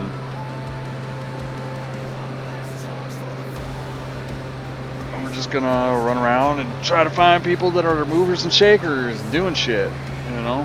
Where are these people?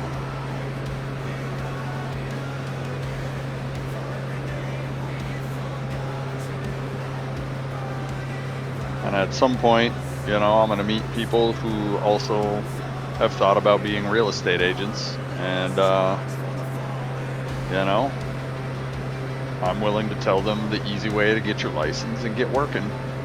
The easy way is go get your license yourself. Never ever let a brokerage pay for your school, because who knows how much that costs. I know my school costs $250 a class, and then the final test to get your license through the state cost another like a little bit, and then actually hanging your license cost a little bit.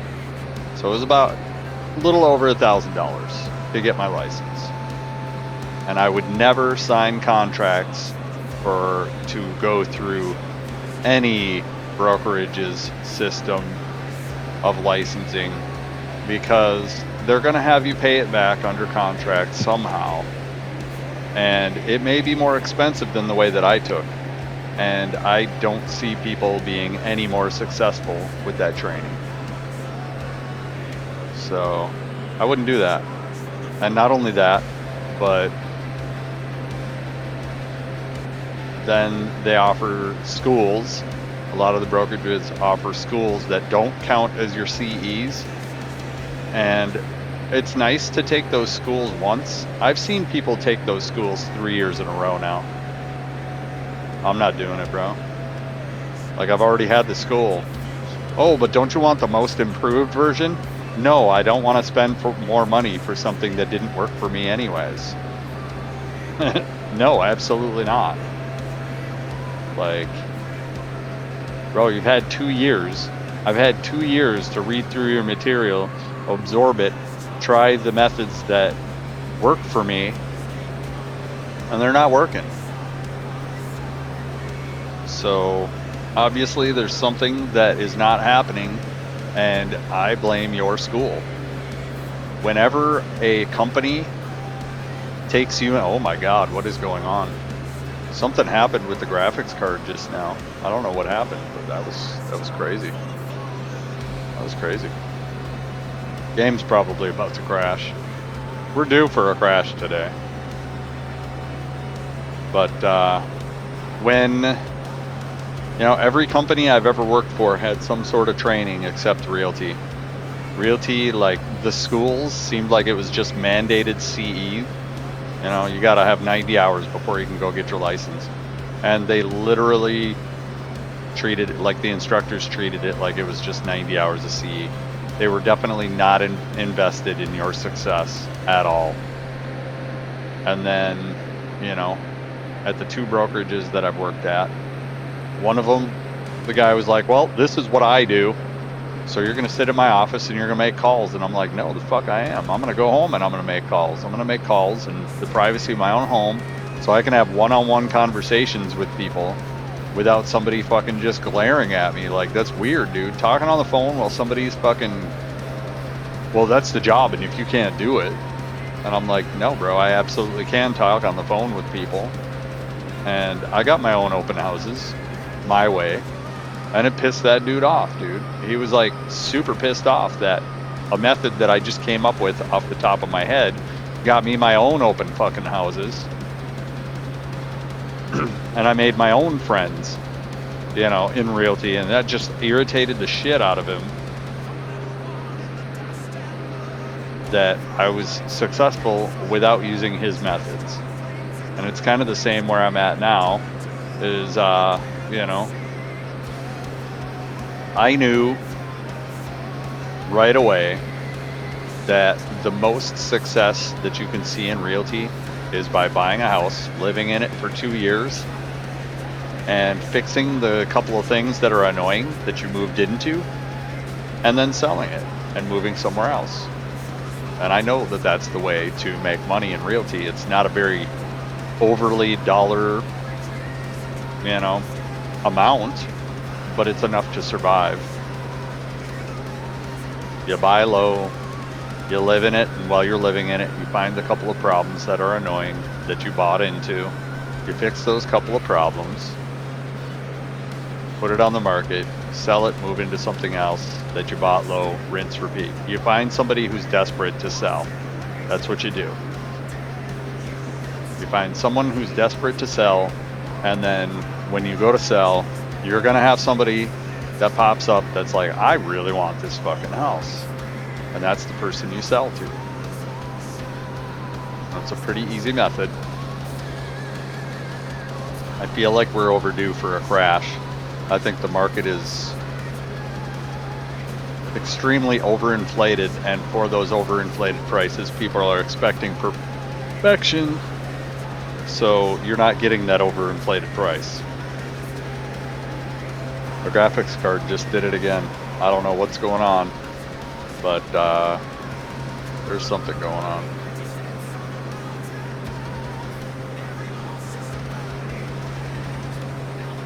I saw it on my phone too. I definitely saw it on stream.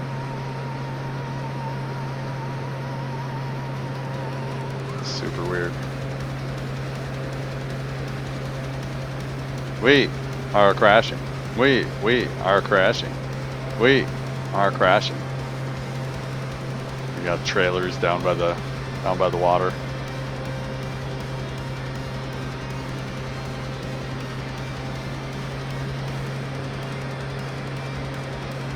Paladin domination.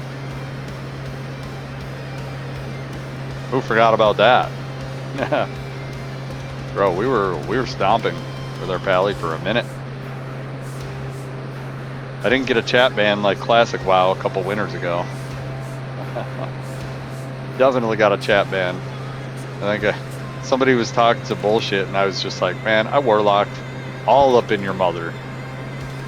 And I was chat banned the very next time I logged in. I was like, why is chat not working? Why do I got this weird email? I'm like, I don't really remember what I said, but I remember a specific moment in time where I involved somebody's mother, and that's probably what did it. Wow. If you can't handle a fucking derogatory comment about your mother, maybe you shouldn't be playing PvP. Just saying. You need a thicker skin, bruh. Bitch, you're crying. Why don't you go to your mama and cry about it?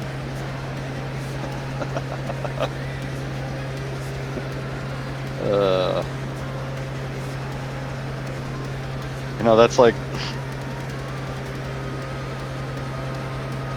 I used to be an admin on an Unreal Tournament server, and I caught wind in a certain game that somebody was daring the admin to ban them. And I was like, bro, it's really not that hard to get banned, so daring an admin to ban you, what do you think's gonna happen? Like, come on, bro. You can't blame the admin. You literally said, I bet you won't ban me. And the admin's just like, already got their finger on the button, like, this motherfucker right here, boop, you're banned. And who knows how long you're banned for, and who cares? Like, seriously, admins are also playing the game and chilling, right? Like, it's not like admins sit around and, you know, twiddle their thumbs and wait for people to be dumb in chat. They're like actually playing the game. Honestly playing the game. Because part of their job is also seeing if people are cheating. And if somebody's shooting somebody with a musket from 300 yards, I'm pretty sure that's a cheater. And when an admin sees that shot happen, he gonna ban your ass instantly. I don't know, you don't give a shit. I don't give a shit. A musket shot and hold fast from 300 yards, get fucking banned, dude. I don't care. I don't even care if it was a random shot. I don't care. The chance that of you touching the rest of the community with your aimbot should be, yeah, as soon as it's detected, as soon as an admin is like, bro, that's a very ridiculously impressive shot, we gotta ban him. And some admins will give them the benefit of the doubt and watch them play in spectator mode a little bit. And there's a certain way that aimbots play that an admin should be able to see pretty easily. But me, I just play the game. And if I see somebody who's just insanely good, never heard of them before, oh my god, bro, yeah, my graphics card is crashing. It's crashing, bro. We're crashing out. Crashing out. This is my first PlayStation 5, so I've been waiting for the shoe to drop on PlayStation 5.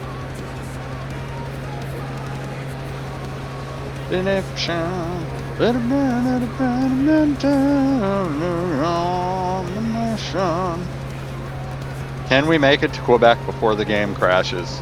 I don't know, man. I don't know if we can.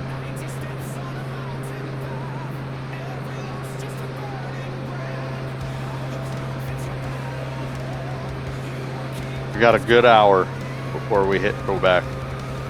And like, I've already been here before on a previous stream where we I showed the longest stairway that I've ever seen in my life in an exterior. Like, that stairway was fucking stupid, bro. It like went back and forth up the side of the hill to the Quebec fucking, I think it was a church clock or something. Town hall maybe, I don't know. Snazberry, Snazberry. Rah, rah, rah, rah, rah. Domination. Huh. Funny, because at Kendall's, I was like, do you guys have like a Viking hall with a big oversized picnic table type thing going on? They were like, no. I'm like, bro, that's... like, fuck all that COVID shit. We need fucking dining halls to come back. We need the fucking... we need a proper wooden table, solid wood, no metal picnic table bullshit underneath. It needs to be all solid wood that you can slam a flagon of mead down on hard as fuck, and it doesn't disturb anybody else's flagon of mead, but everybody hears the slam. You know? You need to be able to hear the slam without fucking up your own shit.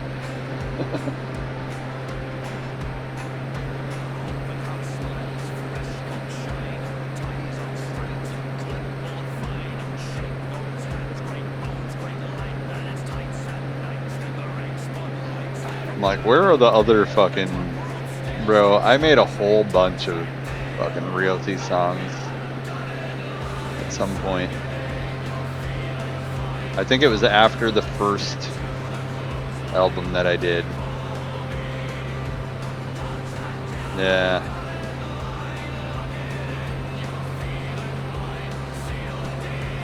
Oh no, I did the second album.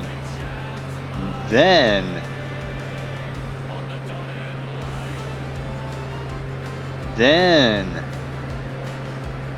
yeah, then I did all the realty shit. Okay. Wow. We're on the sea shanties for a little minute. Joe that Gwenna.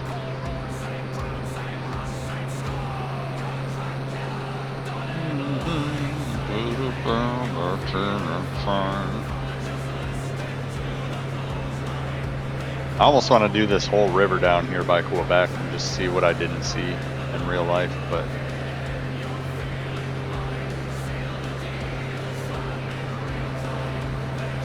you know, when you get down by the water, this is what it looked like in a boat. You know?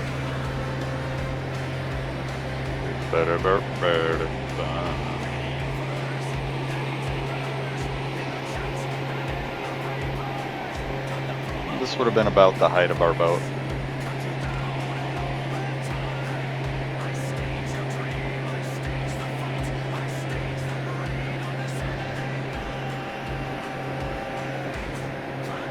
See, the other thing about Suno is it remembers the songs that you've done before.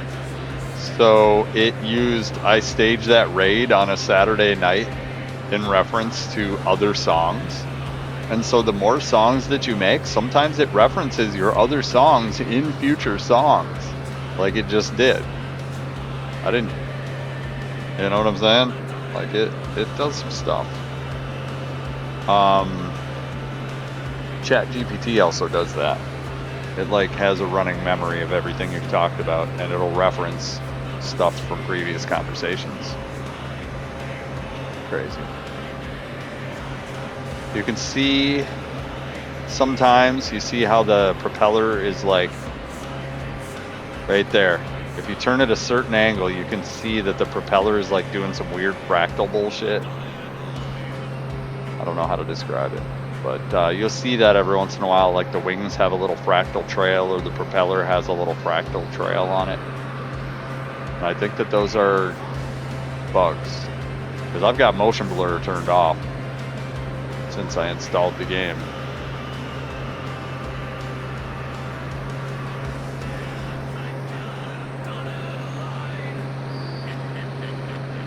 The Starfisher 2. Starfisher 2.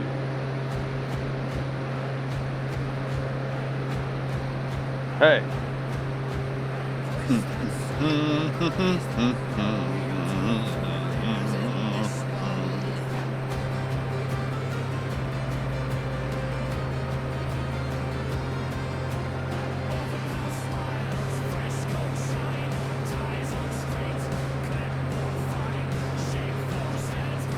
I don't do none of the shit that this song is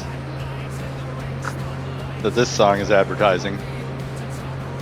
I work for Keller Williams, and Keller Williams will find you an agent from anywhere to almost anywhere. Anywhere? Anywhere. I was looking at a map of areas that Keller Williams serves, and I was just like, man, I've got a referral map of about 200,000, you know, co-workers. It's crazy.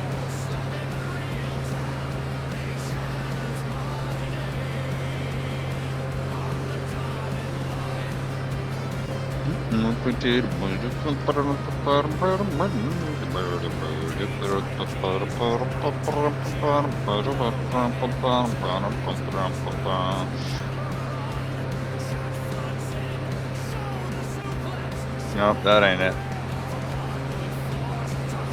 Images. Images. Images. Images. Ah.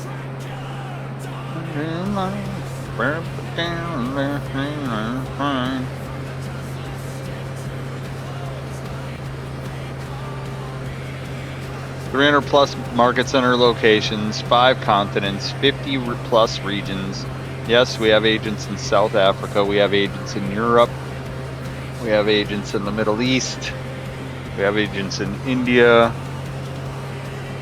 Like, we have agents all over the place. South America, I think the only place we don't have agents is Venezuela.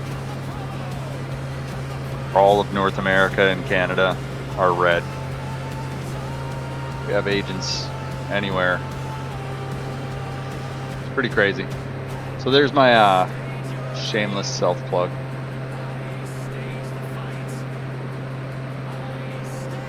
And what I do is I basically take orders from a person looking to move from a certain location. I find them an agent there, and then wherever they're moving to, I find them an agent there, and they work with those 2 agents to A, get rid of a house, and B, get a house somewhere else. And like, why settle for living where you're living when you could live exactly where you want to live? And who knows where they exactly want to live? But you know, sometimes people are like, I'm retiring, I want to move somewhere that has better weather. That's a typical move for snowbirds. And so the snowbirds are like, I don't know where I want to move, but I just want to get the fuck out of here. And I tell them, well, typical locations that people move to are Florida and Arizona. But some people moved out of the country. They just cash out all their retirement, and they realize that if they move to any other country, a couple $100,000 is a fucking mansion with armed guards, you know?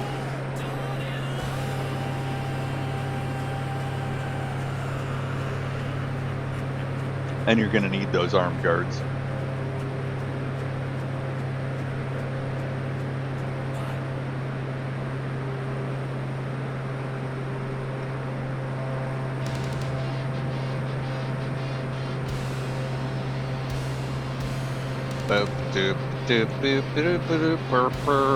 What the hell? What is this? I don't think this is my shit. Nah, it keeps trying to kick me over to this other things.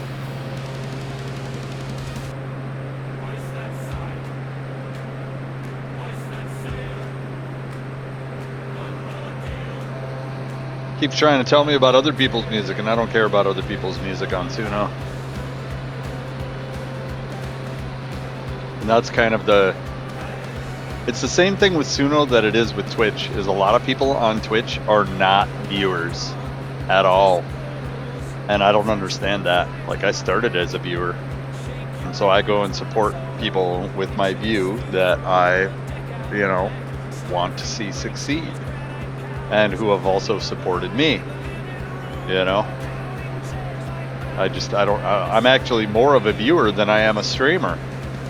And so when you're in an environment where there are 7 million streamers and there's only 2 million viewers, you can feel that on Twitch. You can feel it. You can definitely feel it. Because most of those 2 million viewers already have the person that they're viewing, and they're loyalists. And that person that they're viewing is streaming 18 hours a day. So, like, you know. And the other thing about Twitch is kind of low-key an IRC. So your IRC is only open when you're streaming. It is open while you're not streaming, but people aren't going to sit there and not watch stuff while chatting. And also it becomes like an oasis for people of certain categories. So like, for instance, Cyrus has about 100 to 150 people that use his chat to not only chat with him, but to chat with each other when he's streaming. So it's like that IRC chat is the oasis for that group of people. And that's the only place they get together on Saturdays, Sundays, and Mondays. Where are they on other days? They're usually streaming. So it's kind of a weird thing. So when 3 times more streamers than viewers happens, it's the same thing on Suno. Suno has a lot of people that are just prompting songs up like by the millions, and there aren't, and I can tell you that I'm also guilty of this, there aren't a lot of people that are going around listening to other people's music. I'm a creator. You know, I'm a creator, I'm not a consumer. So, that being said, Suno listeners are dead. It's dead. I don't get, you know, there aren't, it's a great idea to think that people are going around listening to each other's accounts. That, in fact, does not happen. That doesn't happen. It'd be cool if it did, but it doesn't. It doesn't.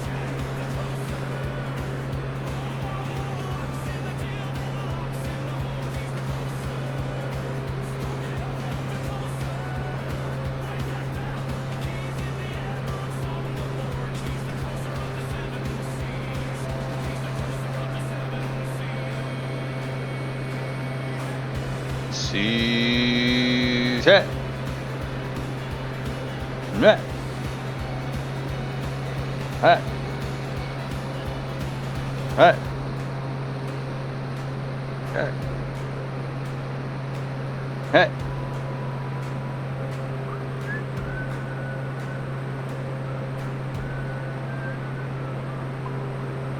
And also the reason why I gotta get to Quebec and call it a stream is I've got cat boxes to clean.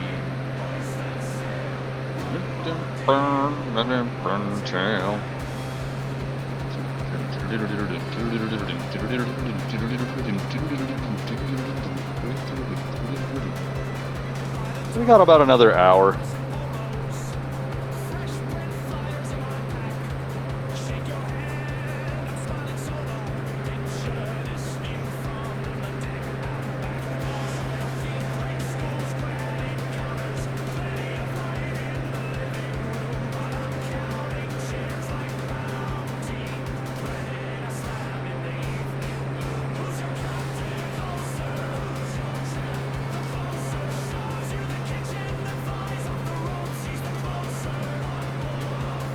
Is he the closer or the closer? The closer of the 7 says.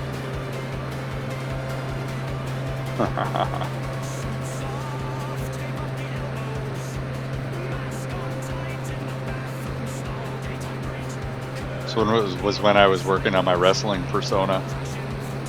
I've got some pictures of the closer. It's pretty atrocious. It's really atrocious, actually.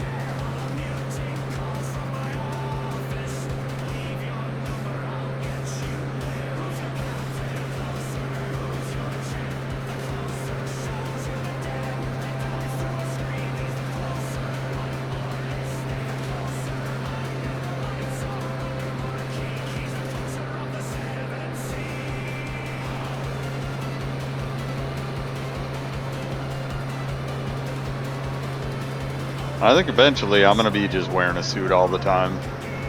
I think that the polo real estate agent, I think that's just lazy. It's, you know, not who I am. So there's an incongruency when people see me in a polo and then I'm very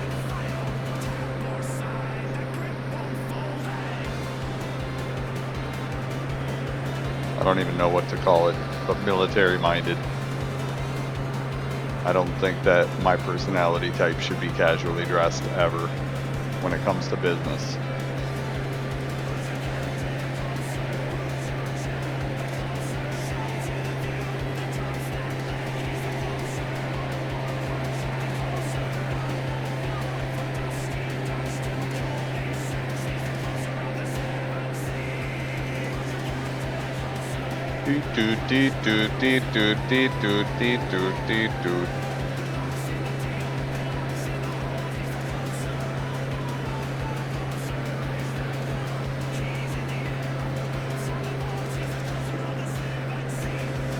He's the closer of the seven seas. Closer of the seven seas.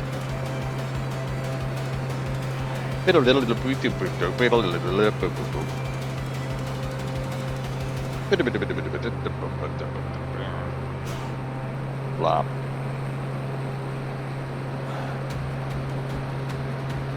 What's this?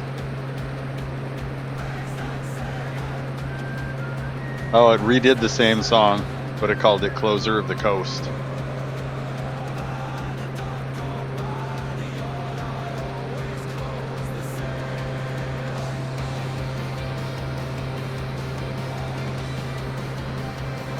That's a mighty dark cloud there. Kind of getting me a little worried about some rain. We had some rain earlier, which that's what makes this game great, is the random weather events, bro. Real time random weather events. Yes, yes, yes, please.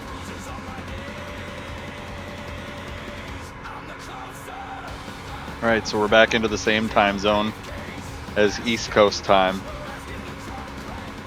That little tip over there was not East Coast time, for sure.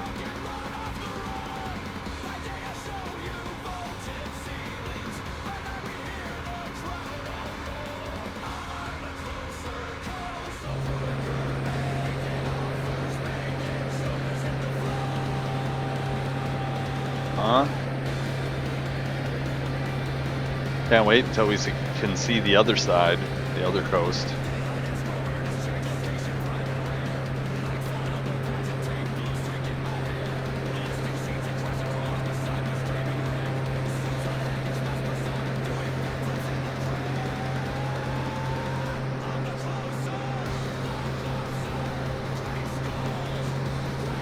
Like, we're gonna miss this whole island right here, because we're just gonna follow the coast up this way. And I'm pretty sure that all of this up here is gonna be pretty dead. Because, bro, winter on that northern area is brutal. Like, winter where I'm at is brutal, so I can imagine winter in Quebec has gotta be fucking brutal. You're talking about East Coast water. And yeah, it's on the back of a sea, but still.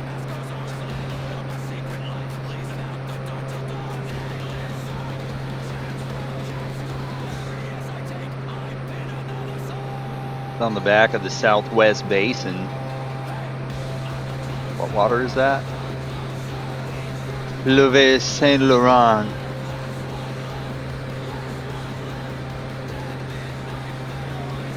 Whatever that is. Quebec is French Canada.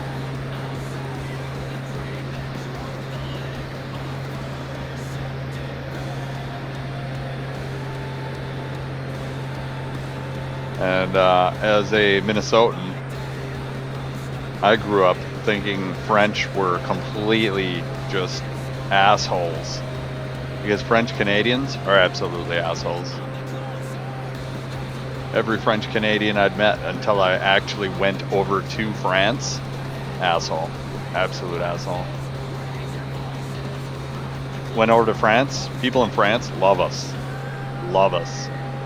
They celebrate 4th of July alongside of us. What's the Statue of Liberty? Google it. Google it. France loves us.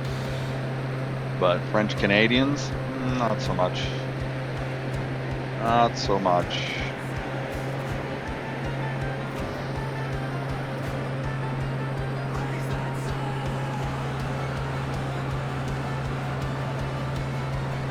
Yeah, so we're working our way into Quebec.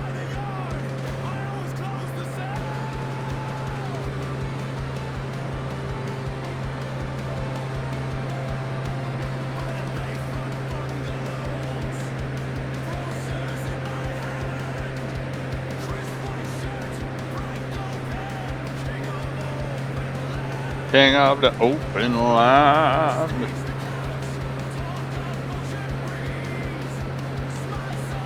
Yeah, I'd say we're well over halfway done with our Coastal America tour. The north side of Canada is going to get pretty brutal, because there ain't a lot there. Like, there ain't a lot here, but up there, there's not going to be a lot. Like, it's kind of like northern Russia. I took a jet across northern Russia. I took a jet across Norway all the way around to northern Russia. That shit was brutal. Even in the jet, flying at 800 knots, it was brutal. Absolutely brutal. And there's still towns up there. That's the craziest part about it. On the northern side of Russia, there are still towns up there. Like, look at this. This is a thoroughly secured from terrorism port right here. Because if you try to get around this with a rowboat and you don't have port authorization, you're gonna get gunned the fuck down, bruh. You're filled full of holes and we'll dredge your ass up. Like, look at the atmosphere. Look at the atmosphere. This is beautiful. Beautiful. Beautiful.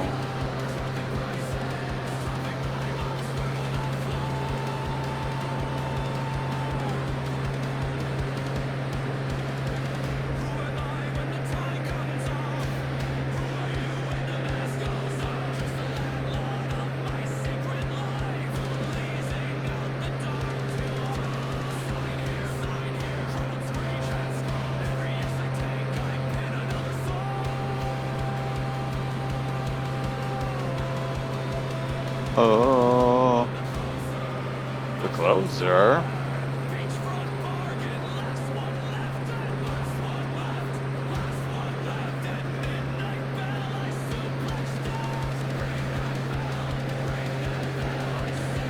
This island, bro, beautiful. Little island. I don't know if that's sand or snow, bro. This might be far enough north where that's snow still. That's scary.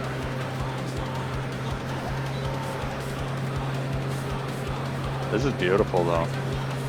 Little Ripley Mountains off in the distance with the atmosphere.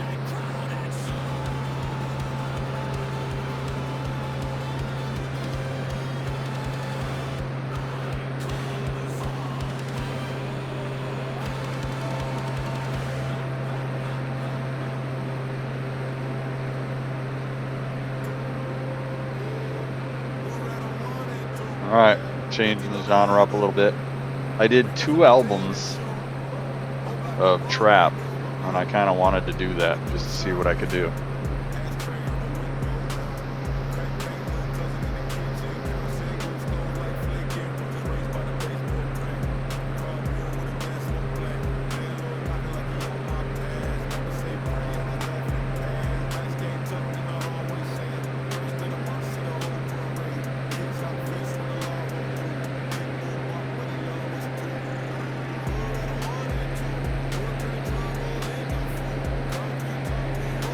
Like this was the first song that I tried to do this genre with, and I was like, bro, like AI is really strong for DJs, real strong for DJs, because like DJs usually make loop-based music, and you gotta search through millions of fucking loops, and like a lot of them don't, and you end up with albums like The Chronic or albums like, you know, Notorious B.I.G.'s album that was like all, you know, all the same loops from the same guy, Herb Alpert. And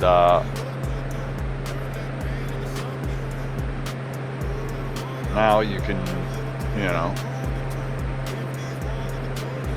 put a beat loop in and it makes a whole song and finds a lyricist based on your criteria and makes the lyrics based on your lyrics. Crazy.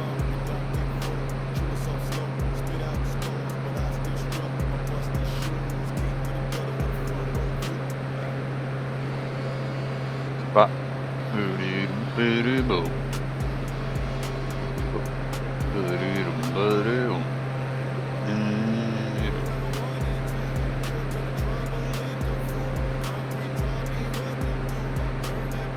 It's got like this weird horror pipe organ in the background. It's pretty cool. And then the reverb on this.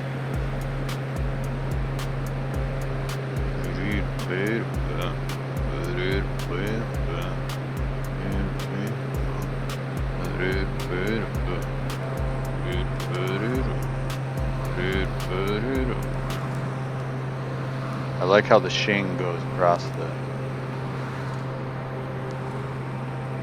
plane. The sun shing. Shing.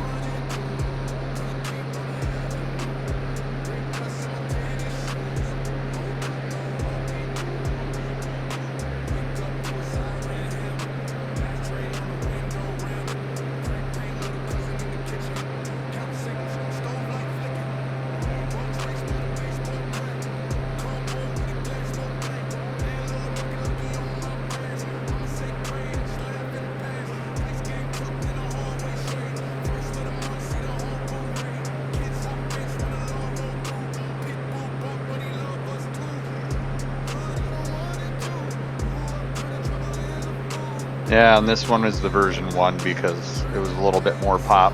I could hear this on the radio because of the hook and everything. Or the other one was a little bit more hood.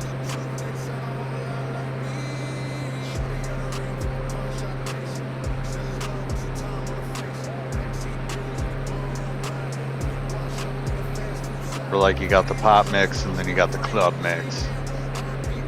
You know, radio mix and the club mix. Radio mix, bro. Radio mix almost never goes over well in the club. Like in the club, you want bass that makes your eyeballs rattle. And it's the same thing in my car. I don't want to hear the radio mix in my car. I want to hear the fucking club mix. Club mix always kicks ass in the car. Pop mix is good for sing-alongs and karaoke.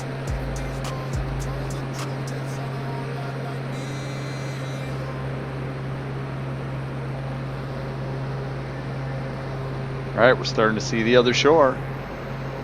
There it is.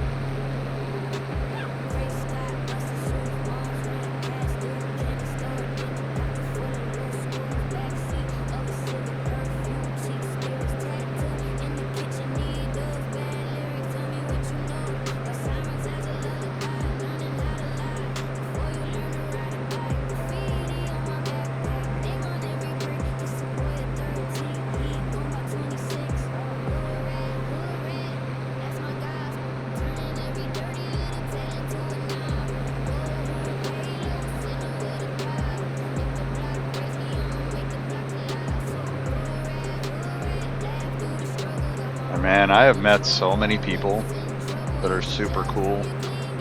I've also met a lot of bots that are trying to get me to follow their Discord. Dubby was a complete fucking waste of time. Fuck them. Like, literally, I signed up to, you know, partner up and help them sell product, which wasn't happening. And, you know, they say, oh, the quality of the partnership is only as serious as you put into it. And it's like, bro, you're literally hiring streamers to be dubby salesmen. you know, and then they claimed that you were going to get a free sample so that you could make a video on it and create content. Never got a free sample. It always had some sort of upsell that I had to pay for, or pay for shipping or something. Like, it was just nothing. And like, you fucked up. It was like, bro, I've been a loyal GNC customer since 2008. Loyal. And you know, I've taken a lot of supplements, and I could use that as part of my sales pitch. Is like, I've tried a lot of different energy supplements, and either W was gonna be good or it was gonna crash and burn. And either way, I was gonna be right there with the video saying that either I hate it or I love it. But when you never give me a product and you're, you know, requiring your partners to fucking buy your product, yeah, bro. I don't even know if I want your product. You know, I don't know nothing about your product. I just partnered up with you and you had nothing to show for it. So,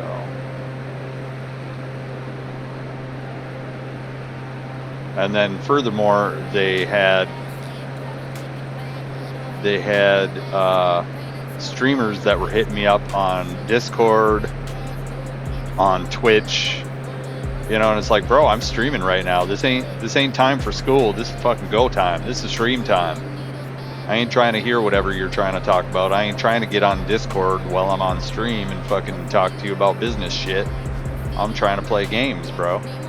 Like, and I think a lot of these guys, they pretty much were insinuating that you have to go to pay for viewer bots, is pretty much what most of the streamers that were trying to mentor me was saying. And that's kind of like paying for leads in realty. Like, bro, I'm not gonna fucking pay for leads in realty. I want to find leads. I want to work the job. Like, paying for leads, there are a ton of people that will gladly take your money and provide you with a bunch of leads that are all dead ends. I could see that happening a mile away. And yeah, I'm not trying to do that.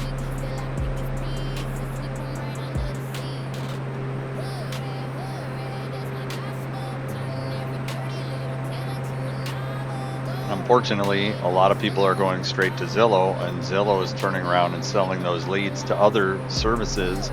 Those other services are going through and calling through all those leads and then reselling them to realtors. It's like so fucking stupid, bro. So stupid. It's just, I'm getting to the point where, like, if I don't figure out how to become the fucking superstar of my area within like the next 3 months, I'm just gonna go back to working factory jobs, because I could have already made 120,000 rather than wasting time on realty. You know, on 120,000 when you don't have a house payment and you just have utilities to pay for, a lot of that would be invested right now, and I'd be making, you know, $350 a month permanent income. So I would have already gave myself a raise by working a regular job of $350 a month, on top of whatever the job is paying me.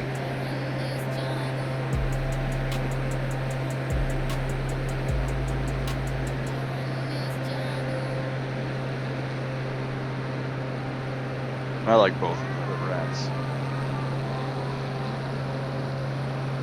Ooh. Ooh.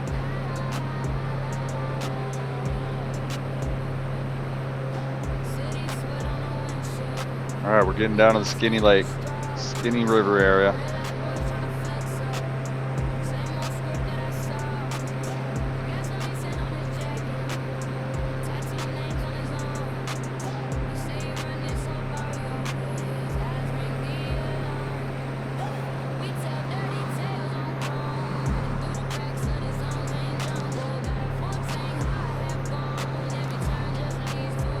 When you turn the plane, you lose speed. That's why I'm losing height. Because also when the plane's not flat, you lose lift. So you're losing speed and lift. And that's why it's fucking sinking. That looks like rain right there.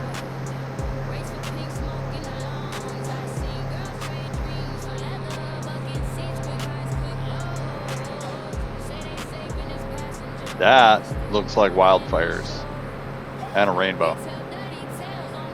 I don't know, I'm confused. Is it wildfires and a rainbow? Or what's going on over there? Isle Verde? Is that anything to do with Green Island? I don't know.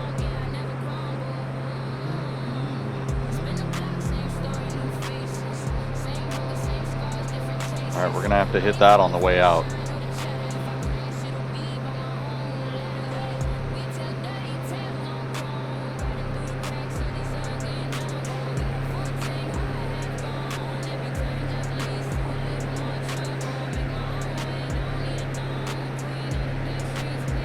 Peter Fraser, huh?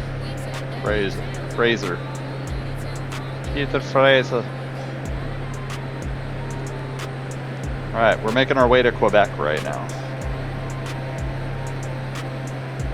We're gonna stop in Quebec. We're gonna look around a little bit, and when we start up next week, we're gonna look around a little bit more, and then we're gonna cruise over to that POI next week on our way out of this bay on the other side. Go up and around the north side of Canada and work our way around Alaska and all of that back down to San Diego. I'm guessing we got 3 or 4 more Tuesdays left, at least, because the top of Canada is pretty large. Like, the United States is large, but the coastlines, we don't have a lot of coastlines compared to like South America, which is all coastline. We have a lot of land connected to Canada, a lot of land canal. We're about to get rain. There's no way we're not getting rain. That looks pretty super. Pretty super. Our windshield is dirty.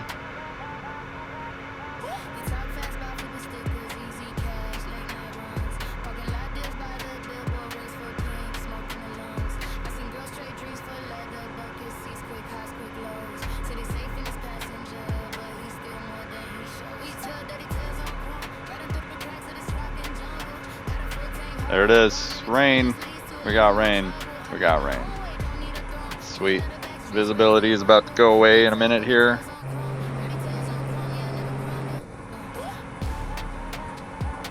The real life time and the real life weather on this game are amazing. This will be the second rain we've had. Yeah, well, it's because it's French Canadian, of course.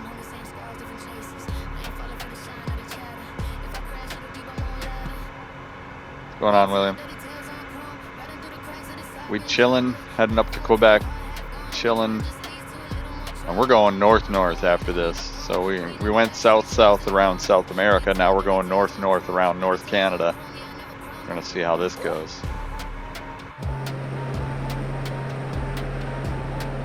My plane is dirty. Like, I could imagine how dirty this plane would be after, you know. Uh-oh. He's about to collect his mill. He's about to get his mill. How dare you get your mill before I get my mill? What is this?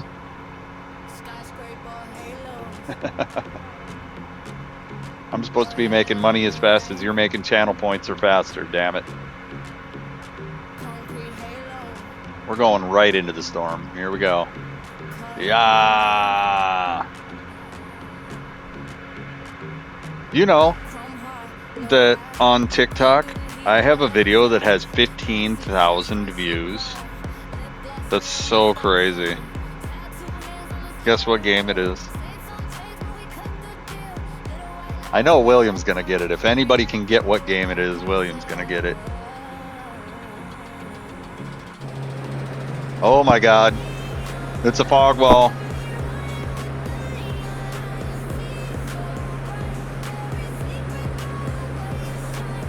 Insanity, we're getting rained on. Yeah, that's pretty crazy. Almost 15,000 views on a video on TikTok. But what game is it? What game? And I just can't even believe it. I can't even believe it, bro.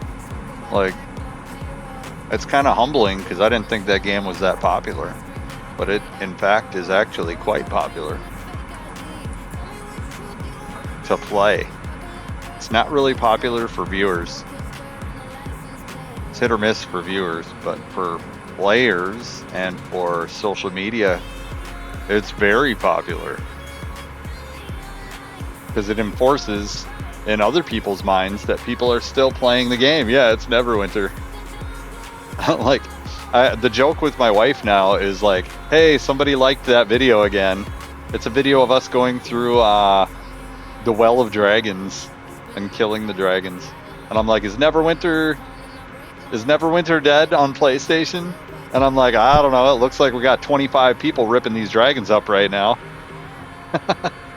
And it keeps getting likes. It's getting likes after likes. People are saving it. People are sharing it. And I'm like, what is this? That's so good. It's like Neverwinter wants me to come back again. And like, I love Neverwinter to death, but it is very, very repetitive. It's very repetitive. I got nothing bad to say about the game, honestly. It's just very repetitive. And I think after you've finished all the campaigns on one character, every character you start should have all those campaigns done. Like, you shouldn't ever have to campaign on multiple tunes in that game. It's so grindy and repetitive. And just like irrelevant content, you know. I only want to grind the new content. I don't want to still be grinding on He-Man on the old fucking content. It's so fucking ridiculous. But you know, I go back in winter and I grind on the old content. I put another maybe 5 weeks into the old content. It ain't no thing. And all the people come back and, hey, I thought you quit playing. Yeah, you know, I'm good for a couple times a year. All right. We're looking at Quebec way down there. That's CYQB. That's Quebec. That's definitely Neverwinter.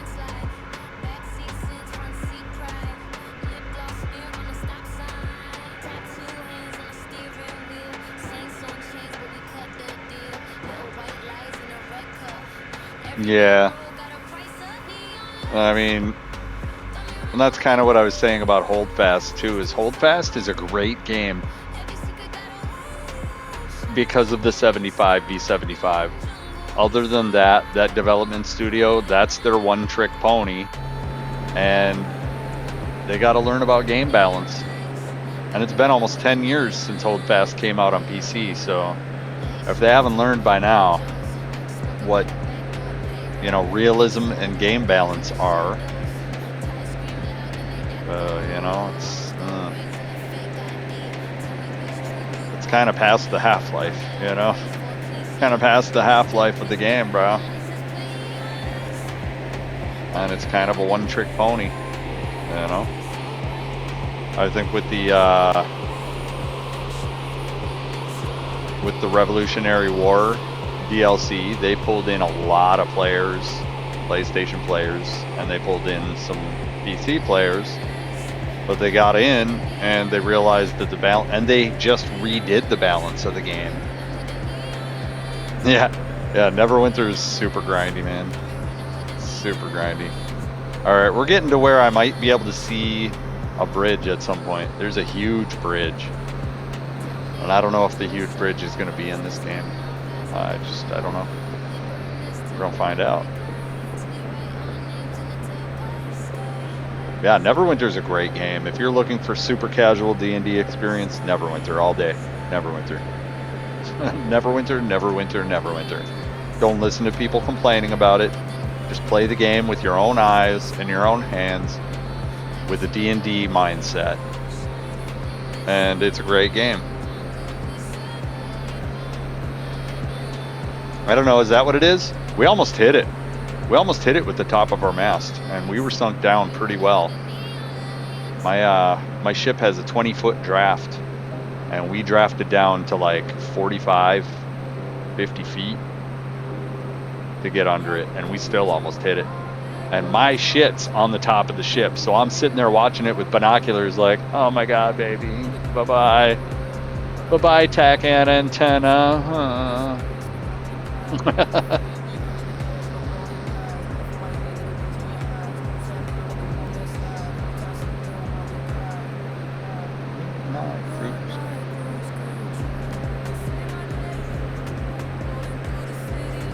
Yeah, I'm not sure what the bridge's name is.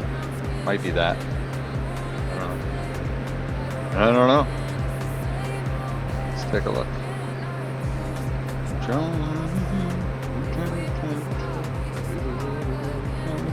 I might have passed it already.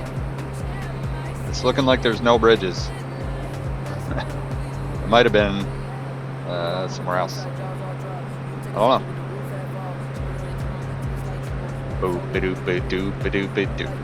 Oh god.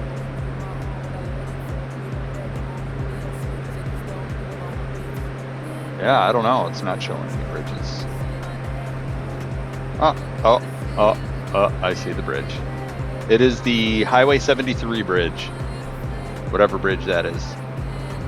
Pier La Porte Bridge. The Pier La Porte Bridge. That's the only bridge there is.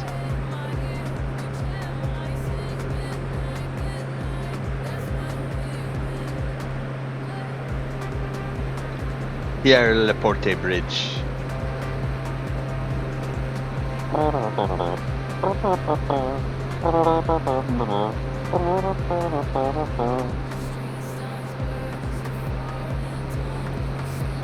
Yeah, Neverwinter's a great game. And after playing World of Warcraft, Final Fantasy XIV, and Neverwinter, I tried playing DDO. Dungeons and Dragons Online. Woo! Woo!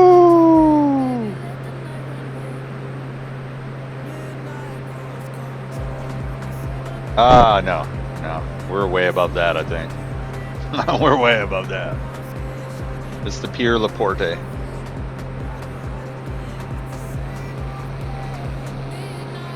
Damn, thank you, William. Appreciate you. 35 fucking months. 35 fucking months. Wow, man. That's a lot. That's a lot, man. You know, I'm still hoping that someday Realty's gonna take off. So I'm still hoping. Had an ad. What kind of shitty ad did you have? Did you have a Spider-Man ad? Did you have to watch a Spider-Man ad?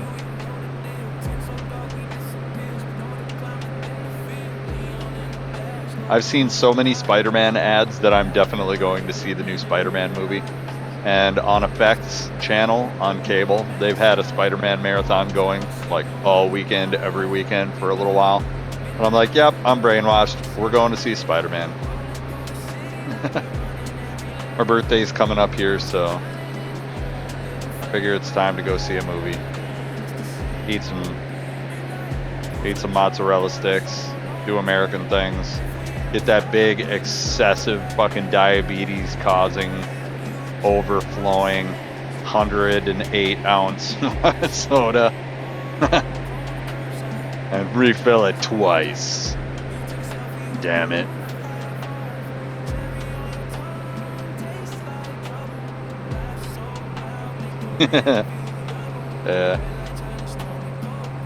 108 ounces of fountain drinks. Refill it twice. And eat some mozzarella sticks. Nutritional value, 0.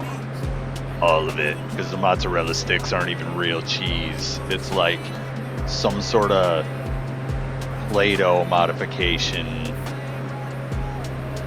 Yeah, we have a Broadway pizza here. Kind of plays out like a bar, sort of, with some booths on the side. I like Broadway pizza. Broadway pizza's good. Broadway pizza is kind of like what Pizza Hut used to be. Pizza Hut used to be an actual classy place, and I don't know what happened, but they turned into not a great pizza place. Something changed, and I don't know what changed, but I know that they used to have arcades at Pizza Huts. Like, they'd have at least a couple arcade machines, and like pizza places. Listen closely, pizza places. If you are operating a pizza place and you don't have arcade games in your pizza place, you are not a pizza place.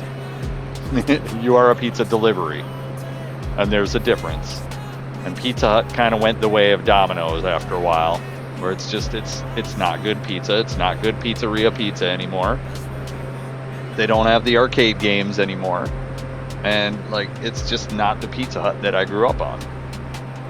And like, I grew up in an area where pizza places had arcade games. We had Kino's Pizza. Kino's Pizza had arcade games.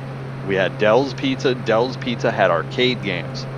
Pizza Flame, they still have the tabletop 2-player Pac-Man. It's a table. And like, they've had that shit forever. Yeah, I remember that. Yeah. Ugh. Yeah. Yep, I'm all too aware that my pancreas is getting old, man, and my liver's getting old, and that's why I quit drinking alcohol. And even Gatorade. I drink a Gatorade, and I'm like, man, I can smell the Gatorade coming out of my skin pores on the back of my hand within hours of drinking a Gatorade, and it's like, yeah, we're getting old, man. Like, that can't be healthy. And what is this? This is the Spanish Midnight Cruise Control. Hey. Midnight Sobra Puertas. Whatever the fuck that is. But yeah, I can't do, like, I cut back the alcohol 6 years ago. 2020 was the year that I was like, all right, enough's enough. $3 to $4 grand a year saved by just quitting alcohol. That's like an extra month income every year. Yep, I'm gonna do that. And then after quitting alcohol, I've been working on getting GNC supplements out of my life, because I don't think powdered food of any sort, no matter what it is, I don't think that supplements are the way for the human body. We're not designed to take powdered substances and put them into water and drink them. I just don't think that's how the human body's designed, and I will never believe that pills and fucking powders are the way. I'll tell you what's the way is chicken breast and lemon. That's the way. Salt and pepper, chicken breast, and lemon. You can go far with that shit. You can go super far with chicken breast, lemon, and salt and pepper. Super far. And water, of course, water. Because meat also has carb tendencies. If it has a form to it, it is probably also a carbohydrate. The thing about the chicken is you're going to need dressing for the fats. Dressing and fats is good for you. It's like oil for your body. And when you start running low on fats, you'll know. Look at the back of your hands. Do the back of your hands look like a lizard? You're probably running low on fats.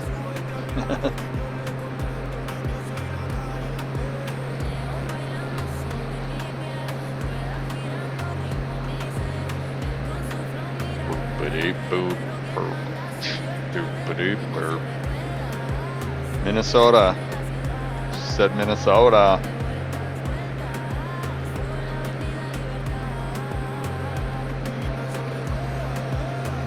And this guy sounds like Bad Bunny, for sure. But yeah, definitely been cleaning up on the sugar. Trying to cut back a little bit on that. And eventually, you know, you just get to the point where your body is not going to reward you for making bad decisions anymore. And it's going to reward you with excess amounts of sleep, feeling like shit, and everything else. So I have been running amok with my reel lawnmower. And by reel, I mean it's one of those rotary blade push mowers with no gas. And that's a good workout, man. It's a good workout. And like while I was doing it, I saw an old guy and an old lady come walking through the neighborhood. They were doing their little morning speed walk. And it's like, I bet you guys pay for lawn service. I'm just sitting there thinking about it. Like, I bet they pay for lawn service and now they're walking the neighborhood instead of doing yard work. Saving them, you know what I'm saying? Like, a real mower is a workout. I bought my real mower for $120 and I just fucking rough my yard up a couple times a week. And I'm getting my cardio in. It's fucking good. And then when I'm done, I go into my gym and I finish out, you know, because I'm already warmed up now. So I just go straight to the gym and then do all that too. It's a good workout because I'm fully warmed up by the time I come in when I'm done mowing. You know, I shouldn't say done mowing the lawn. I should say done mowing the lawn for now.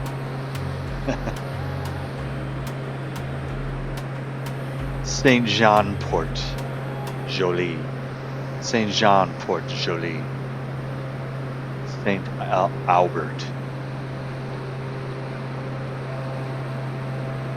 But yeah, I'm definitely a firm believer of why have a gym membership if you're paying somebody else to mow your lawn?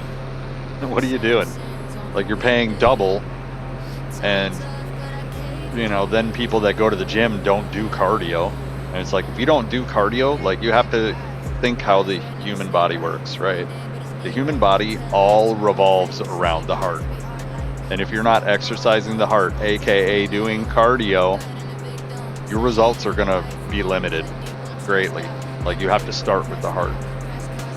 And that's like, I've been trying to reverse engineer what happened when I joined the Navy and how I gained so much weight in boot camp and the 2 months after boot camp. I gained 70 pounds in 4 months. And I'm telling you right now, in boot camp, it is impossible to gain 70 pounds of fat. So don't even try. Don't even try to convince me that it was 70 pounds of fat. It absolutely was not. I went in a skinny little fucking meth head looking dude, and I came out a fucking warrior. And for 2 months after boot camp, I continued to become more of a warrior. And like, the people in my boot camp were like, bro, you like blew up and turned into a fucking man in boot camp. And like, yeah, it's the first time anybody had ever physically pushed me to do anything. I didn't even know my body could do that. And so when I got out of boot camp, I went straight to GNC and I was like, I want to gain as much weight as possible. So I gained 40 pounds in boot camp and I gained another 30 pounds. That's 1 pound every 2 days that I gained after boot camp. 1 pound every 2 days. And I gained about 1.5 pounds every 2 days in boot camp. So ridiculous amounts of weight. Ridiculous amounts of weight. Were steroids involved? Yes. I am 100% proof positive that the Navy gave me steroids in boot camp, because I ain't ever seen nobody gain weight like that ever, anywhere, ever. Of course. And I can't prove it, and I don't know for sure, but the results just pretty much speak for themselves. 70 pounds in 4 months. Go try and do that. Come back to me and tell me that you did it without steroids. I'll wait. I'll wait. Not fucking happening. Ooh, we got some points of interest up here. Hell yeah. One of them's probably that bridge.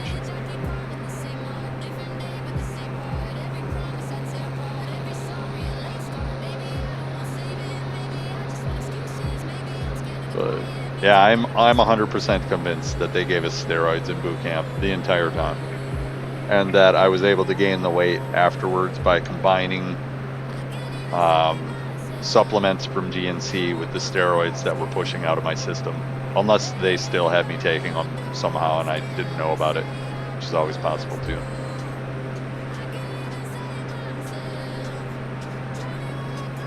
But one thing I learned in the gym is, contrary to popular belief, the people who get stupid big in the gym are the smartest motherfuckers in there. The smartest guys turn into bodybuilding champions. The smartest guys. Not the dumbest guys, the smartest guys. Because they actually think about bodybuilding, and they actually reverse engineer it so that it works for them. Because no two people can use the same strategy and get the same results.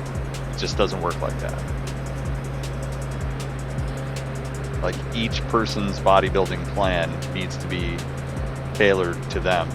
So instead of saying, you know, ride the cardio bikes for warm-up for 5 minutes, you say ride the cardio bikes for warm-up until you're sweating. Like, it doesn't have to be exactly 5 fucking minutes. That doesn't make sense. Everybody warms up differently. So when you tell people that, you know, you're riding the cardio bike for 5 minutes to warm up, to me, that's a bad plan. Because for some people, 5 minutes is going to absolutely fucking kill them, and they're not going to really be motivated to work out afterwards. And for other people, 5 minutes, they're not even going to be warmed up yet. They're not even sweating. And you're telling them to ride the bike 5 minutes for warm-up, they're not even warmed up. And they're going and hitting the gym. They're not even ready. They're not ready. So some people are going to take a little bit more bike than others. And some people, man, they just got out the car and walked into the gym and they're already sweating. They're warmed up, bro. Like, you know, the whole idea of a warm-up is to get your body to overheat a little bit. Well, hence the term warm up. And when you get your body to overheat a little bit, it throws blood to the extremities to cool itself off. That's what a warm-up is. And like, nobody's gonna really break it down for you. But the Navy broke it down for us. They're like, bro, you're not warmed up unless you're sweating a little bit. You're not warmed up, and we're not gonna hit you with some crazy exercises until you're warmed up. And once you're warmed up, we're gonna make it rain in this motherfucker, bro.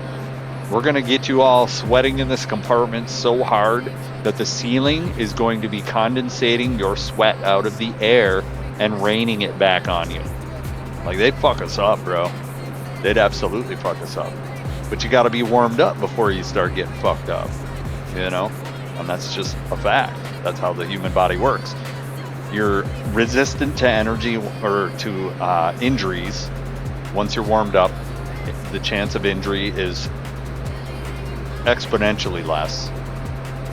And so, you know, that's why I go out in the mornings and I mow the grass, and then I hit my gym. And your results, for very minimal effort, once you're warmed up, your results in the gym are way higher because you're warmed up and you have the blood to play with. And when you have the blood to play with for your different exercises, you're going to notice leaving the gym, you're going to be huge as fuck. People are going to be like, that is not the guy that walked in. Because you look huge as fuck, because your intestines and your gut pushes all the blood out to your extremities.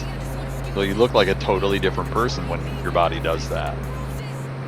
And then you go eat, and then it sucks all the blood back in, and then you're back to your normal sloth self. You know, played this game a little bit. Best thing to do in the morning is have a cup of hot tea, go out, mow the lawn, then work out, look big as fuck, take all your pictures, because once you eat, it's gone. It's gone. This is beautiful. This whole area is beautiful. It's got a lot of flats like this. It's got mountains like that. Quebec has one of the largest stairways outside that I've ever seen in my life. Shit was ridiculous. Burp. Burp. Real boats. More real boats.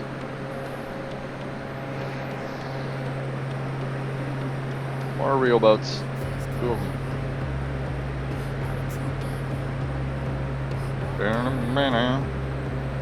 know, yeah, I've definitely thought about playing Final Fantasy 14 again.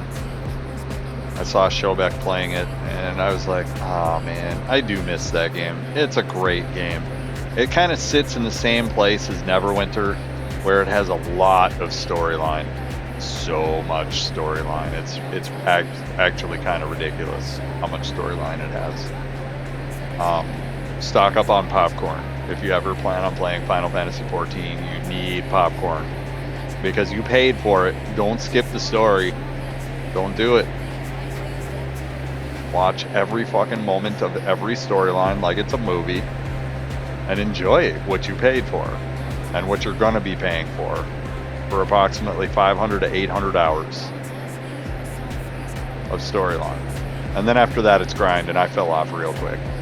Like, I'm sensitive to grind. When the storyline is over in Final Fantasy 14, I'm good, man. I'm good. I don't think they're ever gonna beat Zodiac. I don't enjoy Savage, Unreal, or Extreme content when it's new. I don't enjoy any of that shit. That's for try-hard, large groups of college kids to go ahead and bail out of all their exams on. Not a fan. Or for professional gamers. Savages, Unreals, and Extremes are definitely professional level content. Like, you like punching yourself in the dick, that's exactly it. And I've thought about going back to that game. But I'm gonna wait until they release the next mod. Because I got some work to do and I got some income to make. I gotta get into some circles with some people. And I did just delete my schedule because we're gonna be getting seriously out into the world. Unfortunately, I already missed the Anoka County Fair that ended Sunday. It always goes by so quick, bro. Like, my birthday coming up says the fair's already over.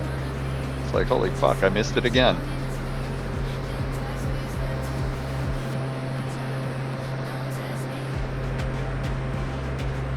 But Tuesdays are still going to be a non-negotiable. However, I may start going out for lunch somewhere on Tuesdays as well, because I really need to start getting out into the world and finding the people that do housing professionally. And people that do housing professionally eat lunch somewhere. I gotta find where they're at. That's my job. Let's find where they're at.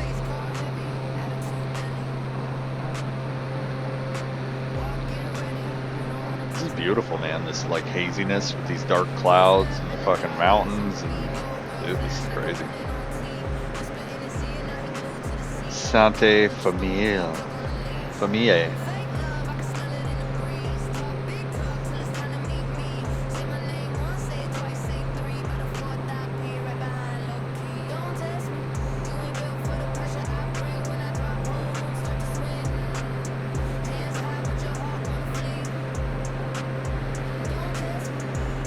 Those clouds are just beautiful. Beautiful. That's the boat they call Dr. Feel Good. That's the boat that makes you feel alright. That's the boat they call Dr. Feel Good. It's gonna be your Frankenstein. Boat Feel Good.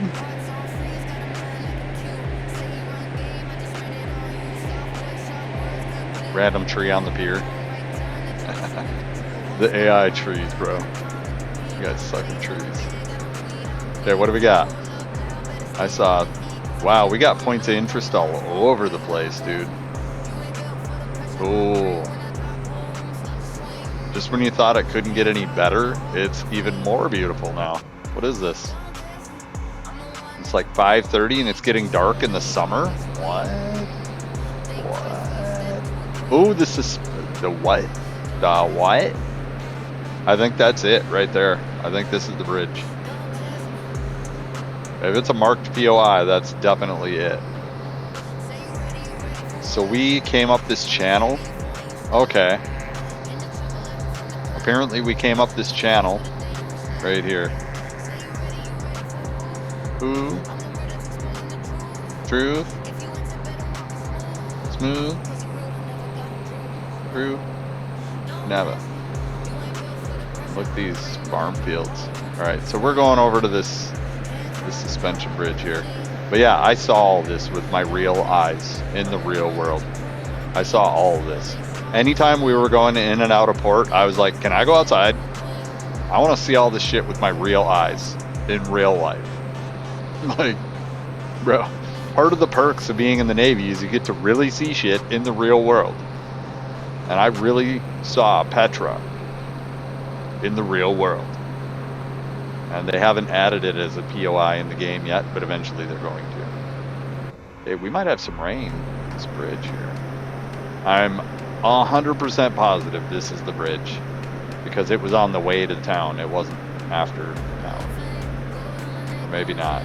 Maybe they have the wrong thing marked. This is beautiful, dude.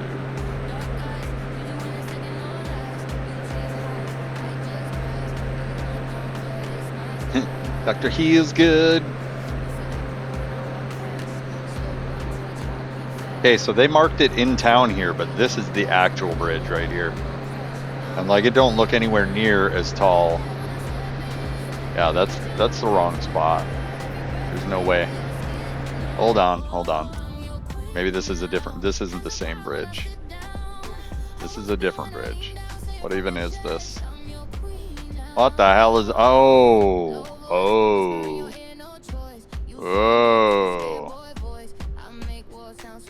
Whoa. This is like a waterfall. This is like a waterfall with a tourist walking bridge. Yeah, this is not the same.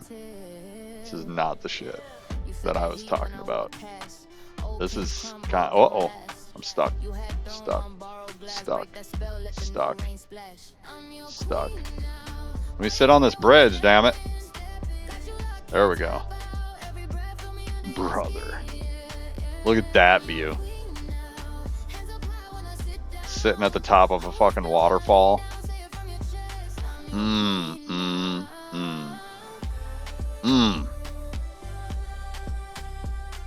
Like, what? That's kind of nice, man. Alright, let's go back. Pop. Yeah. Oh, we got some wildfire smoke. This is wildfire smoke right here. This is not weather. It is dark as fuck here right now because of wildfire smoke. I didn't think the game had wildfire smoke in it. I was kind of wondering. But it's fairly obvious that this is wildfire smoke. Because it's 5:30 and it's fucking dark, dude. Between that cloud and this smoke, we're not going to be seeing much shit today. Better get down by the water so that way we can see a little better, hopefully. This is kind of scary, bro.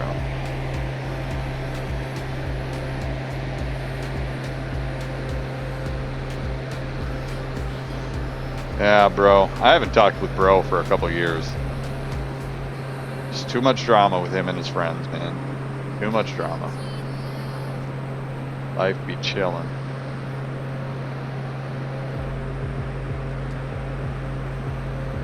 Like, that's just, it makes me sad because that's kind of a normal thing with Minnesota and Florida. When people move to Florida, it's like, nice knowing you. People just shrug and like, yep, happens all the time. People move to Florida, never see them again.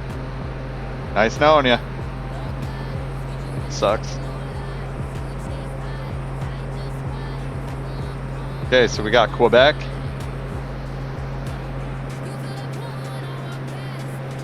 That's a real ship there. Like, these are all real ships. It's a lot of real ships. Oh my god, we're here. We're here. Okay. Yeah, bro. Okay. Okay. Yeah. We're here. We're here. We were moored up right here. There was us right here. And there was a Quebec ship right here. And then there was another German ship right here. This, I don't think this is a real ship. I mean, I think it's a real ship, but I think it's like a photogrammetry ship. Like, it was an actual ship that was here at the time. But like, this is a real ship that's here now. So like this ship is kind of angled in there. It's weird. I'm just trying to figure out exactly where we were. Because, okay, yeah, we were definitely on this pier right here. It was us, the Quebec, the Canadian ship, and then the German frigate was right here. And this right here is the amphitheater where they play. They have a waterfall. This is a waterfall. This fucking thing right here is a waterfall, and they play a movie on the waterfall. So we were sitting right here, drunk as hell, watching Pirates of the Caribbean on a waterfall. That's a waterfall. It's like a water fountain that recycles its own water and filters it and puts it up. Then you watch a movie projected on a fucking waterfall. Let me say it again. Waterfall fucking movie, dude. Shit's hot. But look at this. Look at all these real boats. This is insane. So I don't know where the actual bridge is. We're gonna look a little harder for it on our way out.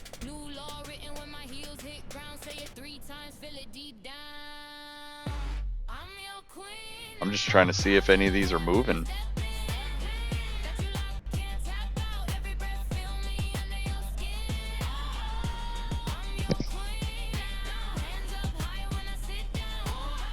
Alright, and you can see that there's going to be a stairway around here somewhere, right? Look at this stairway, bro.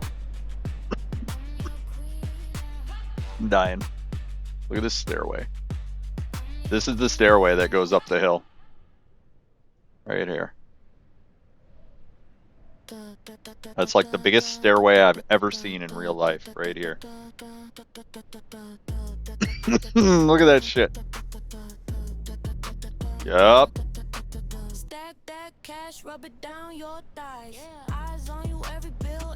Shit's crazy. And there's several stairways, but I think that's the biggest one. And then there's another one around here somewhere. Yeah, right here. Right here. I'm dying. Right here. Goes up through the trees and pops out up here. And like, we went through all this shit on foot. On foot. On foot.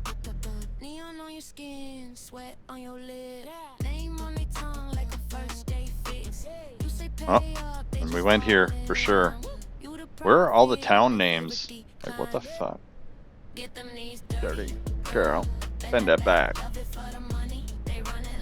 But yeah, we went up the stairs right there and ended up here, and we're like, well, we're here now. We might as well take the tour of this fucking place. Look at how big this place is. Like, walking along. Do, do, do, do, do, do, do, do, do. What the hell is that?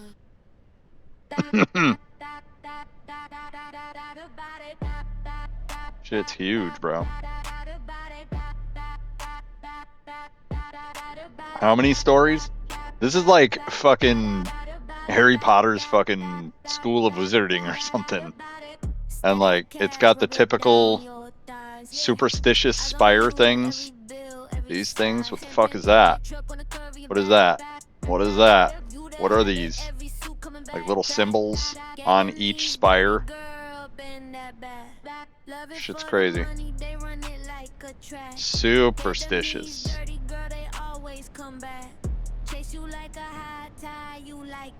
Let's go see this bridge. I don't feel like we went under this bridge because this is the wrong way. Alright, let's fly. Let's fly. This fucking smoke is kinda crazy. Like, I feel like I'm in a hidden vampire city now. I'm kinda scared.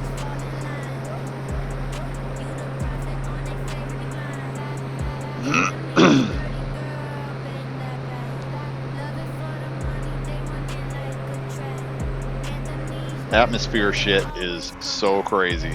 I can't see nothing in the plane, bro. Nothing. It's raining. You'd think my plane would clean off a little bit because it's raining. Nah. Still dirty as fuck. Because something about planes is they usually have plexiglass windows. So when you take a bug on a plexiglass window, like, you're replacing the window eventually. That shit is not coming off.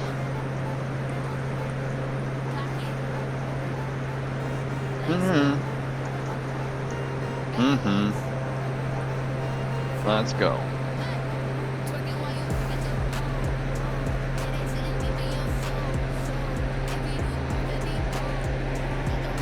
This atmospheric stuff is ridiculous. All right, we need to cut speed. We need to cut speed quickly, quickly, quickly. And I feel like this bridge is the wrong way. This ain't the bridge, man.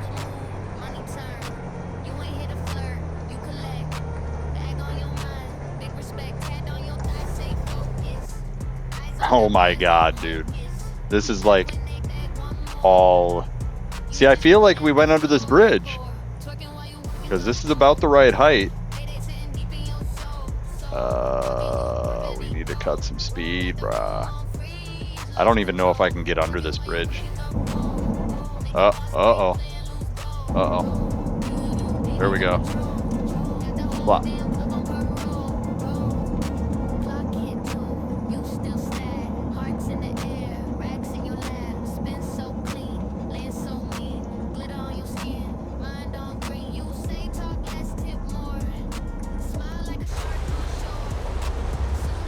Yeah, these bridges look right, but they're the wrong way. And I know we didn't come all the way up the river to get here. There's no way we came up the river to get here. We went the other way.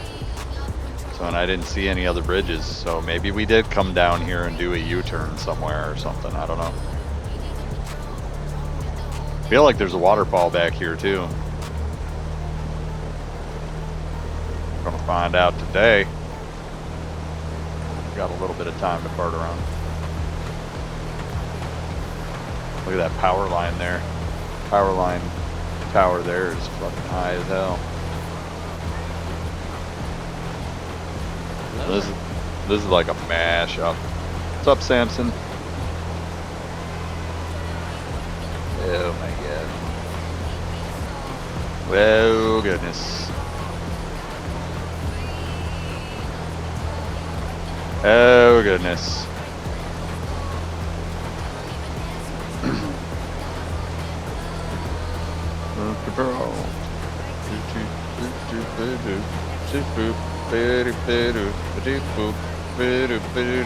Kitty. Meow. Oh, you're so cute. You're such a cutie wootie batootie. What you doing, little meerkat? What you doing? Oh. Oh. Alright, well, we're down. We're gonna ski around a little bit. We're getting rained on quite a bit. Hi, kitties. What you doing? What you doing? You want to get picked up?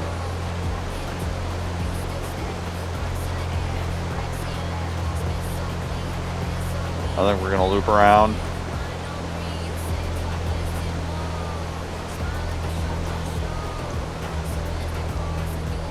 Oh god. Oh god. Oh god. That's bad. That's bad. Come on. Come on. We got a wing full of water now. Oh god. I had to give it more speed to get out of that. And now we're fucking cooking. Cooking, bruh. Cooking.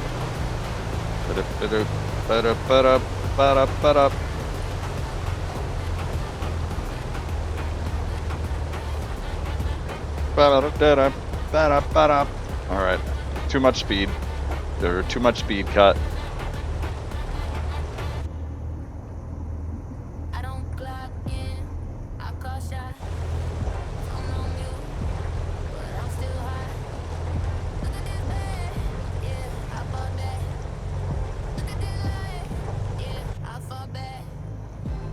Okay, so we're looking at the bottom gauge on the right side of the number 185 in the console.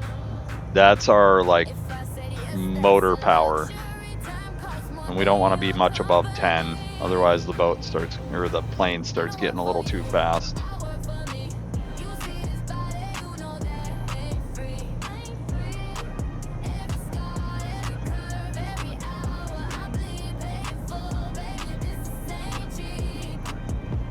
we got a little bit of rain. You see that 10 next to the 185, that gauge that's near 10. We can't give it much more than that or we start getting too much speed. Start taking off. You can see it's raining like a motherfucker right now.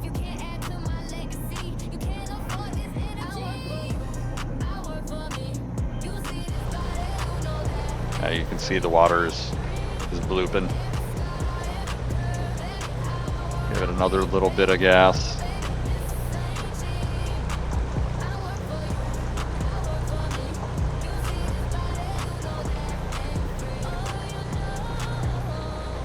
I feel like this is the bridge, but it's weird because it's the wrong direction.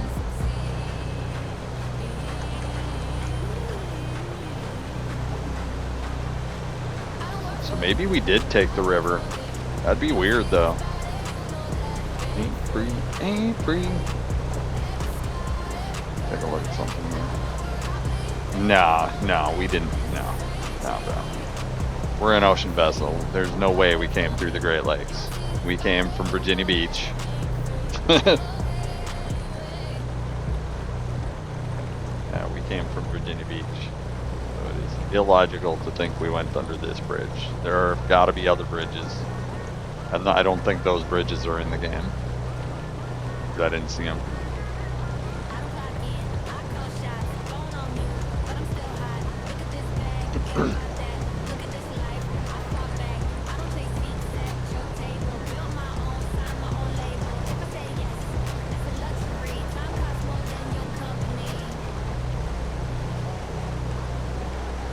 The water's got some weird things going on with it. I might get stuck on some land here.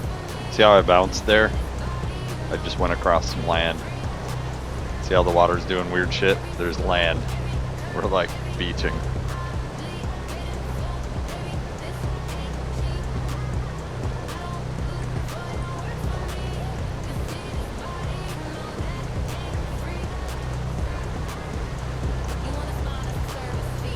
Chateau Frontenac.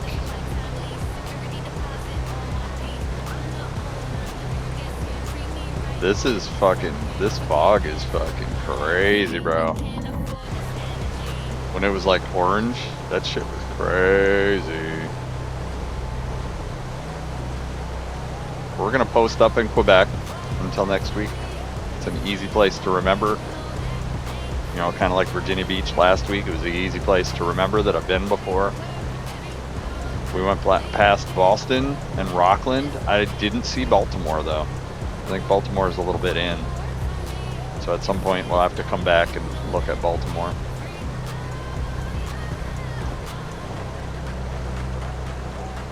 We're just gonna party down in Quebec for a week.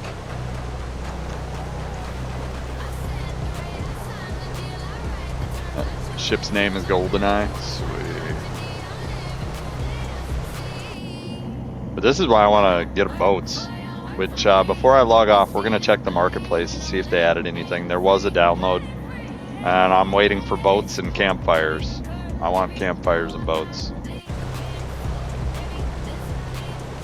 So that way we can, like, land on the water, go up on the beach, start a campfire. I'm all about it. All about it. Ain't free.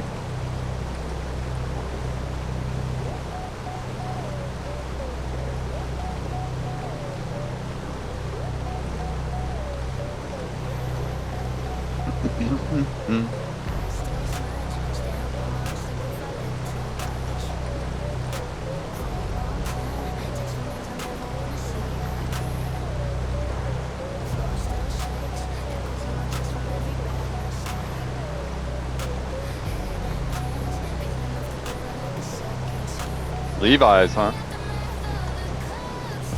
You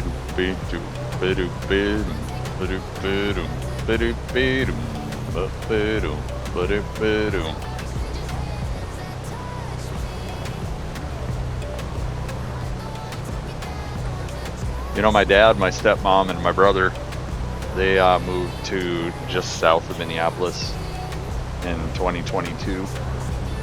they're loving life. I think they can actually take the dogs out without the dogs having a fucking panic attack. Yeah, we're loading in all those ships again. And my sister, I haven't seen my sister for fucking ever, dude. Forever.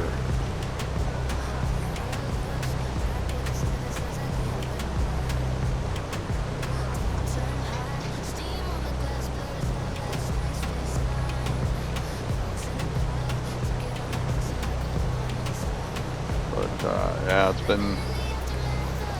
been pretty crazy, man. It's been pretty crazy. Feel like I see a tornado. I saw a tornado.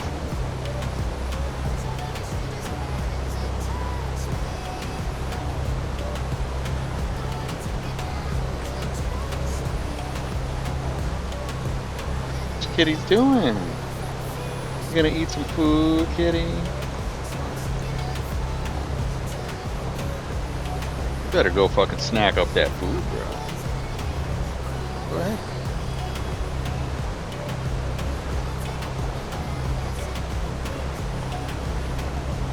Kitty.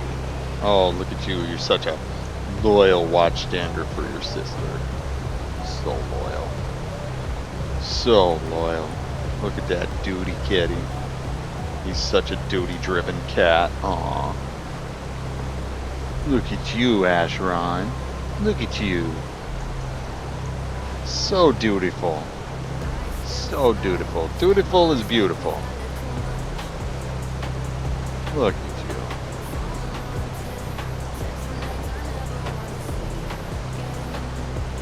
So I figured out if you really want the crazy haptic experience, you have to turn the microphone off on your controller. When the controller has the microphone on, the rumble defaults to weak, and so does haptic.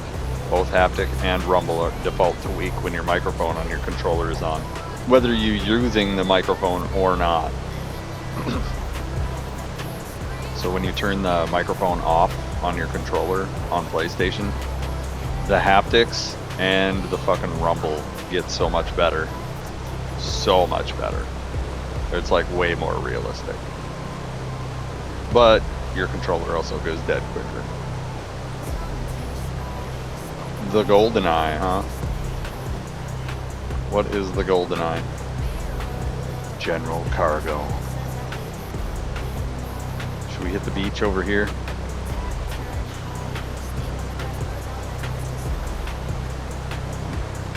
We just boated down that way to boat back up this way, pretty much.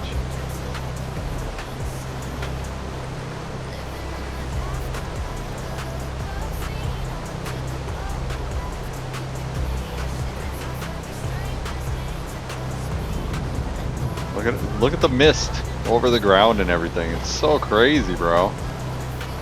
There's a lingering Scooby-Doo fog. And like, I don't know if you can see that on stream, but like I just passed through a lingering piece of Scooby-Doo fog right here. Super cool. Super cool.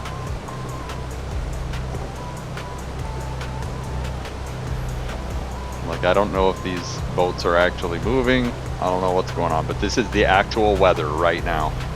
It's like raining, a little choppy.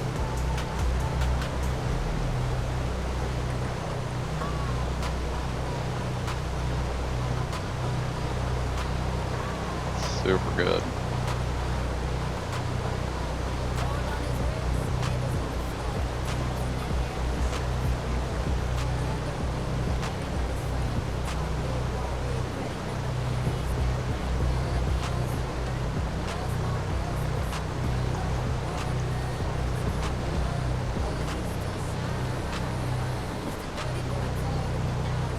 We don't want to come into the marina over here.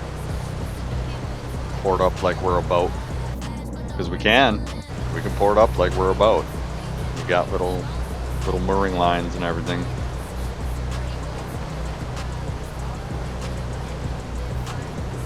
Oh no. Yeah, we're flying, bro. We don't need to be out of control like that. Yeah, we got way, way above 10.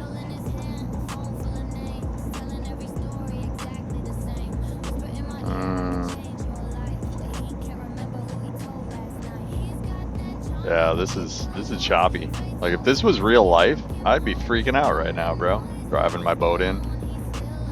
Like you gotta have your fucking pants stapled on at this point. And what worries me even more is that. See my altimeter?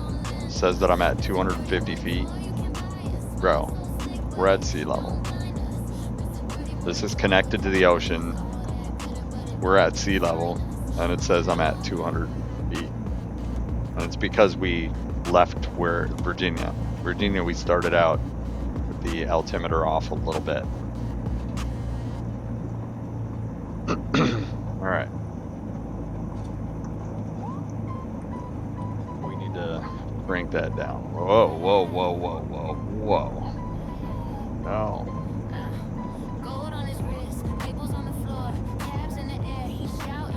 Let's go ahead and crank that down a little bit.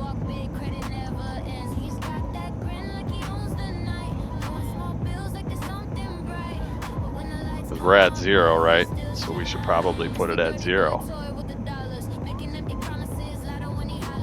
And we want it to be at least at 0 when we're on the surface. Like we want it to say 0 well before we fucking run into the ground, right? No matter where we're at, because I don't care what my actual height above sea level is. I care what my actual height above where I'm hitting the ground is. Like,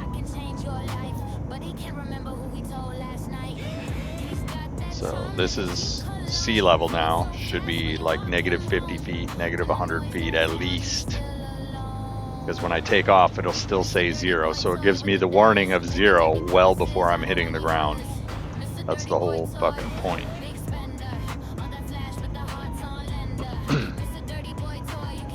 You don't want it to say 200 when you're already hitting the ground. That's no bueno. Oh no. Something in the water there.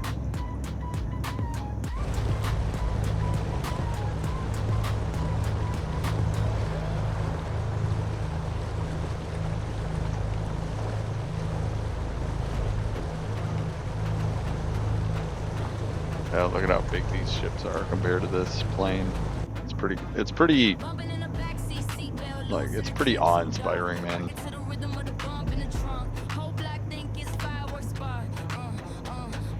Whatever those balls are, I don't know what those balls are.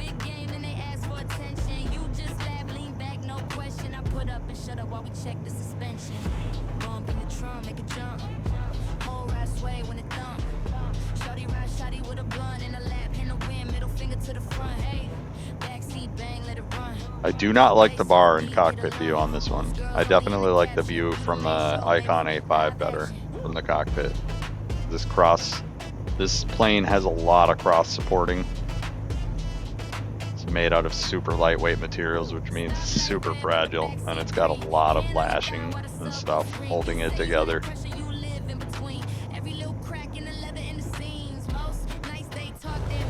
Look at how big this boat is, and this isn't even a big boat.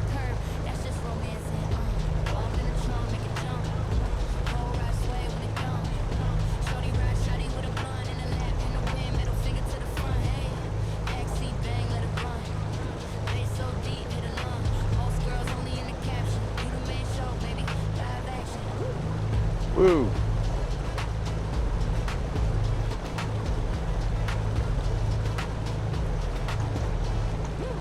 Look at how big that is. That's not even Navy ship size.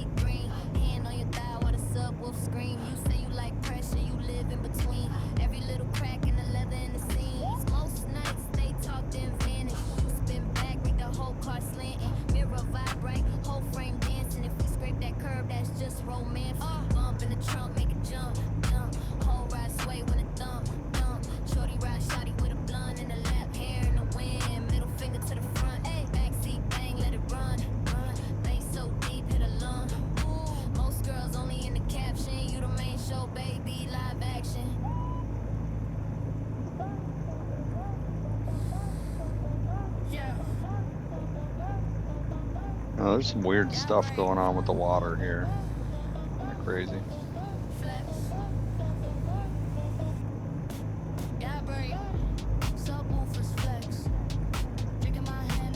Yeah, just the fact that it's showing all these live ships is crazy. It's absolutely crazy to me. I didn't think I'd ever be able to see something like a live AIS feed in the civilian world.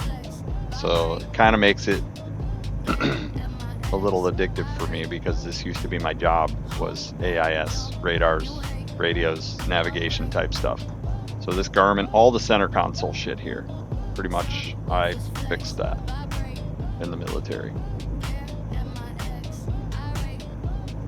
So to be in a location where I was in the military, well, using electronics and seeing real ships and real planes in the game is just so crazy to me. So crazy. And in VR, it's even more crazy. Like, every once in a while, I go back and check out VR again.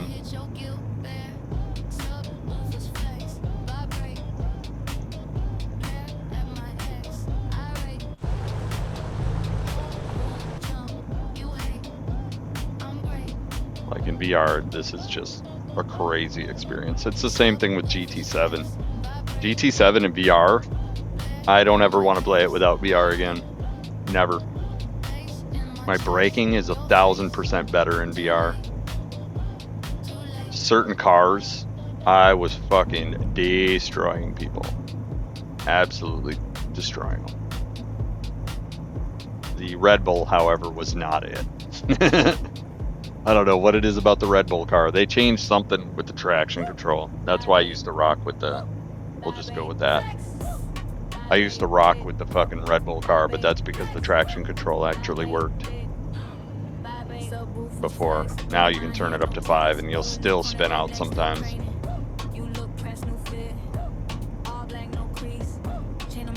Boom, boom, boom. Boom, doom, doom, doom. Doom, doom, doom, doom.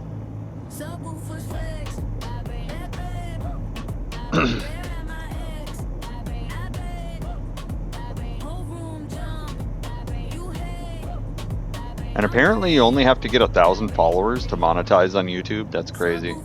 It's absolutely crazy. I'm almost there on Twitch. And once I have 1,000 followers on Twitch, I'm gonna beg people to go over to my YouTube and follow me there. If you could. Because that YouTube monetization, I gave up on it. I was like, there's no way I'm ever going to be monetized on YouTube. But someday, just by doing little funny clips here and there, I've been gathering, I think in the last few months that I've been doing the little shorts, I've gained 20 followers. I don't stream there ever. So at some point, did we already pass the whole... We did. What? What? No. We did. What the hell? I feel like we passed Quebec Port, but I don't think we did.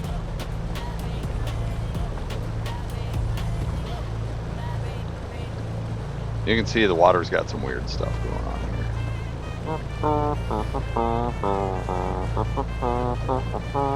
You can see another town over there. Craziness. Levi's.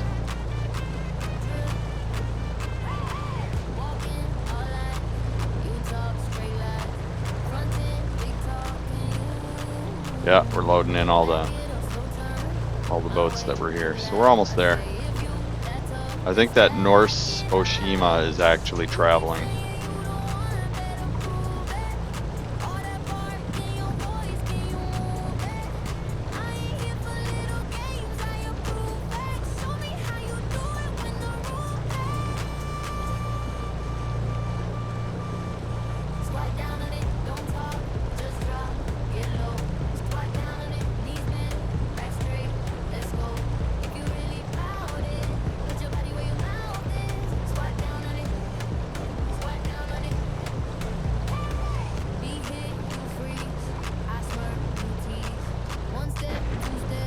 Yeah, that's crazy.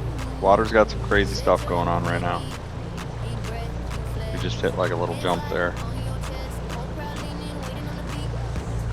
Whole crowd leaning in, waiting on the beat.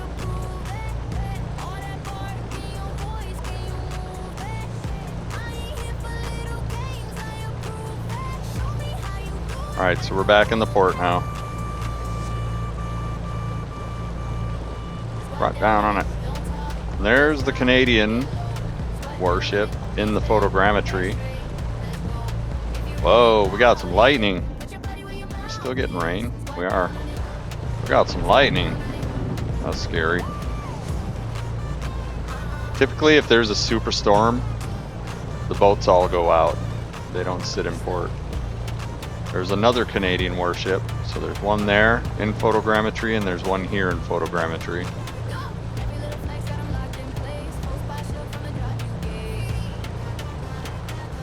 And those ships are not actually there. They're in the photo when they took the satellite photo. So honestly, for the game, they should have cut them out. And, you know, those are probably the real boats right there. We can't even moor up on this pier. We can't even moor up on this pier, dog. It's too tall.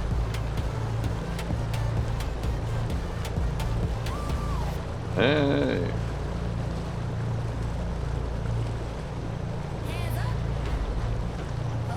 We're gonna try to get into the interior ports, but I don't know if I'll be able to do it because this plane doesn't have that good of water control. None of the planes have very good water control.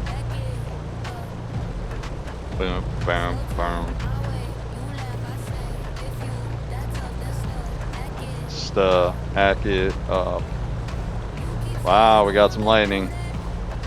Bam, bam, bam. Bam, bam, ba-dam, bam, bam. Bam, ba-dam, ba-dam, bam. Hey.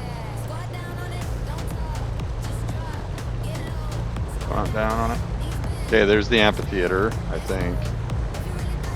Might be farther over here, honestly. Yeah, we might have passed the amphitheater already, or it might be right here. Derp, derp, derp, derp.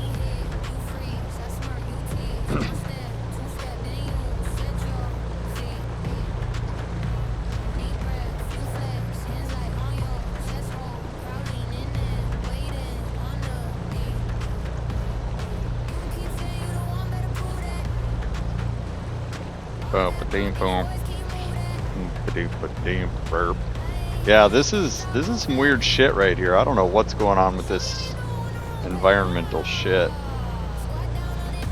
I'm like, that's why photogrammetry is better to turn off when you're interacting with the ground, because we're actually climbing up a hey, look what just happened right there. We just fell off a cliff. And like, we can't get up this wall because maybe we can. But this is photogrammetry. Photogrammetry does weird stuff.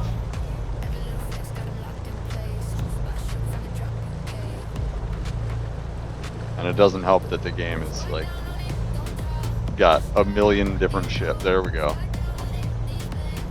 See, now we're on top of the water here. Doing some crazy shit here, bruh.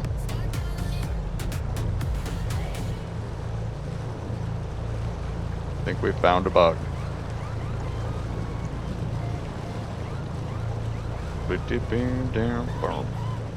Pink jacket, grease on the sleeve, keys in her teeth, helmet on the seat beside her. No. Gas toolbox, rattles in the trunk. Boom, psh, and doom, Rusty, doom. scream like thunder. Okay, so there's the amphitheater. But yeah, I don't know how much I'm gonna really deal with this. Ew, and I feel like we should be falling off a cliff right here, and we're not. Oh, there it is. There's the cliff. I think I found a bug. And that's photogrammetry. Like, if I turn photogrammetry off, it might fix it. but we're not trying to do that. Like, I'm not trying to turn off photogrammetry ever. Let's see if we can get into this port.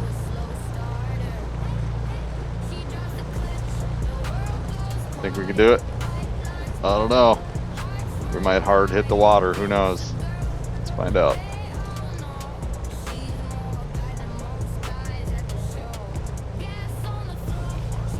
See if we can do it. Come on, let's go into the bay. Plane into the dock of the bay. Watching the glitches roll away. Can we get back up there? Or are we just gonna crash into a wall right here? Yeah, bro. It's acting like water, but it's also acting like a hard solid. And it looks, oh my god, we're stuck. We're stuck. We're stuck right here. We can't move. We're on land right here. Photogrammetry. We're loosening up. We're loosening up. Let's get out of here. Come on, plane. Let's go. Let's go. Now it's acting like water again. And flip back down into the water. Alright. Yeah, we're just gonna anchor out.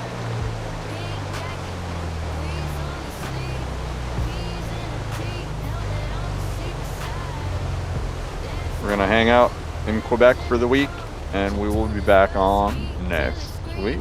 Thanks for hanging. We get a week of Quebec. Look, guys, let's learn to speak French.